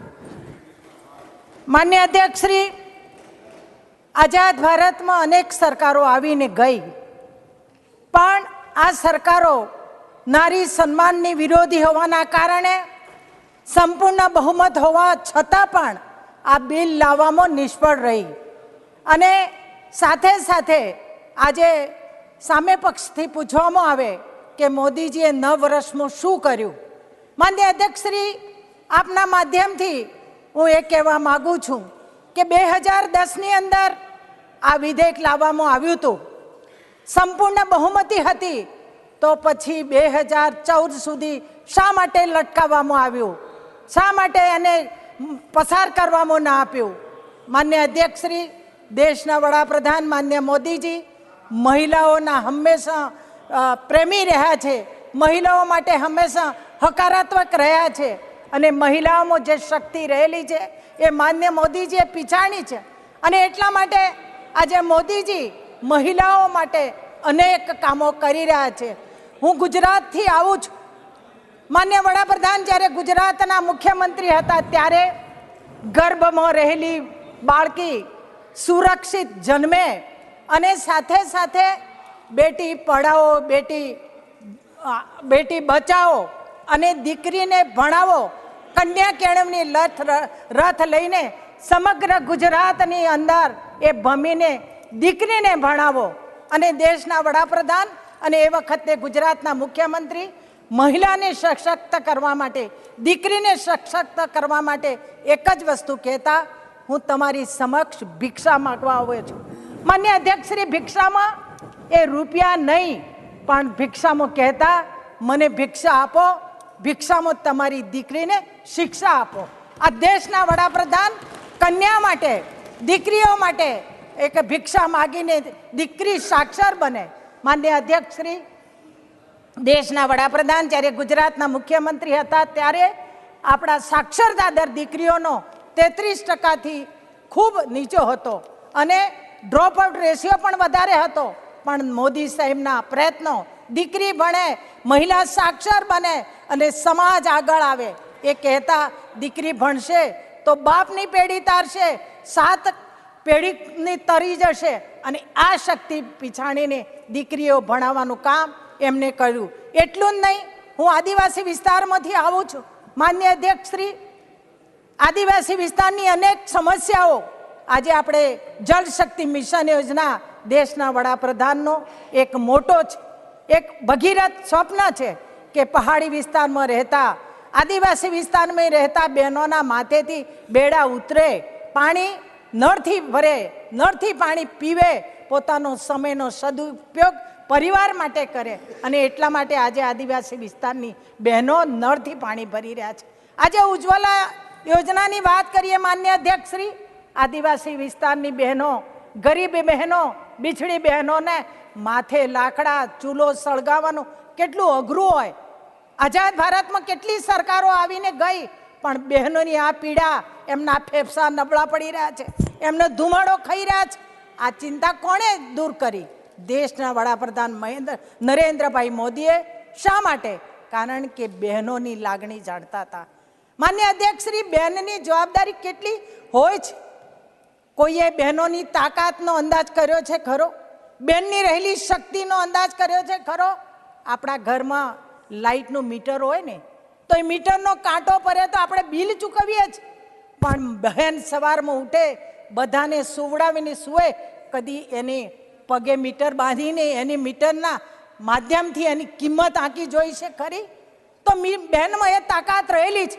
અને એટલા માટે દેશના વડાપ્રધાન નરેન્દ્રભાઈએ આપણા જનહિતમાં, રાષ્ટ્રહિતમાં મહિલાઓ પણ ભાગીદાર બને એ માટે આ ખૂબ જ અગત્યનું બિલ લઈને આ સદનમાં આવ્યા છે.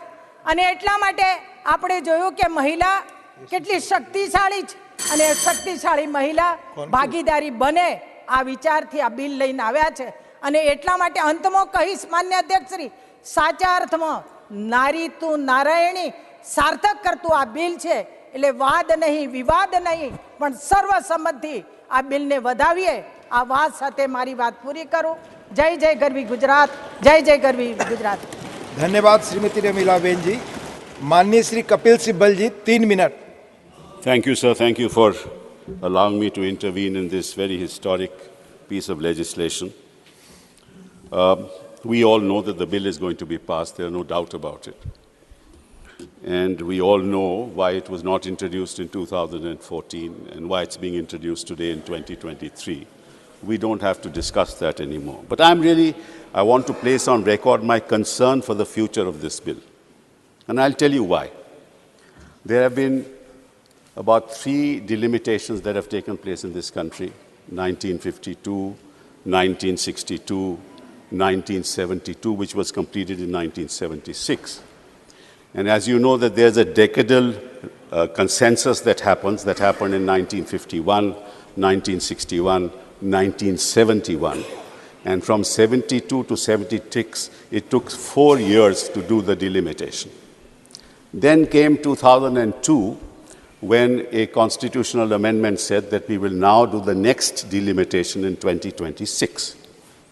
The census of 2001 was done. The census of 2011 was done, and there's never been a delay in the census. But the census of 2021 has not been done till date. The reason given was that during that period of time, 2019-20, there was COVID. So therefore, the census could not be completed. But the COVID happened in 2021, and United States, England, China completed their census even during the course of the COVID. The reason why there's a connection between the two, because when the Finance Commission sits, it allocates resources on the basis of population.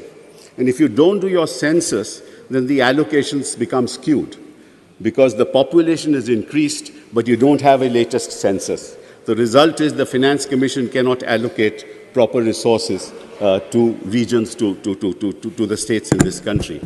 Now, 4 years it took for the 1972 delimitation process. Now, the delimitation has not happened between 2021 and now. So we are going to wait till 2026 for the census to happen. Now, if the census happens in 2026, and the census will reveal the new population figures, and the reason why it was frozen in 2002 was that by 2026, the Health Ministry gave an opinion that by 2026, the entire population will not be growing anymore. So the result was that we will then see in 2026 how allocations are to be made and what delimitation is to be done. Now, as it happens, the North's population in the North has increased exponentially, and that in the southern states has not. So there's going to be a big problem in dealing with the issue of delimitation after the census is done. I'll just finish that. I'm not going to waste your time because I'm not going to enter into the politics. Please. That's all. So just give me a bit of time. Please. Right. So therefore, the problem will be that this is now a time when there'll be rotation, when the delimitation process will be freshly done, and if it's not going to be completed by 2029, this is not going to happen. So now I want the Prime Minister and I want the Home Minister to make a statement in this House. We don't know who will come to power, but they must make a statement that if they don't complete the process by 2029, they will resign as Prime Minister and Home Minister of this country.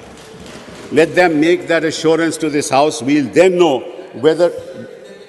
That's another matter. But at least they should give that assurance to this House. We will know the genuineness of why they have moved it in 20. So that's one point I've finished with. One other point. And that's the last one, and then I've done. Your time is already over, So sir. give me just 1 minute. I'm not going to waste time. I never waste time. 30 seconds, please. 30 seconds. Sir, I have time constant, please. I want all members. Please. I want all conclude. members of this House Please to place conclude. their hand on their heart when they go out of this House, and can they say that women of this country have been socially empowered, educationally empowered, economically empowered?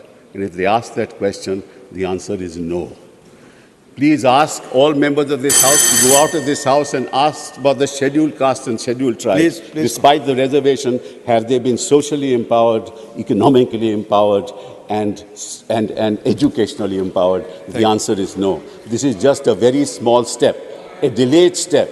We want a leap forward for the empowerment of women politically. Thank you very much.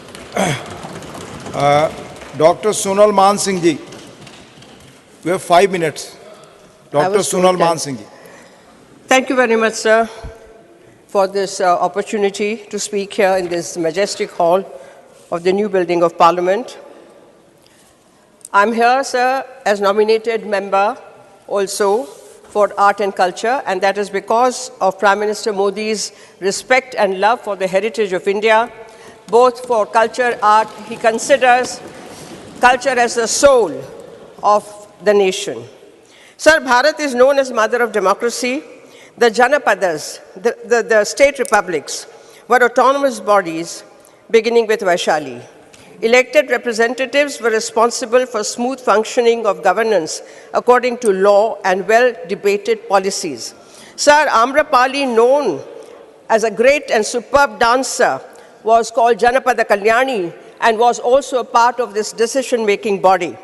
Today, in the largest democracy of the world, we are on the threshold of recreating those glorious acts, one of which is the Women Reservation Bill, a bill which will become, in the words of late Srimati Sushma Swaraj, a milestone. Such bills change the lifestyle of a particular section of society. She further said the 73rd, 74th, and 81st Constitution Amendment Bill will come in category of such bills which have become milestones. And such bills bring revolutionary change in the life of women, which provide 33% reservation for women in municipal corporations, municipalities, and gram panchayats. Now, as a natural progression from there, after reservation was granted to women in the Panchayati Raj institutions and urban local bodies, we are on the threshold and we are enthused and excited to welcome the Women Reservation Bill, the Nari Shakti Vandan Adhiniyam, for which we thank Prime Minister Modi wholeheartedly. Reservation for women is reserving seats for women, that which flows from the fundamental rights guaranteed under Article 14 and 15 in brackets 3 of the Constitution of India. Moreover, reservation for women has been granted by various laws of parliament and state legislatures for achieving the ideals of equality and social justice, like reservations in jobs, educational institutions, elections to Panchayati Raj, etc. Reservation, as envisaged in the bill, will ensure considerable political empowerment of women in the true sense. It will pave the way to the achievement of political justice to women as promised in the preamble and Article 38 of the Constitution of India. It will enable women to have greater participation in the decision and policy-making process. It is the long-awaited affirmative step in that direction. I seek your indulgence to invoke names of Sita and Draupadi, Nayikas, heroines of the great epics Ramayana and Mahabharata, who had decisive role in governance and policy making. Women as rishis of the Vedic times, such as Lopamudra, Maitreyi, Ghosha, Gargi. Women as Satyavadinis, such as Savitri and Jabala of the Upanishads. Saints and seers, such as Lalleshwari, Meera, Mahadevi Akka, Bahanabai, Anandamayi Ma, Mata Amritanandamayi, who brought societal changes in the attitudes and mores of male-dominated society and who provide examples of the strength and power of women. The brave deeds of women as queens who ruled over large kingdoms and as army chiefs, as freedom fighters, educationists, social reformers, entrepreneurs, artists and artisans, lawmakers, medical practitioners and healers, as counselors, mothers and homemakers, women who are everywhere, coalescing and contributing their best to build a society, a nation of great power, strength and character. Nothing is too small. Every detail is important. She creates, she nurtures and disciplines. She is the binding force that keeps disparate elements in family together, families that build a society by which a nation is known. Today, under the inspiring leadership of our Prime Minister, Shri Narendra Modi, who walks the talk, जिनकी कथनी और करनी में अंतर नहीं है, जो संकल्प से सिद्धि प्राप्त कर लेते हैं और जो एक भारत श्रेष्ठ भारत के सूत्र को जीवंत रखते हैं, who believes in सबका साथ, सबका विकास, सबका विश्वास, सबका प्रयास, who believes in Beti Bachao, Beti Padhao, and now बेटी बढ़ाओ, who has put faith in women-led development, results of which are for everyone to see.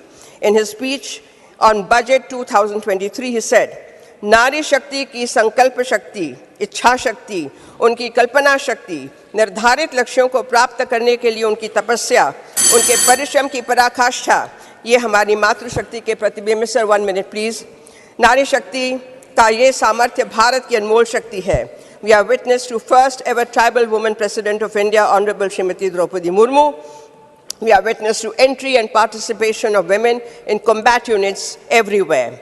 For the awe-inspiring success of Chandrayaan 3 also, sir, credit has been given to almost 100 women scientists. Sir, at the end, I would like to say that I'm so honored and privileged to be here to speak on this. Bharat Kanya, Desha Dhanya, Bhumi Janya, Bharati, Gagan ko, Agan ko, Vachan ko hai Dharati, Desha Bala, Deep Mala, Deep Bhati, Bharati.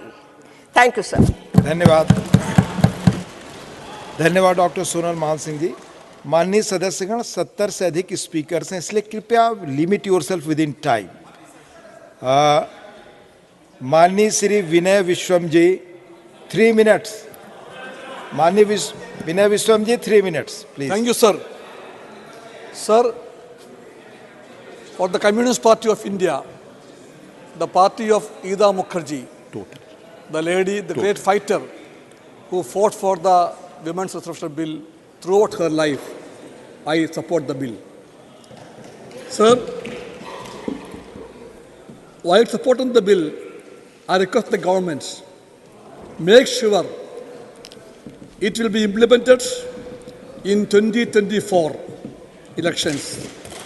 Remove all the hurdles in the name of census or delimitation.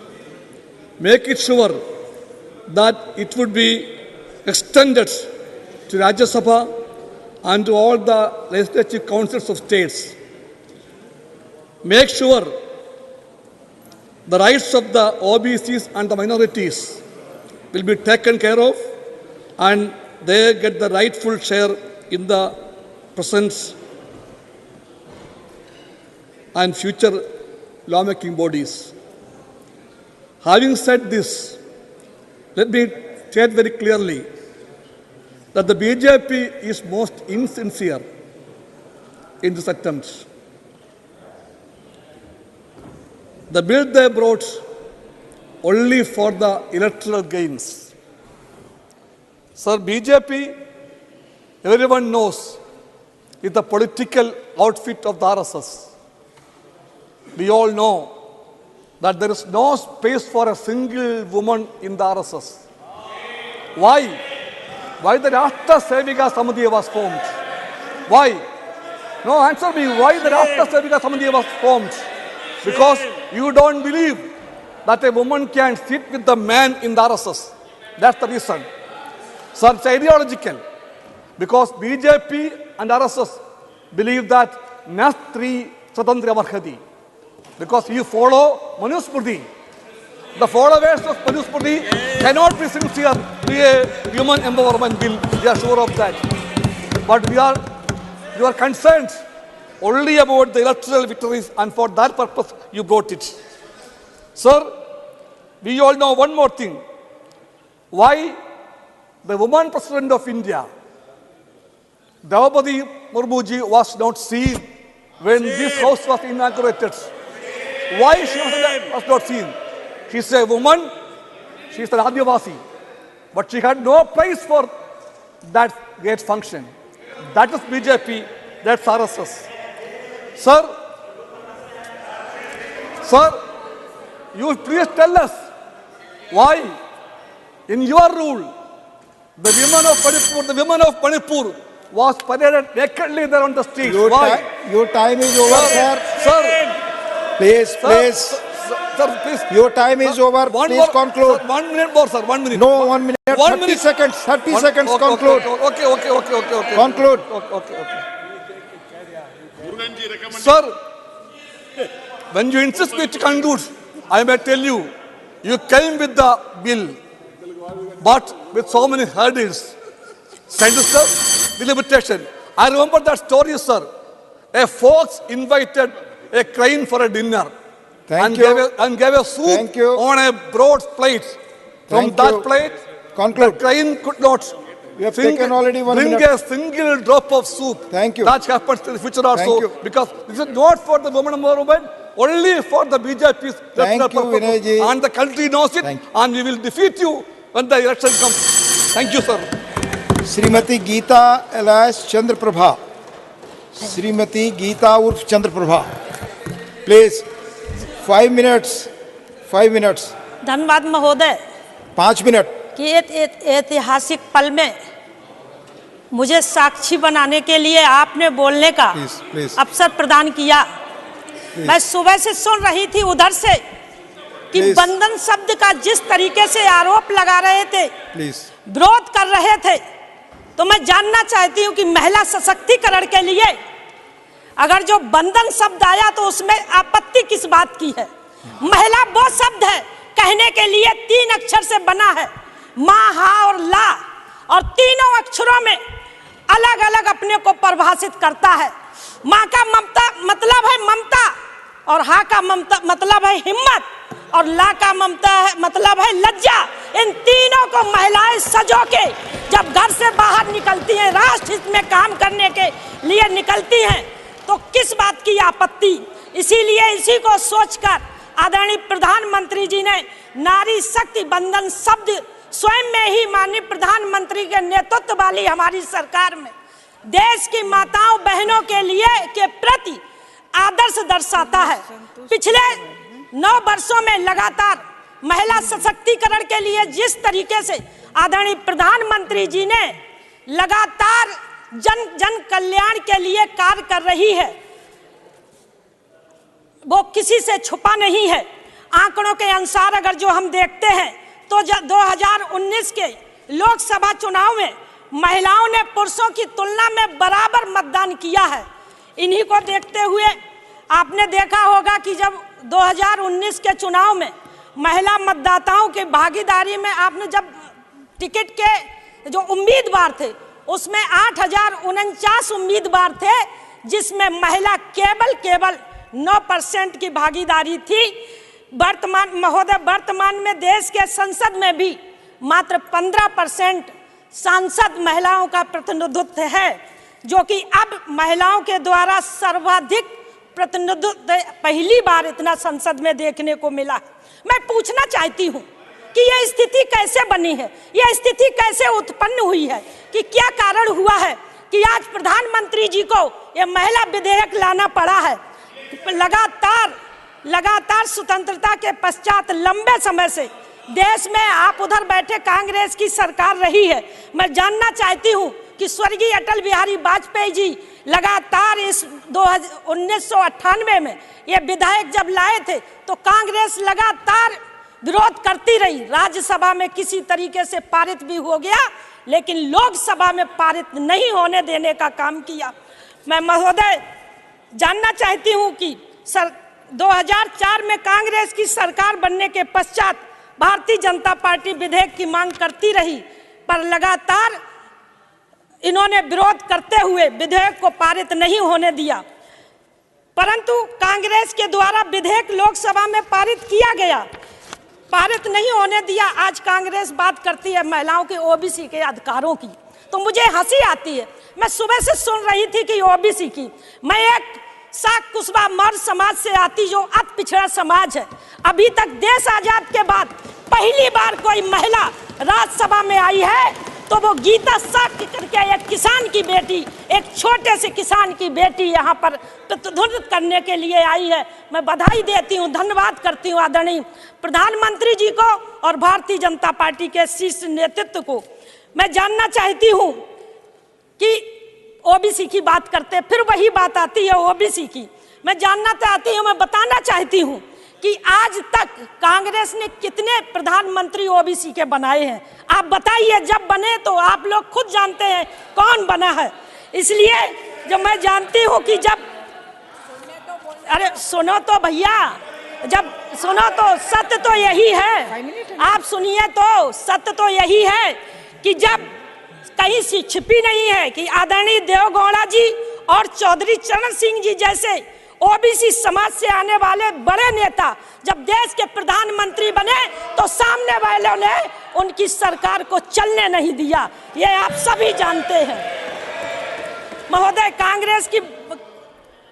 2000 Congress के लोग कहते हैं कि क्यों नहीं 2024 में ये bill ये लागू किया जाता, ये नियम लागू किया जाता। इनकी पार्टी में अनेकों वरिष्ठ अधिवक्ता बैठे हैं, सभी अधिवक्ता जानते हैं कि उन्हें स्वयं अच्छे से पता है कि किसी भी विधेयक को कानूनी रूप देने तथा उसको लागू करने के लिए नियमों की विभिन्न प्रक्रियाओं से गुजरना पड़ता है। परंतु सब पता होने के बाद भी देश की जनता को गुमराह करने के लिए इस प्रकार से बातें की जाती हैं। बस 1 मिनट में चाहती हूँ, ज़्यादा नहीं चाहती हूँ। ओबीसी की बात करती, देश आज़ाद हुए एक लंबा समय हुआ और इनको नहीं चिंता ओबीसी की आई। ओबीसी को संवैधानिक दर्जा आयोग का नहीं दिया, लेकिन मैं बधाई देती हूँ आदरणीय नरेंद्र मोदी जी को, जिन्होंने सरकार आने के बाद ओबीसी को संवैधानिक आयोग का दर्जा देने का काम किया। मैं बहुत ज़्यादा नहीं कहूँगी, मुझे पता है। अंत में मैं एक बात कुछ पंक्तियों के माध्यम से समाप्त करूंगा। उससे पहले माननीय सांसद बैठे, वो अभी उत्तर प्रदेश के मुख्यमंत्री जी को आरोप लगा रहे थे। मैं उनको बताना चाहती हूं कि वही मुख्यमंत्री योगी आदित्यनाथ जी हैं जो आप पर आरोप लगा रहे। 2017 के जब जो मुख्यमंत्री बने उत्तर प्रदेश में, तो सबसे पहले उन्होंने प्रदेश में बेटियों को सुरक्षित रखने के लिए एंटी रोमियो स्क्वाड बना के संदेश दिया है कि वो बेटियों के लिए कितने संवेदनशील है। आप अपनी बात पूरी करें। बता दो क्यों नहीं करेंगे, अभी आरोप लगा रहे। वही मुख्यमंत्री आदरणीय योगी आदित्यनाथ जी ने प्रदेश की बेटियों के लिए अपनी बात पूरी करें, महिला बटालियन शुरू किया, जिससे कि राष्ट्र में अपना योगदान दे सके। मैं अपनी पंक्तियों के बस अपनी पंक्तियों से 27 वर्षों का सपना आपके द्वारा पूरा किया जा रहा है। मानी 27 वर्षों का सपना आपके द्वारा पूरा किया जा रहा है। प्रधानमंत्री जी, देश की नारी शक्ति की ओर से आपका कोट कोट आभार, बहुत बहुत धन्यवाद। माननीय सदस्य श्रीमान संतोष कुमार पी। मैडम आपके पास 3 मिनट हैं। I rise to support this important piece of legislation. CPI always stood for the empowerment of women.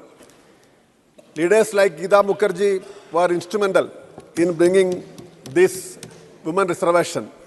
And now the important question is whether the government is serious in implementing this bill.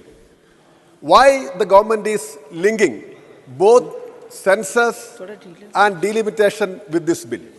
Okay. The government should answer clearly.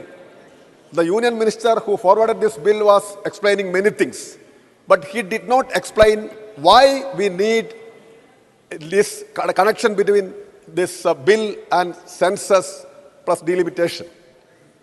Now they say no time at all. What is the problem in implementing these decisions in the coming election? We have 542 or 40 Lok Sabha seats. So 181 can be given. What is the problem in giving that? You please answer to this question in a very simple manner. This is what the country wants to know. Many other issues are there. I don't want to go into the details. But what prevents you from bringing this legislation to make it practical in the coming election?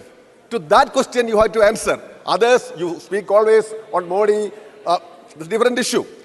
Now, one important point is that, Madam, I would like to bring you notice. There is a case pending in the Supreme Court of India, initiated by one of the prominent women organizations in this country called NFIW, National Federation of Indian Women. That case is pending, in which all political parties made a party to it. The government of India and almost all states are also part of that case. Now, the Supreme Court last time asked, what are the steps taken by the union government? And the councils representing the union government was absolutely defenseless. Now, this is a face-saving mission, in fact. But even then, India, a country which stands 140th rank in the world human political report, women's role in politics, a report was recently came out, and India stands at 140th position. So we all wholeheartedly support, but we sincerely doubt this intention of the government. They want to make it a jumla, it's a political jumla only, and later on they will say, oh, we have given many offers, so who is going to make it practical? So while supporting this bill, important piece of legislation, we sincerely doubt the intention of this government, and they want to make it another piece of jumla only. And with these words, I support the bill, but I do share these apprehensions on this bill.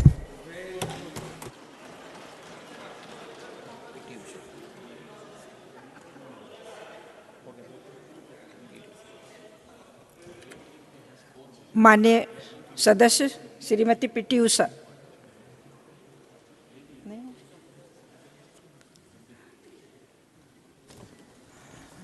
Thank you, Chairman Sir, for giving me this opportunity to speak.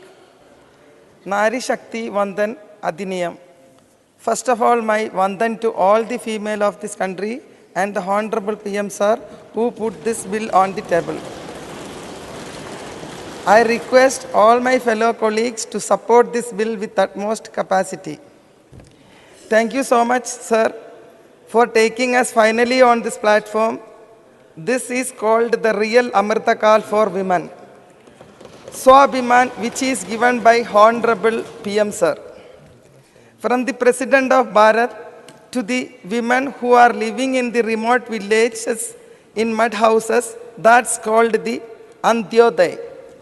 All the schemes like Ujjala Yojana, Pradhana Mantri Awas Yojana, Beti Bachao Beti Padhao Yojana, Sukanya Samriddhi Yojana, Triple Talaq, and so many like others. This is not only strengthening women, but also a matter of the dignity of the women.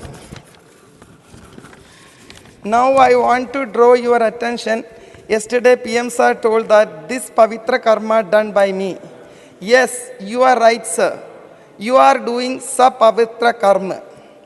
I must say in the conclusion that today we must thank and offer our pranam to one incredible woman Swargiya Srimati Hiraben Modi ji, the mother who gave Bharat an illustrious son who would bring justice to the entire women population of Bharat, who would usher an Amritakal of equality and remove all barriers that prevented women from achieving their fullest constitutional, political potential, and guide the nation to the glory to deserve and serve Bharat Mata with commitment.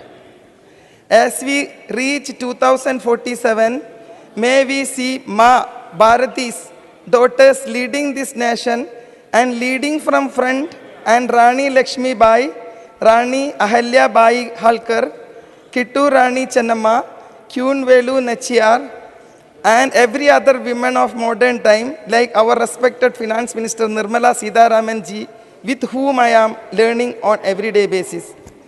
I want to thank to all the women who's building this nation, who's raising their children, whose works in this field, whom's are Atmanirbhar and whom's are Karma Yoginis, under whom's able hands Bharat will be more stronger and mightier. I will end my words because it's not my speech, it's feelings of gratitude. It is called Sashakta Bharat ki Sashakta Bharat Madai. With this word, I support this bill. माननीय सदस्य श्रीमती सीमा द्विवेदी।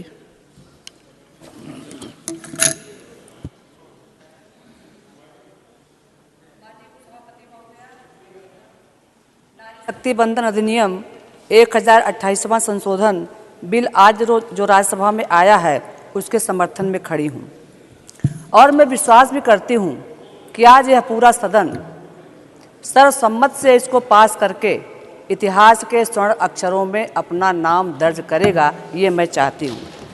महोदय, मैं इन बातों से इस बात को कहना चाहती हूँ, मोदी जी के नेतृत्व ने जिंदगी संवारी है, दुनिया मुट्ठी में करने को अब बेटियों की बारी है।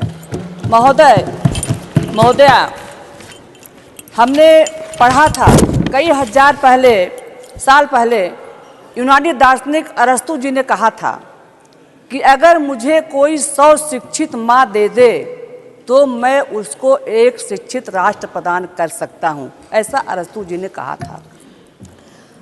महोदया, आज 70 करोड़ महिलाएं को आज आज़ादी मिली है। कहने की बात है कि 1947 में हमको आज़ादी मिली, हमारे संविधान में तमाम संशोधन हुए, हमको मूल अधिकार मिले, हमको मौलिक अधिकार मिले, वहीं पर हमको समानता का भी अधिकार मिला। लेकिन उपसभापति महोदया, मुझे यह कहने में कोई संदेह नहीं है कि समानता का अधिकार आज यहाँ पर 70 करोड़ बहनों को जो देने का काम किया है, ऐसे आदरणीय यशस्वी प्रधानमंत्री मोदी जी ने इस काम को किया है। हमारे प्रधानमंत्री जी कहते हैं महिला सब कुछ करने में सक्षम है, बशर्ते समाज एवं सरकार उनको आगे बढ़ाने में सहयोग दें। महिलाओं को जीवन के हर पड़ाव पर मदद करके भारत के वर्तमान प्रधानमंत्री जी ने दृढ़ संकल्प लेने का काम किया है। अभी हमारे एक कांग्रेस की हमारी बहन रजनी जी कह रही थी कि आप लोगों ने बिल को क्यों नहीं आपने पहले ये बिल क्यों नहीं लाया जब आपकी सरकार थी 2014 के बाद। तो हमारे आदरणीय सोनिया जी, आदरणीय राहुल जी बार बार पत्र लिखते रहे। मैं आपको ध्यान दिलाना चाहती हूँ, आप याद करिए जब 10 वर्षों तक नेशनल एडवाइजरी कमेटी की चेयरपर्सन आदरणीय सोनिया गांधी रहीं तो उन्होंने इस बिल को सदन में क्यों नहीं लाया। और मुझे अच्छी तरह याद है लोकसभा में कई बार बिल आया, कई प्रधानमंत्री जी ने इस बिल को रखा। और मैं ये कहना चाहती हूँ बहुत कम कार्यकाल में, अल्प कार्यकाल में हमारे देश के सबसे पूर्व प्रधानमंत्री स्वर्गीय अटल बिहारी वाजपेयी ने इस बिल को लाने का काम किया था। और मुझे अच्छी तरह याद है, पूरी दुनिया देखी थी जब उनके सहयोगी दल के लोग, मैं नाम नहीं लेना चाहती, उस प्रस्ताव को छीन करके फाड़ने का भी काम इन लोगों ने किया था। हमें याद है वर्ष 2010 में इसी राज्यसभा से सर्वसम्मति से विधेयक पास हुआ था और हमारी पार्टी के लोगों ने उसको समर्थन दिया था। मैं पूछना चाहती हूँ तब आप लोगों ने लोकसभा में उसको पेश क्यों नहीं किया? क्यों आपने उसको छुपा करके रखा? आपने उसको छुपाने का काम किया है। महोदय, मैं आपके सामने ये भी कहना चाहती हूँ कि प्रधानमंत्री मोदी जी ने महिलाओं के लिए समय समय पर बहुत उपयोगी काम किए हैं, बहुत उत्साहवर्धक काम किए हैं। मैं उनकी कुछ योजनाओं का यहाँ उदाहरण करना चाहती हूँ। फिर सिलाई मशीन योजना, सुरक्षित मातृत्व आश्वासन सुमन योजना, बेटी बचाओ बेटी पढ़ाओ योजना, प्रधानमंत्री उज्ज्वला योजना, सुकन्या समृद्धि योजना, ऐसे बहुत से उदाहरण है जिसके आलोक में हम यह कह सकते हैं कि हमारे देश के प्रधानमंत्री जी ने महिलाओं के लिए बहुत उपयोगी काम किए हैं। महोदय, समग्र विकास का प्रयास सरकार कर रही है। केंद्र सरकार की तरफ से चलाई जाने वाली नारी शक्ति पुरस्कार के अंतर्गत महिला को आर्थिक सहायता प्रदान करते हुए प्रतिवर्ष 8 मार्च को राष्ट्रपति के द्वारा पुरस्कार दिया जाता है। सर्वोच्च नागरिक पुरस्कारों में भी हम बीते वर्षों में महिलाओं की भागीदारी बढ़ते देख सकते हैं। मैं उदाहरण देना चाहती हूँ। 2021 में 119 में से 29 पुरस्कार महिलाओं को दिया गया। 2022 में 128 में से 34 पुरस्कार महिलाओं को पद्म पुरस्कारों से सम्मानित किया गया, जो कि आज़ादी के बाद सबसे बड़ी संख्या में यह काम किया गया। बजट में भी 1.5 से अधिक की बढ़ोतरी की गई। महिला आज खेत से खेल तक, शिक्षा से रक्षा तक हमारी बहनें काम कर रही हैं। महोदय, मैं अभी अपनी बात को 5 मिनट का और समय दीजिए। आधी आबादी में हमारा हिस्सा है। अंतरिक्षयान की यात्री के रूप में पहली महिला कल्पना चावला, पहली महिला IPS किरण बेदी, पहली महिला शिक्षक फातिमा शेख, उड़न परी हमारी सामने बैठती आदरणीय PT उषा जी, और कलम क्रांति के क्षेत्र में पहला स्थान अमृता प्रीतम जी को आता है, जिनको साहित्य अकादमी पुरस्कार के साथ पद्म पुरस्कार से भी भूषित किया गया। महोदय, मैं राजनीति की बात आती है तो सुषमा स्वराज जी को विस्मृत नहीं किया जा सकता। सुषमा स्वराज जी के साथ साथ हम सुचेता कृपलानी जी को याद करते हैं, हम सरोजिनी नायडू को याद करते हैं, हम बहुत सारी अपनी ऐसी बहनों को याद करते हैं जिनका योगदान रहा। हम लता मंगेशकर को नहीं भूल सकते, हम आशा भोसले को नहीं भूल सकते, हमारी महिलाओं ने क्या से क्या नहीं किया, सुभद्रा कुमारी चौहान को नहीं भूल सकते, महादेवी वर्मा को नहीं भूल सकते। महोदया, मैं आपके सामने एक बात कहना चाहती हूँ। पिछले 27 वर्ष में महिला विधेयक लाने का अनेक बार प्रयास किया गया था, जो कि सफल नहीं हो पाया। महोदया, मैं आपसे कहना चाहती हूँ कि प्रधानमंत्री जी ने महिला सशक्तिकरण के लिए बजट में जो प्राविधान किया, वो प्राविधान किया ही किया है। बालिका विद्यालय को मंजूरी और हमारी महिलाओं को राष्ट्र निर्माण के लिए आगे बढ़ाने का जो काम हमारे प्रधानमंत्री जी ने किया है, उसको हम विस्मृत नहीं कर सकते। और अभी हमारे माननीय पाठक जी जो पंजाब से चल करके आते हैं, आपने कहा महोदया बस 5 मिनट बोलने, आज न बोलेंगे तो कब बोलेंगे? आज तो हमारा दिन है, आज तो हमको सीमा में न बांधिए, आज सीमा को तोड़ दीजिए, आज हमको बोलने दीजिए आप। महोदया, मैं कहना चाहती हूँ भी हमारे पंजाब के पाठक जी कह रहे थे कि महिला सुरक्षा को लेकर के दिल्ली में CC कैमरे लगाए गए हैं। महोदया, मैं कहना चाहती हूँ महिला सुरक्षा CC कैमरों से नहीं हो सकता। महिला सुरक्षा हो सकता है अच्छी नीतियों के कारण, महिला सुरक्षा हो सकती है अच्छे परिणाम के कारण, महिला की सुरक्षा हो सकती है अच्छे संस्कार के कारण। मैं पूछना चाहती हूँ, बेटा रात को 2 बजे घर पे लौट के आए, कोई न पूछे कि बेटा तुम कहाँ थे? और अगर हमारी बेटी 1 घंटे में, आखिरी बात, और बेटी अगर 10 मिनट लेट में आती है तो हम पूछते थे बेटी आप कहाँ थे? तो मैं कहना चाहती हूँ 7 मिनट हो गए। मैं आपसे कहना चाहती हूँ 2 बात कहकर के अपनी बात को विराम करती हूँ। महोदया, बस 1 मिनट, एक लाइन महोदया, 1 लाइन, माननीय तिवारी जी 1 लाइन, 1 मिनट, मैं आपके सम्मान में कहना चाहती हूँ। मैं 1 लाइन, तिवारी जी बैठ जाइए, आपके सम्मान में बोल रही हूँ। माननीय तिवारी जी, आपका सम्मान सुनिए। आज मैं अपने भाइयों के सम्मान में एक बात कहना चाहती हूँ। आज मैं अपने भाइयों के सम्मान में एक बात कहना चाहती हूँ। जल्दी करिए कि माना कि पुरुष बलशाली है, माना कि पुरुष बलशाली है, लेकिन जीतती हर बार नारी है। जैसे सांवरिया के 56 भोग में एक तुलसी दल ही भारी है। सीमा जी समाप्त करिए जी। श्री राम जी। धन्यवाद उपसभापति महोदय, आपने मुझे 128वां संविधान संशोधन बिल पर बोलने का अवसर प्रदान किया। साथ ही मैं आभार व्यक्त करता हूं अपनी पार्टी की मुखिया बहन कुमारी मायावती जी का, जिन्होंने मुझे इस बिल पर बोलने और देश की ऐतिहासिक पार्लियामेंट और नई पार्लियामेंट में समाज सेवा और देश सेवा करने का गौरव प्रदान किया। उपसभापति महोदय, मैं इस बिल के समर्थन में खड़ा हूं। महोदया, फिर सुनते हैं। महोदया, 20 जुलाई, मैं बाबा साहब की कुछ बातों को दोहराना चाहता हूं। 20 जुलाई 1942 को नागपुर में बाबा साहब डॉक्टर भीमराव अम्बेडकर ने अखिल भारतीय शोषित वर्ग महिला सम्मेलन के आयोजन में कहा था कि मैं किसी भी समाज की तरक्की इस बात से देखता हूं कि वहां महिलाओं ने कितनी तरक्की की है। यानी जिस समाज की महिलाएं प्रगति नहीं करती, वह समाज कभी प्रगति नहीं कर सकता। बाबा साहब डॉक्टर अम्बेडकर महिलाओं की प्रगतिशील बनाने के लिए उनकी शिक्षा में भागीदारी, सामाजिक और आर्थिक स्तर में भागीदारी सुनिश्चित करना चाहते थे। इसलिए बाबा साहब डॉक्टर अम्बेडकर ने हिंदू कोड बिल में महिलाओं को तमाम तरह के हक, अधिकार और पिता पति की संपत्ति में बराबरी का हक दिया, ताकि उनका सामाजिक स्तर बढ़ सके। शिक्षा और नौकरियों का अधिकार भी संविधान में देने का काम किया। संविधान के प्रेम्बल में जस्टिस और इक्वलिटी की बात बाबा साहब ने कही। 25 नवंबर 1949 में कहा, मैंने राजनीति में आज बराबरी का हक दिया, one vote one man one value का सिद्धांत कायम किया, लेकिन सामाजिक और आर्थिक असमानता के आने वाली सरकारों को जल्द से जल्द दूर करना पड़ेगा। महोदया, इतिहास गवाह है, महिलाओं ने तमाम जुल्म और जातियों को सहा है, जिसमें दहेज प्रथा, बाल विवाह, सती प्रथा और यहाँ तक कि शिक्षा पर लगा सामाजिक प्रतिबंध, जिसे भारत की प्रथम शिक्षिका माता सावित्रीबाई फुले ने 1 जनवरी 1848 में लड़कियों के लिए पुणे में स्कूल खोलकर इस प्रतिबंध को खत्म किया। महोदया, इन तमाम सामाजिक कृतियों के बावजूद भी महिलाओं ने देश की आज़ादी की जंग में बढ़ चढ़कर हिस्सा लिया।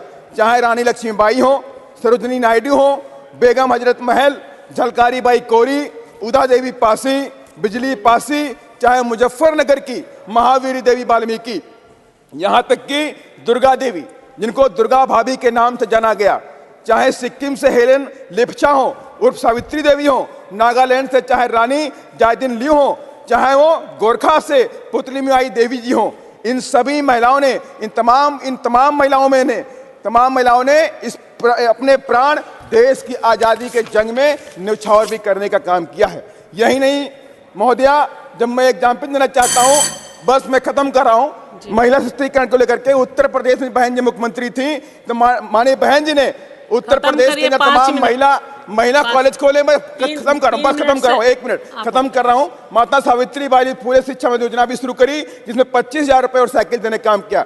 महोदया, मैं आपके माध्यम से केंद्र की सरकार से अपील करता हूँ कि अगर महिला सशक्तिकरण देना है तो SC, ST, OBC की महिलाओं को भी इसमें अलग से रिजर्वेशन देने का प्रावधान करें, क्योंकि पूरे देश के अंदर आज भी इन महिलाओं के साथ में अत्याचार होता है। अगर सही माने में मैं फिर से आपके माध्यम से केंद्र की सरकार से अपील करता हूं, SC, ST, OBC की महिलाओं को 33% आरक्षण में रिजर्वेशन सुनिश्चित करने का काम करें। इसको संज्ञान में ले, गंभीरता से ले। धन्यवाद।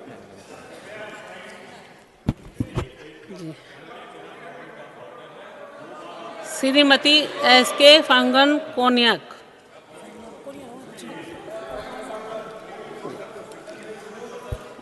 Honorable Deputy Chairman, ma'am, I stand here today in support of this bill because it is a defining moment in the history of our country for women. I'm here today because my party chose to give me the ticket.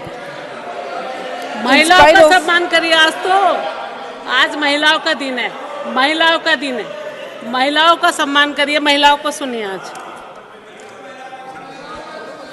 I'm here today as an MP because my party chose to give me the ticket in spite of many male capable ticket seekers. And BJP as a party is a party which practices 33% reservation in the party setup. The enabling environment created by our Honorable Prime Minister has led to women empowerment, transitioning to women-led development. Now, Prime Minister's various initiatives like Beti Bachao, Beti Padhao, Ujjwala scheme, Mudra scheme, Ayushman Bharat, Sukanya Samriddhi, all this has led to now the sex ratio of women increasing to 120 females for every 1,000 males. And this increase in sex ratio can all be contributed to the various initiatives of our Honorable Prime Minister. We have a Prime Minister who speaks about menstrual hygiene from the ramparts of the Red Fort, and we have a Prime Minister who thinks for women. Today, there were many questions of if, what, how, why, when. But then, if we have political will, then we will find a way and this bill will be passed. I thank Honorable Prime Minister also and all stakeholders for keeping intact the provisions of the law to safeguard the interests of scheduled tribes and scheduled castes, especially for Northeast. And also take this opportunity to thank Honorable Prime Minister for being the champion of women empowerment initiatives, and now with the passage of this bill, a dawn of women-led development will begin. I support this bill. Thank you.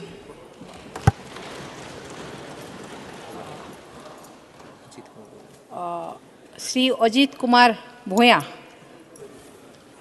3 मिनट आपका समय. Thank you, Madam. I stand to support the bill since 50% population will be benefited in participation of formulation of program and policy. Since the reservation for women at the local body level had been for decades, there is no doubt that women leadership emerged, but majority of them are from family of influence. In the present bill, there is no safety net for negating such trend. Since the bill will be implementable by 2029, the first 15 years, that is 3 tenures of Lok Sabha and Vidhan Sabha, women with political influential family will get chance to be elected. Is this way women be empowered? Madam, I do not want to take any individual name, but there are few constituencies where family of influential political clout always got elected, and even if such constituencies get reserved for women, no outsider will get chance to be elected. Madam, however, if several women stalwart have represented the parliamentary democracy in the past, and many of them were not from political influence family. Hence, I will like to remember Bhagavati Devi, who got elected from Gaya in Bihar in the year 1996. This could happen due to the very honest intent of Lalu Prasad ji, then Chief Minister of Bihar. And I salute Lalu Prasad for giving opportunity to such women. Sir, Madam, when democracy in our country is getting matured, representative political participants should be from all sections of the society. But my strong apprehension is that the present Women Reservation Bill may not fulfill the desired expectation of wider political participation of women. Madam, the time frame of the bill has been designed in such a way that Bhagavati Devi like women get chance only around 2050 to represent the parliamentary democracy. I am from Northeast, only opposition voice. Madam, give me 1 minute. You have given everybody 2-3 minutes. The Prime Minister and many senior cabinet ministers intervened in the discussion of the bill and claimed that the leadership of the previous government was not bold enough to get bill passed, but the government led by Modi made it possible. Will any member of the August House deny that the demand of 33% reservation in Parliament and Assembly originated only after constitutional amendment of women reservation at local level? On 2 points only, Madam. Thereafter, since 1996 onwards, all successive governments at the center piloted the bill and tried to evolve consensus. Perhaps this is the first government who do not believe in consensus. behavior and diluted the bill, and women has to wait for years. The best consensus course of immediate implementation should have been made possible to immediate election, as the ECI Election Commission is capable of identifying the constituency. Finally, let me quote a very interesting couplet, famous couplet, इतना गुमन में मत रहो कि सब कुछ तुमने किया, इतना गुमन में मत रहो कि सब तुमने ही किया, अरे कुछ तो शर्म करो कि कुछ तो तुम्हारा पूर्वज ने भी किया होगा जो आज तुम यहाँ हो। Thank you. श्रीमती सुमित्रा वाल्मीकि। माननीय सभापति महोदया, आज भारत के ऐतिहासिक निर्णय में मुझे भाग्यशाली अवसर प्रदान हुआ है। नारी शक्ति वंदन विधेयक पर 128वें बिल के समर्थन में मैं आपके सामने खड़ी हूँ। माननीय महोदया, बीते 9 वर्षों में देश महिलाओं के विजन को लेकर आगे बढ़ा है।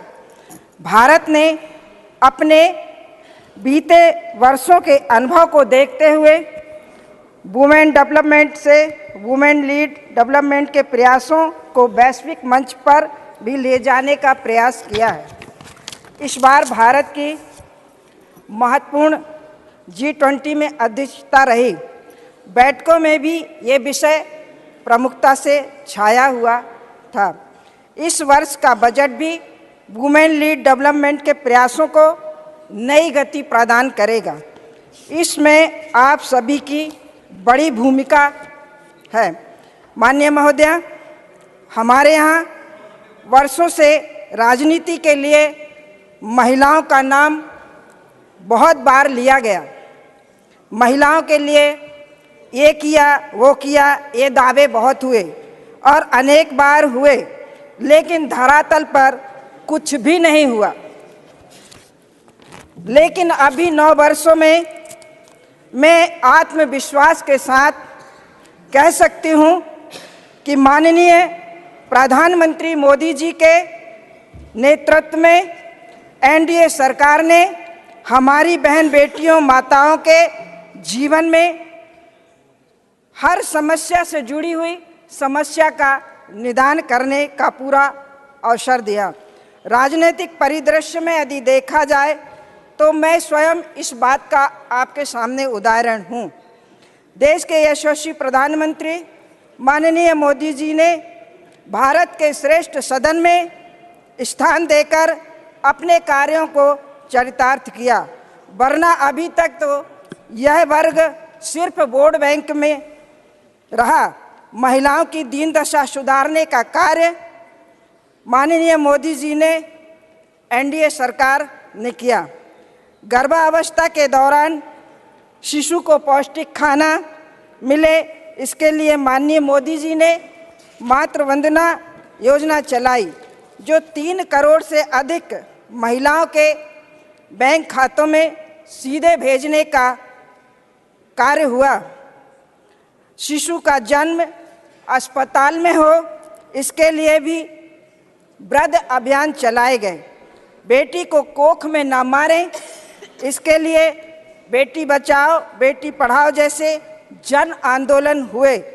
मोदी जी ने जनता से आह्वान किया कि आप मुझे बेटी भीख में दे दो, मैं बेटी को संवारूंगा और आगे उसे राष्ट्र की संपत्ति में शामिल करूंगा।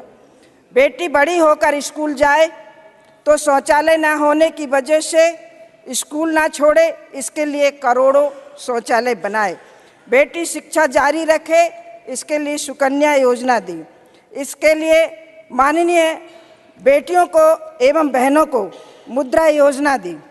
सैनिक स्कूलों के द्वार खोले।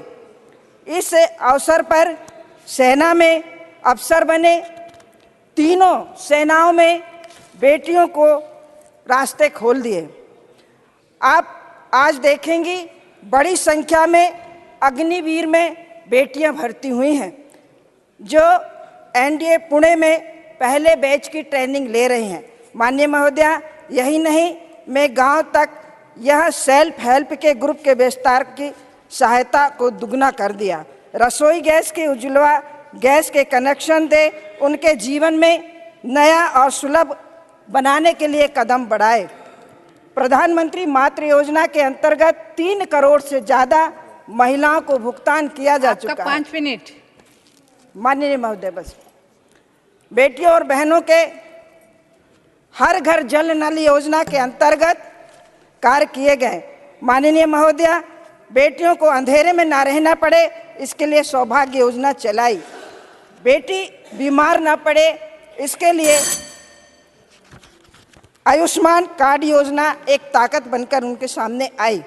मैं कहना चाहूँगी कि आज जिस तरह से भाग्य भारत का बहनों के हाथ आगे बढ़ रहा है, इसी के लिए मैं अपनी ओर से 2 लाइनें समर्पित करना चाहती हूँ कि सामने है मंजिल तो रास्तों में आगे बढ़ना। अभी वक्त है, जो भी हो मन में वो इच्छा न छोड़ना। कदम कदम पे मिलेगा साथ भाई मोदी का, बस राह चुनने के लिए जमीन मत छोड़ना। धन्यवाद, जय Hind. Thank you. Next doctor M Thambi Durai, time 3 मिनट। Thank you very much, Madam.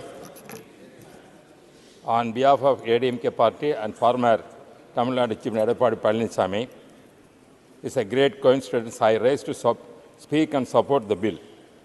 When a similar bill reserved 1/3 of seats, I introduced in 1998 as Law Minister under the leadership of Vajpayee ji at that time. But the time it could not be passed. Now, it is the opportunity. I congratulate Prime Minister of Modi ji has come forward, and whatever we had dreamt at that time, it is going to be coming to the practical now. Sir, I want to say about Madam, ADMK party played a historical role in empowering of women and reservation for women in governance.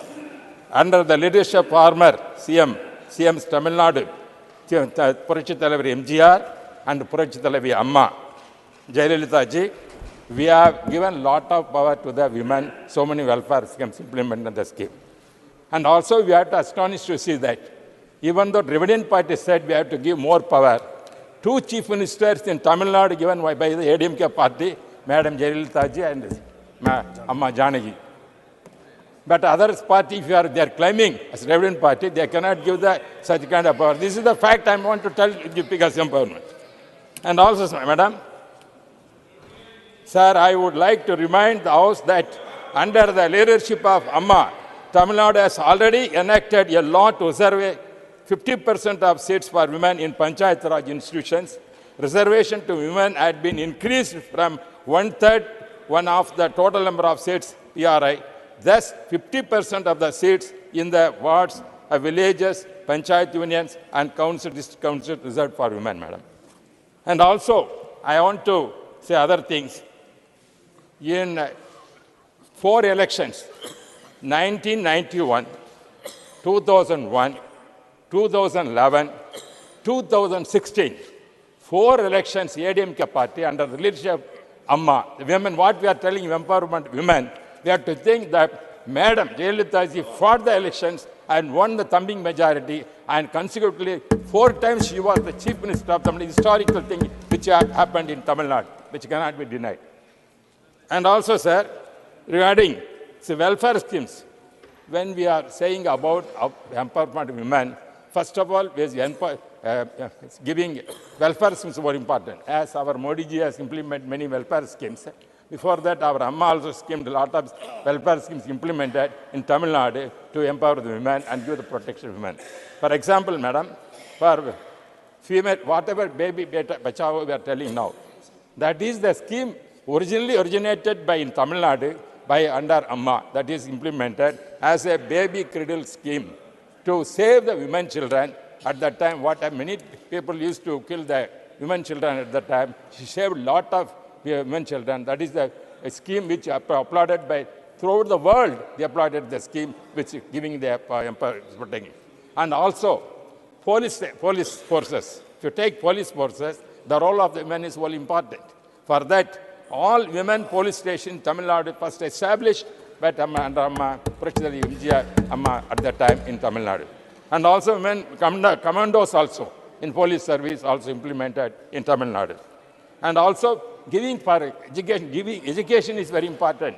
For that, first giving free bicycles and laptops and everything for women students, everything done by ADMK party at that time under the leadership of Amma. Same way, Madam, apart from that, I want to say, first of all, when MGR was alive, she made Satyavani Muthu, Srimati Satyavani Muthu, as the cabinet minister in Charan Singh government at that time. The first Dravidian who occupied such kind of position in central cabinet minister. That is the achievement of the ADMK party, how we are given the more power to the man. That is the first thing that cannot be forgotten. That thing. So like that, so I am telling, we have dreamt to implement. And also I am very sorry we have given a short time. At the same time, our party is a 4 members party. Still I got the late. But I have seen that some kind of difference what has happened in the House now. Most of the members spoke with the northern side. Southern states members are less because the empowerment is more given in southern states. That is because of Periyar movement. That is the achievement of that thing. That is what happened. That is why we are well aware of the thing, southern state. But most of the northern state, because the power has not given more. Now Modi ji has come forward to solve this problem and give more power to the women. That is why the bill has introduced and successfully it is coming up. Therefore, he is aware the seriousness of the situation, but political parties said, why could not they implement it 2014 onwards? I want to ask the opposition UPA government, 2010 they passed, except in the Rajya Sabha. Why they failed to introduce in the Lok Sabha and pass remaining the 4 period, they would have done that. Why they have done, I could not understand. But they are blaming this government, they have not delayed. This is the point. This is how if you take the figure, I want to tell this, yeah, just 1 minute. माननीय सांसद आपका समय समाप्त हो गया. No, I want to finish. No, this bill was introduced 1998 in the Vajpayee period, and also 99 also introduced by Vajpayee period, 2002 also introduced by Vajpayee period, 2003 also introduced by Vajpayee period, but they could not support that bill can be passed, not passed. But at the same time, 2010 they introduced and passed. Why this UPA government, when DMK also part of the government, why they failed to do that, I could not understand. Therefore, ADMK is a champion for the women and giving empowerment to women that then part of DMK, and they are now facing a not seriously they have done. They are only saying this kind of things. I am proud that ADMK under Purshal, the NGR and the President Amma, Palanchami, we have given more power for the women, not the DMK party or the UPA government, and the NDA is government implementing. We are the party, that is why we are supporting the NDA government and also part of the government. Thank you very much.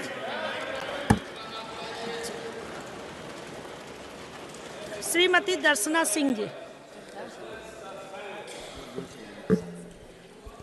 धन्यवाद उपसभापति महोदया. आपका समय 5 minute. माननीय उपसभापति महोदया, मैं आपका धन्यवाद देती हूं कि आपने मुझे इस ऐतिहासिक बिल पर बोलने का अवसर प्रदान किया. महोदया, मैं बताना चाहती हूं कि ये मेरी मेडन स्पीच है.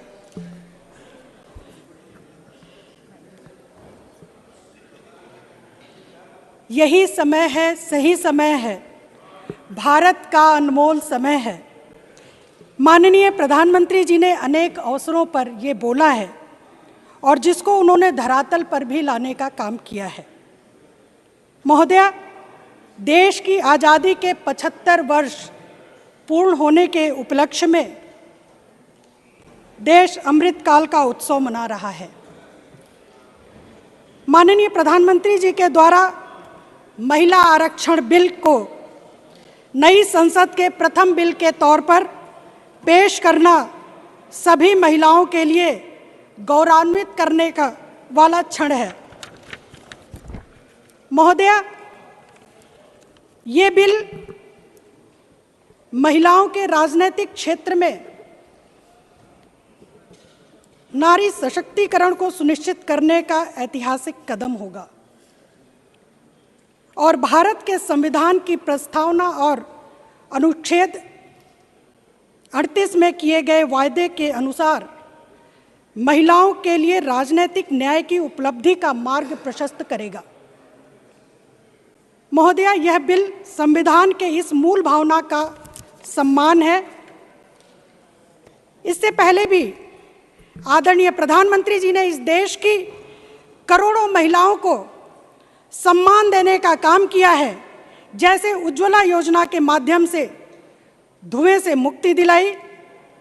इस संदर्भ में मैं आपको बताना चाहूंगी कि उत्तर प्रदेश में 3 करोड़ 24 लाख से ज़्यादा महिलाएं प्रधानमंत्री उज्ज्वला योजना का लाभ ले रही हैं, जो कि पूरे देश में सर्वाधिक संख्या है। महोदया, प्रधानमंत्री आवास योजना के तहत मिलने वाले आवास का स्वामित्व परिवार की महिला को दिया जाना, मुस्लिम महिलाओं को ट्रिपल तलाक से मुक्ति दिलाकर उन्हें नारकीय जीवन से मुक्ति दिलाने का काम करना, इस तरह के साहसिक फैसले माननीय प्रधानमंत्री जी की अगुवाई वाली सरकार ने लिया है। महोदया, मैं बताना चाहती हूं कि देश की परंपरा एवं जीवन मूल्यों की रक्षा में महिलाओं का अभूतपूर्व योगदान रहा है।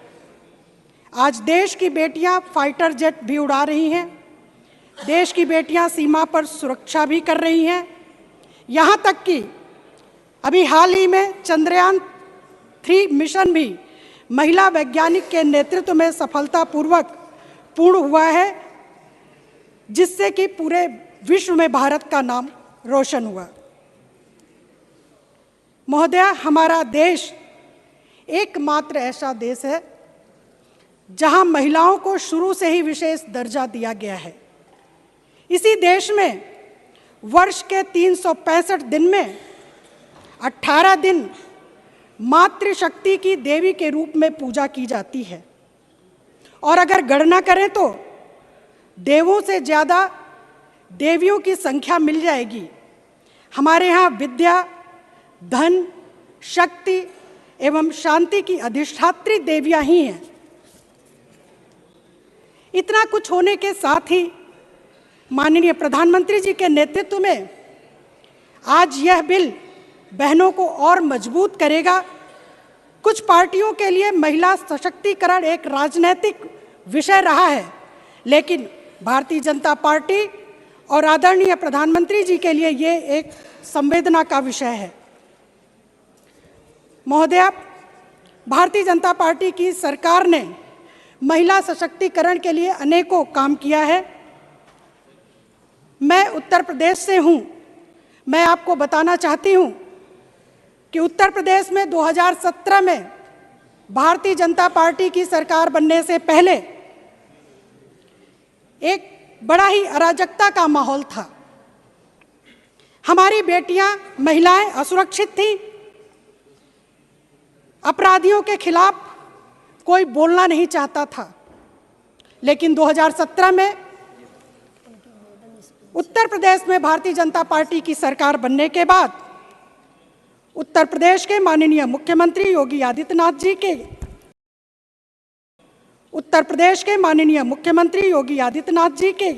ने महिलाओं की सुरक्षा के लिए कड़े कदम उठाए और उन्होंने एंटी रोमियो स्क्वाड का गठन किया, जिसके परिणाम स्वरूप उत्तर प्रदेश में महिलाओं की सुरक्षा सुनिश्चित हुई और आज उत्तर प्रदेश में बेटियां और महिलाएं अपने को सुरक्षित महसूस कर रही हैं। महोदया, महिलाएं बहुत ही संवेदनशील होती हैं, करुणामयी होती हैं। आदरणीय प्रधानमंत्री जी का मानना है कि महिलाओं के विकास के साथ साथ अब समय आ गया है कि महिलाओं के नेतृत्व में इस देश का विकास हो। हमें इस दिशा में काम करना है।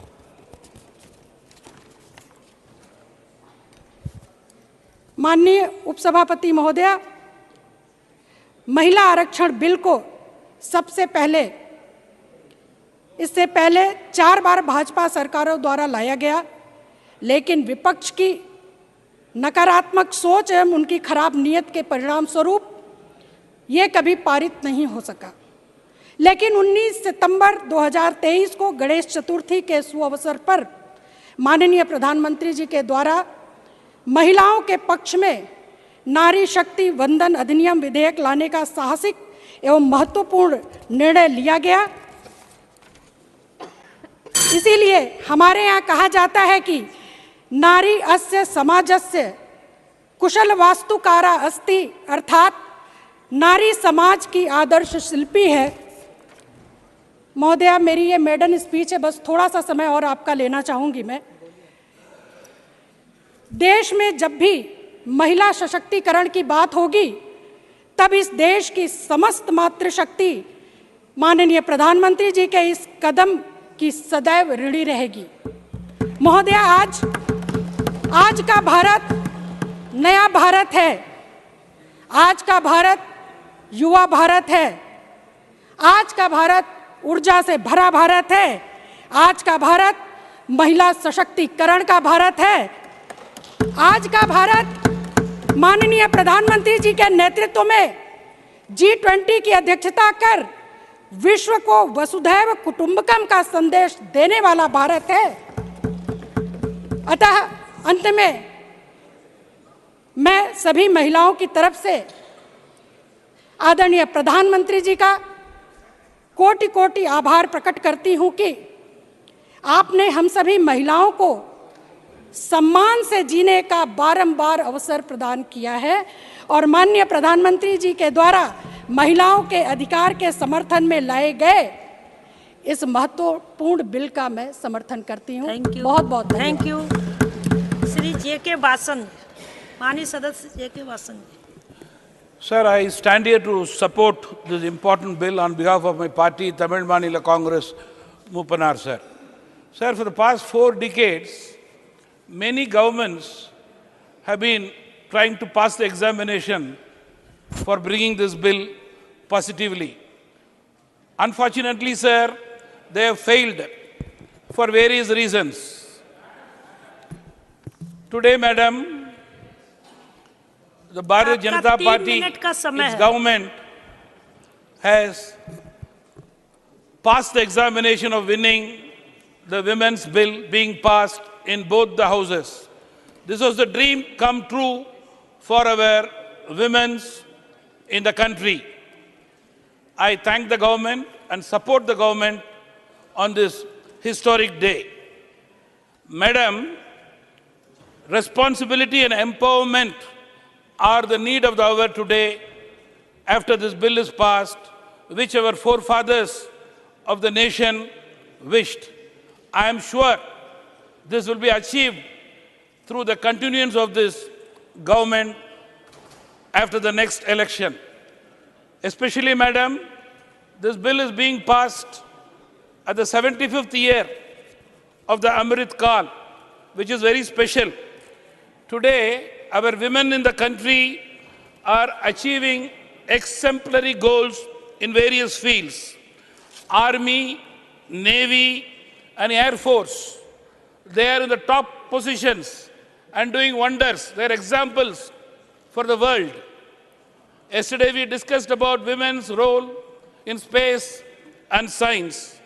Women in India excel in all fields. We see women in various capacities. Today, the first person of the country is the President of India, governors, ministers, party presidents are all women today. Unfortunately, legislation, we are very low. That is why we have come forward to introduce this important bill.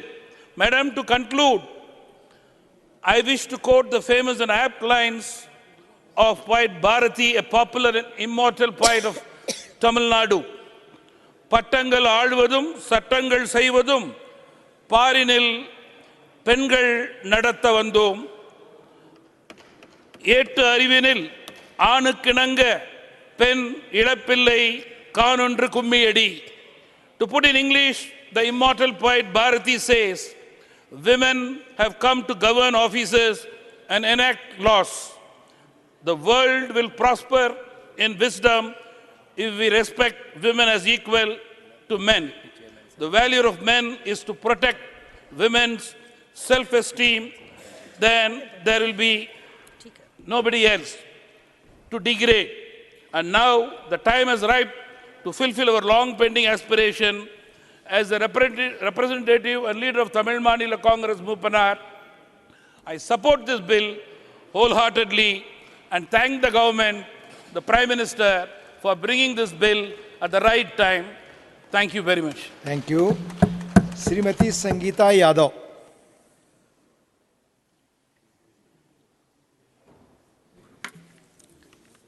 माननीय सभापति जी, आपने मुझे नारी शक्ति वंदन अधिनियम पर बोलने का अवसर दिया, इसके लिए मैं आपको आभार प्रकट करती हूं और आपके माध्यम से सदन को प्रणाम करती हूं। और यह मेरी मेडन स्पीच है, तो आपका संरक्षण भी चाहूँगी।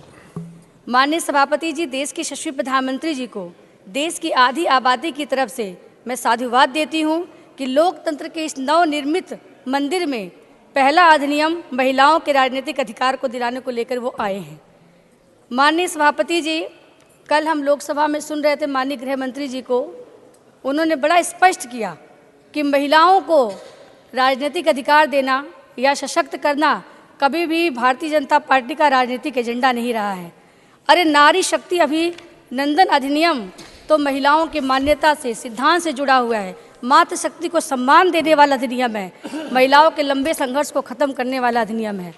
और माननीय सभापति जी, मैं ग्रामीण क्षेत्र से 2017 से लेकर 22 तक एमएलए रही, तो इन 9.5 वर्षों में कैसे महिलाओं के जीवन स्तर में क्या सुधार आया है, ग्रामीण स्तर पे मैं बात करना चाहूँगी, ग्रामीण स्तर पे, और कैसे उनकी सोच बदली है। कुछ अपने एग्जाम्पल से मैं आपको बताना चाहती हूँ माननीय सभापति जी, और ये भी आंकड़ों के साथ बताऊँगी कि कैसे हमारा महिलाओं को आगे बढ़ाना राजनीतिक एजेंडा नहीं है। हम आगे तो बढ़ रहे हैं माननीय सभापति जी, आधुनिकता का नारा भी लगा रहे हैं, परंतु जब महिलाओं से जुड़े मुद्दे आते हैं तो सत्ता चुप हो जाती है।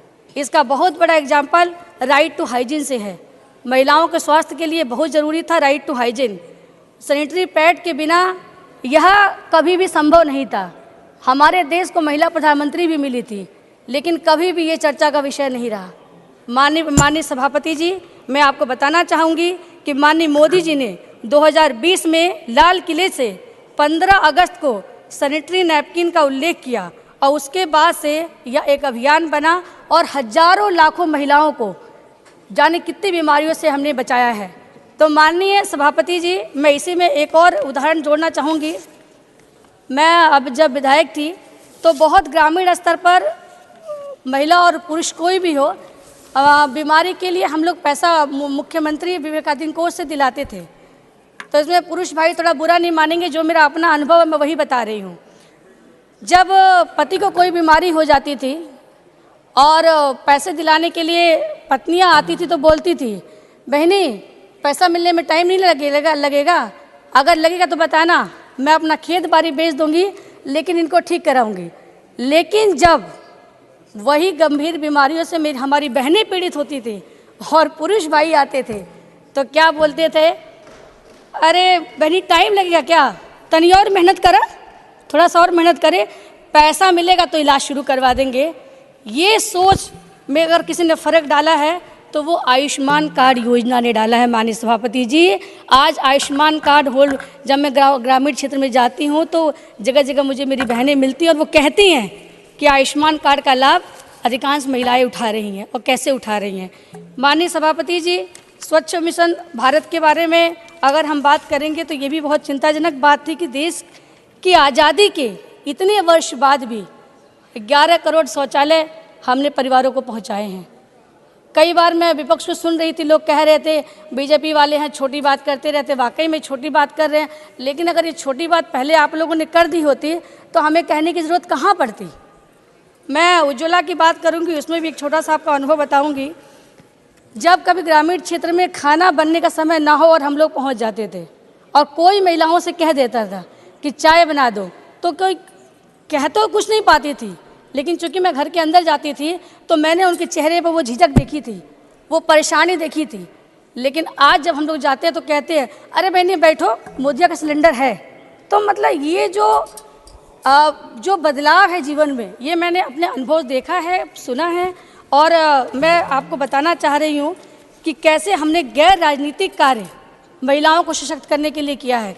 जब बेटी बचाओ बेटी पढ़ाओ की बात आती है और जब माननीय प्रधानमंत्री इसकी बात करते हैं तो मैंने देखा कैसे लोगों ने अपने गाड़ियों के पीछे लिखा, अपने घर की दीवार पे लिखा, सोशल मीडिया पे अपने डीपी बनाया। और उसी की देन है कि हमारा घरेलू हिंसा कम हुआ है, सेक्स रेशियो बढ़ा है, महिलाओं के प्रति सोच बदली है। और जब सेल्फी विद डॉटर शुरू हुई तो बच्चियों का समाज में सम्मान बढ़ा है। एक और अनुभव बताती हूँ माननीय सभापति जी, 2014 में जब माननीय मोदी जी प्रधानमंत्री बने तो जनधन खाता योजना आई। उस समय मैं विधायक नहीं थी, पार्टी की एक छोटी सी कार्यकर्ता थी और मैंने गांव-गांव में जाके कैंप लगाना शुरू किया। तो जब महिलाएं घूंघट में आती थी तो वो यकीन नहीं करती थी कि एक फार्म भरने से खाता खुल जाएगा। अरे नहीं बहनी, लेकिन जब खाते खुल गए तो वो लोग मुझे बहुत कई बार धन्यवाद देने भी आई। और आज 52 करोड़ लगभग जनधन खाते के अधिकांश लाभार्थी हमारी महिलाएं हैं। और जब ये खाता खुला तो मखौल भी उड़ाया जा रहा था, लेकिन आज जब बिना लीकेज के पैसे पहुंचते हैं तो इससे हमारे पीएम साहब की दूरदर्शिता हमें दिखाई देती है। इसी की अगली कड़ी मुद्रा योजना है। हमारे मोदी जी ने सोचा कि महिलाओं का बैंक में आना जाना शुरू हो गया है, अब अगली कड़ी ये है कि अब वो अपना कुछ लोन लेके अपना व्यापार भी शुरू करें। आज मुद्रा योजना की 70% जो लाभार्थी हैं वो हमारी महिलाएं हैं। माननीय सभापति जी, मैं अभी बेटियों को तो बढ़ाने के लिए हम लोग लगातार प्रयास कर ही रहे हैं। इसमें कुछ थोड़ा सा आंकड़ा बता देना चाहूँगी कि कैसे हम ग्रामीण स्तर पे और राजनीतिक स्तर दोनों पे चल रहे हैं।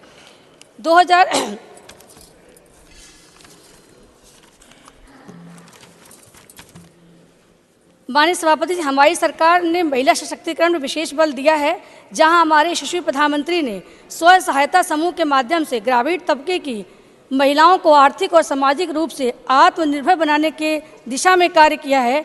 वहीं पर अपनी मंत्रिमंडल में सबसे ज़्यादा महिला मंत्रियों के अब तक का रिकॉर्ड है रखकर उनको राजनीतिक रूप से सशक्त किया है। 8 महिला राज्यपाल बनाने का रिकॉर्ड भी हमारी सरकार के पास भी है। देश के सर्वोच्च पद पर आज माननीय राष्ट्रपति द्रौपदी मुर्मू जी हैं। आज मैं बताना चाहती हूँ कि माननीय सभापति जी, मैं सबसे निवेदन भी यहाँ करना चाहूँगी कि हम ये इतिहास रचें और ये जो हम राजनीतिक एजेंडे के रूप में नहीं, महिलाओं के सशक्तिकरण के लिए जो बिल लेके आए हैं उसमें सभी का समर्थन मिले। मैं अभी सुन रही थी सुबह से, चूँकि मेरा अंत में काफ़ी लास्ट में टाइम आया है तो अच्छा सुनने का मौका मिला। लोग कह भी रहे थे कि ऐसे बिल की क्या ज़रूरत है, उसमें मैं कुछ 2-4 बातें रखना चाहूँगी। माननीय सभापति जी, आज भी हमारे जब देश की स्वतंत्रता के 75 वर्ष पूर्ण हो गए हैं, हमारा संकल्प है कि देश को 2047 तक पूर्ण विकसित देश बनाना है। इस उद्देश्य के लिए माननीय मोदी जी ने सबका साथ, सबका विकास, सबका विश्वास और सबका प्रयास का मूल मंत्र दिया है। लेकिन इस उद्देश्य की प्राप्ति के लिए आधी आबादी को राजनीतिक भागीदारी देना बहुत ज़रूरी है। माननीय सभापति जी, लोकसभा के 539 संसद सदस्यों में से मात्र 82 ही महिला सांसद हैं। मुझे बताते हुए हर्ष हो रहा है कि यह भी 2019 के चुनाव में ही अभी तक सर्वाधिक भागीदारी है।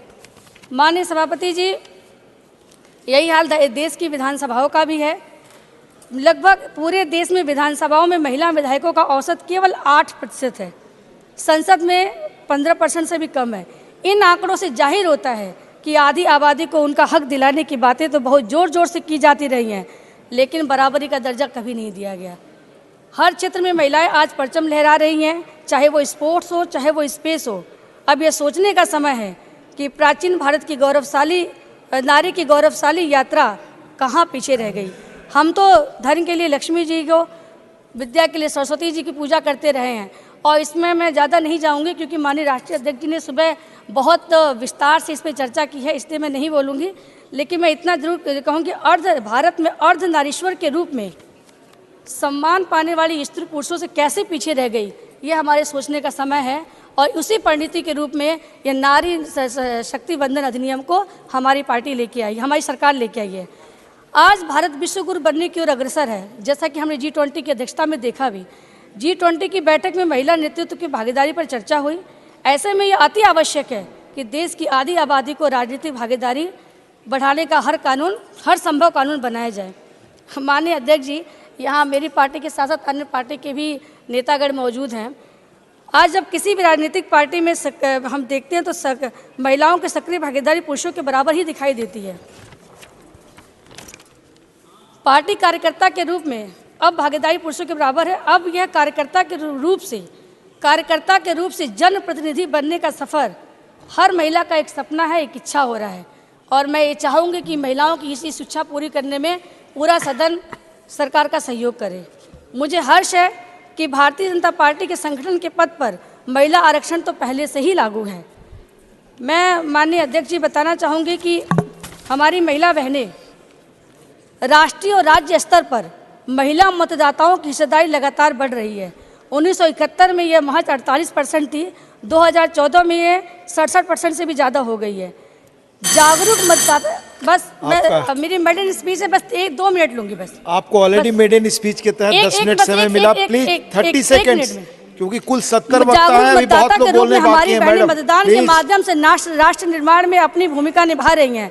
अब यह हमारा समय, अब हम ये समय आ गया है कि आधी आबादी को उनको राजनीतिक सहभागिता का समान अवसर मिले। माननीय सभापति जी, अभी मैं सुन रही थी तो लोग कह रहे थे कि लेकिन इससे पहले कांग्रेस पार्टी की अध्यक्षा 10 साल महिला थी, लेकिन महिला बिल नहीं आया। प्रधानमंत्री भी महिला थी, राष्ट्रपति भी महिला रही, लेकिन ये बिल नहीं आ सका। तो मैं आज अपने सभी लोग निवेदन के साथ इस बिल को समर्थन करें, You have 3 minutes. इसी निवेदन के साथ अपनी Nothing is going on record now. 3 minutes only, sir. आदरणीय उपसभापतिज्यू, आज म नारी शक्ति बन्धन 128 संशोधन बिल 2023 को समर्थनमा म यहाँ उभिरहेको छु सिक्किम जनताको पक्षमा। र यो ऐतिहासिक दिनमा भारत सरकारलाई बधाई दिन चाहन्छु। साथमा सारा भारतका नारी या चेली सबलाई बधाई दिन चाहन्छु, किनभने आज यो बिल पारित भइहाल्छ, भोलिदेखि यो कानुन हुन्छ। अनि साथमा सिक्किम राज्यमा नारी सशक्तिकरणमाथि या अथवा उत्थानमाथि थुप्रो काम भएको छ। विशेष गरी एसडीएफ सरकारको शासनकालमा 50% आरक्षण पञ्चायत र अर्बन लोकल बडिजमा भएको छ र आज त्यो साथसाथमा 33% सरकारी कर्मचारीमा नारीहरूलाई सिट आरक्षण भएको छ। अनि यो प्रकारले आज यो ऐतिहासिक दिनमा म भारत सरकारका सारा नेतालाई या सरकारलाई बिन्ती गर्न चाहन्छु, लामो समयदेखि थातीमा रहेको लिम्बू र तामाङ समुदायको 2003बाट माग गरेको विधानसभामा सिट आरक्षणको मागलाई पनि यो साथसाथमा हेरचाह गरिदिनु भएको खण्डमा सारा सिक्किमे जनता भारत सरकारसँगै हामी अवारी रहनेछौँ र यो बिलको साथमा हाम्रो लिम्बू तामाङको पनि अलिक केही रेखदेख भइदियोस् भनेर म तपाईँ सबलाई बिन्ती गर्न चाहन्छु। र यो साथमा आजको बिल जो ल्याएको छ त्यसको निम्ति हामी सारा सिक्किमे जनताको तर्फबाट हामी समर्थन गर्न चाहन्छु र यति भन्दै मेरो 2 शब्द यही राख्न चाहन्छु। जय सिक्किम, जय सिक्किमे जनता। बहुत धन्यवाद हिसेला चुंगुपा जी। डॉक्टर कल्पना सैनी।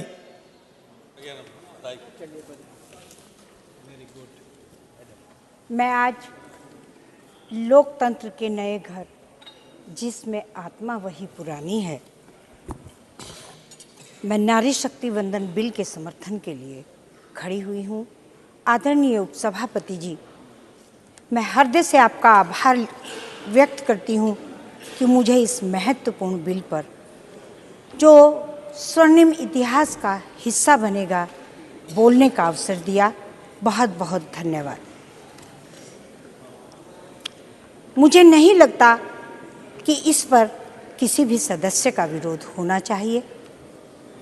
ये हो सकता है और हुआ भी है कि विभिन्न दलों ने इसमें अपना क्रेडिट लेने का प्रयास किया है। मैं अपनी बात को, चूँकि मेरे पास सीमित समय है, मैं बहुत संक्षिप्त में कहने का प्रयास करूंगी।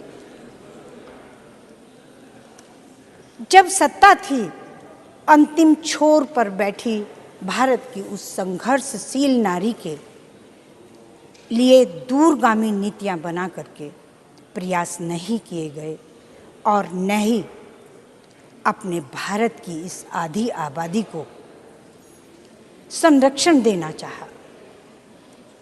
और तो और मेरे देश की गौरवशाली महिलाओं के इतिहास की भी चर्चा नहीं हुई।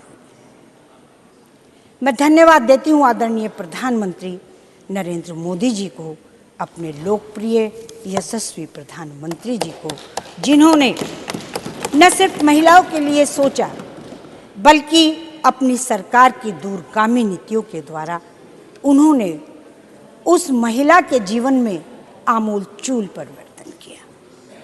मुझे याद है कि गुजरात के मुख्यमंत्री रहते हुए आदरणीय प्रधानमंत्री नरेंद्र मोदी जी ने जिस तरह से घर घर जाकर छोटी बच्चों के स्कूल में दाखिले का अभियान चलाया, वो इस तरह की हर छोटी शुरुआत से लेकर जीवन को बदलते हुए नारी के आज वो इस विधेयक तक आ पहुँचे हैं। मैं उनका हार्दिक अभिनंदन करती हूँ, उन्हें धन्यवाद देना चाहती हूँ। हालांकि आज भी विपक्ष ने भ्रमित करना चाहा, न्यायोचित रास्ते का विरोध करते रहे, पर मैं अपनी बात को संक्षिप्त में ही, पर मैंने कुछ पंक्तियां लिखी हैं, उनमें व्यक्त करते हुए आपका समर्थन चाहती हूँ। हे संघर्षशील भारत की नारी, मुझे बताओ तो घर घर शौचालय बनवाकर महिलाओं के अभिशापित जीवन से मुक्ति दिलाने का माध्यम कौन बना? मोदी जी। हे संघर्षशील भारत की नारी, मुझे बताओ तो बेटी बचाओ और बेटी पढ़ाओ के द्वारा बेटी का जीवन संवर्धित संरक्षित करने का माध्यम कौन बना? मोदी जी। हे संघर्षशील भारत की नारी, मुझे बताओ तो उज्ज्वला योजना लाकर धुएं से घुटते जीवन से बचाने का माध्यम कौन बना? मोदी जी। अरे प्लीज। हे संघर्षशील भारत की नारी, मुझे बताओ तो 3 तलाक के खिलाफ कानून बनाकर बराबरी का स्तर दिलाने का माध्यम कौन बना? मोदी जी। हे संघर्षशील भारत की नारी, मुझे बताओ तो प्रधानमंत्री आवास योजना से घर की आधिकारिक स्वामिनी बनाने का माध्यम कौन बना? मोदी जी। हे संघर्षशील भारत की नारी, मुझे बताओ तो किशोरियों गर्भवती महिलाओं के लिए विशेष योजना चला, स्वास्थ्य को सुनिश्चित करने का माध्यम कौन बना? मोदी जी। हे संघर्षशील भारत की नारी, मुझे बताओ तो कोसों पैदल चलकर भी प्यासे जीवन से बचने का हर नल में जल जीवन मिशन द्वारा मजबूर होने से बचाने का माध्यम कौन बना? मोदी जी। हे संघर्षशील भारत की नारी, मुझे बताओ तो तुम्हारे गांव के घर घर में बिजली व राशन पहुंचाकर जीवन को सुगम बनाने का माध्यम कौन बना? मोदी जी। हे संघर्षशील भारत की नारी, मुझे बताओ तो संघर्ष भरे अनुसूचित जनजाति जीवन को महामहिम तक लाने का माध्यम कौन बना? मोदी जी। प्लीज कंक्लूड, आपका समय खत्म हुआ मैडम, प्लीज। सर एक मिनट। हे संघर्षशील भारत की नारी, मुझे बताओ तो मैं गांव गली की ओबीसी महिला आज उच्च सदन की सबला बन बैठी हूं, इसका माध्यम कौन बना? प्लीज खत्म हे करें। संघर्षशील भारत की नारी, मुझे मैं बताओ दूसरे तो स्पीकर को बुलाऊंगा मैडम, आज प्लीज। महिला आरक्षण बिल से राजनीतिक अधिकार सुरक्षित होंगे, इसका माध्यम कौन बना? Please conclude. इसके साथ ही मैं धन्यवाद देते हुए अपनी वाणी को विराम देती हूँ और इस बिल का समर्थन करती हूँ। धन्यवाद। ऑनरेबल जोस के money, you have 3 minutes, sir. Thank you, sir. Sir, about 12 years back, during the year 2011, I had an opportunity to participate in the Inter-Parliamentary Union meeting in Switzerland, along with the Lok Sabha speaker. There I was asked to speak on a plenary session, and the topic was women empowerment. I was given a 5 minutes time, and I spoke about the greatness of India. I spoke about the first citizen of India, the president, a woman, Pratibha Patel. I spoke about the Lok Sabha speaker, the then Lok Sabha speaker, Meera Kumar. I spoke about the chief minister of Delhi, Sheila Dixit. I spoke about Jayalalitha, the CM of Tamil Nadu. I spoke about Mayavati. And I came to my small, beautiful state of Kerala. I said, the Godsom country, and the most literate state in India. And we have a reservation for the local body of 50%. And we have the best governance in the local body in India. Then I came to the subject that we have introduced in the Rajya Sabha about a 33% reservation, and the discussion. And that time, my 5 minutes, 5 minutes time has been elapsed, and I was exhausted. My microphone was switched off, and I came back to my chair. And the other next speaker was called on. But the co-chairman was a lady. She came to me, to my chair, and asked, what did you say last? Did you pass it in the Rajya Sabha and Lok Sabha? I said, no, it has been introduced. Then she told me that you should pass it at the earliest, and you should take the initiative. I was just thinking, why in other country, a lady is asking me to pass a legislation? It is not of her concern. But I later came to know that being in the largest, the biggest democratic country in the world, when we pass a legislation like the Women Empowerment Reservation for the women, there will be a compulsion for the other democratic country to pass the same bill. Having said that, the whole world is watching. Today in Rajya Sabha, yesterday in the Lok Sabha, not only the bill passing, but are they going to implement it? How candid, how sincere are the government's approach in implementing it? If the Indian citizens are watching this, my only request is, you need to implement immediately 2024 election itself. What is the hassle? You say you need to go for the census and for the delimitation. You have the list of all the electoral, the female and male voters of 2019. 2 minutes, sir. No, always sir. when I speak, you are very strict. 30 seconds. I think the men should speak more for the ladies than the ladies. So last few seconds, sir. See, you call us this for the special session. If it is a special session, you need to implement a 2024. Otherwise, you should not call in for the normal session in the winter session. Why should you call here Thank now? you. So I am calling just other speaker asking now. the sincerity of it. Thank you. Please see Honorable that the bill is Shri Vivek passed Thakur. during the 2024 election itself. Thank you so Nothing much. is going on. And I Manya support Vivek Thakur, please. बहुत बहुत धन्यवाद सभापति महोदय जी। आपने मुझे इस महत्वपूर्ण संविधान संशोधन विधेयक नारी शक्ति वंदन अधिनियम पर अपने विचार रखने का अवसर प्रदान किया। If not us then who, if not now then when. ये शब्द मेरे नहीं, ये कथन अमेरिका के राष्ट्रपति रहे जॉन एफ कैनेडी का है, जो उन्होंने तब कहा था जब अमेरिका में सिविल राइट्स मूवमेंट चल रहा था। आज हमारे समक्ष भी यही प्रश्न है, if not us then who, if not now then when. Bharat की महिलाओं को उनका हक दिलाने के लिए आज़ादी के इस अमृतकाल में जो आदरणीय प्रधानमंत्री जी ने किया है, उसकी जितनी प्रशंसा की जाए वो कम। आदरणीय सभापति महोदय, 26 वर्ष हो गए जब इस संकल्पना ने संशोधन का आकार लिया था, जब भारत अपने आज़ादी के 50 वर्ष पूर्ण कर चुका था, और आज आदरणीय प्रधानमंत्री जी की संकल्पबद्धता का ही परिणाम है कि यह संशोधन पास होकर मूर्त रूप ले रहा है। आदरणीय सभापति महोदय, क्या केवल ये बोलने से कि ये बिल हमारा है आपकी जिम्मेवारी पूर्ण हो जाती है? तेरा मेरा करने से क्या भला होगा? उनके लिए मैं एक शेर पढ़ना चाहूँगा। न मेरा एक होगा, न तेरा लाख होगा, न तारीफ तेरी, न मेरा मजाक होगा, गुरूर न कर शाहे शरीर का, यह शरीर भी एक दिन खाक होगा। आदरणीय सोनिया जी की कल की लोकसभा के बहस में एक और बात कही जिससे मैं असहमति व्यक्त करता हूं। कल लोकसभा में उन्होंने महिलाओं के संदर्भ में यह कहा कि धुएं से भरी रसोई से लेकर स्टेडियम की जगमगाती रोशनी तक स्त्री का सफर बहुत लंबा है। यह आपकी सरकारों में जरूर हुआ करता था जब स्त्री की रसोइयों से धुआं उठता था, आज उसकी रसोई उज्ज्वला से उज्जवल।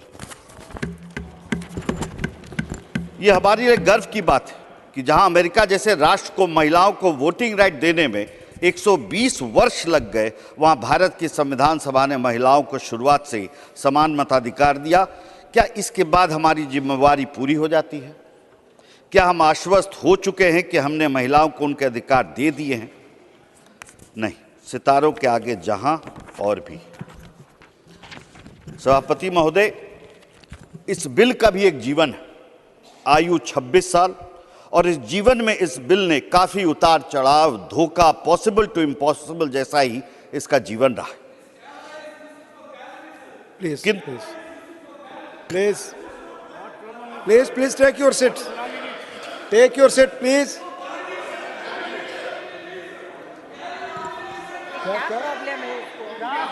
Please. Please take your seat. Please take your seat. आप बोलो।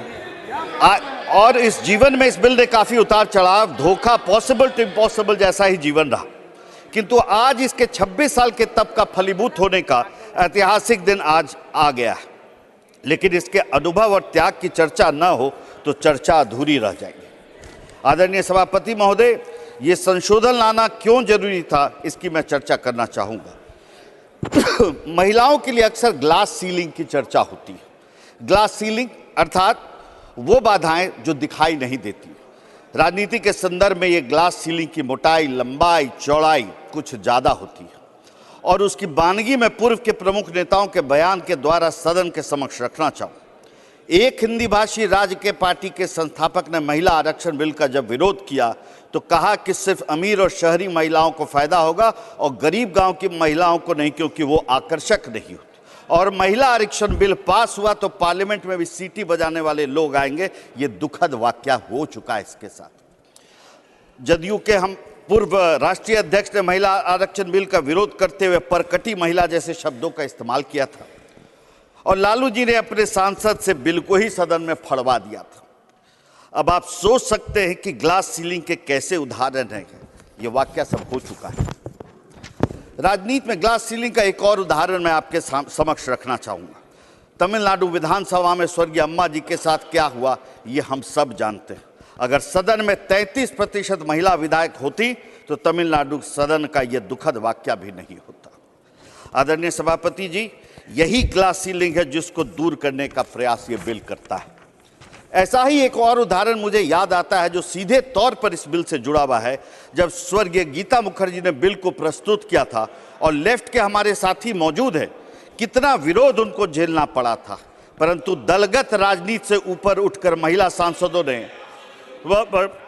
उनका साथ दिया, और उसमें सबसे प्रमुख नाम स्वर्गीय सुषमा स्वराज जी का था।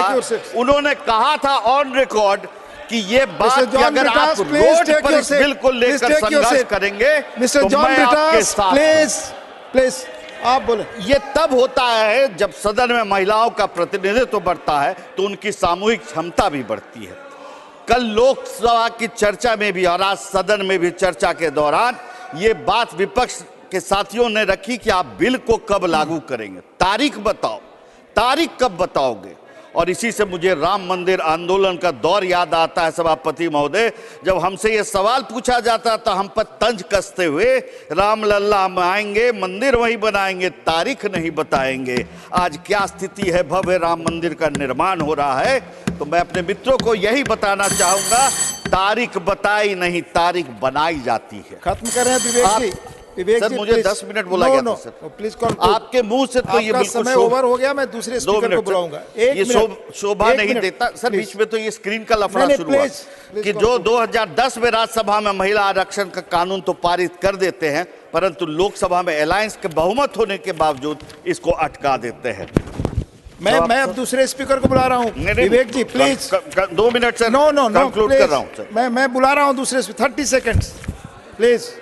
सर इस महिला सशक्तिकरण की योजना के 9 साल के बेमिसाल में सर एस्पिरेशन बढ़ा, कॉन्फिडेंस बढ़ा और महिलाओं के राष्ट्र निर्माण में अहम भूमिका जो आई है, इसका कई उदाहरण है जिसकी चर्चा भी इस सदन में हो चुकी है। और ये प्रधानमंत्री जी के वुमेन डेवलपमेंट के बजाय वुमेन लेड डेवलपमेंट के स्पष्ट विजन का यह सूचक है। तारीख मांगने वालों को संविधान पढ़ना चाहिए और मेरा यही कहना है कि 7 सिफारिशें। Please speak. Your speech will go on record. सभापति महोदय, nothing is going on record. No, please, Doctor. Thank you, Deputy Chairman, sir. On behalf of my party, Patali Makkal Katchi PMK, I rise to support this bill. Sir, in India, till about 100 years ago, women weren't allowed to go out of the houses. Till about 75 years ago, women weren't allowed to vote. Till about 50 years ago, women weren't allowed to go to colleges. Till about 25 years ago, women weren't allowed to go to work. Today, it has all changed. Women are being empowered, but at a very, very slow pace and in very few numbers. Sir, down 25 years, I'd like to see a situation in India where women are so empowered that men will try to bring in a similar bill in Parliament for themselves in this August House. Sir, after the 73rd and the 74th constitutional amendment, brought in 1992 and 93, we had the first local body elections in 96. During that elections, many of the party cadres had made their wives, their daughters, and their mothers as panchayat presidents or samiti presidents or district zilla parishads, thinking that they could control them through proxy. But then I saw after 2 years, the women acted independently. By the end of their tenure, they did wonderfully well in their positions they held, and some of them got re-elected again and went on to become MLAs and MPs and ministers. So if you give women an opportunity, they definitely will excel in whatever they are doing. So I have 2 requests to the government. One, to kindly bring in the OBC representation in this bill. Either today or at least during the winter session, bring in an amendment so that OBC women are equally represented, because they comprise 60% of Indians' population, and without the empowerment of OBC women, India can't develop. Second, sir, we have 3 pillars of democracy: the legislature, the executive, and the judiciary. We have fulfilled the demand of the legislature because we have a reservation for women in the local bodies, and today we're bringing in for MLAs and MPs. I kindly request the government to bring in reservation for women in the executive as well as the judiciary also. After 75 years post-independence, we still haven't had a woman Chief Justice of India, and there are very few women judges in the High Court and the Supreme Court. We need more women officers in IAS, IPS, IPS, IFS, and defense sector. And definitely we need, so the government should bring in an act, an amendment, constitutional amendment, so that women are empowered in the executive as well as the judiciary. Sir, please, I would like to end with the saying, if boys get education, only he is educated. But if girls get education, the entire family gets educated. And I would urge upon the government to empower women, respect them, and give them empowerment in all sections of society. And that is when India will become a developed country. Thank you very much. With these words, I support the 128th Constitutional Amendment Bill 2023. Thank you, sir. Thanks for confining yourself to time. Please, Sri Biplav Kumar Dev, 3 minutes. माननीय विप्लव कुमार देव, माननीय, nothing is going on record please. माननीय विप्लव कुमार देव 3 minutes, 3 minute बोलिए। माननीय आप बोले आपकी बात ही record पे जा रही है, कोई और बात रिकॉर्ड पे नहीं जा रही। नारी शक्ति बंधन विधेयक 128 कॉन्स्टिट्यूशनल अमेंडमेंट बिल 2023, मैं इसके समर्थन में खड़ा हुआ हूं।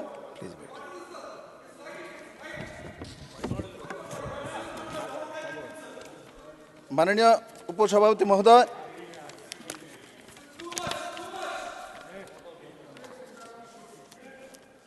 मैं जब आज घर से आ रहा था तो मेरे 2-4 मित्र मिले हैं, पुरुष स्वाभाविक होगा, तो मुझको बोल रहा था आप सुना आज बोलने वाले हैं, तो बाद में आपका क्या होगा आप लोगों का। तो मैं तब से सोच रहा हूं मेरे मित्रों को जाके क्या बताऊं। मैं तो ये सोच रहा हूं मेरे माँ ऐसा सोच लेती तब विप्लव यहाँ कहाँ पहुंचता। इसलिए मैं माननीय प्रधानमंत्री जी को बहुत बहुत बधाई देता हूं। मैं इस सभागार में देखा हूं सुबह से अपने अपने दल के नेता का नाम सब लोग लेते हैं, हमने किसी ने विरोध नहीं किया। जैसे ही मोदी जी का नाम लेते हैं तो जैसे सांप सूंघ जाता है। देश के प्रधानमंत्री हैं, देश के प्रधानमंत्री हैं। आप सुबह से आप चेयर को एड्रेस करिए शाम प्लीज। तक आप, मैं माना नहीं कर रहा हूं, आप अपने आप इधर बोलिए, नेताओं का नाम लीजिए, आप इधर बोलिए लीजिए। किंतु प्रधानमंत्री का नाम आते ही जैसे आसमान टूट पड़ता है। मैं आज बताता हूं, मैं बताता हूं आपको, सुनने का क्षमता रखिए। हमने छोटे से सुना जो देश में सामाजिक और आर्थिक सुधार हो रहा है। असलियत में देश में आर्थिक और आर्थिक और सामाजिक सुधार किसी ने किया है तो माननीय प्रधानमंत्री नरेंद्र भाई मोदी ने लाया है। सुन लीजिए, सामाजिक सुधार के बाद बहुत लोगों ने बोला है, सामाजिक सुधार के बाद नरेंद्र भाई मोदी बोलता है, करता है। 3 तलाक उन्होंने ही खत्म किया। आर्टिकल 370 अमित भाई शाह जी गृह मंत्री बैठे हैं, माननीय प्रधानमंत्री के नेतृत्व ही सुधार हुआ है। राम मंदिर बन रहे हैं, ये सामाजिक सुधार हुआ है। आज महिला आरक्षण बिल आया है, ये सामाजिक सुधार हो रहा है। अरे मातृशक्ति जब तक नहीं बनेगा 30 तो भारत माता का जय कैसे हो सकता है। 30 seconds Viplav ji please, time constant. उपसभापति महोदय प्लीज, मैंने ये बात बताना चाहता हूँ विरोधी पक्ष के मेरे कांग्रेस से मित्रों को, हमने कुछ नहीं बोला। मैं बताऊंगा प्लीज आप इधर चेयर को एड्रेस करिए। जी सुनिए, कपिल सिब्बल जी आए थे, आके 3 मिनट वक्तव्य रखा। उन्होंने बोला ये महिला आरक्षण बिल में कमी है, ये 29 तक भी नहीं कर सकता है, और 29 तक नहीं करेगा तो होम मिनिस्टर और प्राइम मिनिस्टर रिजाइन देगा क्या नहीं। इसका मतलब कांग्रेस ने मान लिया 24 में भारतीय जनता पार्टी और एनडीए को ही रहना। धन्यवाद, धन्यवाद। हमने नहीं बोला, कपिल सिब्बल जी ने बोल के गया। विप्लव जी धन्यवाद। इसलिए आप लोगों ने मान लिया, दूसरे स्पीकर महिला आरक्षण हो, कोई भी बात हो, हम ही के लोगों को करना है। और इसलिए मैं माननीय प्रधानमंत्री को धन्यवाद देता हूं, और साथ ही साथ भारत के सभी महिला को, इस सभागार में जितने भी महिला है सबको भी नमन करता हूं। धन्यवाद। जो आप लोग मेरे जगह भी लेना चाहते हो राज्यसभा में, ले लो, तब भी महिला को आने दो। धन्यवाद। ऑनरेबल श्री रवंग वरान नार जारी 3 मिनट्स। 3 minute sir. धन्यवाद सर। माननीय उपाध्यक्ष महोदय, मैं संविधान 128 संशोधन विधेयक 2033 पर बोलने की आपके अनुमति के लिए मैं आपका आभारी हूँ। महोदय, मैं इस विधेयक का समर्थन करने के लिए खड़ा हूँ, जो राष्ट्रीय राजधानी क्षेत्र दिल्ली की राज्य विधानसभा सहित लोकसभा और राज्यसभा विधानसभाओं में महिलाओं के लिए कुल सीटों में से 1/3 कोटा प्रदान करने का प्रावधान करता है। विधेयक का इरादा स्पष्ट रूप से महिला सशक्तिकरण के माध्यम से नारी शक्ति को आगे लाकर सबका साथ, सबका विकास, सबका विश्वास, सबका प्रयास की भावना से 2047 तक विकसित भारत हासिल करना है। हालांकि महिला आरक्षण का विधेयक संसद में कई दशकों से लंबित है और लंबित होने का कारण केवल अपेक्षित संख्या प्राप्त न कर पाना था। मुझे खुशी है कि आज इसे पारित करने के लिए मोदी जी द्वारा इसे संसद में नए सिरे से लाया गया है। मैं इस विधेयक को मंजूरी मिलते ही महिलाओं के लिए राज्यों और राष्ट्रीय स्तर पर नीति निर्माण मंच में जनप्रतिनिधि के रूप में भाग लेने का द्वार खोलेगा। मैं ST/SC समुदाय के लिए भी आरक्षण के प्रावधान पर सहज महसूस करता हूं और इससे दलित समुदाय को महिला सशक्तिकरण का द्वार खोलेगा। मैं यूनाइटेड पीपल्स पार्टी रिबल UPPL के ओर से हार्दिक स्वागत करता हूं और इस विधेयक का तहे दिल से समर्थन करता हूं। माननीय प्रधानमंत्री श्री नरेंद्र मोदी जी को उनके साहसिक कदम के लिए धन्यवाद, जिससे महिला शक्ति मजबूत होगी। मुझे उम्मीद है कि यह विधेयक सर्वसम्मति से पारित हो जाएगा। जैसे कि मोदी जी कह रहे हैं, यही सही समय है। समय मोदी जी का इंतजार कर रहा था और मोदी जी किसी का इंतजार ना करते हुए कर दिखाया। यदि हर राजनीतिक दल सचमुच महिलाओं का सशक्तिकरण चाहते हैं तो महिला आरक्षण विधेयक का मुद्दा एक बार सर्वसम्मति से हल किया जाना चाहिए और पारित किया जाना चाहिए। मैं भारतीय महिलाओं को अभिनंदन देना चाहता हूं। आज नया संसद से नया एक अधिकार मिलने जा रहा है माननीय प्रधानमंत्री नरेंद्र मोदी जी का नेतृत्व में। धन्यवाद। Thank you. Doctor K Laxman 3 minute 3 minutes. Deputy Chairman, sir, it is indeed a privilege for me and feel honored to stand in the support of this Women's Reservation Bill, which is supposed to be an historical bill which can be written in golden letters of Indian annals. At the outset, I would like to thank our beloved Prime Minister, Sri Narendra Modi ji, for bringing out such an important bill for women reservations. नव भारत के निर्माण के लिए नया संसद का भवन के अंदर एक महत्वपूर्ण और ऐतिहासिक पहला बिल लाया गया। ये मोदी जी को धन्यवाद।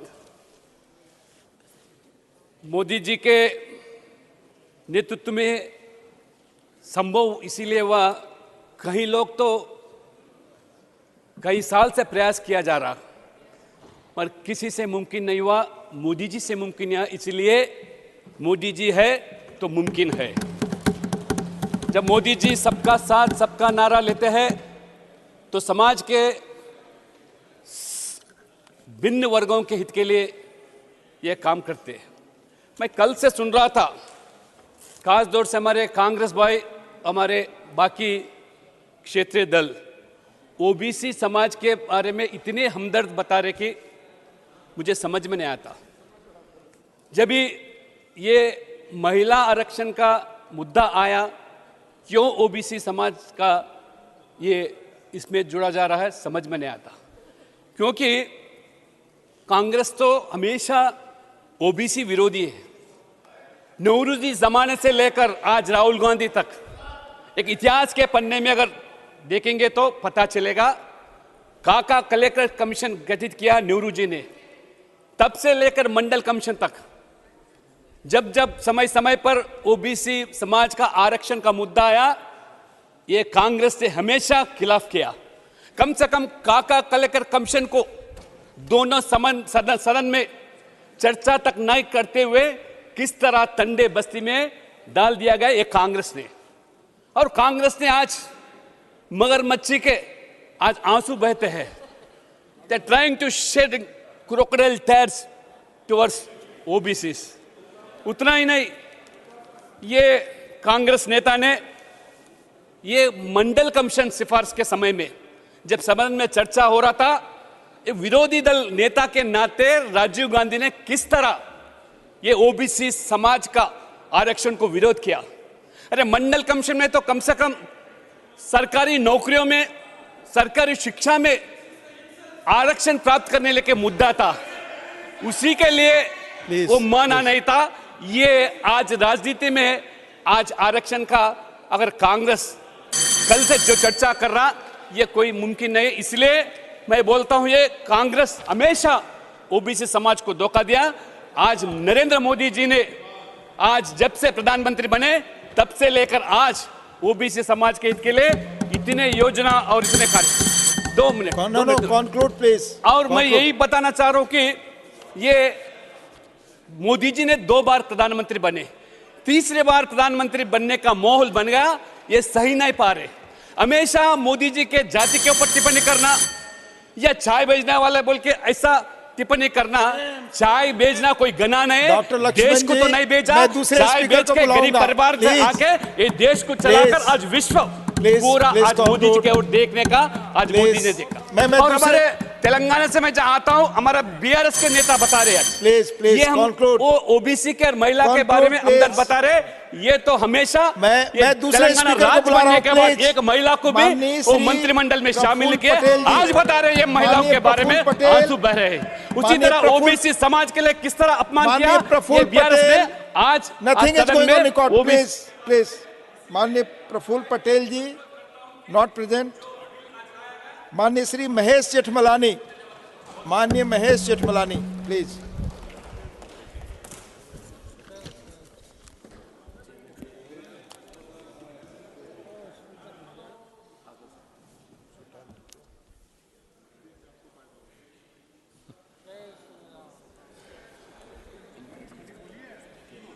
हो गया। Shri Praful Patel. Sir, I've just been asked to speak. Okay, okay. Get going, get going.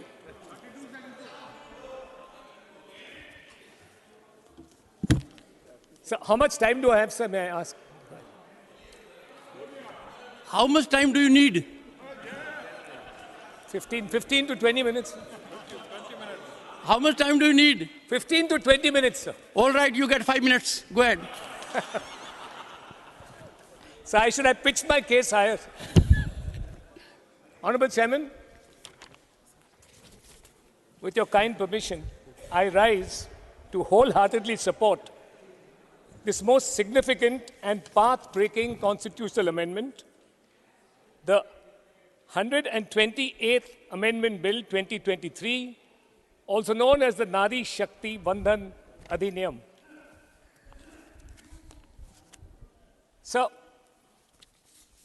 our first experience with women's representation in a legislature was in the Constituent Assembly. 15 women members represented us in the Constituent Assembly. Out of them, 10 spoke, and all 10 of them did not pitch for reservation. They did not pitch for reservation, and they said that we want women's representation based on merit. So Hansa Mehta's speech summarizes the expectation of women members. We have never asked for privileges of reserved seats, quotas, or separate electorates. What we have asked for is social justice, economic justice, and political justice. So all members who spoke reposed great faith that men who have fought and struggled for the country's freedom would guarantee the rights and liberties of women. Now, sir, what is the experience up till 2014 when the NDA government first came to power? So a quick look, because questions have been asked, why not 2014? Questions have been asked, why are you unfolding your social welfare program over here? But, sir, a quick look at the objects, only to remind them of their promises in the Constituent Assembly, the hopes of the women in that Constituent Assembly, and the faith they reposed in the men of the future that rule this country. I read paragraph 2 only to remind them of what in their long tenure, including the 10 years of UPA government, they did not do. Government has taken a number of steps to bring Nari Shakti to the forefront through women's empowerment and women-led development, resulting in substantial improvement in financial independence of women and availability of equal access to education and health. Government has also emphasized ease of living, especially for women, through various initiatives, including Ujjwala Yojana, access to toilets under Swachh Bharat Mission, financial inclusion through the Mudra Yojana, etc. However, the empowerment of women will require greater participation of women in the decision-making process as they bring different perspectives and enrich the quality of legislative debates and decision-making. So had they done their job in their tenure, the first 5 years was spent in empowering women through financial inclusion, social justice, and dignity. It did not strike them at all. The shame of open defecation did not strike them at all. It is us who did it in the first tenure. So the next question that is raised is, can this be implemented before 2024? So it can't. That's a given. Unless certain things have to be ignored. Every time there is reservation, and we are now talking about women's reservation, 3 procedures have to be followed. The latest census figures, B, readjustment of boundaries by a delimitation commission, and C, identification and notification of constituencies for the purpose of reservation, in this case women's reservation, by the Election Commission. Now it is possible that even if we could omit the first 2 steps by using the census of 1971, that is the census that prevails today as per the Constitution, that we go for boundaries, territorial boundaries of constituencies as per the census of 1971. In 1971, there were 55 crore people. Today, there are 1.4 billion people. So, you will have to go by a census which is dated.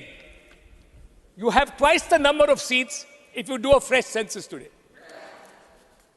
Secondly, the procedure of identifying reserved constituencies for women cannot be completed by February, March 2024 because there is a procedure involved.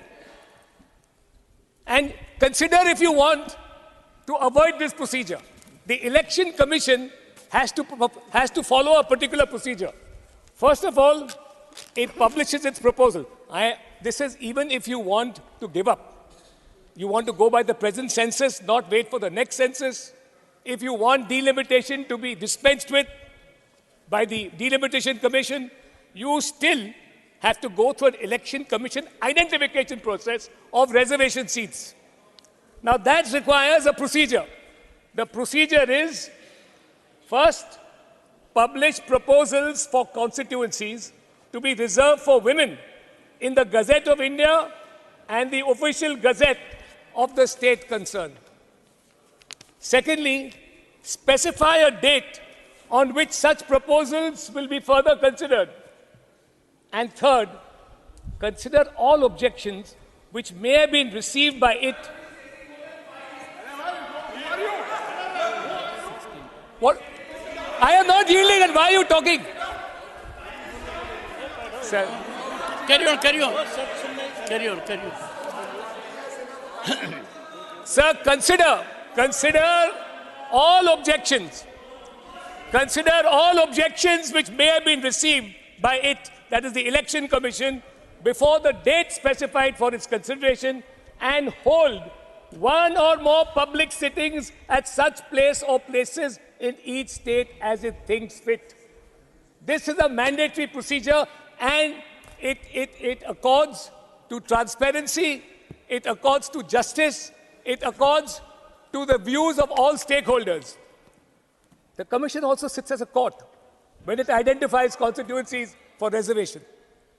It sits as a court and can take evidence on oath for determination of reserved constituencies. This procedure is meant to guarantee fairness, transparency, and natural justice to all stakeholders. No member of either house would want to do away with this procedure before constituencies reserved for women are identified. The alternative is to leave it to the arbitrary diktat of the Election Commission with the inevitable discontentment and heartburn it will cause you people. Members who insist on implementation for the 2024 Lok Sabha election have, with respect, not understood the inbuilt safeguards of the reservation procedure, and a demand for haste will only be at your own peril. Now, is it possible before 2029 and at the earliest after 2024? Yes. On the other hand, the scheduled 2021 census was postponed due to COVID. It is supposed to commence in the beginning of 2024. There is now digitalization. There is now digitalization of the census procedure. The census can be completed expeditiously and possibly within 2024 itself. Thereafter, the next two steps of delimitation by the Delimitation Commission pursuant to the census and identification of reserved constituencies for women can be completed by 2025.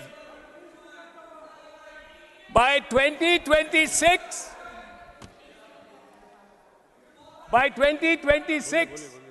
reservation for women in state elections can be a reality, and consequently even so more for the 2029 Lok Sabha elections. I am afraid you people do not know the procedure that is required for identification.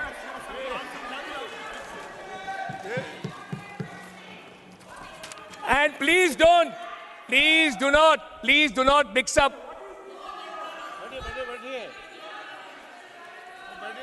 Please do not mix up OBC.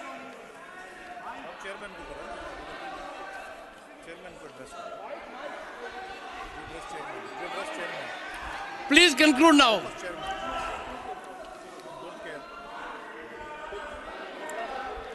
Please conclude. Sir, I will conclude, sir. In short, sir. Nick, conclude on a pleasant note. Yes. Sir, this is a bill. One of my young friends, Kartikeya Sharma, honorable member of this House, said that this is a bill whose time is due. I say that this is a bill whose time is overdue. I wholeheartedly support this bill. Honorable Finance Minister, Srimati Nirmala Sitharaman. Sir, first let me request you that I talk from this seat. I appreciate. Thank you, sir. So thank you for giving me an opportunity to talk on this very historic bill, which is, as Mahesh Jethmalani, honorable member, mentioned, whose time is long overdue. Time has come is not the word, but it is long overdue. And I actually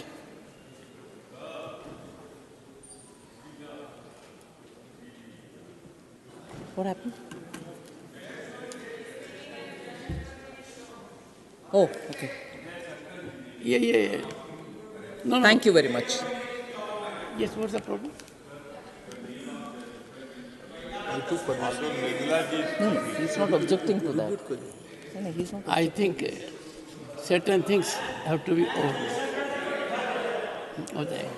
Thank you very much, Pramod Tiwari ji. Thank you. But it speaks of a high level of attention. That's right. 360 degree. That's right, sir. But I'm very grateful that you reminded, sir. Sir, I speak in favor, and this is an intervention that you permitted me, I speak in favor of the Nari Shakti Vandan Adhiniyam.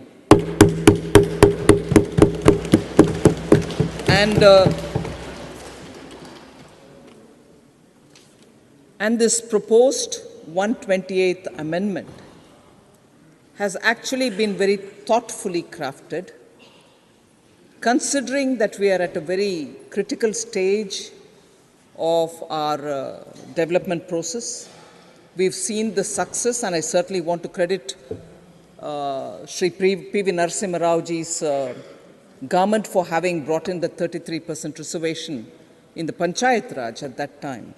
And as a result, we've seen the groundswell at the Panchayat level, where 33% reservation today by many states has been increased to 50% as well. About 20 states have already brought in 50% reservation, and showing, therefore, the contribution of women at the Panchayat, although it started with 33%, now has gone up to 50%. There are no regrets. Actually, people are very happy that there's actual participatory process which is seen in the ground. And in this context, I remember one of the earliest steps that as Chief Minister, Honorable Prime Minister in Gujarat had taken up was also to encourage 50% and also unanimous elections. He would incentivize so that it should be non-partisan and that it should be with a common call taken by the Panchayat. So innovative ways of wanting people's participation has been always attempted to. So this one is long overdue because it partly also answers a lot of members who have been saying from the morning, why did it take 9 long years for you to bring the bill now? I would like to respond, and equally as I'm going down talking about this bill, it is important, sir, that we build consensus and also show that we are committed for the economic, social empowerment of women as well.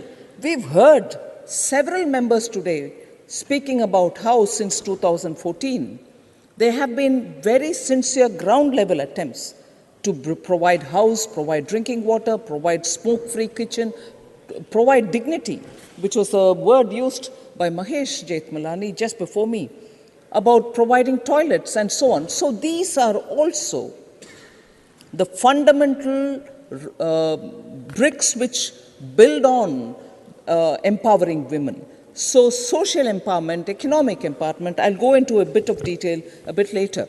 So what this proposed bill provides for is reservation of seats for women in the House of the People, in Lok Sabha. I've heard some members talk about reservation also should be brought in for the upper house.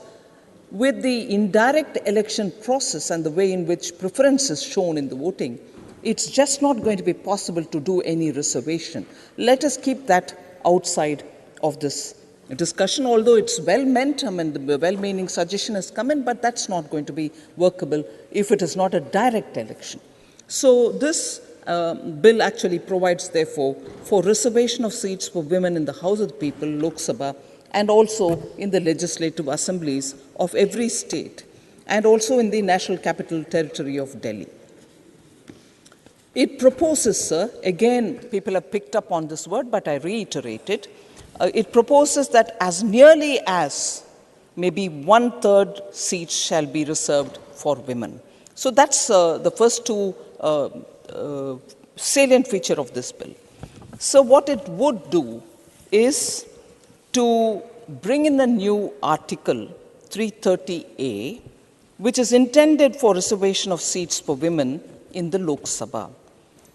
Second, it also brings in a new article 332A, which proposes reservation of seats for women in the state legislative assembly.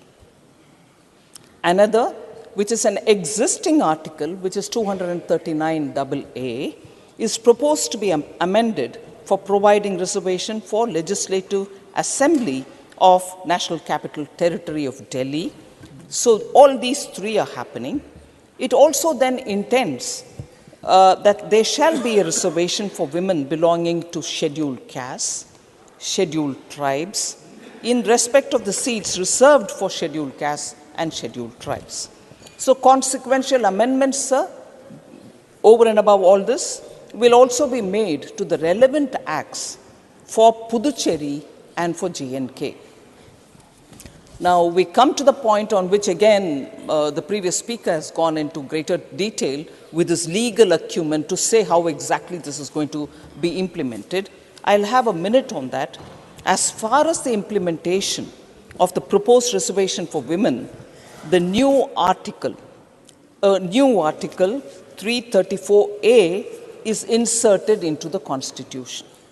It intends that after the bill is enacted and after the bill comes into operation, and thereafter that, whenever the first census takes place and the relevant figures for that census are published, a fresh delimitation exercise shall be undertaken, and for the purpose of delimitation of seats for providing reservation for women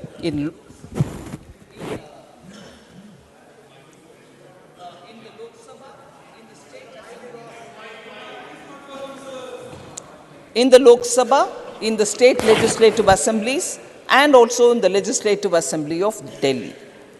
Now, this exercise of delimitation, sir, will be limited to identifying the number of seats and those seats which are to be reserved for women, and it shall not affect the interstate distribution of seats of Lok Sabha and the legislative assemblies of the state. So we just want to make this absolutely clear as to what this constitutional amendment bill is proposing to do, and the reservation of seats shall cease after a period of 15 years from the commencement of this very proposed law. So this is where I think we are coming up with this constitutional amendment. It also sort of very clearly states that this reservation shall not apply until the Lok Sabha or Legislative Assembly of a particular state or the Legislative Assembly of Delhi is dissolved. So that is the main feature of this proposed constitutional amendment. Is this the first time we are talking about this reservation for women? Not at all. There have been 4 genuinely serious attempts to get this bill through, sir. The first ever attempt was in 1996 on 12th September in the 11th Lok Sabha, where Sri H.D. Devegowda was the Prime Minister, and that bill which was brought in was referred to a joint committee headed by Srimati Geeta Mukherjee, who immediately took up the work, and within 3 months, on 9th December 1996, she gave her report, and the bill remained there for almost a year. But because of the dissolution of the Lok Sabha, the 11th Lok Sabha, on 4th December 1997, this bill also lapsed. This bill, one particular feature which I'd like to highlight is this bill provided for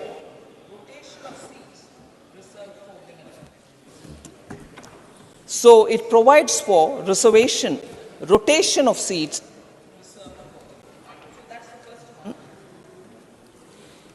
So the next one, second attempt made, was on 14th December 1998 by Sri Atal Bihari Vajpayee's government, 12th Lok Sabha. In this,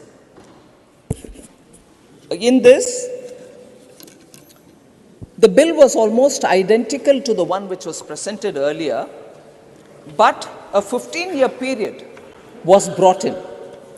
Now, this bill also lapsed due to the dissolution of the 12th Lok Sabha on 26th April 1999. A second attempt was made again by Prime Minister Atal Bihari Vajpayee on 23rd December 1999. That was the 13th Lok Sabha. And then the bill hadn't been pursued at all because they couldn't develop any consensus of view. And again, this also lapsed on the dissolution of the 13th Lok Sabha on 6/2/2004. The fourth attempt, which is the most recent attempt, happened on 6th May 2008. In the Rajya Sabha, the bill was introduced under Dr. Manmohan Singh's government, UPA 2. Very identical bill to the one which was previously tabled, which couldn't be pursued in the Lok Sabha. And this bill, which was brought in the Rajya Sabha, was referred to a standing committee, a department-related parliamentary standing committee on personnel, public grievances, law and justice on 8th May 2008 for examination. And it got passed, taken up for consideration and passed in the Rajya Sabha on March 2010, and then it was transmitted to the Lok Sabha on 12th March 2010. It was just transmitted. But till 2014, it couldn't be taken up for various reasons. I'm not here going to go into the detail as to why it couldn't be cleared, but it didn't get cleared, and it lapsed. It is important for us to know that it lapsed on the dissolution of the 13th Lok Sabha on 18 May 2014. So, I may be pardoned if I'm repeating something which honourable members already know. There is no bill which is pending that I have to bring back here to say, we'll consider this one, it's been waiting from then. No bill is waiting. With the dissolution of the Lok Sabha, that bill, which was passed in the Rajya Sabha, but which it didn't remain here, which naturally got transmitted to the Lok Sabha, also lapsed. So there's no bill before us. So empowerment of women in India is not a new thing. I just would like to go back in history to identify a few names which stand out for a lot of proof that is so required to say this civilization always held women high. Now, I'm not going into this thing, did we treat them as goddess, give us equality? I've heard a lot of members say with a lot of concern, we don't want to be treated like goddess, treat us equal. But it is a fact that we have held women very highly, and the women also had the courage to stand up and speak for themselves. So it's not a new thing for us. I'll just give you the example of Satyakama's mother. An Upanishad has been given in his name. He was a bright star. But when he went in search of his guru, the guru asked him, oh, you want to become my student, but who's your father? Would you please tell me? He didn't know the name of his father. He goes back to his mother, Jabala, to ask her, Mama, please tell me who's my father. I have to go tell my guru, otherwise he'll not admit me. And the mother had the courage to tell him, I don't know who your father is, go tell this to your guru. And the boy, in all his earnestness, goes back to the guru and says, sorry, this is the reply given by my mother. And the guru understands the situation and readily admits him for his curiosity. That's the civilization we are talking about. It's not a civilization which treated women of one particular group or another particular group differently.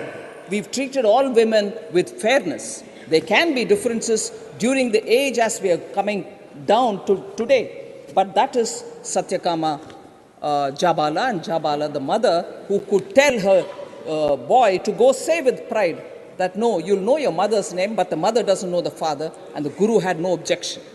Sir, similarly, when Adi Shankara had an argument with Mandan Mishra, there was a debate going on, and who was the judge there? A woman, Ubay Bharti, Mandan Mishra's wife. Could she have been admitted or accepted as a judge between the two people debating if only there was some hesitation about dealing with women differently? They readily accepted her. She had the scholarship is one thing, but to accept a woman to judge between them two as to who is going to be the victor also reflects that men in India, learned or otherwise, did not have a different idea of woman, and that Ubay Bharti's example tells us that. There are, of course, 22 women who contributed very richly to our Vedas and Upanishads. I'm not taking each one of their names. Gargi and Lopamudra stand out.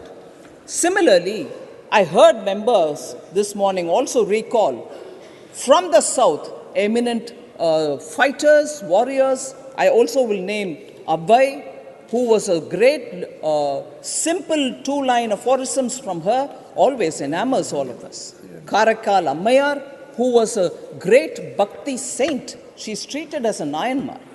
So in India, women have had a role in literature, a role in very many different situations. Women warriors, sir. Rani Abbakka, Kitturu Chennamma, Velu Nachiyar, Rani Gendunlu, Lakshmi Segal, and of course Jhansi Ki Rani. All of them, I've just taken a random list. So is their prowess in science. E.K. Janaki Ammal was one of the earliest scientists of India. Asima Chatterjee, Anandiben Joshi, Anna Mani, and Darshan Ranganathan are all women of eminence in science. So we've had this culture of allowing women to do whatever their aspirations lead them to do, and we've respected it. Of course, as they say in Hindi, Vikrutiya have come into the system, we'll have to cleanse that, and efforts are being made. Now in this I want to highlight, sir, that the party that I represent, BJP, has been consistent in its support for women's reservation. BJP held its national convention in 1994 in Vadodara, and there very clearly stated that we stand for reservations of women, reservation for women in the parliament and also in the state assemblies. If that was in 1994, 1998, BJP reiterated its commitment for women's reservation by introducing it in the Lok Sabha, which I just mentioned a while ago under Prime Minister Atal Bihari Vajpayee. In July 2003, BJP held a national executive in Raipur in Chhattisgarh, and there they passed a resolution seeking 1/3 of all Lok Sabha constituencies to be converted for reserving for women. Progressively, that opinion has been refined now that in 2007, in the national executive, it approved 33% reservation for all organizational positions within the party. And in 2008, sir, BJP amended its constitution to provide 33% reservation to women in its cadre posts as well. And let me take this opportunity, sir, in all humility, to thank my party. I'm one of the beneficiaries of this reservation for women that I'm here today, and I thank my party for having given me that opportunity. So BJP has been consistently supportive of women's reservations, sir. I remember those days were early days for me as a party spokesperson, but the now lapsed bill, which was passed in Rajya Sabha in 2010, late Sri Arun Jaitley supported it passionately in the Rajya Sabha, and it was passed in the Rajya Sabha. Of course, when it transmitted to Lok Sabha, it didn't get through. So BJP has been absolutely steady in its support for women's reservation, and this morning I heard some honourable members also refer to some very picturesque moments when Honourable late Srimati Sushma Swaraj had waited outside the Parliament House, received Brinda Karat, the Honourable former member of the Rajya Sabha, and they both hugged each other in joy that the Rajya Sabha passed the bill and it is now the turn for Lok Sabha. So there was a complete, across party lines, a sense of wanting to achieve this, and today we remember late Sushma Swaraj, and of course even today the activists and also former members of parliament who have all been pursuing this agenda. To further this point, sir, 2014, prior to the Lok Sabha election, BJP's manifesto, the Sankalp Patra, openly said that BJP is in favor of bringing reservation, 33% reservation in parliament and also in the state assemblies. So did 2019 Sankalp Patra. So just as Article 370 has always been in BJP's manifesto, so is women's reservation always been in BJP's election manifestos, be it 2014 and now be it 2019. Sir, Sankalp se Siddhi principle, which Honorable Prime Minister follows very earnestly, is also proven by the fact that everything that which is mentioned in the Sankalp Patra is taken up to the level of achieving, that is, Siddhi tak, Prapt karne tak, we follow it in earnestness. I also heard some members this morning talk about you were paying attention to Article 370, you were paying attention to triple talaq, but you didn't do this women's reservation. I like to take this opportunity to say through you, sir, Article 370 has a very big women's component in it. Inter alia, you didn't allow women to hold property in J&K. Is it not important for them to have that honor back? They have, after all, been born there. Well, if they married somebody else from anywhere else, how right is it under Article 370 to deny them ownership of property? Is that not important? Therefore, when we restored the normalcy and also removed Article 370, women, SC, ST, Bakarwals, all of them get their rights. That is why Sankalp se Siddhi principle of Honorable Prime Minister makes complete sense. And between 2014 and today, these are the kind of achievements to empower women which have been happening. Similar is, I heard our Honorable National President, Shri Nadda, speak about triple talaq this morning. He said triple talaq is not in A country, B country, C country, all of which are Muslim-dominated countries. But in India, it took us a whole process of going through the courts and again politically convincing our people and then bringing it in. But Prime Minister Modi did not hesitate. He said if that has got to be done for giving the rights to the Muslim women, we shall do it. So triple talaq also happened. So Nadda ji clearly explained, we don't involve or indulge in appeasement politics. But it is important for us for restoring the rights of women, because in women-related matters, sir, and I can say with complete confidence, in women-related matters, we don't play any politics. It is an article of faith for the Honorable Prime Minister, and therefore we do everything that we've done, whether it is Article 370 or whether it is triple talaq or looking at now Women's Reservation Bill. All of it is part of our manifesto anyway. So between 14 and 19, I shall not spend too much of a time, because yesterday all of us heard Honorable Home Minister speak in the Lok Sabha. He listed out the various measures which have been taken by Prime Minister Modi for social empowerment, for economic empowerment of women. I'll just very quickly flag off a few of them, sir. Ujjwala for smoke-free kitchen, 9.59 crores of people have been given free connection, and 200 rupees subsidy per cylinder, and newly we are adding 75 lakhs more connections. Swachhata Abhiyan, providing a dignified life for women, providing toilets to them.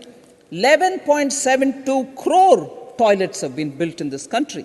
Beti Bachao, Beti Padhao has actually helped in restoring a fair balance between gender, because gender asymmetry prevailed all over the country. I heard Honorable Member Thambi Durai talk about how there was this cradle scheme which was brought so that children, as soon as they are born, being girls, are not killed. And that was a step some time ago taken in Tamil Nadu. Many states have done many such steps in order to restore that parity in the gender, in the sex ratio.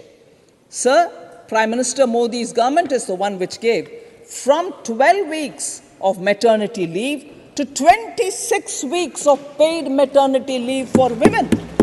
These are empowering women. What were we doing between 2014 and 19? These were the things which we were doing. So we didn't forget for a moment empowerment of women. water to the house for health reasons. Otherwise, they were spending hours going miles to get drinking water. 9.82 crore new connections of Nal Se Jal, Gar Gar Jal has been implemented. So I won't go further into that list of social empowerment and the economic empowerment. But I certainly will take a few more minutes, a bit of considerable time if you would permit me, sir. Empowering women, there cannot be a more substantial measure than finding them in the armed forces. I list out the kind of things Prime Minister Modi has taken to get women have that equal treatment. Many of our honorable members saying, treat us equal. We don't want you to do puja or treat us like goddess. No. Can there be a better place than the 3 armed forces where we have brought women to be at par with men and they stand there clearly? I'll give out the list, sir. All wings of the Indian Armed Forces have women in combat roles now. Women are allowed in combat services and in supervisory roles. I'll start with the Central Armed Forces, paramilitary forces. In 2016, Prime Minister Modi's government took a historic move, decided to reserve 33% posts at the constable level for women in CRPF, CISF, and to begin with, 14 to 15% posts at the constable level in the border guarding forces such as the BSF, SSB, and ITBP have been brought in a phased manner. That's equality. That's treating men and women equal, literally in the uniformed services. Similarly, sir, admission of girls in Sainik schools, unimaginable, because there was so much resistance. No, you can't do it. Admission of girls in Sainik schools, with effect from academic session 21-22, girl cadets have been admitted in all existing 33 Sainik schools. That was clearly a step which was taken as a decision by Prime Minister Modi's government. Indian Army, sir, has opened up entry for women candidates in the National Defence Academy. You know how prestigious that center is. And it is one of the male domains which you could never breach. But today it has been opened for female cadets. 19 cadets, including 10 for Indian Army, joining academy every 6 months. Women candidates, women cadets. Sir, permanent commission is also being granted to women officers in the armed forces. You may think that it is only in the armed forces medical corps, or it's in the dental corps, and so on. No. Or it is in the nursing service. No. Over and above that, now women are being given permanent commission in the armed forces as women officers.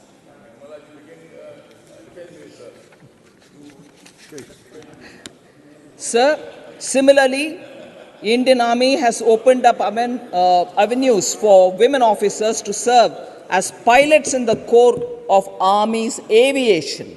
So flying the helicopters for the Army is done by women now. Women officers are also being considered for colonel rank and are being given command appointments so they can lead commands. Also, sir, there are other ranks which are also getting into the core of the military police in the Indian Army, which has been introduced from 2019. So is the case with Navy. I wouldn't want to read each one of those steps, but today, whether it's Army, whether it's Navy, or whether it is the Air Force, they are all being treated at equal with men. Agniveer scheme, sir. I was very happy to hear Honorable Member Sumitra Balmik. Is she here now? Yes. She mentioned it, sir. Women are getting recruited as women Agniveers. I was going to mention it, but I was glad to hear it from another member of this House. From the first batch itself, we have women Agniveers.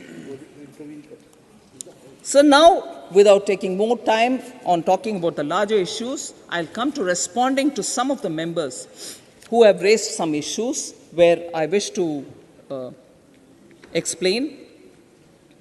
Some members, Ramnath Thakurji, K.C. Venugopal,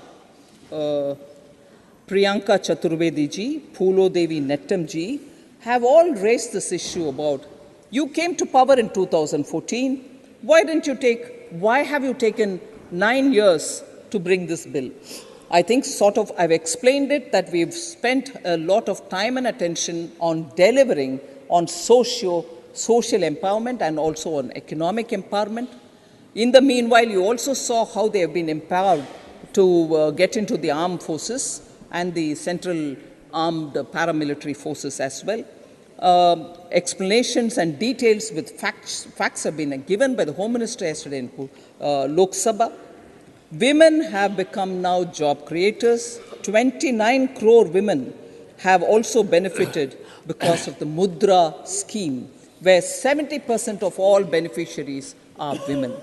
So there are several schemes which has helped women to come up to some level. That's what we've been doing since 2014. Then there was this question, I think in general, several members have raised saying, why a special session for this bill? Sir, that simply we've come into new complex, new building for Parliament, new India. We would like this Parliament to deal with one of the best bills that it can deal with, where all of us agreed. And I'm glad to say this. I thank from the bottom of my heart for the consideration that all the parties have shown, irrespective of the little reservations they may have, questions they have in their mind, for extending support for this historic bill and this new building as a first bill. Handling this bill is, I think, a very good start for a building which is being built for the next 100 years for the country. Even if delimitation is going to come up with newer members, there's enough space to accommodate a lot of new ones. Sir,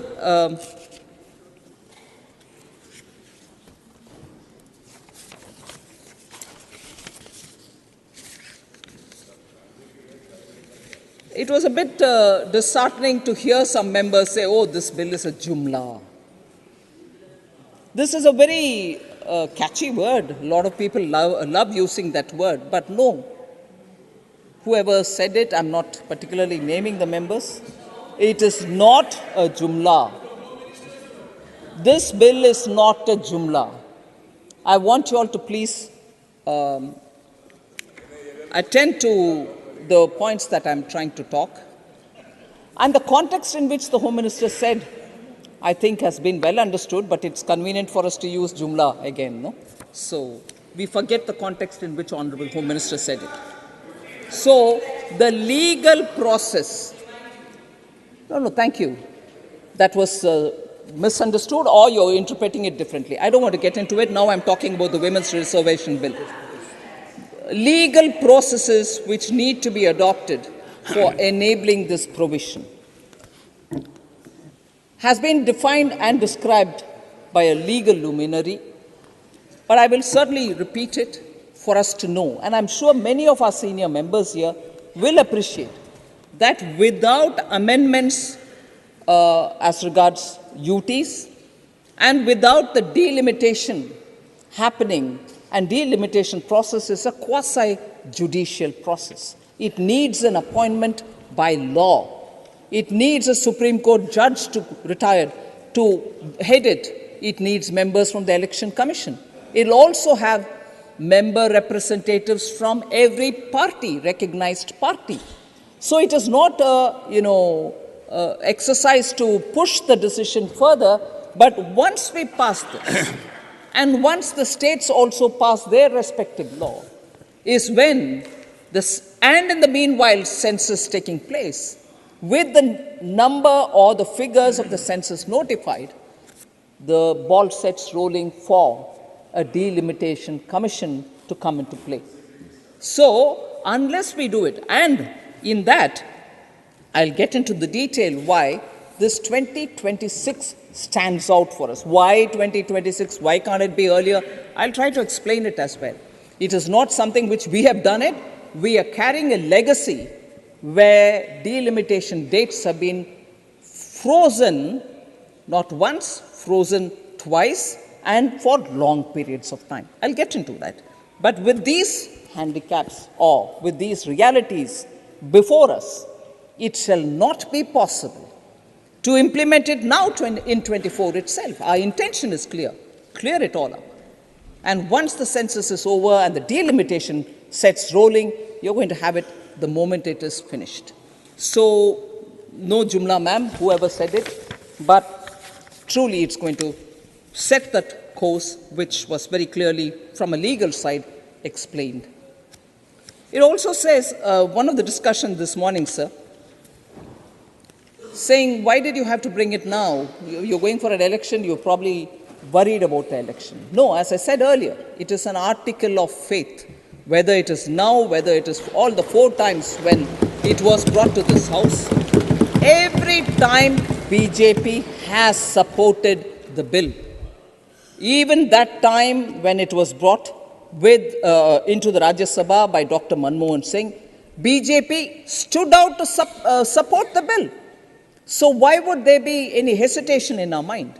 So I just want to be sure that the points that has been raised by some of the members are addressed.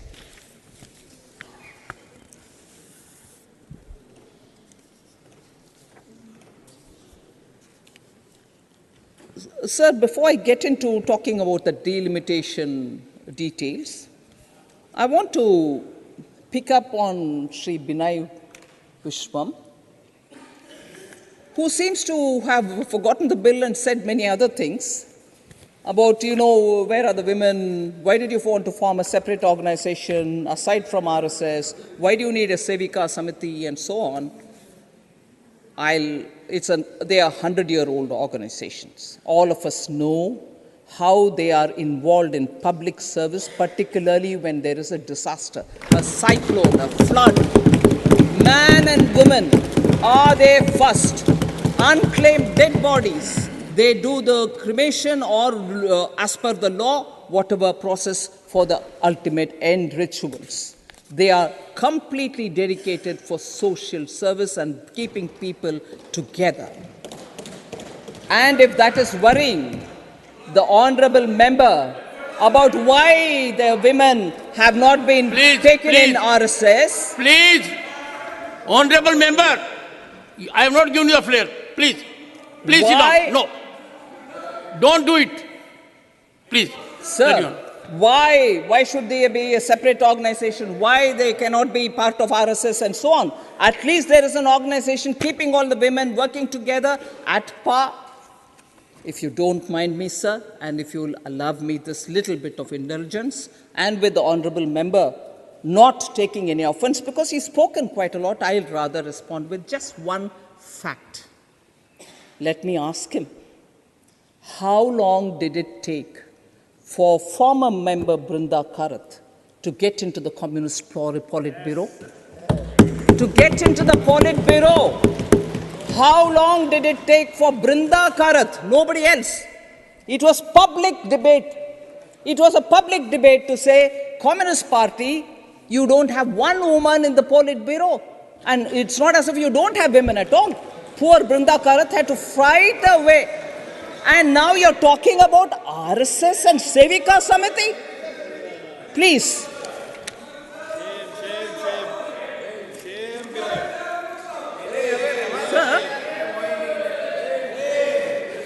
Sir, I heard honorable member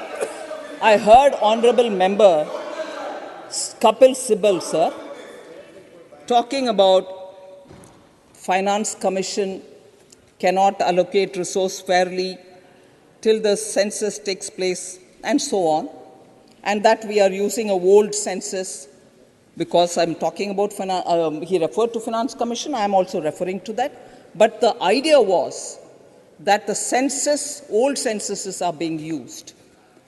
I just want to tell you, sir, it was Prime Minister Modi who after forming the government, said 2011 census data was first used for the 15th Finance Commission, whose period is now current, 2020 to 2025. Till before that, that is prior to that, since the 7th Finance Commission, till the 14th Finance Commission, which is before us, before 2014, that is 8th Finance Commission for the finance period 1979-2020, have used the census data of 1971. 71 census has been used till 2014, and Honorable Member Kapil Sibal worries that we're using 71. No, sir. From the 15th Finance Commission, which is holds currency, which runs between 2020 to 2025, 2011 census is already being used. So I'm sorry, I want to just correct that perception of Honorable Member. All the earlier finance commissions have used 71 census figures. We have updated it. So I'll just quickly go to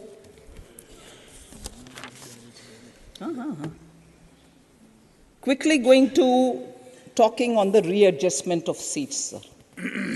It's not a problem that we have created. It's not a problem that we suddenly, realize. I would like to trace back as to why readjustment of seats has to go through a particular process, and it's not new problem today. I'm not saying it's a problem, but it is a situation which was created long time ago.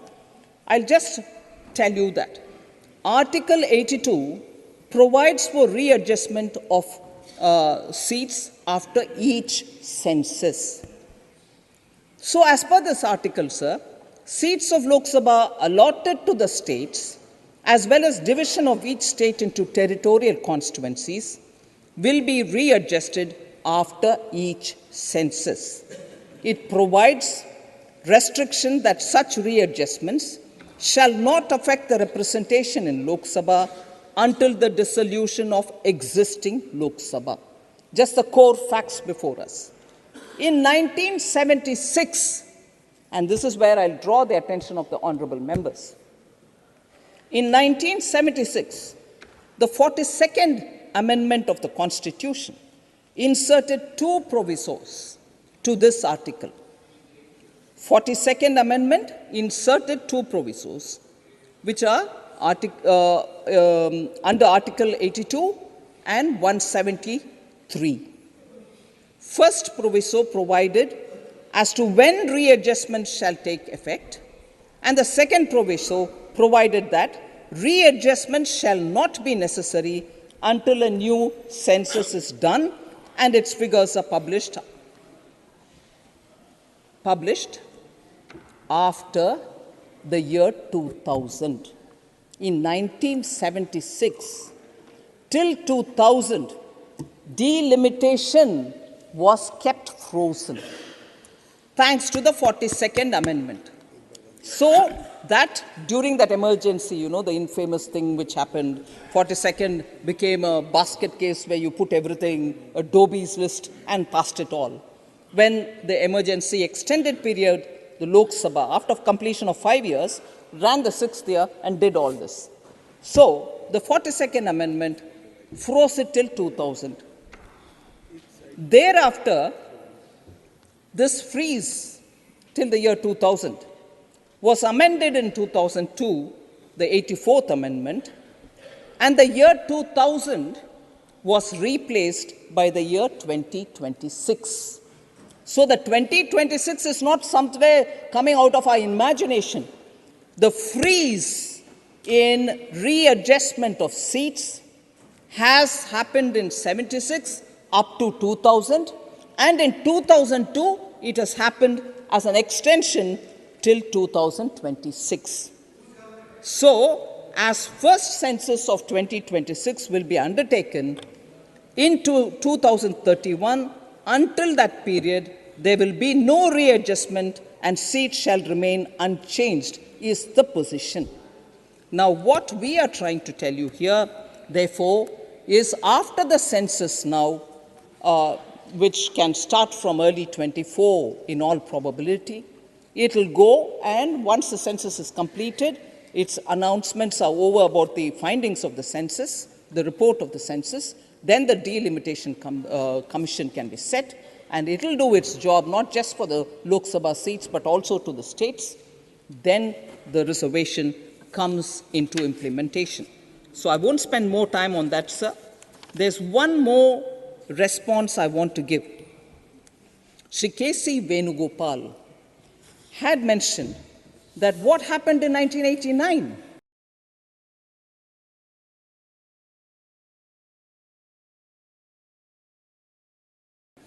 I'm not repeating or quoting his words. Broadly, what happened in 1989 when Rajiv Gandhi introduced reservation bill for women in local bodies? Entire BJP gang, if I'm wrong with the expression or words, you may correct me, entire BJP gang opposed it. Stalwarts like L.K. Advani, Atal Bihari Vajpayee, Ram Jethmalani, etc. opposed it. So I just want to go back to actually what happened then. 1989, it didn't get passed. Opposition was there, a lot of opposition happened. Then, of course, as I said, even at the very beginning, it moved to 1991-92, and in 92 it got passed under P.V. Narasimha Rao ji. But what actually happened then? BJP gang? No, I'm sorry. There are others who, it's very interesting to see. Sir,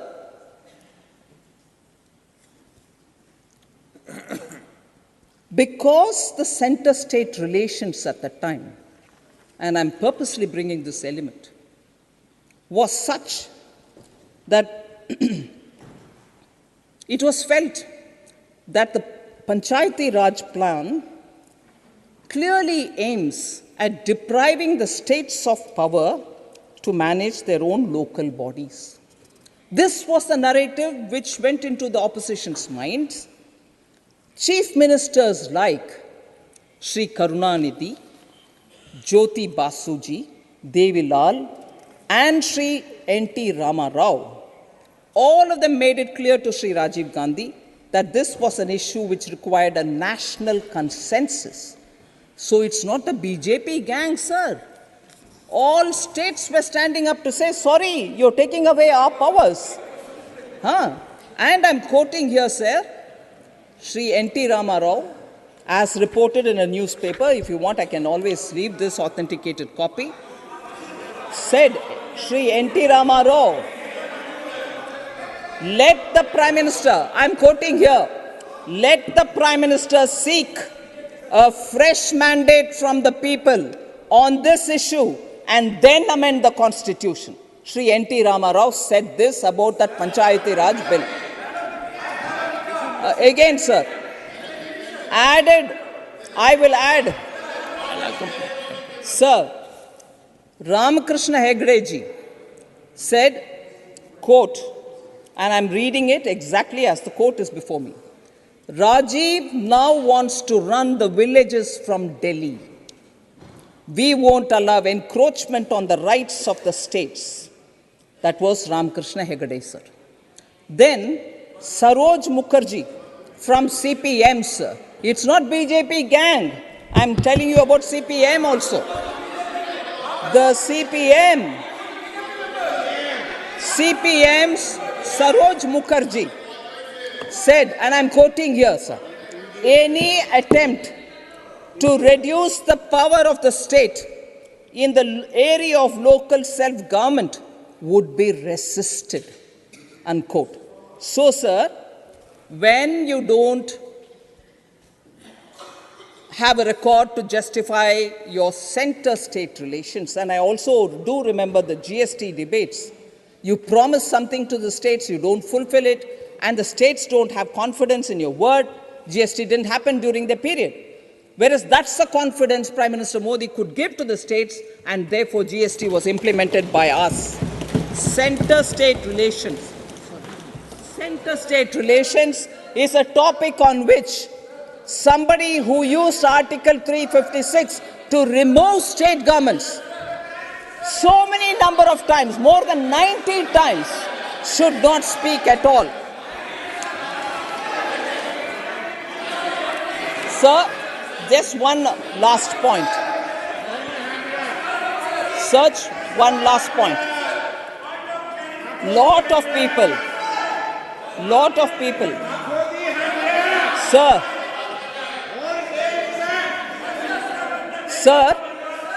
lot of people. One second. Sir, you want me to sit down? Yes. Sir? No, you want me to sit down, sir? Sorry, sir. You want me to sit down, sir? I request you Is to... this because you want to give them peace? I just want to say something to you, sir, in case you want them to be accommodated for giving explanation or clarification. If it's not preposterous from my side, would you permit me to just say that's exactly what my respected leader of the opposition objected to yesterday when we were timely getting up and saying, no, factually wrong, you're factually wrong, we want to say. I would want to cultivate. Sir, let me finish. I would want to cultivate a habit. And I'm telling you, I would want to cultivate a habit for myself, sir. I'll keep quiet. I'll hear every speaker. And when there is an objectionable comment made, or when there is a factually incorrect statement made, after they finish, I will seek your permission to stand up and rebut it, provided they are here to listen, not if they are walking out. So please, sir, it's a two-way street. Now that you're saying, I'll sit down. No, please conclude. Honorable Finance Minister, please conclude. Can I? Please conclude. I'll come. Sir, just the last 2 points, sir. Just the last 2 points.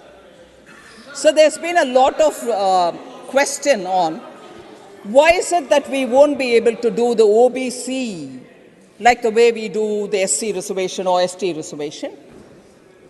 There is no specific mention of electoral reservation in the Constitution for OBCs as it is mentioned for the SCs and STs.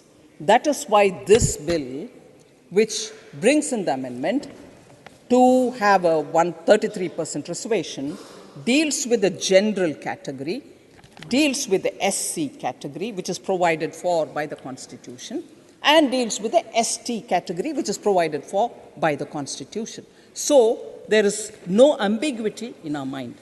So the last point, which is a bit of a disappointment for me, which is a very worrying thing for me, I seek your indulgence and allow me to say this, which is really not what I want. Leave me, but I'm sure many of us wouldn't want that in the upper house. So this morning, I heard insinuations passed against the Prime Minister and Honorable Home Minister. Initially, I didn't think it was meant for them because it was very metaphorically said about, some men came, they carried money bags, they were also with money, media, muscle power, and misogyny. Sir, I would want this to be finished, and anyone who has an objection can please speak after that. So, when it was metaphorically said, two members came to Bengal, men came with money, media, muscle power, misogyny, and mocked the Chief Minister. I was just plainly hearing it. I didn't think I got perturbed. But I'm happy that you've already said, substantiate it. Sir, I'm glad you said substantiate it. And I thank you for it on the assumption that if it is not substantiated, it will be expunged. But why am I worried about any reference to any two men? I shouldn't really be worried, right? Agreed. That's how I thought it was.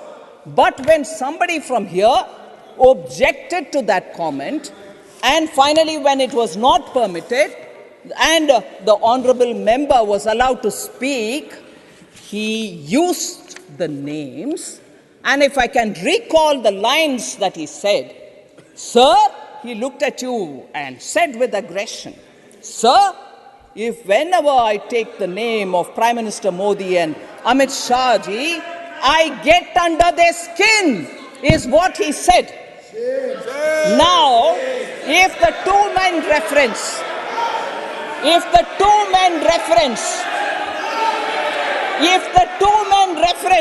was without any name, I will not be bothered. But when somebody protested it from here, the true thought was betrayed. The true thought was betrayed. And the true thought was Prime Minister's Modi name and Amit Shah's name. Whenever I take it, which is what the honorable member said, whenever I take it, I get under their skin. So everything ties up. Everything ties up. I would humbly request you, sir, that that document be provided here, corroborated, substantiated. If the money, muscle man and the media have come, or else apologize and the remark be expunged. Thank you very much.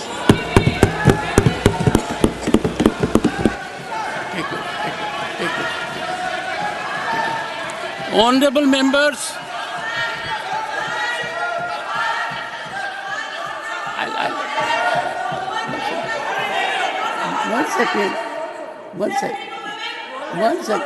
one second, take your seat.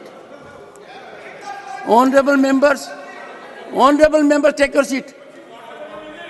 Please take your seat, take your seat. No, don't do it. Nadimal, don't do it.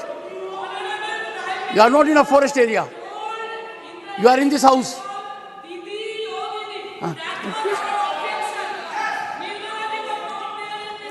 I'll look into it.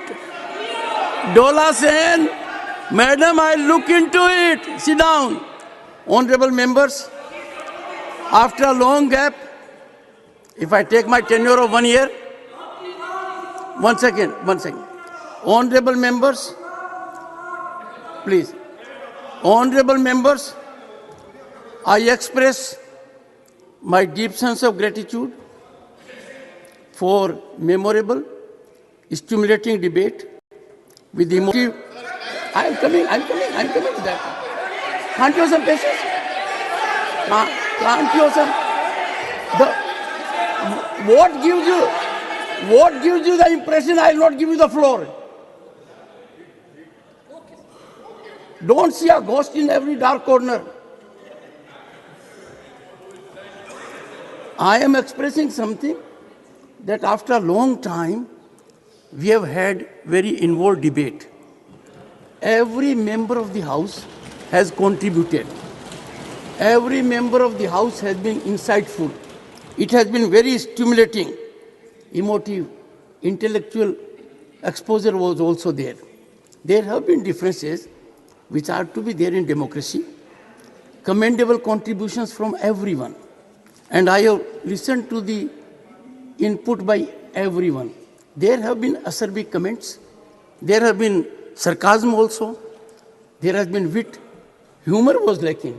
Venugopalji, humor was lacking. You need to make up for it. Normally I should call Mr. Arjun Ram, but leader of the opposition seeks to make an intervention. Now, I had said a year back that when it comes to leader of the opposition, leader of the House, Prime Minister or former Prime Ministers, I would show extra consideration. I am therefore allowing leader of the opposition to make an intervention. Okay. It's a good suggestion, sir. Good suggestion. Sir, very reasonable suggestion. पर थोड़ा हंस कर कहिए sir. Yes. So before leader of the opposition takes the floor, Mr. K.C. Venugopal, but I will make Mr. K.C. Venugopal, but K.C. Venugopal, 1 year. You will do it palatably, humorously. Yes. Am I right? Yes, exactly. And mind you, Sir, if the Honorable Finance Minister has reacted to your statement, you should be happy and delighted. Take it as an accomplishment. Sir. 2 minutes. Sir, Honorable Chairman. 2 minutes. I don't know what happened, Honorable Finance Minister, by saying like this. What I say is very clear. Whenever this 1989, the 64th amendment has been taken by the Rajya Sabha. After passing it in the Lok Sabha, the BJP members, including the stalwarts, Atal Bihari Vajpayee, Lal Krishna Advani ji, Ram Jethmalani ji, Jaswant Singh ji, they voted against. Sir, this is the 1 minute. The question is, this is the proceeding, sir.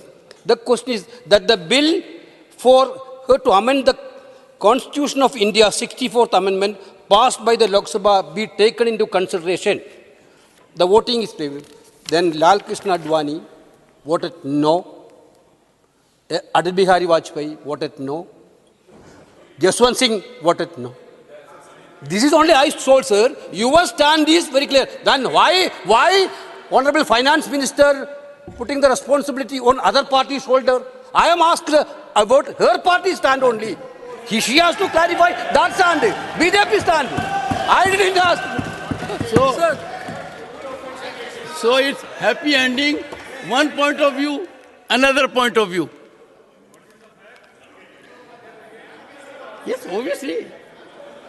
It is at the suggestion of the Honorable Leader of Opposition that I gave opportunity to Mr. K.C. Venugopal. Sir, your intervention. Sir. और sir, आप दिल मिला दोगे, सबके दिल मिला देना. आपने देखा होगा. माननीय. नहीं, मैंने लेफ्ट में ज्यादा देखना शुरू कर दिया है. अभी देखे साहब राइट को ज्यादा देखते. ना, मैंने लेफ्ट में देखा है. अब whatever it may left right छोड़ी है. सर, माननीय सभापति जी, मैं आपका आभारी हूँ. आपने मुझे संविधान 128 संशोधन बिल पर बात करने के लिए इजाज़त दी.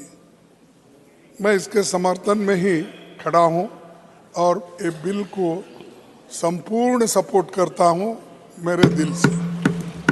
और मेरी पार्टी और इधर के सभी लोग, इंडिया के सभी लोग हार्टिली इसको सपोर्ट करते हैं. लेकिन मुझे थोड़ा 2 दिन पहले ही मालूम हुआ ये बिल आने वाला है. कैसा सर? 4 सितंबर 2023 को आपने जयपुर में कहा था. 4 सितंबर को क्या कहा था? वो दिन दूर नहीं जब संसद और विधानसभाओं में महिलाओं को उनका उचित प्रतिनिधित्व मिलेगा. ये यानी ये आप तय किए थे कि आपको मालूम भी हो गया था और इसका प्रचार आप वहाँ जयपुर में कर दिए. तो अब इससे बड़ी बात क्या है कि अगर सरकार का ही हमारे सभापति जी अगर बोले तो हमको भी लगा कि ये बिल आने वाला है. लेकिन मैं ये चाहता था कि महिला मेंबर्स बोलने दो, उधर इधर के सभी, कोई भी पार्टी के हो, इसीलिए मैं ज़्यादा इसमें बोलने के लिए आपको प्रेशराइज नहीं किया. थोड़े से शब्दों में बोलूँगा. लेकिन जब उत्तर देखा मैं नियरली एक 50 मिनट यहाँ पर मुझे फाइनेंस मिनिस्टर का रिप्लाई सुनने को मिला। तब मैंने ये सोचा आपके स्पेशल परमिशन लेके मुझे भी थोड़ा वक्त दीजिए ताकि मैं कुछ शब्द आपके सामने रखूं। सर,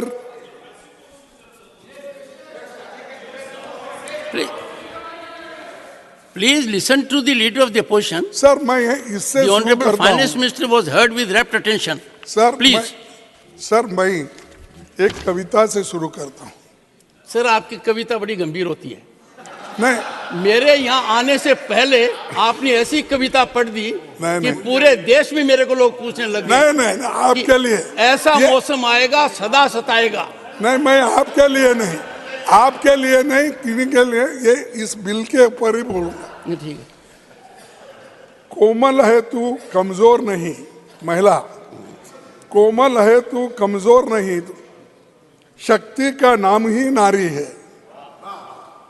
जग को जीवन देने वाली मौत भी तुझसे हारी है। सतियों के नाम पे तुझे जलाया गया, मीरा के नाम पे जहर पिलाया गया। सीता जैसी अग्नि परीक्षा भी हुई, जग में अब तक जारी है, जग में अब तक ये सारी चीजें जारी है। बहुत हो चुका अब मत सहना, बहुत हो चुका अब मत सहना, तुझे इतिहास बदलना है। कोमल है, कमजोर नहीं तू, शक्ति का नाम नारी है। तो इसीलिए इस शक्ति को और हम बढ़ावा दे रहे हैं। सभी लोग सपोर्ट कर रहे हैं और सभी सपोर्ट में सभी ने बात किया।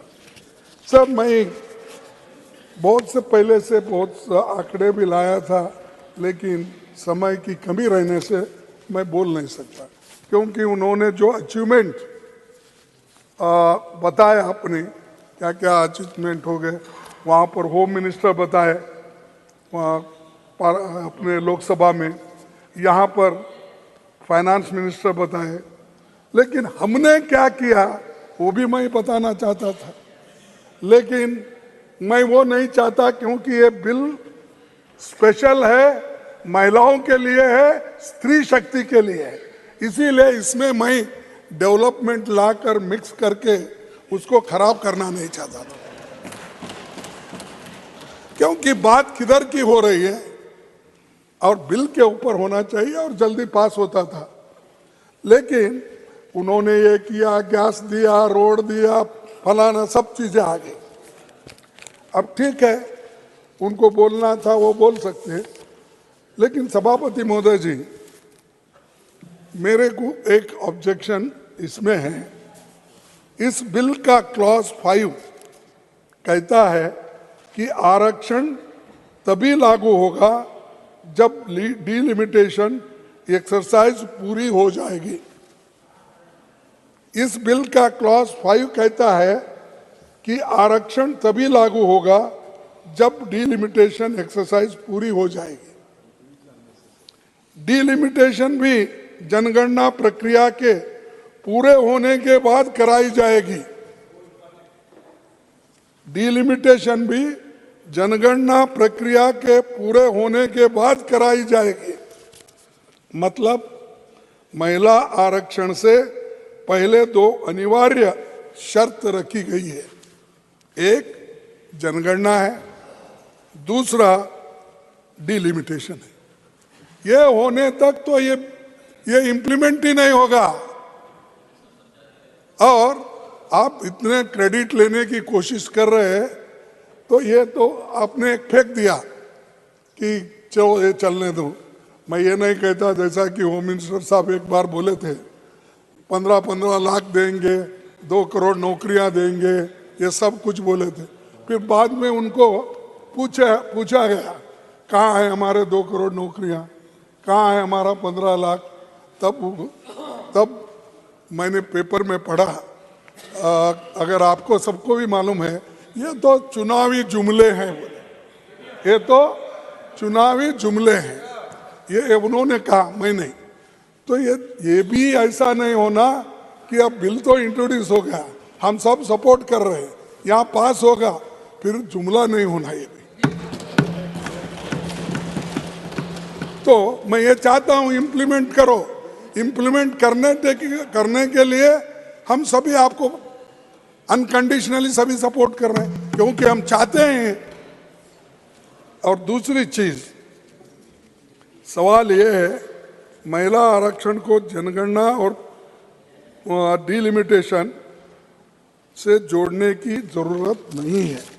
आप कर सकते हैं अगर, क्योंकि बहुत से चीजें हम अपोज भी किए तो बिल पास हो गए। यहाँ पर आपको मालूम है, लेबर बिल्स पूरा पास हो गए, किसान बिल पूरे पास हो गए, 750 लोग मर चुके, वहाँ पर बॉर्डर पे रहे बैठे हुए थे।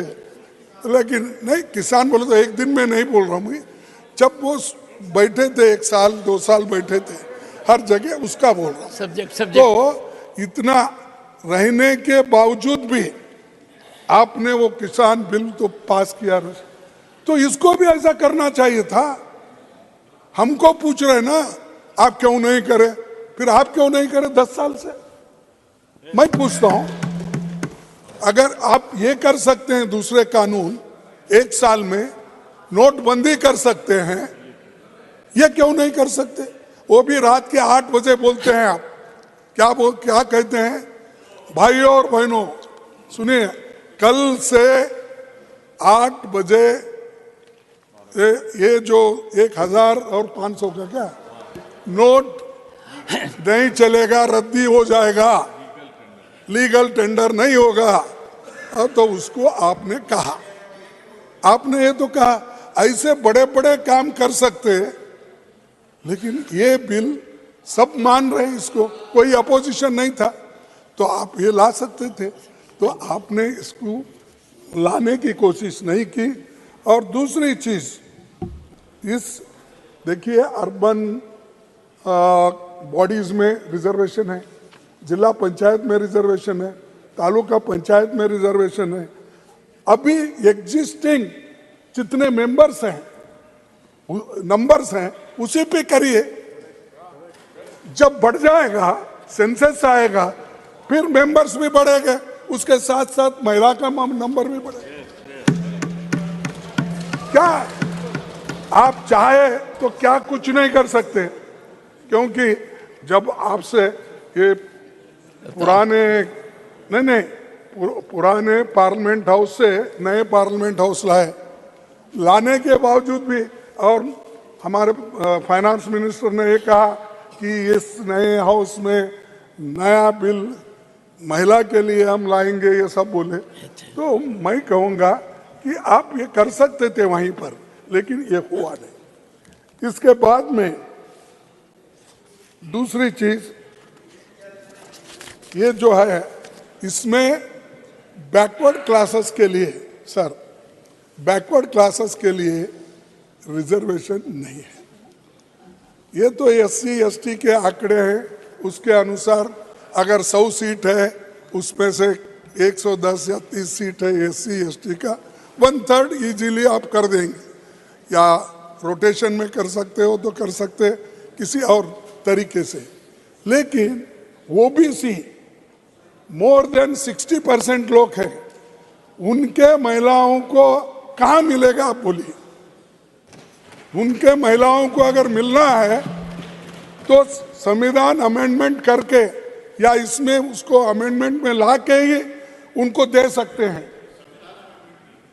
तो भाई दोनों हो गए हैं, तो उसमें आप वो करना चाहिए, लेकिन आप वो छोड़ दिए तो बाकी यूं ही। तो अब क्या होगा जनरल में, सिर्फ महिला रिजर्वेशन में मैं अपोज नहीं कर रहा हूं, मैं सपोर्ट करूंगा, लेकिन आप बैकवर्ड क्लासेस को क्यों छोड़ रहे हैं? उन महिलाओं को क्यों छोड़ रहे हैं? उन महिलाओं को क्यों नहीं दे रहे? क्या उनको और पीछे ढकलना चाहते हैं? क्या और उनको आपके साथ नहीं लेना चाहते? तो इसीलिए ये जरूरी है, इसीलिए तो हम इसी के ऊपर आपको प्रश्न भी पूछे और बात भी की। और ये कब इम्प्लीमेंट होगा? क्या 1 साल में होगा, 2 साल में होगा, 6 साल में होगा, 8 साल में होगा? नहीं साहब, थोड़ा मेरे को थोड़ा तो कंसेशन दीजिए। फाइनेंस मिनिस्टर आपने 5 मिनट के लिए कहा था सर। हाँ, तो ये नहीं, आपने 5 मिनट के लिए कहा था। नहीं, 5 मिनट चलो साहब, अब अनदर 3 मिनट। नहीं साहब, 5 ऐसा बोल के मैं फिर 0 बोला था।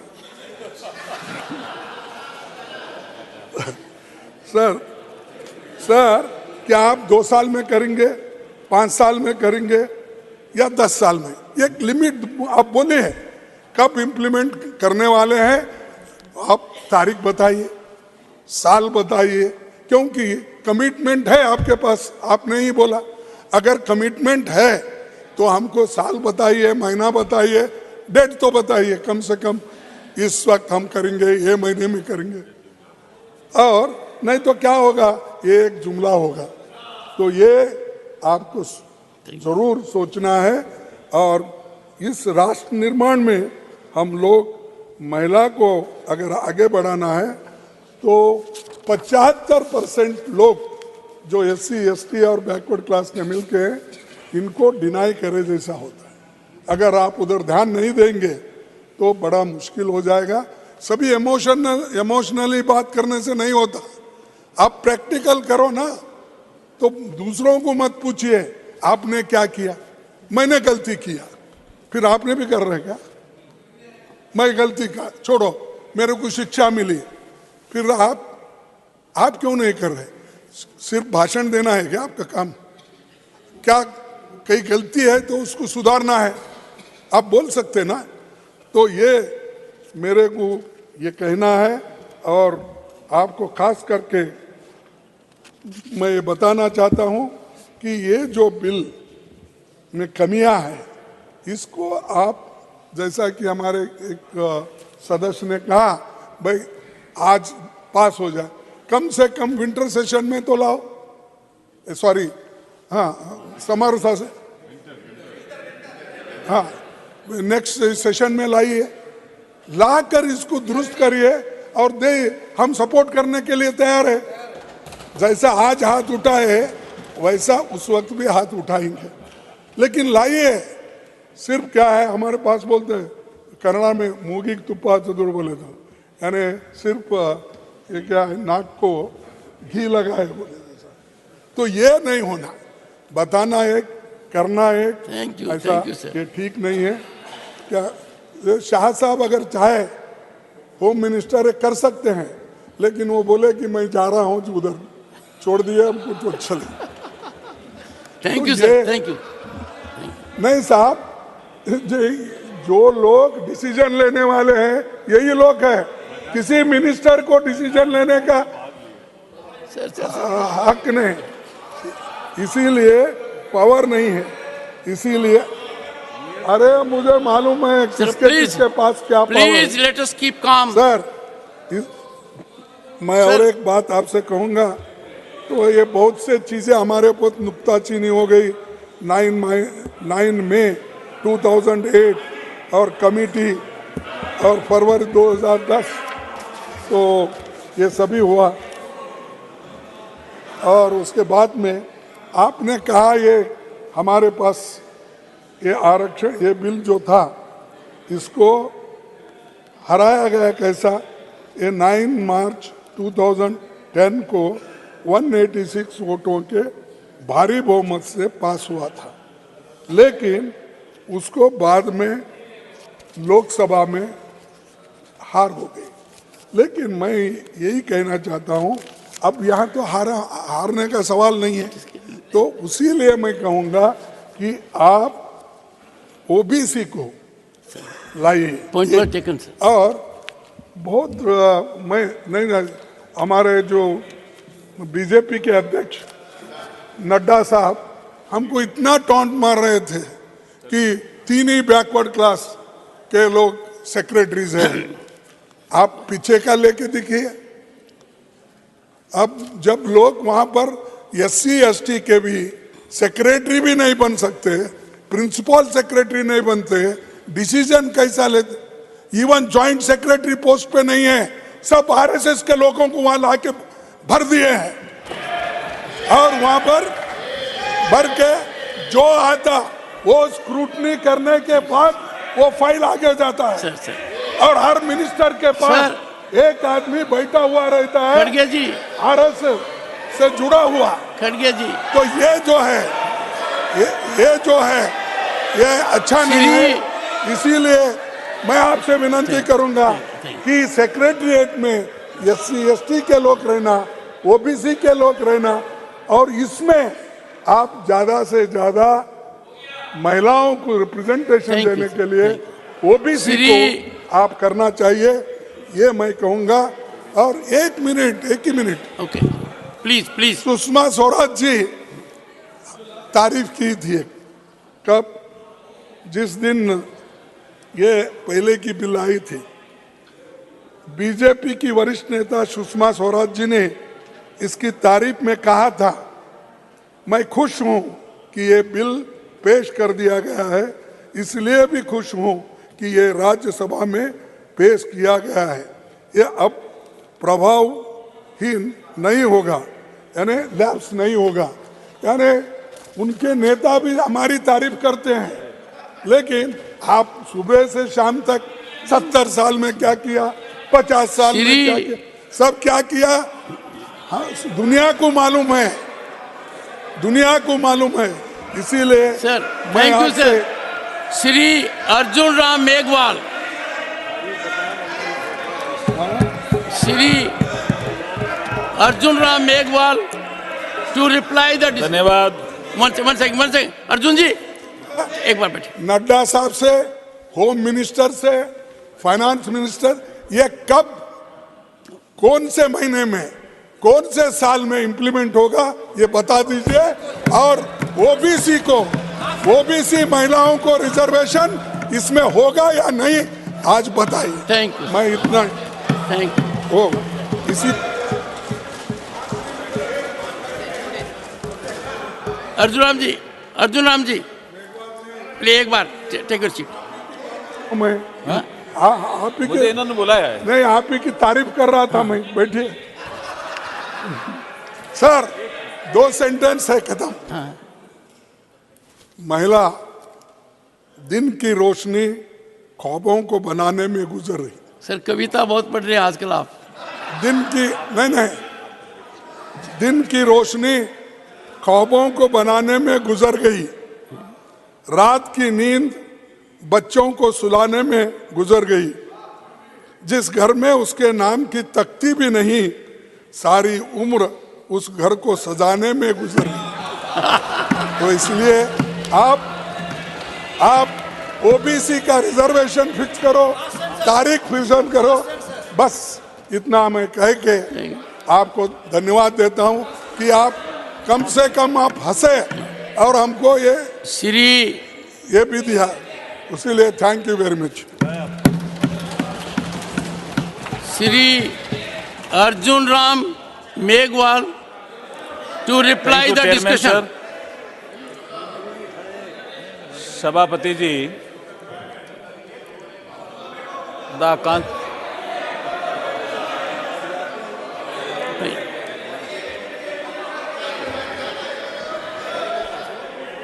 No. Okay, nothing will go on record now. The Constitution, no, Honorable Minister. 128th Amendment Bill. Leader of the opposition, after leader of the opposition, after leader of the House or Prime Minister can speak, no one else. Leader of the opposition has concluded this side. No, please. Arjun Ram Meghwal ji. Nothing else will go on record except what the Honorable Minister Arjun Ram Meghwal says. Sabhapati Mohoday, the Constitution 128th Amendment Bill 2023 नारी शक्ति वंदन के संबंध में जो चर्चा आज आपने प्रारंभ की, अनुमति दी, उसमें रंजीता रंजन से लेकर के निर्मला सीतारमन जी और मल्लिका अर्जुन खड़गे जी सहित 72 सदस्यों ने इसमें भाग लिया है। मैं सभी सदस्यों का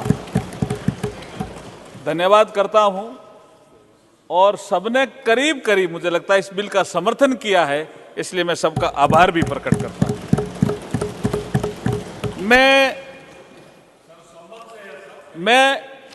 मैं सभापति जी, जो हमारे जेपी नड्डा जी जब बोल रहे थे, उभय भारती का एक इशू आया, निर्मला जी ने भी कहा, तो मैं एक उसका आगे की एक कड़ी बताना चाहता हूं कि शंकराचार्य जी कैसे जीते और मंडन मिश्र कैसे हारे।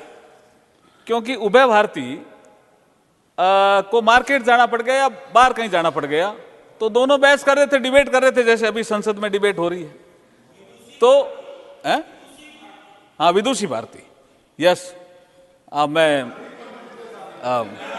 तो विदुषी भारती ने कहा मुझे बाहर जाना है, मुझे बाहर जाना है, मनोज जी बाहर जाना है, मुझे आपका जो आप डिबेट करते रहो। तो उन्होंने कहा आप तो बाहर जाओगे, आप डिबेट करते रहो, आप कैसे जज करोगे कि कौन जीता कौन हारा। लेकिन विदुषी भारती ने क्या किया, 2 फूलों की नेचुरल मालाएं, एक अपने पति को पहनाई और एक शंकराचार्य जी को पहनाई, और जब 3-4 घंटे बाद वापिस आई तो उन्होंने अपने पति को हारा हुआ डिक्लेयर किया और शंकराचार्य जी को जीता हुआ डिक्लेयर किया। तो अपने पति ने पूछा कि ऐसे कैसे किया, तुम तो बाहर थी। उन्होंने कहा मैंने खुशबू की जो फूलों की माला थी नेचुरल, वो आप दोनों को पहना के गई। डिबेट के दौरान आपको गुस्सा आ गया, जिससे आपकी माला सूख गई, और शंकराचार्य जी गुस्सा नहीं आया, इसलिए वो माला सूखी नहीं। इसलिए विदुषी महिलाओं का ये जो काम है, अगर ऐसी महिलाएं आएगी संदर्भ में तो निर्णय सात्विक होंगे, हमें भी ज्ञान देंगे और अच्छा निर्णय करने पाने में हम सक्षम होंगे। ऐसा बिल मोदी जी ने के नेतृत्व में हम लेकर के आए। सबने अपने समर्थन जुटाया। अब आप खड़गे जी को अभी गुस्सा आ रहा था, केसी वेणुगोपाल जी को आ रहा था। मैं अब अगला बिंदु सर, ये सारा अधिकतर बता दिया। माननीय मंत्री जी, आप सौभाग्य हैं, आपका परम सौभाग्य है कि आपके बिल का समर्थन पूरे सदन ने किया है। ऐसी परिस्थिति में अब कोई आक्रोश की गुंजाइश नहीं है। थोड़ी चीजें तो मैं बताऊंगा, दो चार चीजें सभापति जी, 2-4 चीजें सभापति जी, क्योंकि ये नए विषय हैं, जैसे अभी ये विदुषी भारती वाला विषय है, कुछ नई चीजें आएगी। चलो, मैं एक विषय जिसका जिक्र गीता मुखर्जी कमेटी का जिक्र आया, लेकिन इसमें सदस्य कौन कौन थे उसका उल्लेख तो करना चाहिए और सदन को जानना चाहिए। ममता बनर्जी उस कमेटी में सदस्य, मीरा कुमार इस कमेटी में सदस्य, श्रीमती सुमित्रा महाजन इस कमेटी में सदस्य, शरद पवार इस कमेटी में सदस्य, श्रीमती सुषमा स्वराज इस कमेटी में सब सदस्य, डॉक्टर गिरजा व्यास जो राजस्थान से आती थी वो इस कमेटी में सदस्य, प्रोफेसर रामगोपाल यादव इस कमेटी में सदस्य। उनका तो उल्लेख करना ही पड़ेगा ना, बड़ा योगदान दिया इन लोगों ने, इस बिल को रूप देने में योगदान दिया। हालांकि वो बिल पास नहीं हुआ, 11वीं लोकसभा भंग हो गई, 11वीं 12वीं 13वीं इसका सारा जिक्र निर्मला जी ने भी किया। लेकिन मैं इन सभी जो हमारी दो तो हमारी स्पीकर रही साहब, सुमित्रा महाजन और मीरा कुमार तो स्पीकर रही और सुषमा स्वराज नेता प्रतिपक्ष रही। आज मैं मन से इन सभी सदस्यों का धन्यवाद करता हूं जिन्होंने इस बिल को इस रूप में लाने के लिए प्रेरित तो किया। अब कह रहे 27 साल लगे, उस समय भी प्रयास किया था, लेकिन अब खड़गे जी अभी कह रहे थे कि ये कब आएगा कैसे आएगा। आशंका मत करो, मोदी है तो मुमकिन है, सब संभव है, चिंता मत करो आप। मैं अब 2-3 बातें और सभापति जी आपके ध्यान में लाना चाहता हूं और थोड़ा बताना भी चाहता हूं कि ये ओबीसी प्रेम बिल की चीजें काफी आ गई। मुझमें जो अधिकतर बिल की जो चीजें आई है डिस्कशन में, वो सेंसस था, डिलिमिटेशन था, रोटेशन था, ओबीसी का विषय था, क्लॉज 5 का भी जिक्र एलओपी ने किया, ये सब चीजें थी, ये सब चीजें थी। लेकिन आपके अचानक ये ओबीसी प्रेम,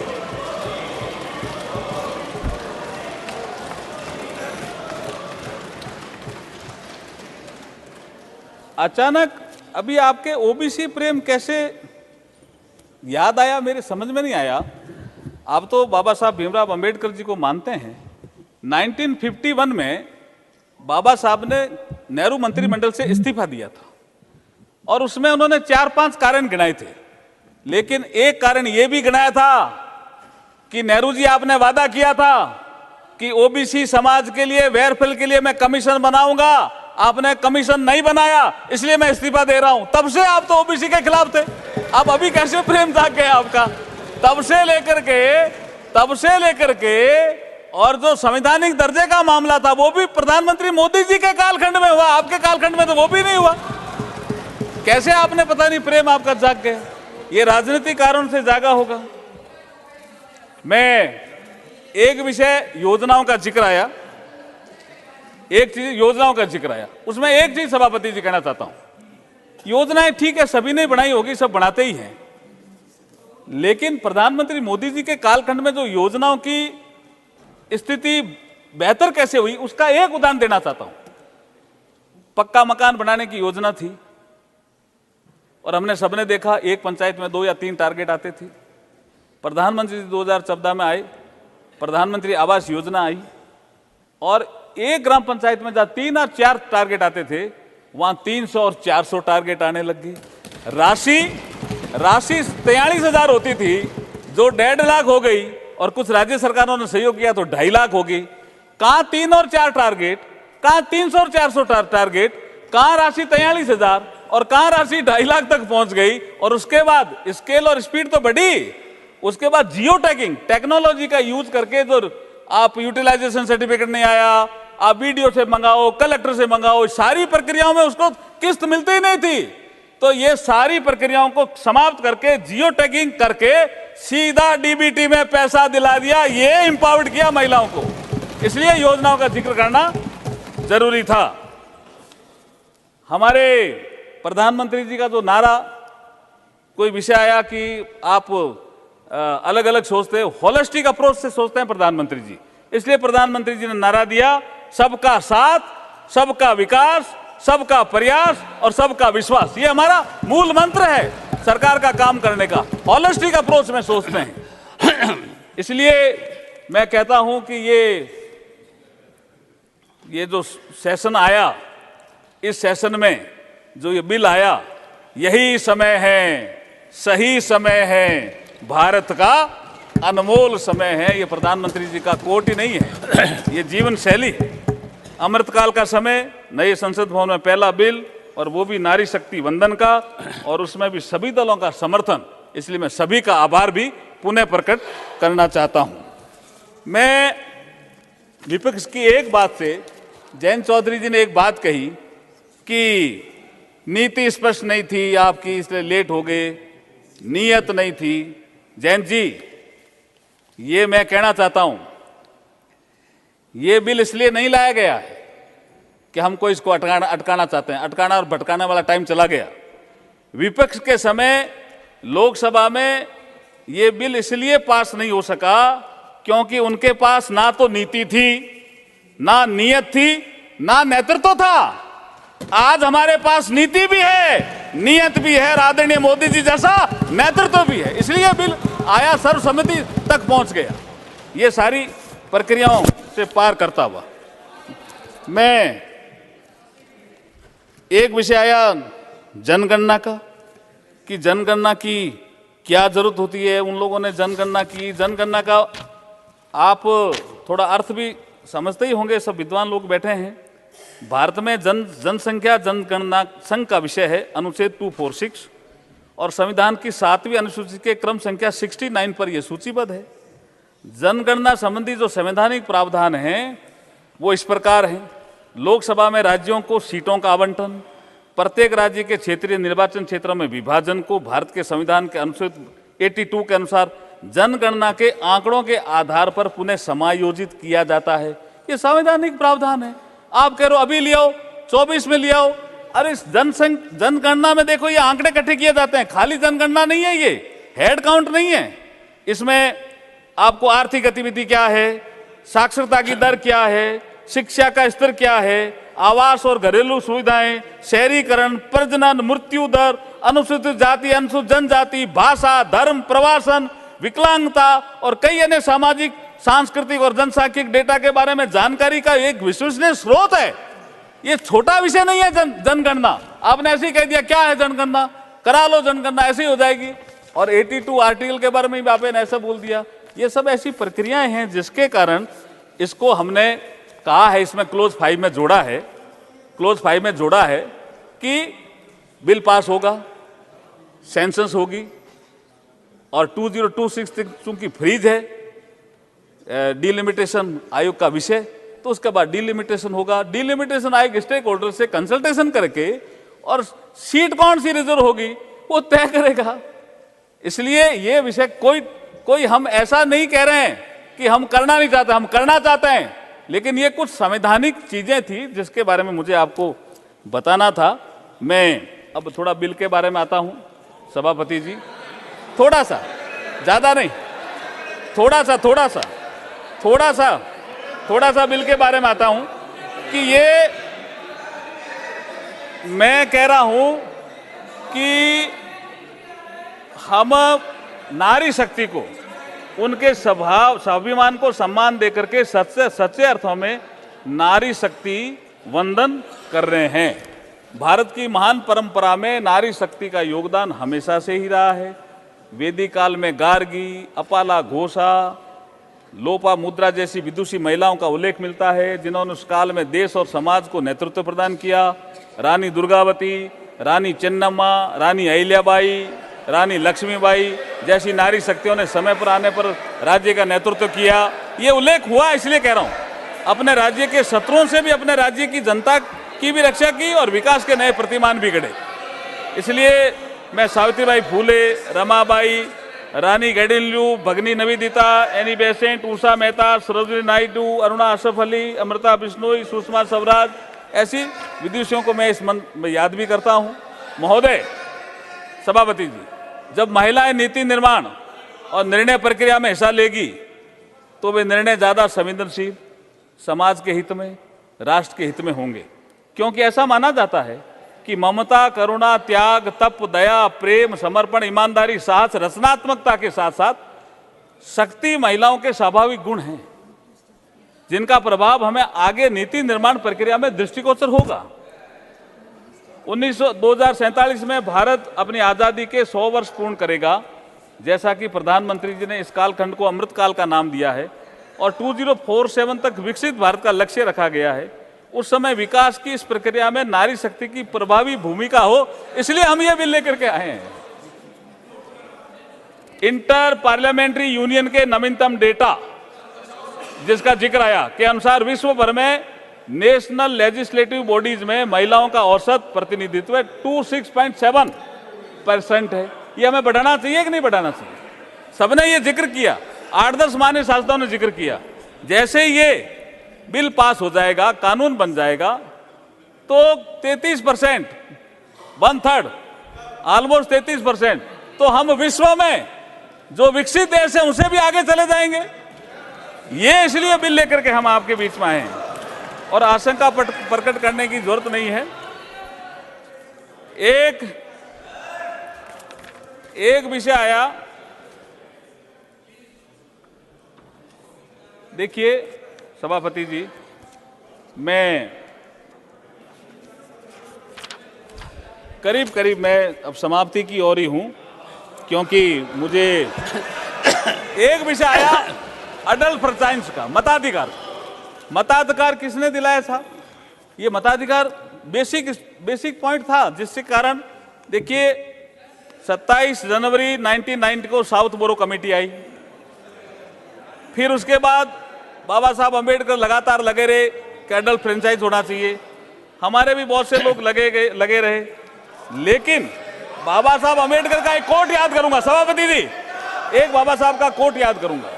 जब हम मताधिकार दे रहे थे संविधान सभा में, तब कई लोगों ने कहा, ये कांग्रेस के लोग भी थे उसमें, अधिकतर कई लोगों ने कहा कि मताधिकार मत दो, बहुत से लोग अनपढ़ हैं, बहुत से लोग अनपढ़ हैं। लेकिन बाबा साहब ने क्या कहा, मैं एक कोट करूंगा, quote unquote, my feeling is that every man is intelligent enough to understand exactly what he wants. Literacy has not much bearing on this point. A man be illiterate, none of less he may be intelligent. ये बाबा साहब का सोच था, जिसके कारण ये मताधिकार आया। मताधिकार के बाद अब प्रतिनिधित्व देने हम जा रहे हैं। अब मैं चूंकि बहुत से विषय आ गए और कुछ कविताओं का विषय भी आया, तो मैं भी मेरी लास्ट में एक अंतिम कविता कह करके अपनी बात समाप्त करता हूं। अमृतकाल की बेला आई, सभापति जी, अमृतकाल की बेला आई, इच्छा शक्ति दिखाई है, नारी शक्ति बंधन से महिला पहचान बढ़ाई है। नहीं रुकेगी, नहीं थकेगी, महिलाएं अब नहीं झुकेगी, एक नया इतिहास रचेगी, रोशन अपना नाम करेगी। सारा भारत झूम रहा है, आज सारा भारत झूम रहा है। आपने देखा होगा कितनी महिलाएं बैठी है। सारा भारत झूम रहा है, घर घर मंगल गान बजा है, नारी को अधिकार मिला है, भारत मां का मान बढ़ा है। भारत विकसित राष्ट्र बनेगा, जो प्रधानमंत्री जी का सपना है। भारत विकसित राष्ट्र बनेगा, दुनिया का सिरमौर बनेगा। सभापति जी, भारत विकसित राष्ट्र बनेगा, दुनिया का सिरमौर बनेगा। अमृतकाल में सारा भारत देता आज बधाई है, प्रधानमंत्री जी को देता आज बधाई है। अमृतकाल की बेला आई, इच्छा शक्ति दिखाई है, नारी शक्ति बंधन से महिला पहचान बढ़ाई है। प्रधानमंत्री मोदी जी को हम सभी बधाई और धन्यवाद भी देते हैं कि आपने ऐसा नेतृत्व दिया, जिसके लिए बिल आया। मैं अब चाहूंगा कि इस बिल को आप कंसीडरेशन के लिए लें। बहुत बहुत धन्यवाद। Honourable prime minister.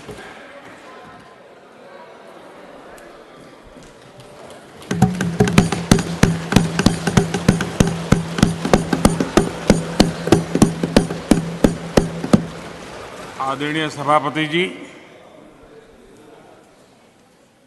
2 दिन से अत्यंत महत्वपूर्ण इस विधेयक पर विस्तार से चर्चा हो रही है। करीब 132 माननीय सदस्यों ने दोनों सदन में मिलाकर के बहुत ही सार्थक चर्चा की है और भविष्य में भी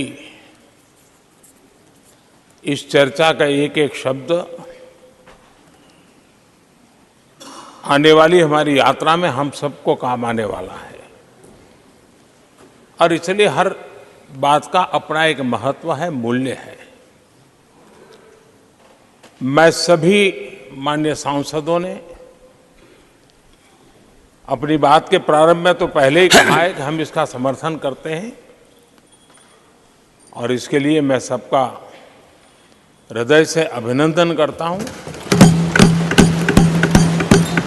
हृदय से आभार व्यक्त करता हूं। ये जो स्पिरिट पैदा हुआ है, ये स्पिरिट देश के जन जन में एक नया आत्मविश्वास पैदा करेगा और हम सभी माननीय सांसदों ने और सभी राजनीतिक दलों ने एक बहुत बड़ी अहम भूमिका निभाई है। नारी शक्ति को एक विशेष सम्मान सिर्फ विधेयक पारित होने से मिल रहा है ऐसा नहीं है। इस विधेयक के प्रति देश के सभी राजनीतिक दलों की सकारात्मक सोच होना, ये हमारे देश की नारी शक्ति को एक नई ऊर्जा देने वाली है। नए विश्वास के साथ राष्ट्र निर्माण में योगदान देने में नेतृत्व के साथ आगे आएगी, ये अपने आप में भी हमारे उज्जवल भविष्य की गारंटी बनने वाली है। आदरणीय सभापति जी,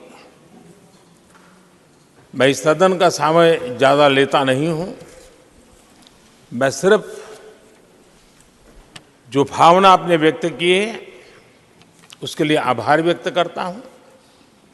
और जब मतदान होगा तो मेरा आप सबसे आग्रह है कि ये उच्च सदन है, चर्चा भी उत्तम करने का प्रयास हुआ है। अब मतदान भी सर्वसम्मति से करके हम देश को एक नया विश्वास दें। इसी अपेक्षा के साथ मैं फिर एक बार सबका हृदय से बहुत बहुत धन्यवाद करता हूं।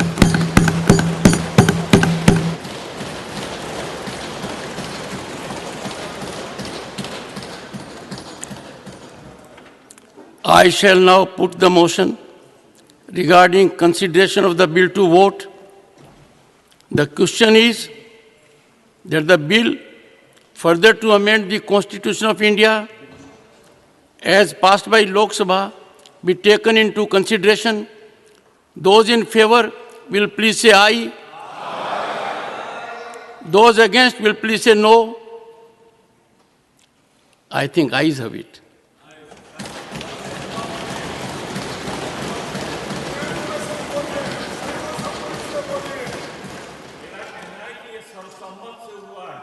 ये स्पष्ट करना चाहता हूं। Point well noted. Very heartening together. The entire House, the upper house, the House of Elders is unanimously united on this point. Honorable members, in spite of such unanimity, there is a constitutional prescription. Under Article 360 of the Constitution, the motion will have to be adopted by a majority of total membership of the House and by a majority of not less than 2/3 of the members of the House. I'm coming. Eh? Just wait. I'm going as per procedure. Have patience. You can't put the cart before the horse. Present and voting. Division. Let the lobbies be cleared.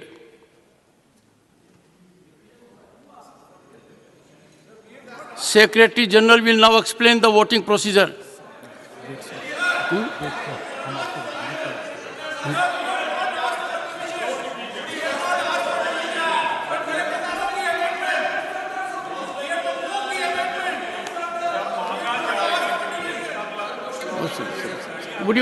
Would you take your seat now?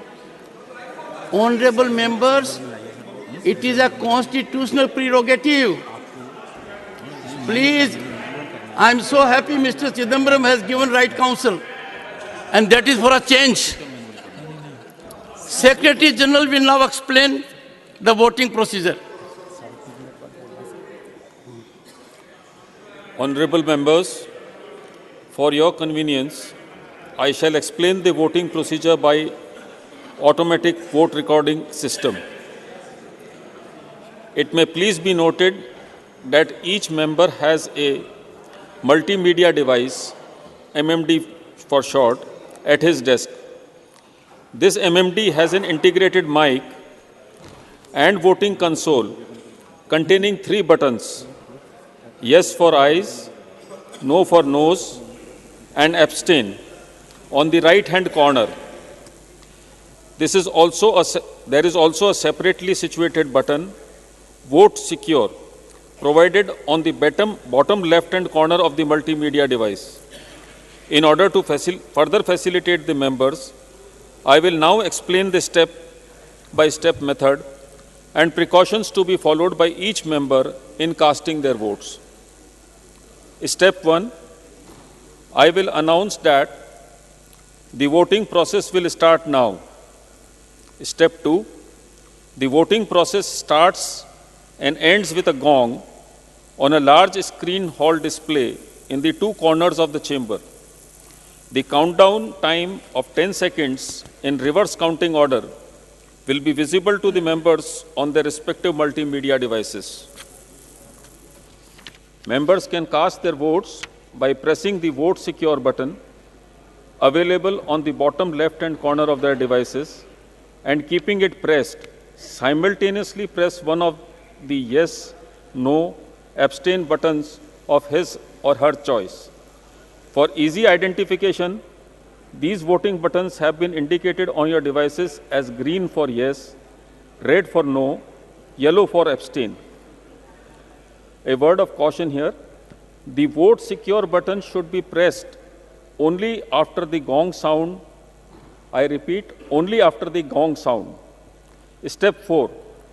Each member must keep the Vote Secure button as well as one of those yes, no, abstain buttons pressed simultaneously for 10 seconds. That is, at the time of closing of voting to register a valid vote. Step 5. Once the valid vote is registered, the LED of voting button pressed by the member will remain on, lighted up on their devices. At the time of casting the vote, if the members observe that the LED of yes, no, and abstain buttons are simultaneously blinking, it means that their vote is not being registered. Therefore, they shall immediately release the voting button pressed by them without releasing the Vote Secure button and have to press again within the 10-second period to register a valid vote. Step 6. During the voting period, the member can change his or her vote at any time.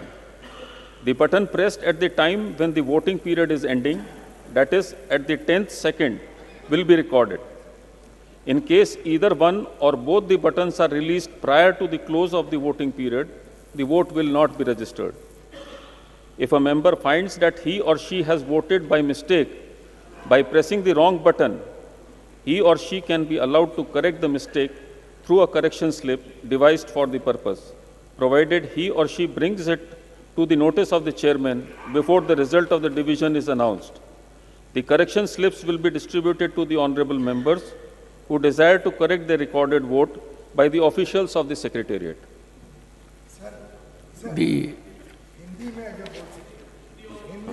Yes. I will. The Secretary General may now explain voting procedure in Hindi. माननीय सदस्यगण, आपकी सुविधा के लिए मैं स्वचालित मतांकन प्रणाली द्वारा मतदान प्रक्रिया समझाऊंगा। कृपया ध्यान दें कि प्रत्येक सदस्य की मेज पर एक मल्टीमीडिया डिवाइस एमएमडी लगाया गया है। इस एमएमडी में इंटीग्रेटेड माइक और वोटिंग कंसोल लगे हैं, जिसके दाईं और कोने में 3 बटन हैं, हाँ के लिए यस, ना के लिए नो और एब्सटेन। इस मल्टीमीडिया उपकरण एमएमडी के निचले बाएं कोने पर अलग से एक बटन वोट सिक्योर भी दिया गया है। सदस्यों की और सुविधा हेतु मैं अब प्रत्येक सदस्य द्वारा अपना मत डालते समय अनुसरण की जाने वाली विधियों और सावधानियों को 4 चरणवार समझाऊंगा। चरण 1, मैं घोषणा करूंगा कि मतदान प्रक्रिया अब शुरू होगी। चरण 2, मतदान प्रक्रिया सभा कक्ष के दोनों कोनों में लगे बड़े स्क्रीन हॉल डिस्प्ले पर गोंग ध्वनि से शुरू होगी और समाप्त होगी। उल्टी गिनती के क्रम में 10 सेकंड की उल्टी गिनती का समय सदस्यों को उनके मल्टीमीडिया उपकरणों पर दिखाई देगा। चरण 3, सदस्य वोट सिक्योर बटन अपने उपकरण के निचले बाएं कोने में उपलब्ध है को दबाकर और उसे दबाते हुए अपनी पसंद के यस, नो, एब्सटेन बटन में किसी एक बटन को भी एक साथ दबाकर अपना मतदान कर सकते हैं। आसानी से पहचान में आने के लिए आपके उपकरणों पर इन मतदान बटनों को यस हरे, नो लाल और एब्सटेन पीले रंग में प्रदर्शित किया गया है। वोट सुरक्षित बटन को गोंग ध्वनि के बाद ही दबाया जाना चाहिए। मैं रिपीट करना चाहूँगा, गोंग ध्वनि के बाद में ही वोट सुरक्षित बटन को कृपया दबाएं। चरण 4, वैध मत दर्ज करने के लिए प्रत्येक सदस्य को वोट सिक्योर बटन के साथ यस, नो, एब्सटेन बटन में से एक को 10 सेकंड अर्थात मतदान बंद होने के समय तक के लिए एक साथ दबाए रखना होगा। चरण 5, एक बार वैध मत दर्ज हो जाने के पश्चात सदस्य द्वारा दबाए गए बटन की एलईडी उनके उपकरण पर जलती रहेगी। मतदान करते समय यदि सदस्य यह पाते हैं कि यस, नो, एब्सटेन बटन की एलईडी एक साथ ब्लिंक कर रही है तो इसका मतलब है कि उनका मत दर्ज नहीं हो रहा है। इसलिए वे स्वयं द्वारा दबाए गए मतदान बटन को तुरंत छोड़ दें, वोट सिक्योर बटन को छोड़े बिना, और तत्पश्चात वैध मत दर्ज करने के लिए 10 सेकंड की अवधि में पुनः बटन को दबाएं। चरण 6, मतदान अवधि के दौरान सदस्य किसी समय अपना मत बदल सकते हैं। मतदान की अवधि समाप्त होने के समय अर्थात 10वें सेकंड में दबा कर रखे गए बटन का मत ही दर्ज होगा। यदि मतदान अवधि समाप्त होने से पहले कोई एक या दोनों बटन छोड़ दिए जाते हैं तो मत दर्ज नहीं होगा। यदि किसी सदस्य को पता चलता है कि उन्होंने गलती से गलत बटन दबाकर मतदान कर दिया है तो उन्हें गलती सुधारने के उद्देश्य से तैयार की गई सुधार पर्ची के माध्यम से गलती को सुधारने की अनुमति दी जा सकती है, परंतु इसके लिए उन्हें मत विभाजन का परिणाम घोषित किए जाने से पूर्व इसे सभापति के ध्यान में लाना होगा।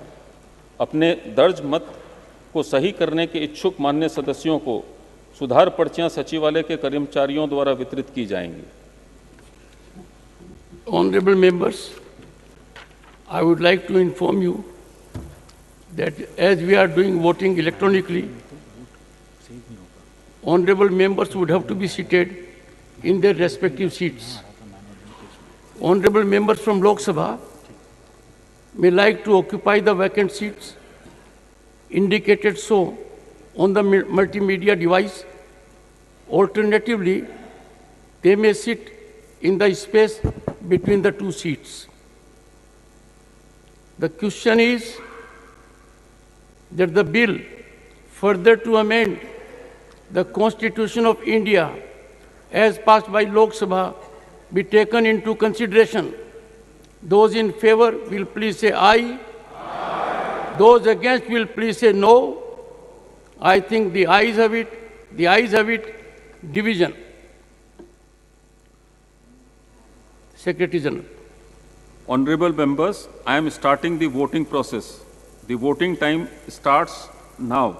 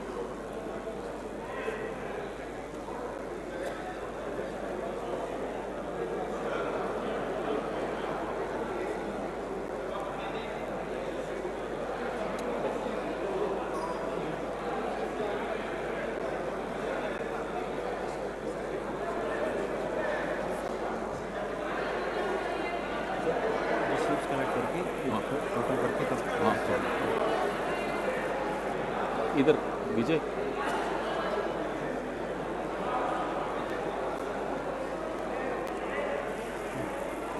इधर हाँ वो दे रहे हैं सब दे रहे हैं सब कुछ मेंबर्स का रिकॉर्ड नहीं हुआ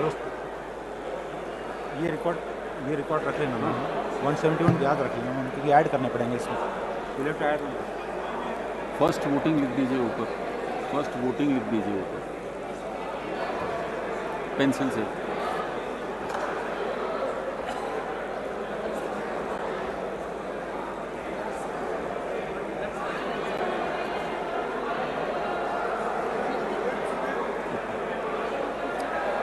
दीपक ये फ्रंट रो पूरा नहीं हुआ है जरा देखो जरा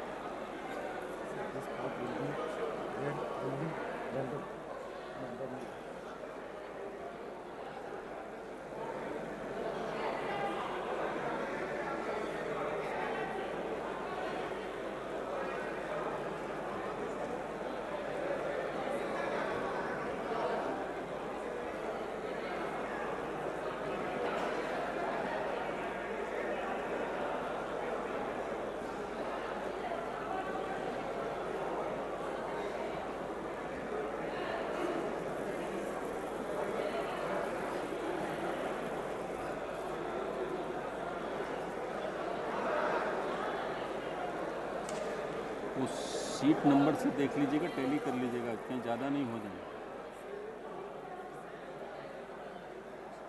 नहीं नहीं, हाँ वही वही।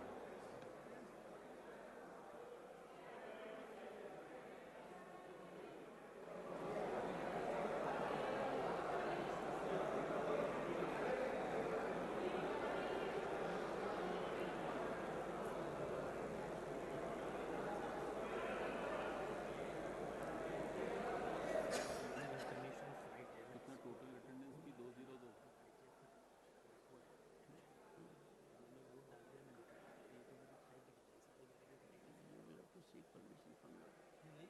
Only 31 are missing।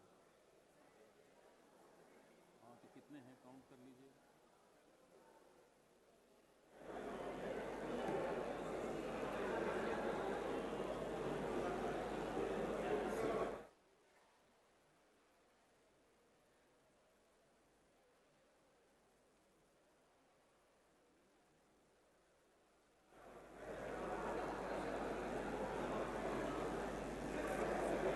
नहीं, मैं कह रहा हूँ इधर देवे।